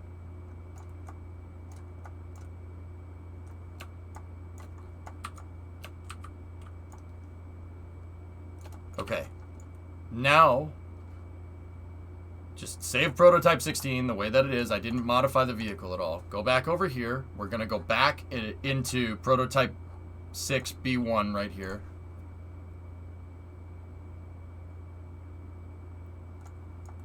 Yeah, Gorgon, me too. It's cool to see it all come together like this, man. I mean, dude, look at this thing. The other one looks tiny compared to this. We go back and look at the other SSTO, and I'm like, what the hell? Why is it so small? Remember like a couple of, like last week when we were like, man, this small SSTO is big. I can only imagine what the big one's going to look like. This summer will forever be remembered as the summer of SSTOs. All right, so now what I'm going to do is we're going to go back into the prototype here, but I'm going to merge it instead. All right, so we have big boy and small boy. So let me copy this by holding left alt, right? Now we're going to attach it to the back.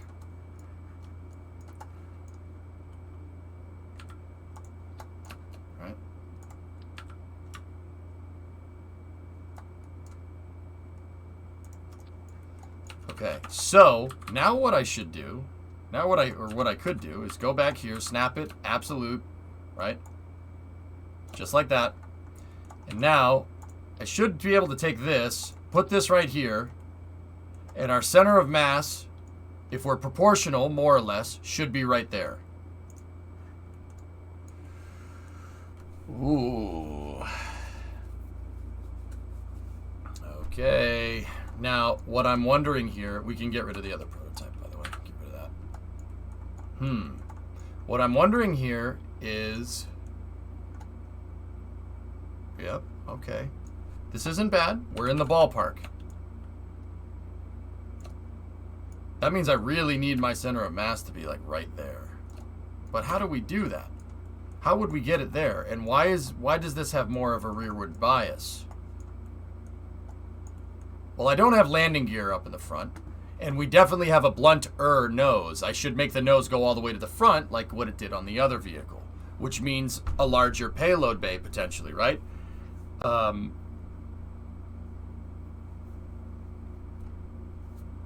Wow, 14 vectors. That's 7 of the full-size Mark 33 Aerospike engines. Well, didn't the real Venture Star MGB have 7 of them?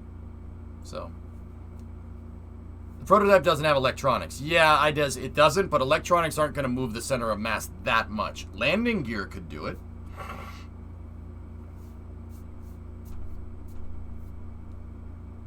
Right, Gorgon? Yeah, it's unbelievable. Yeah, Jack Tank, it's pretty good.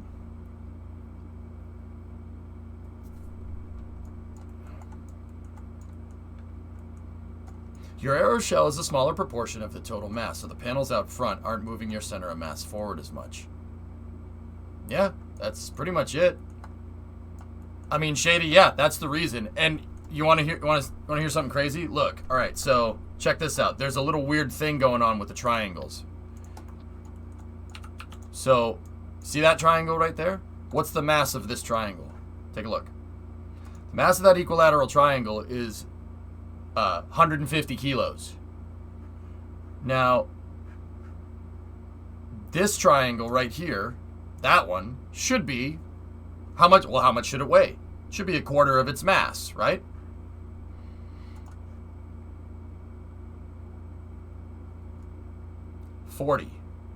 It weighs 40 kilograms, or 88 pounds. This one weighs 330 pounds. What's 40 kilograms times 4? 120 kilograms. Wait a minute. No, that's not right. Am I doing that backwards? No, 4 times 4 is 16, idiot. Not 12. 3. Freaking wow. See? What the hell's the matter with me today? My math is potato bananas. All right, so we need 4 of that. 4 times 4, 16. 160. Right? 160 kilos. And you need 4 of them to make up that surface area. These bigger triangles are actually lighter, which also kind of does explain our delta V. See what I'm talking about? I don't know, my pick. Just chalk this day up to my brain being fried from working on this thing too much.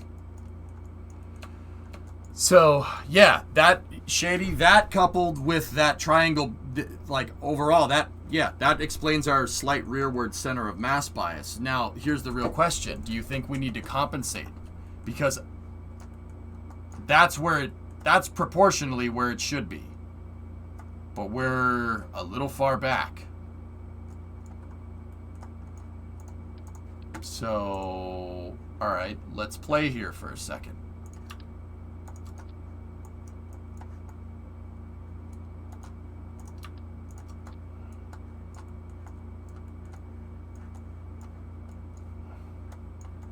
Where's our center of lift?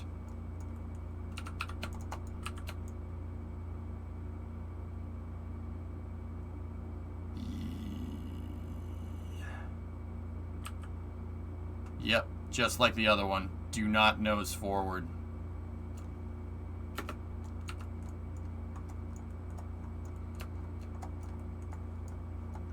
See last link for some thoughts. I think a 5th segment for docking harbor and avionics bay would be a good way to shift it forward. For a crew variant, the 5th segment also has a crew bailout egress potential. Oh. I don't think it's going to shift it proportionately, though, Luke. Let's take a look. Let's take a look. Stick close. So let me go in here like this, and we'll grab one of those. We could put that in line. That's no problem. Right? And then I know you guys are all bananas for this.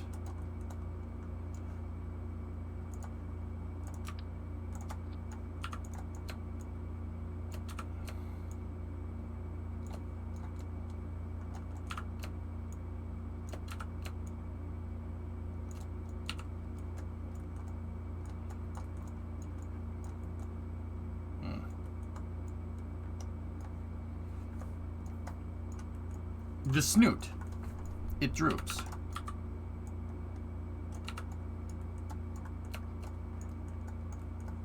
Crazy. So cursed.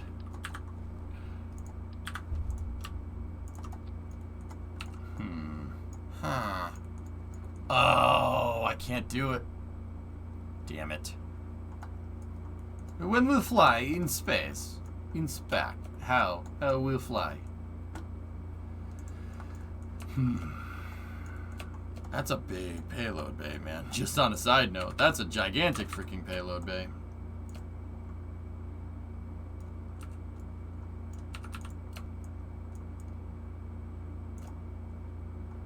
That needs to be kind of like that. Whoa. This thing is pretty neat. Actually, what happens if I just do a good old flipperino of this and then...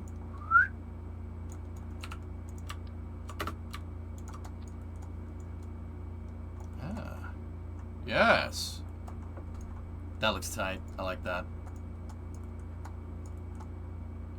There are some things that we need to address, like that.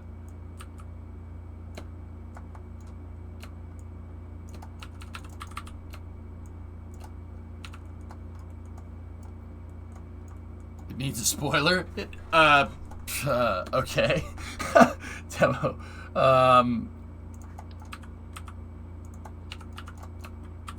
There. It's this adds 10 horsepower, man.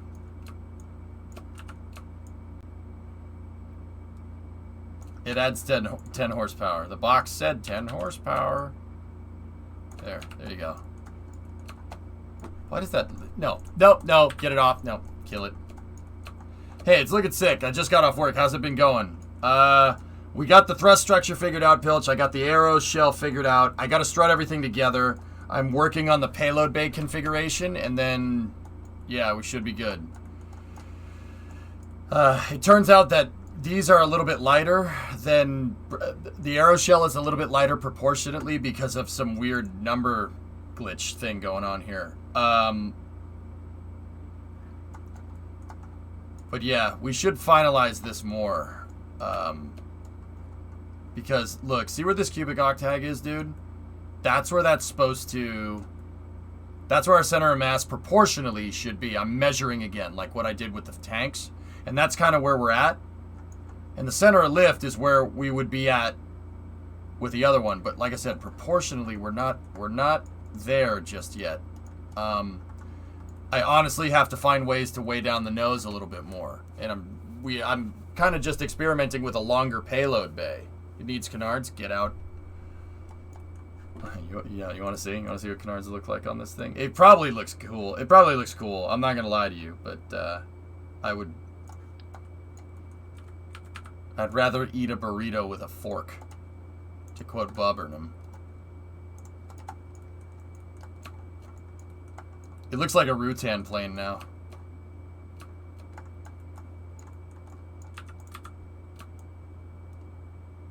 Can you imagine? Never mind. It was Starship this whole time.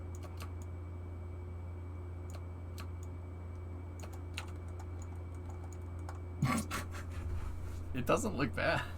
It's so stupid. My eyes! What are you doing? Here, does it look better if we sweep them? I don't hate it, but also I hate it. Spoiler or riot. Shut up. Quiet. Wait, it's all Starship? Always has been. This thing. Oh, man. Nah. Chef's kid. Oh, my goodness. Alright. I'm worried about the rear mass bias here. This really should be over here.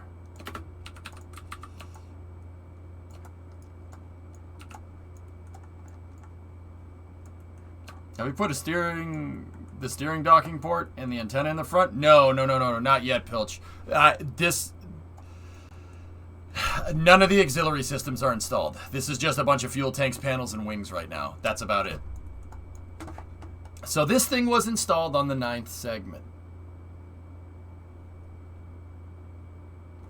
Yeah, wait a minute.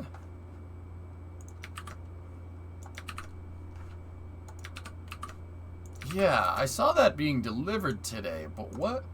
So who took this? First of all, credit where credit is due. Nick and Sweeney? Cool name.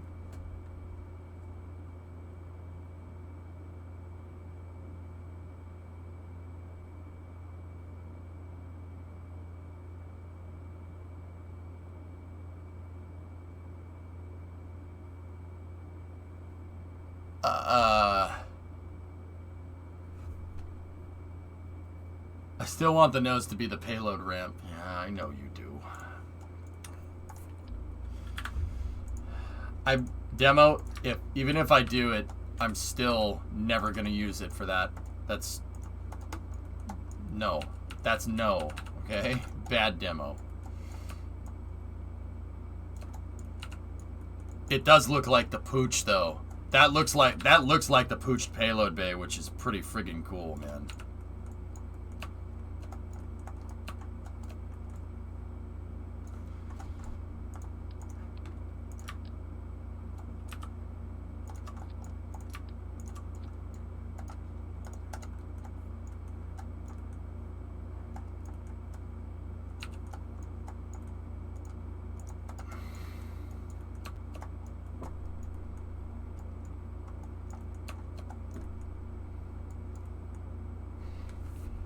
So what I would do here is not use this ever as a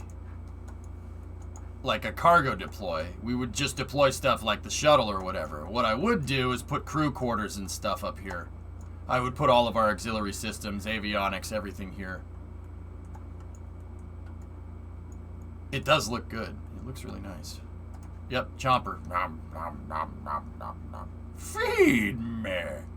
Feed me, EJ. Right. Does that get our center of mass problem figured out, though? Not really.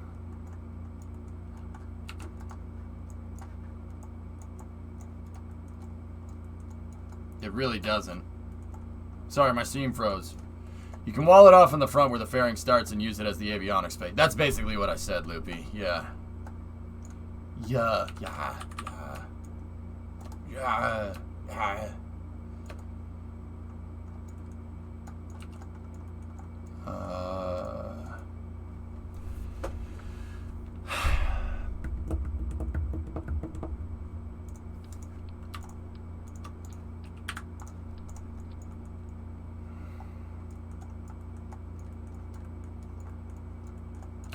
Really future lag. Hey, Zestro, what's up? How's the shuttle cabin look up there? It doesn't look the worst, but it doesn't look as good as the ramp. My thing about this putting the shuttle cabin there is that it looks like I glued a space shuttle fuselage on the front of this thing, or on the top of it. That's why I'm like, I'd have to work on some kind of way to blend this in and make it not look like I just plopped a shuttle chassis on the top of this thing. Can we clip both of them together?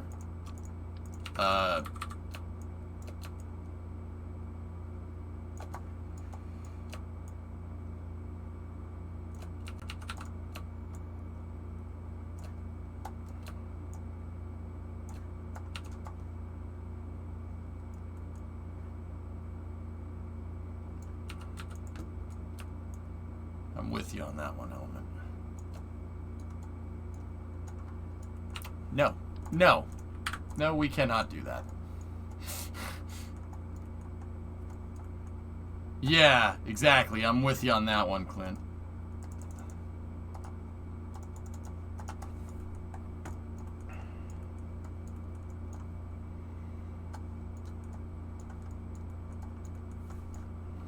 This thing needs to be like right there is where that needs to be. That's it. Right there. And that's in the correct position. So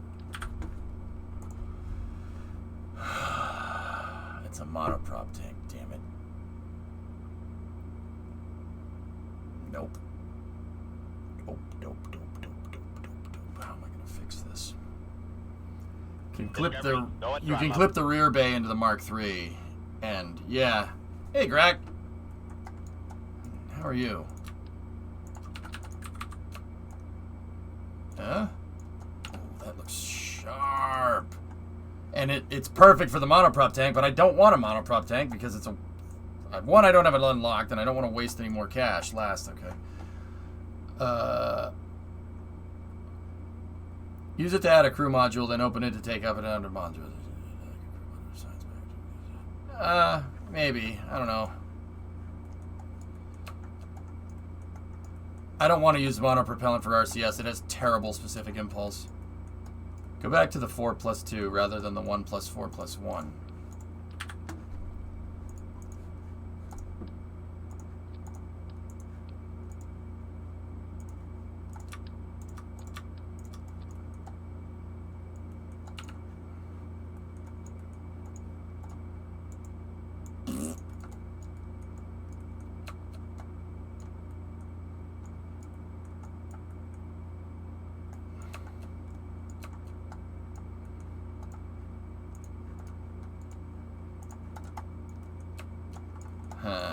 Alright, can I just gizmo this just back just a little bit more? How far?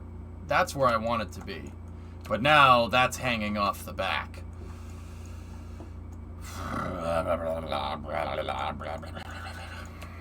That's where that's where I want that one to be, and now that's too far forward. So, okay, let's do 4+1 again and figure out. Yeah, see, that's too far back. Frick. It's laughing from its own joke, and the joke was terrible. Yeah, I know. Could you clip 2 1 segments together? Yeah.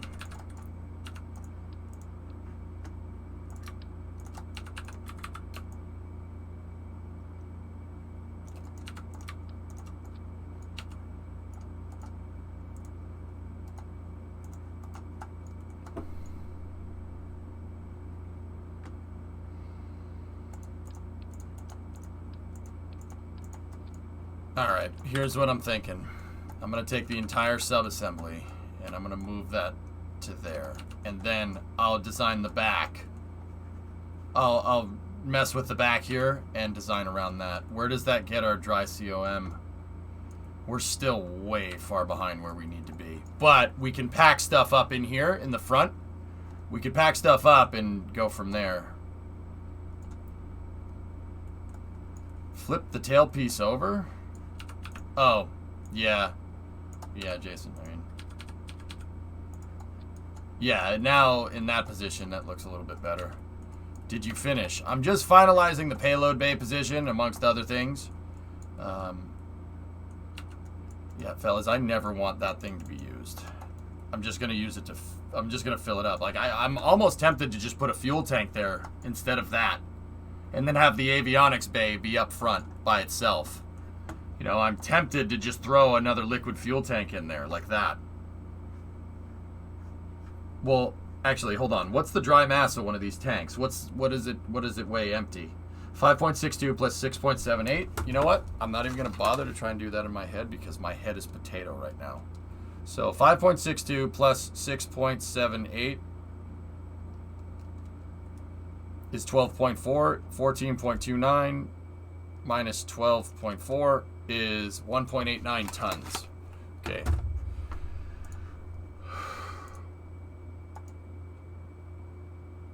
The tank is heavier. The 5th segment can be where the docking port is.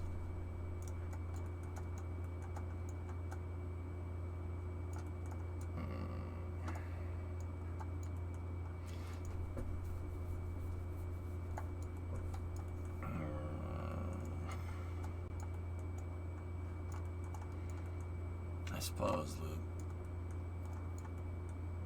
the fuel tank would be good and lock it out as a last resort.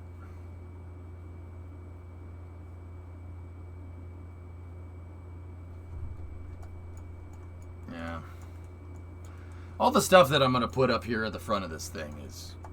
And then we got to put landing gear and stuff in. So I think I'm going to go with this. I'm not... I mean, it is kind of cool. I do kind of dig it. Let me just see something real quick. Can we, like, how much can we get away with here? Obviously, we can't do that. That's where I had it. That one looks kind of cool. But there's a gap right there.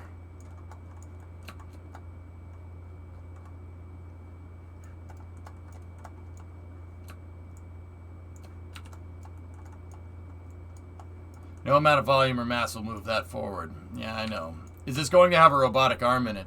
Oh, yeah. Joe, I'm basically going to take my Collins orbiter. I'm going to take the Collins payload bay. I'm just going to put it right there, dude. And then, Laws, I like what you're saying about the deployable crew tank. I could put a crew tank in here. Or put a docking ring in there. It had an ore tank and an ISRU. I mean, we could just go straight ballast. I can afford to screw around with 3 extra tons like this. That's no problem. It really isn't an issue. We are at a way high surplus. But ballasting something like this is just, it's less efficient, but we can afford to. Ooh.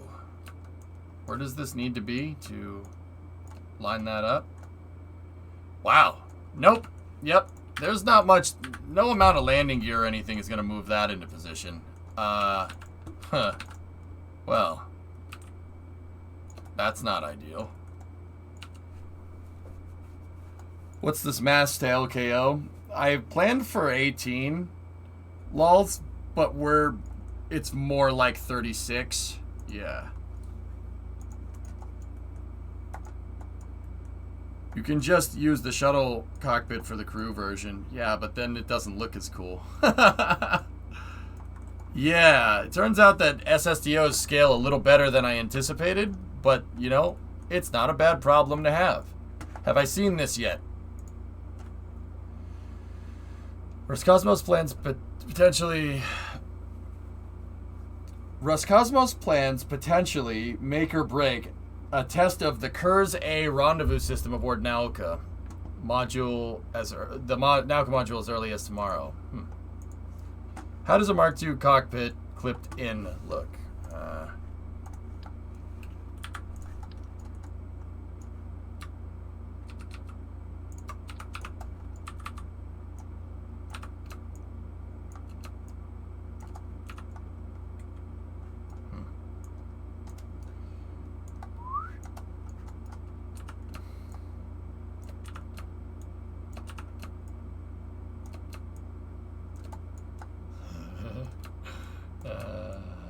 That's kind of cool. Doesn't look right, but it's kind of cool. It looks like we just shoehorned a Mark II cockpit right there. That's what it looks like.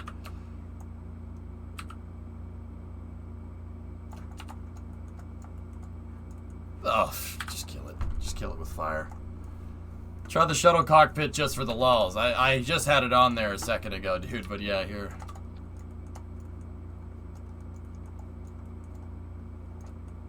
Dude, like, that's the thing. It doesn't look bad. It really doesn't. It doesn't look the worst, but it does look like I just pasted a shuttle cockpit up on this thing. That's not ideal. It doesn't look good. Just stick a bunch of seats there. How about a pair of cupolas? No. Shuttle 2. Shuttle Boogaloo. I mean, maybe if I just kind of clean this up a little bit. Hold on. Let me try something, okay? All right. Now, what's making this look like we just pasted a freaking shuttle cockpit on it, and why this looks better is that this stays wide all the way to the nose. It blends that shape a lot better. So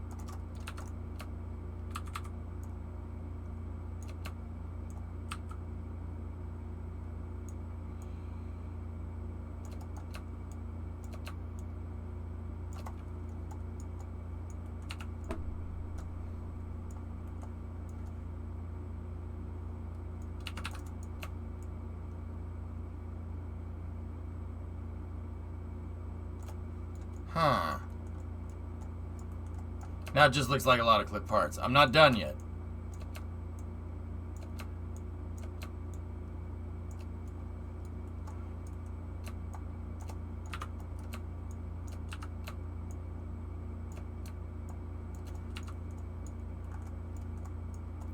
If I smooth that transition out a little bit, we could use some panels or something. It looks like a duck. It really does ruin the freaking lines, doesn't it? Here, let me try something. It does look like a duck. You're not wrong. It looks freaking terrible. Here, let me distract your eyes a little bit. Hold on. I'll use a 3D modeling trick here. It does look like a duck. Why'd you have to say that, man? Here. Or it just won't take it. Alright, there. Now how does it look?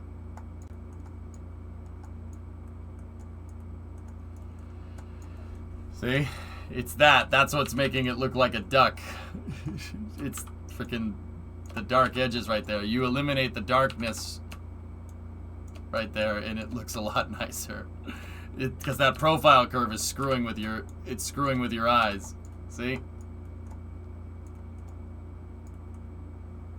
Excuse me, one quack. It looks so... it kind of looks cool. I can't decide, man. I love the transition here. That's cool. That, you know, the door makes it look nice, but god damn it, it looks like a freaking duck. Ah! Wabbit season! Duck season! Fire! You know, I hate it. Thanks, EJ. I hate it. Okay, that's fair.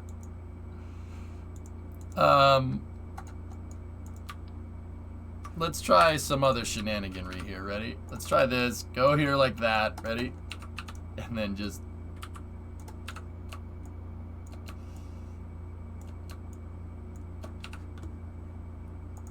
I'm not done yet. I'm not done yet. Shut up. Alright, let's just... it shouldn't... You really don't want to attach stuff like that, but...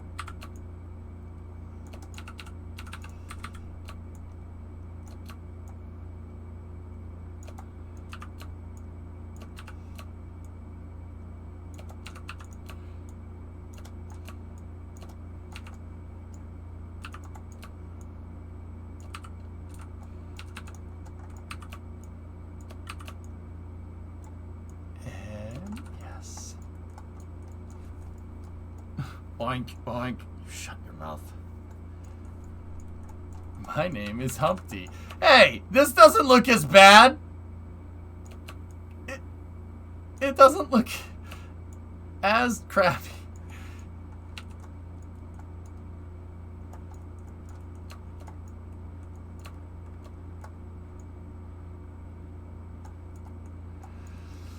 Oh, it looks terrible.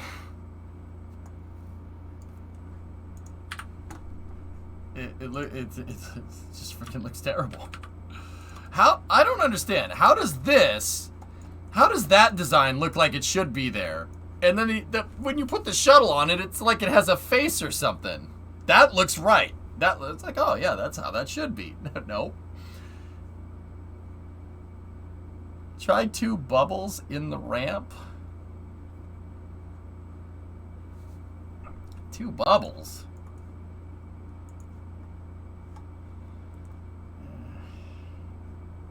I don't have that. Oh yeah, okay, all right, Mark 1. How would that look?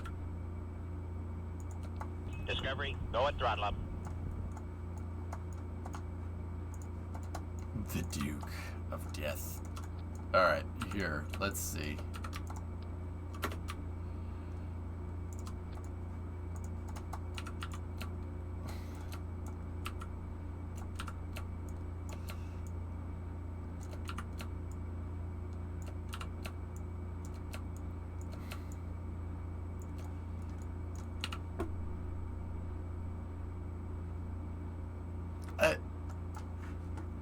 Mufasa, 25 month. The Platichungus. Use the Mark III to 2.5 adapter with a Mark II cockpit. Yeah. Bruh. That looks like Looks like some alien or something, man. Here. I have another demo. That's, I think what you're saying is the right one. Here, let's do, give me that, right? No fuel in it. We'll have it act as a fuselage, okay? And then give me the nose cone up at the front, right? Actually, no, not that one. I need the other one. The one that's tilted down a little ways. There we go. Oh, yeah.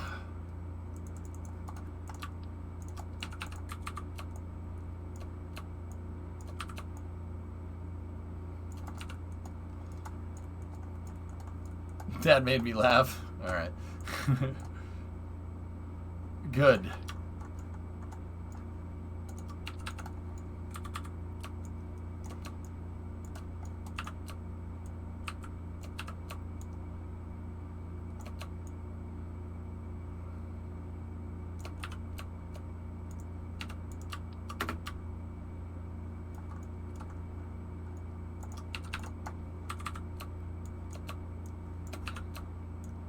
Why does it keep attaching it from the back,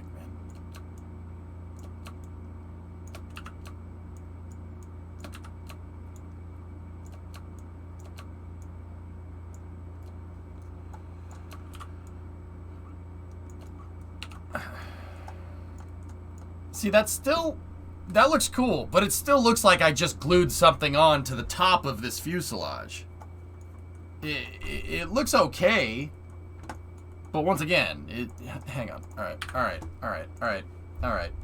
This is super important. Like, we have to get this correct, man. All right, let's try this. No, the other Mark II. You're a Mark II.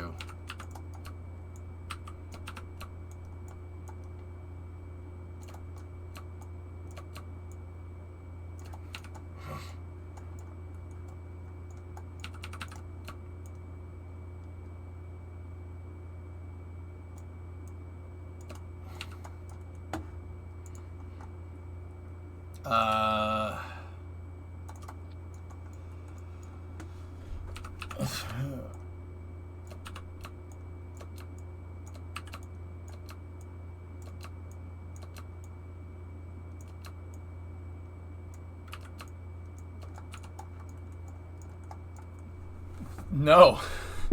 No.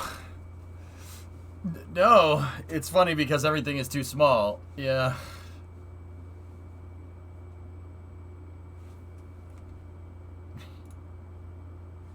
I know, Dish. I know. I know.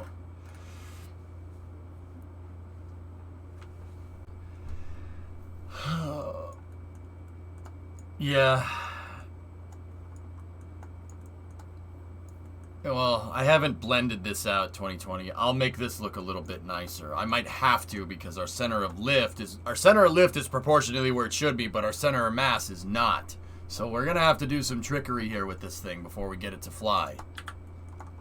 I think I'll call it here for now, guys. Yeah, so what's to do? So we need struts, landing gear, payload bay finalization. We need RCS. We need avionics.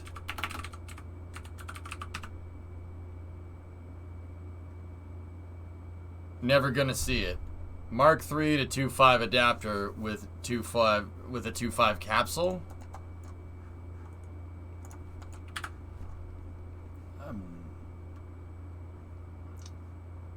Okay, Jason. All right. That's, I fat fingered the keyboard again. What's with me today, dude? I can't do anything right.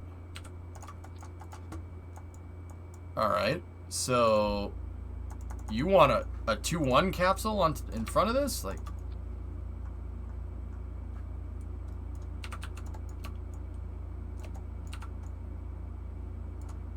huh.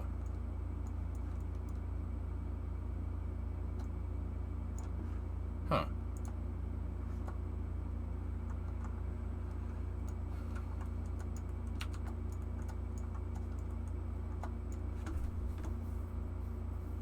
Huh.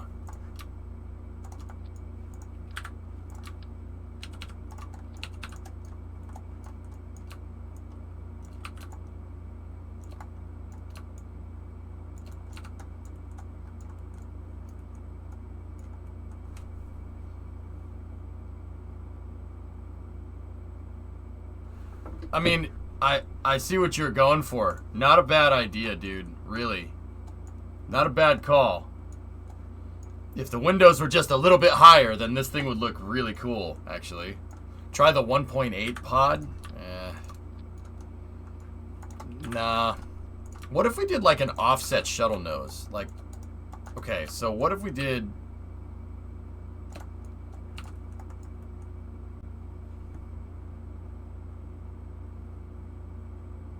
Hold on a second.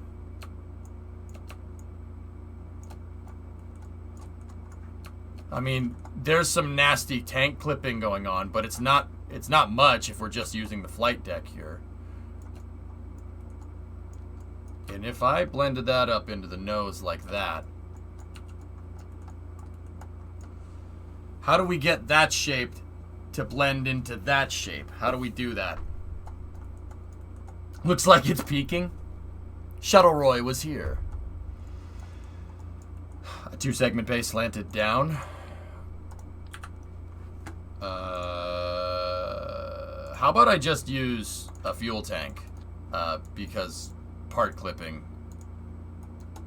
and also mass. So let's just take that, put that right there, and go down with it just a little bit.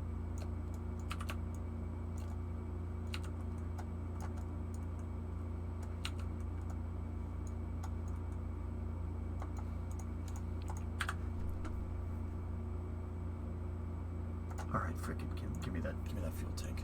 Give me that damn fuel tank. I got an idea.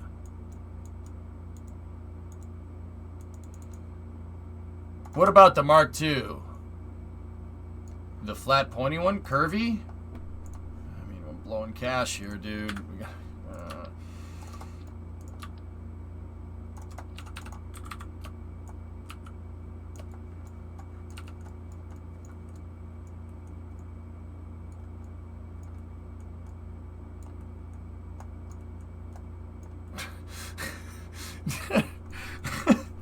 No.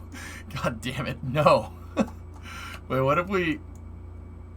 Wait a minute. Hold on.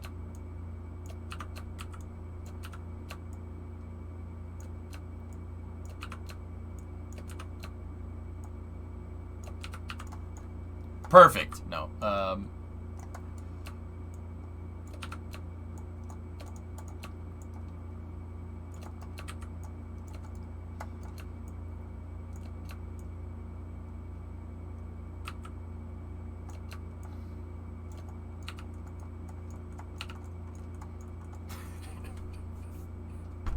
We're getting there. It seems like we're making progress, man. It seems like we're making some progress here. Okay, we're getting there. It's not bad. This I like. That looks cool because it makes the front of the thing look like a C5. That's why it looks like the front of a C5 Galaxy. It looks like a cargo plane. But if I could just blend that shape up to there, then we could get this, dude.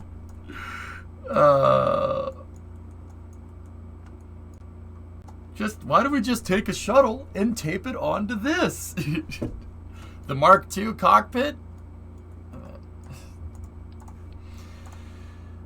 You guys want me to do that? That doesn't look right at all. Oh, it looks like a snake. No. Bad. Bad kitty.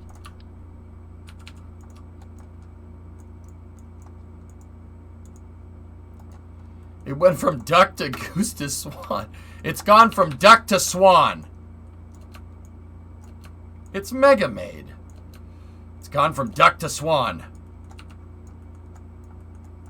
Snakes on a plane? Oh God, no. No!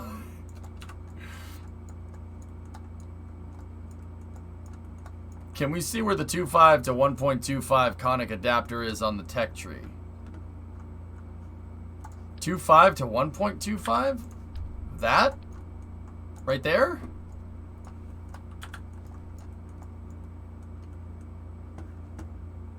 This. Oh.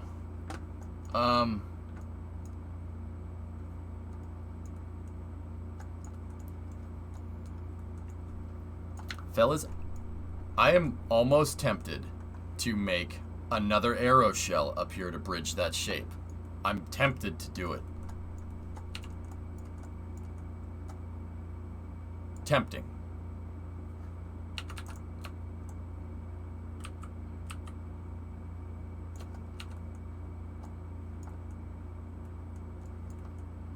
We do need the weight.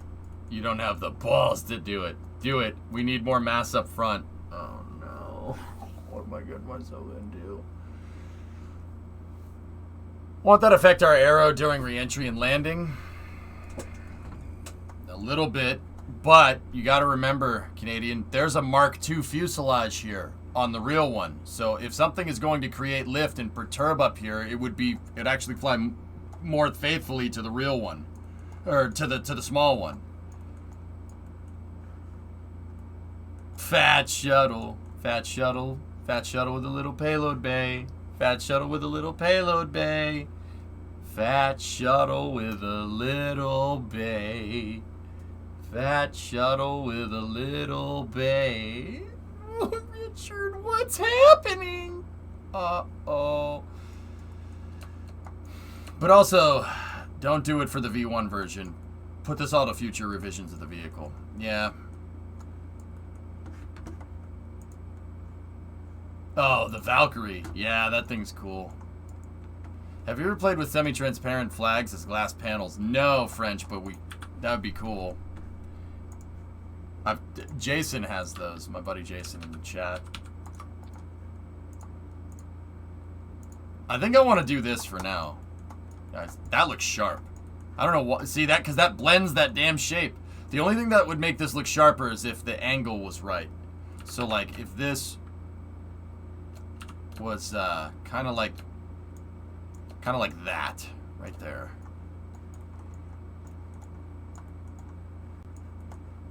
Would you like to see?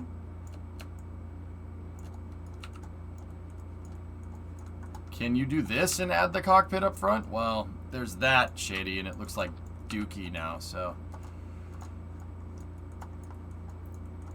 I don't mind this. I think this looks fine. It only looks a tiny bit weird from that angle. And once again, yeah, it just looks a teeny weeny bit bizarre. Keep the cargo plane part as the nose, but use the alternative design for the lander can as windows.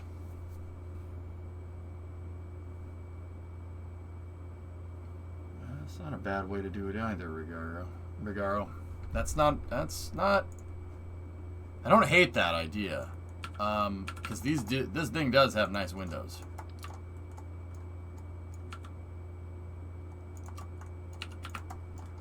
Like, I just don't know how I'm going to blend that shape correctly, but...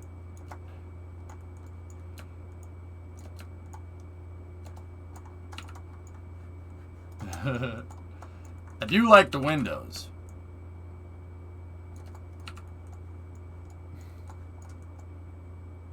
Nope. Nope. I hate it. Never mind. Sorry, man. Thanks. I hate it.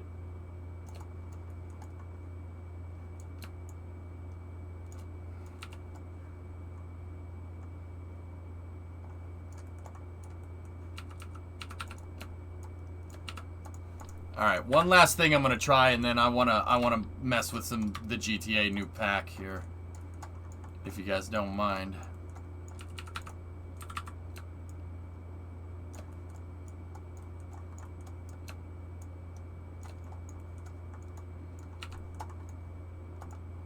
That is a freaking huge payload bay. Triangle blending with the shuttle cockpit. I love how into this you guys are. That actually is making me pretty happy. All right, here, hang on. Let me flip this upside down. We'll go to the aft look that we had before, and then. Ooh, The only thing that's screwing with me here is that. And, well, we ain't gonna need those triangles, right? And we can just blend that out.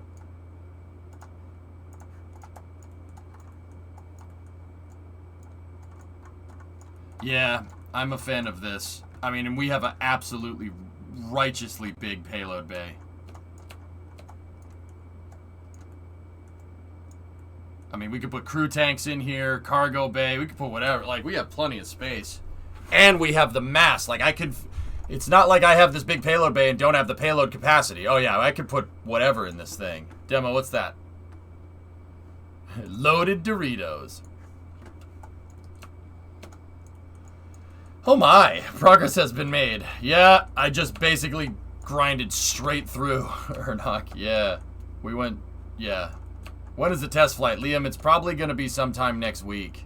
I just got to work on a couple of things, blending this shape out and making this look real nice. We do have to shift some things around with our center of lift. Our center of lift does need to come back. I actually really don't mind this. I'm going to, you know, and we're obviously going to get rid of this. I'm going to get rid of that. And it sucks because I spent a stupid amount of time getting that right. The first two segments aren't going to be very useful. Except for like avionics fixed hardware, given the way the fairing clips, but it leaves full 4 segments. Yeah, well, yeah, Loopy, once again, I'm planning on putting fixed, yeah, exactly. This is basically going to stay closed. It's basically going to stay closed, and I'm going to use this area here. I'm going to fill it with stuff. Crew tanks, whatever. Yeah, I mean, we could even open the front if we want to, and I could put a small sat dispenser in here. The problem with that carrier is how the heck am I going to reload this thing with satellites? There's no way to do it. It'd be better to just deploy them out that way. Can you copy and paste the front shell and put it round the shuttle cockpit to get a feeling?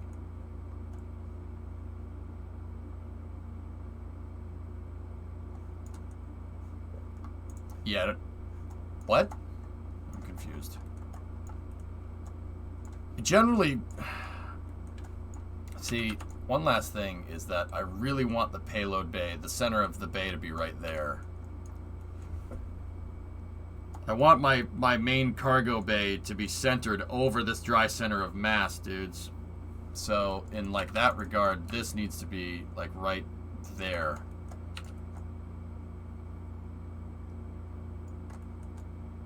And that screws the whole freaking front thing up. Damn it.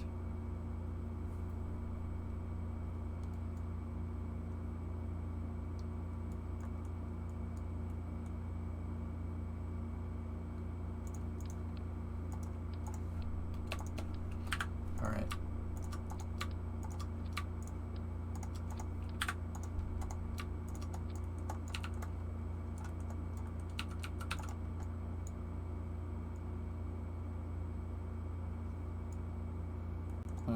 Wait a minute, why is that? I'm confused. Now I'm confused again. That should have fit. Wait, that, see, now I need the payload bay right there. Okay, it moved us too far forward. Okay, I'm gonna try something stupid.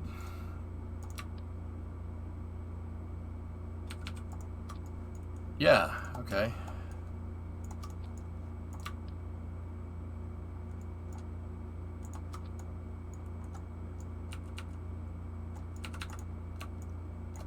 Alright, no, hold on.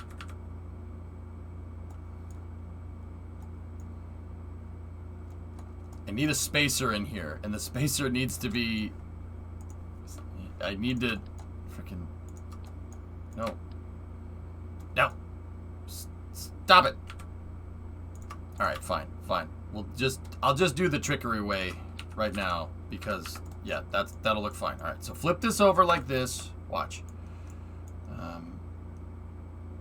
And then take the stupid payload bay, move the payload bay forward like that, and then...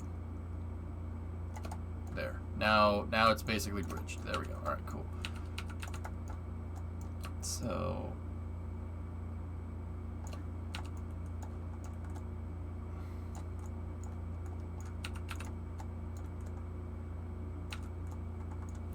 I don't want to use that damn monoprop tank, Karate, but I might have to. 141 gives you an unobstructed five segment main bay that's correctly centered. Alright. Alright, that was the tomfoolery way. I thought it would work, but I mean, stop doing that. Game. Yeah. That 141 is probably... Yeah, that's right. We have... The 5 segment bay is pretty much right in the center. Empty the monopropellant, I suppose.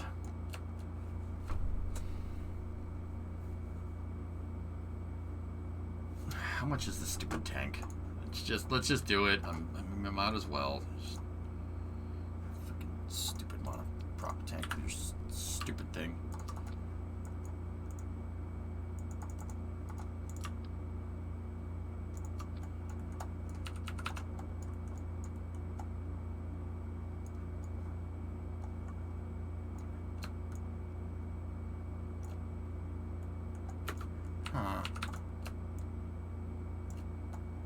Huh. Why is that? That should fit now. Why is that not fitting now?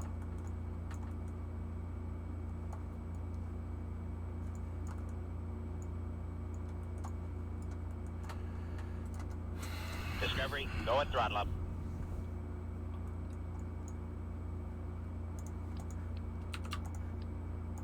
You guys think it was better with the 5 bay?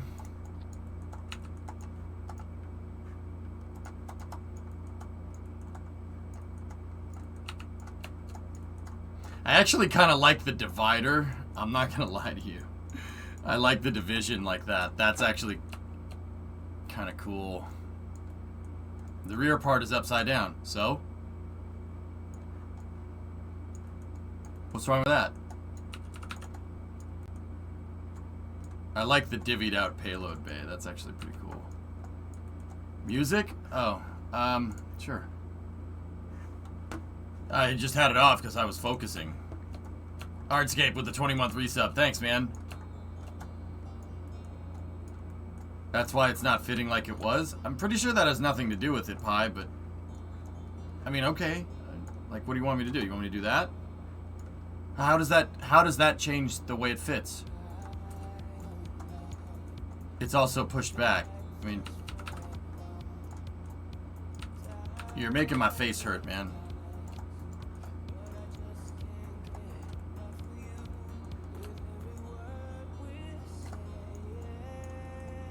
I hear it. We're like 1 or 2 clicks off from getting this, like, perfect.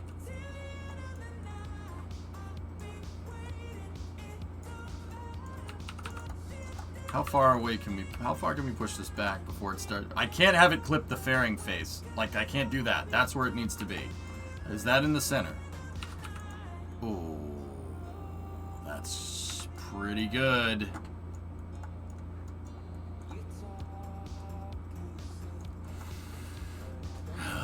That's pretty good, man. I think we'll be happier with the 5 bay. It means we could drop a crew tank in there and still have payload behind.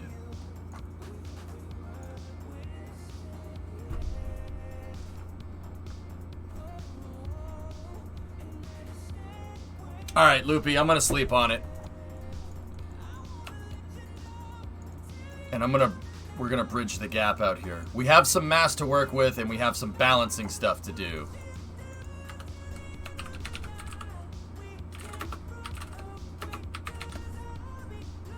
Balancing COM, COL, struts, landing gear, payload bay finalization, RCS avionics.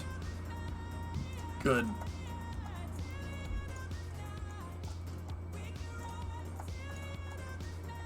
Get rid of that.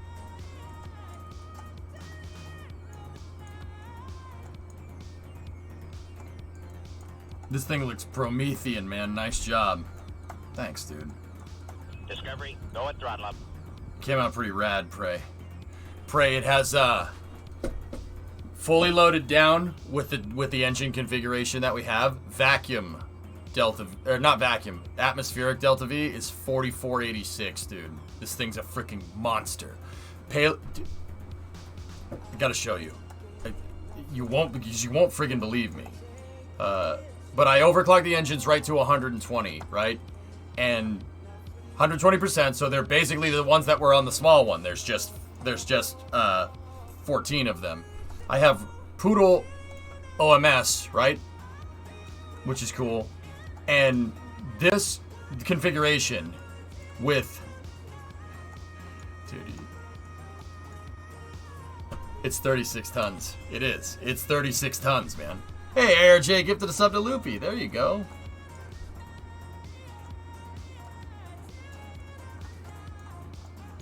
Well, yeah. Yeah. It was just, that's where I want the, I want the docking ring right there. This will be the docking bay. And then the payload bay is separate from the docking bay. Or if we switched to, if we did the way Loopy had it, right, we could, yeah.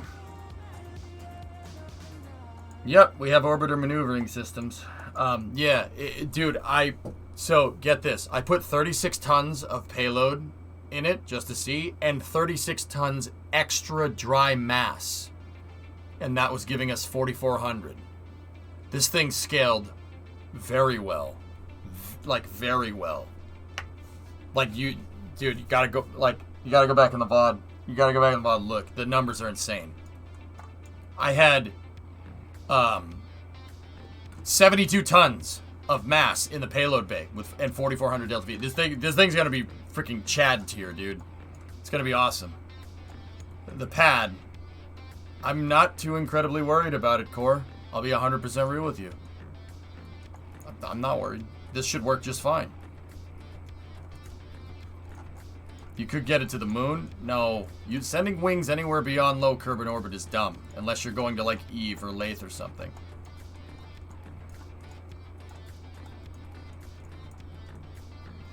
MGB, if I put an unloaded K-33 piggybacked on top of this thing, no fuel, unloaded, this could get it into space. It could get it into space and come back down. No problem. Yeah, no problem. It's, yeah, no, easy. Not even judgments. Yeah, I could do it.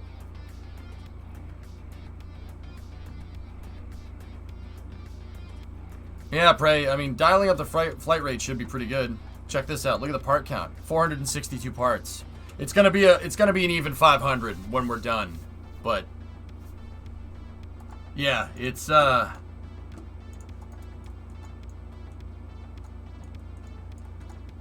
mean, the pad's probably gonna be another 500, give or take.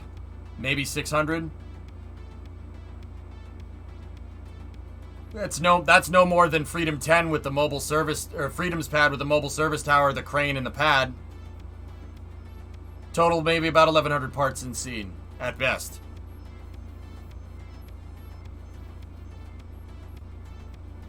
Shady, it could do 72 tons, but I'm gonna rate it at 18 because I can't fit 72 tons of anything in there. I'd rather take the extra fuel, the extra Delta V, to assure that this thing gets back down with fuel left over.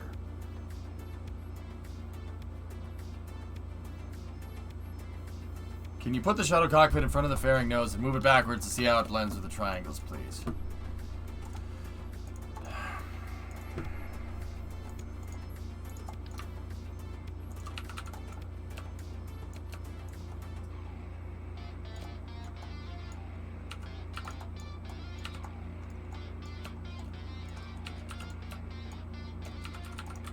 Alright. Is this what you wanted to... Is that what you wanted to see? Like that?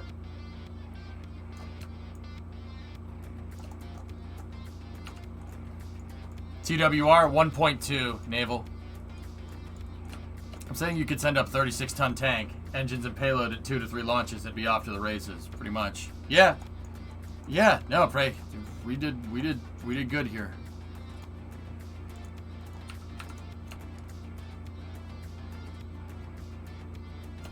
Wait a minute.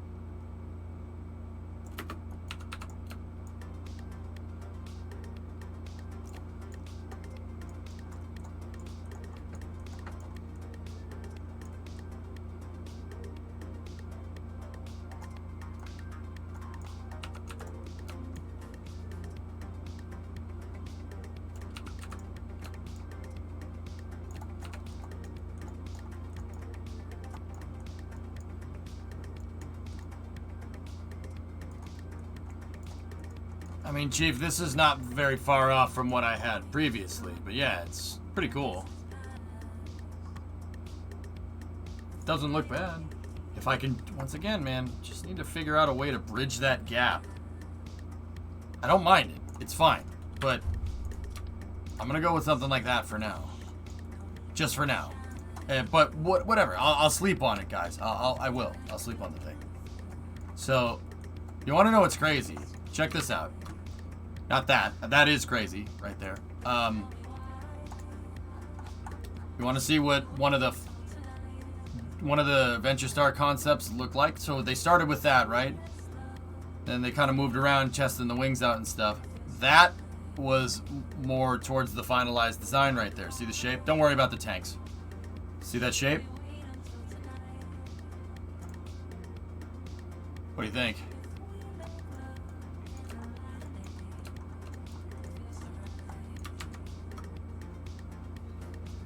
It's pretty close.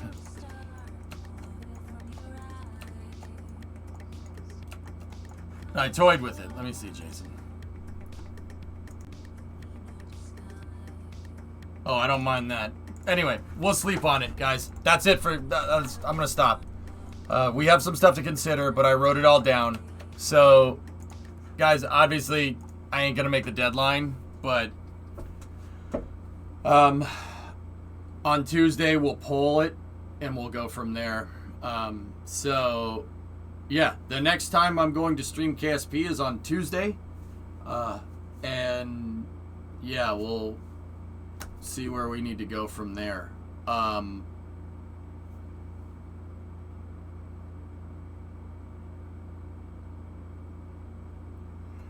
Yeah. That's what we'll do. No racing? Oh, I'm racing. Oh yeah, no. I'm playing GTA, but I switched to a new schedule where I take Sundays and Mondays off. If I do stream on Monday, it's probably going to be a truck stream. Okay?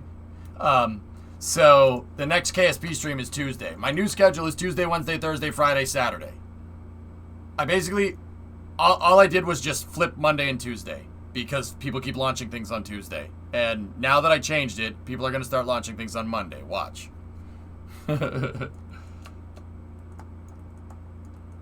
So, I'd say about a week of solid Kerbal streaming, meaning like stop Space News at 6 and then stream Kerbal. Not even playing it for early hours will get us where we need to be. But dude, I'm pretty damn proud of this. I'm not gonna lie. What I told you I told you we would approach SSTOs in good faith, and this is what I meant. If I'm gonna do it, we're gonna do it right, and I'm not just gonna purposely let the program fail, even though it has.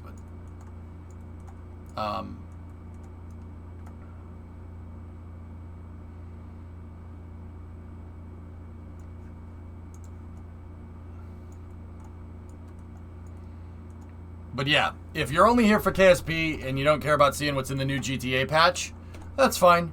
I'll see you on Tuesday. So I'm gonna switch to GTA now. I'll see you guys on Tuesday for that. If you want to stick around for GTA, they added a bunch of new cars, and they added car meets, and there's a whole bunch of new stuff in the game that they added. If that's not your cup of tea, I hear you. I'll see you on Tuesday or probably Monday with a truck stream. If there's no stream on Monday, it'll be I'll see you guys on Tuesday. We resume the regular schedule. But if I don't see you on Monday, have a good rest of your weekend. And yeah, let's, I'm happy with that thing, dude. It's pretty damn good. We're behind schedule, but that SSTO is pretty sweet, and it's going to be even sweeter when we fly it. It's going to be amazing. It may be a good idea for someone to set up an invite-only session in GTA, as the car meet area has space for 30 cars so we can fit everyone. Yeah, that's fine. All right, Jim. Thanks, buddy. I'll have a good weekend, okay? I'll see you on Monday or Tuesday. When this is operational, we have to build out Liberty Station. Actually, Hellfish, yeah, what I was thinking about is starting a new station. And bringing Liberty back down. And then putting it in the museum. Yeah. Yeah, we had all this damn talk about Starship deorbiting Hubble and Starship bringing back the ISS, well, man, that SSTO gives us the capability to do that, dude. It gives us the capability to do that and then some. Don't you think? But that's really up to what you guys, it's really up to you guys what I should do with that thing. That's right, Shady. And we have to build out the robotic arm for it. I'm going to build a removable arm for the payload bay. That's similar to the one that I had on Collins. So, yeah, it's,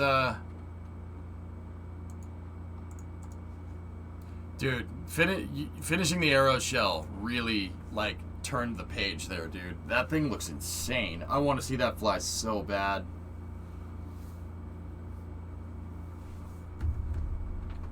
Yeah, I'm gonna put an arm in it, and guys, I wanted to copy Collins' payload bay and just put it in there. I'm serious. With all the latching systems and stuff. It would be, we couldn't copy it exactly anymore because of how SVI works, but yeah, it'd be close. Hopefully it behaves itself during re-entry. Gil, we have to solve that balancing problem. Our center of mass is too far back. Our center of lift is too far forward, so I need to either reconfigure some of the wings, which we could get away with if if we do some blending up at the front of the SSTO to move our center of lift back, or we could just always trim it out with the body flap. It's really not an issue.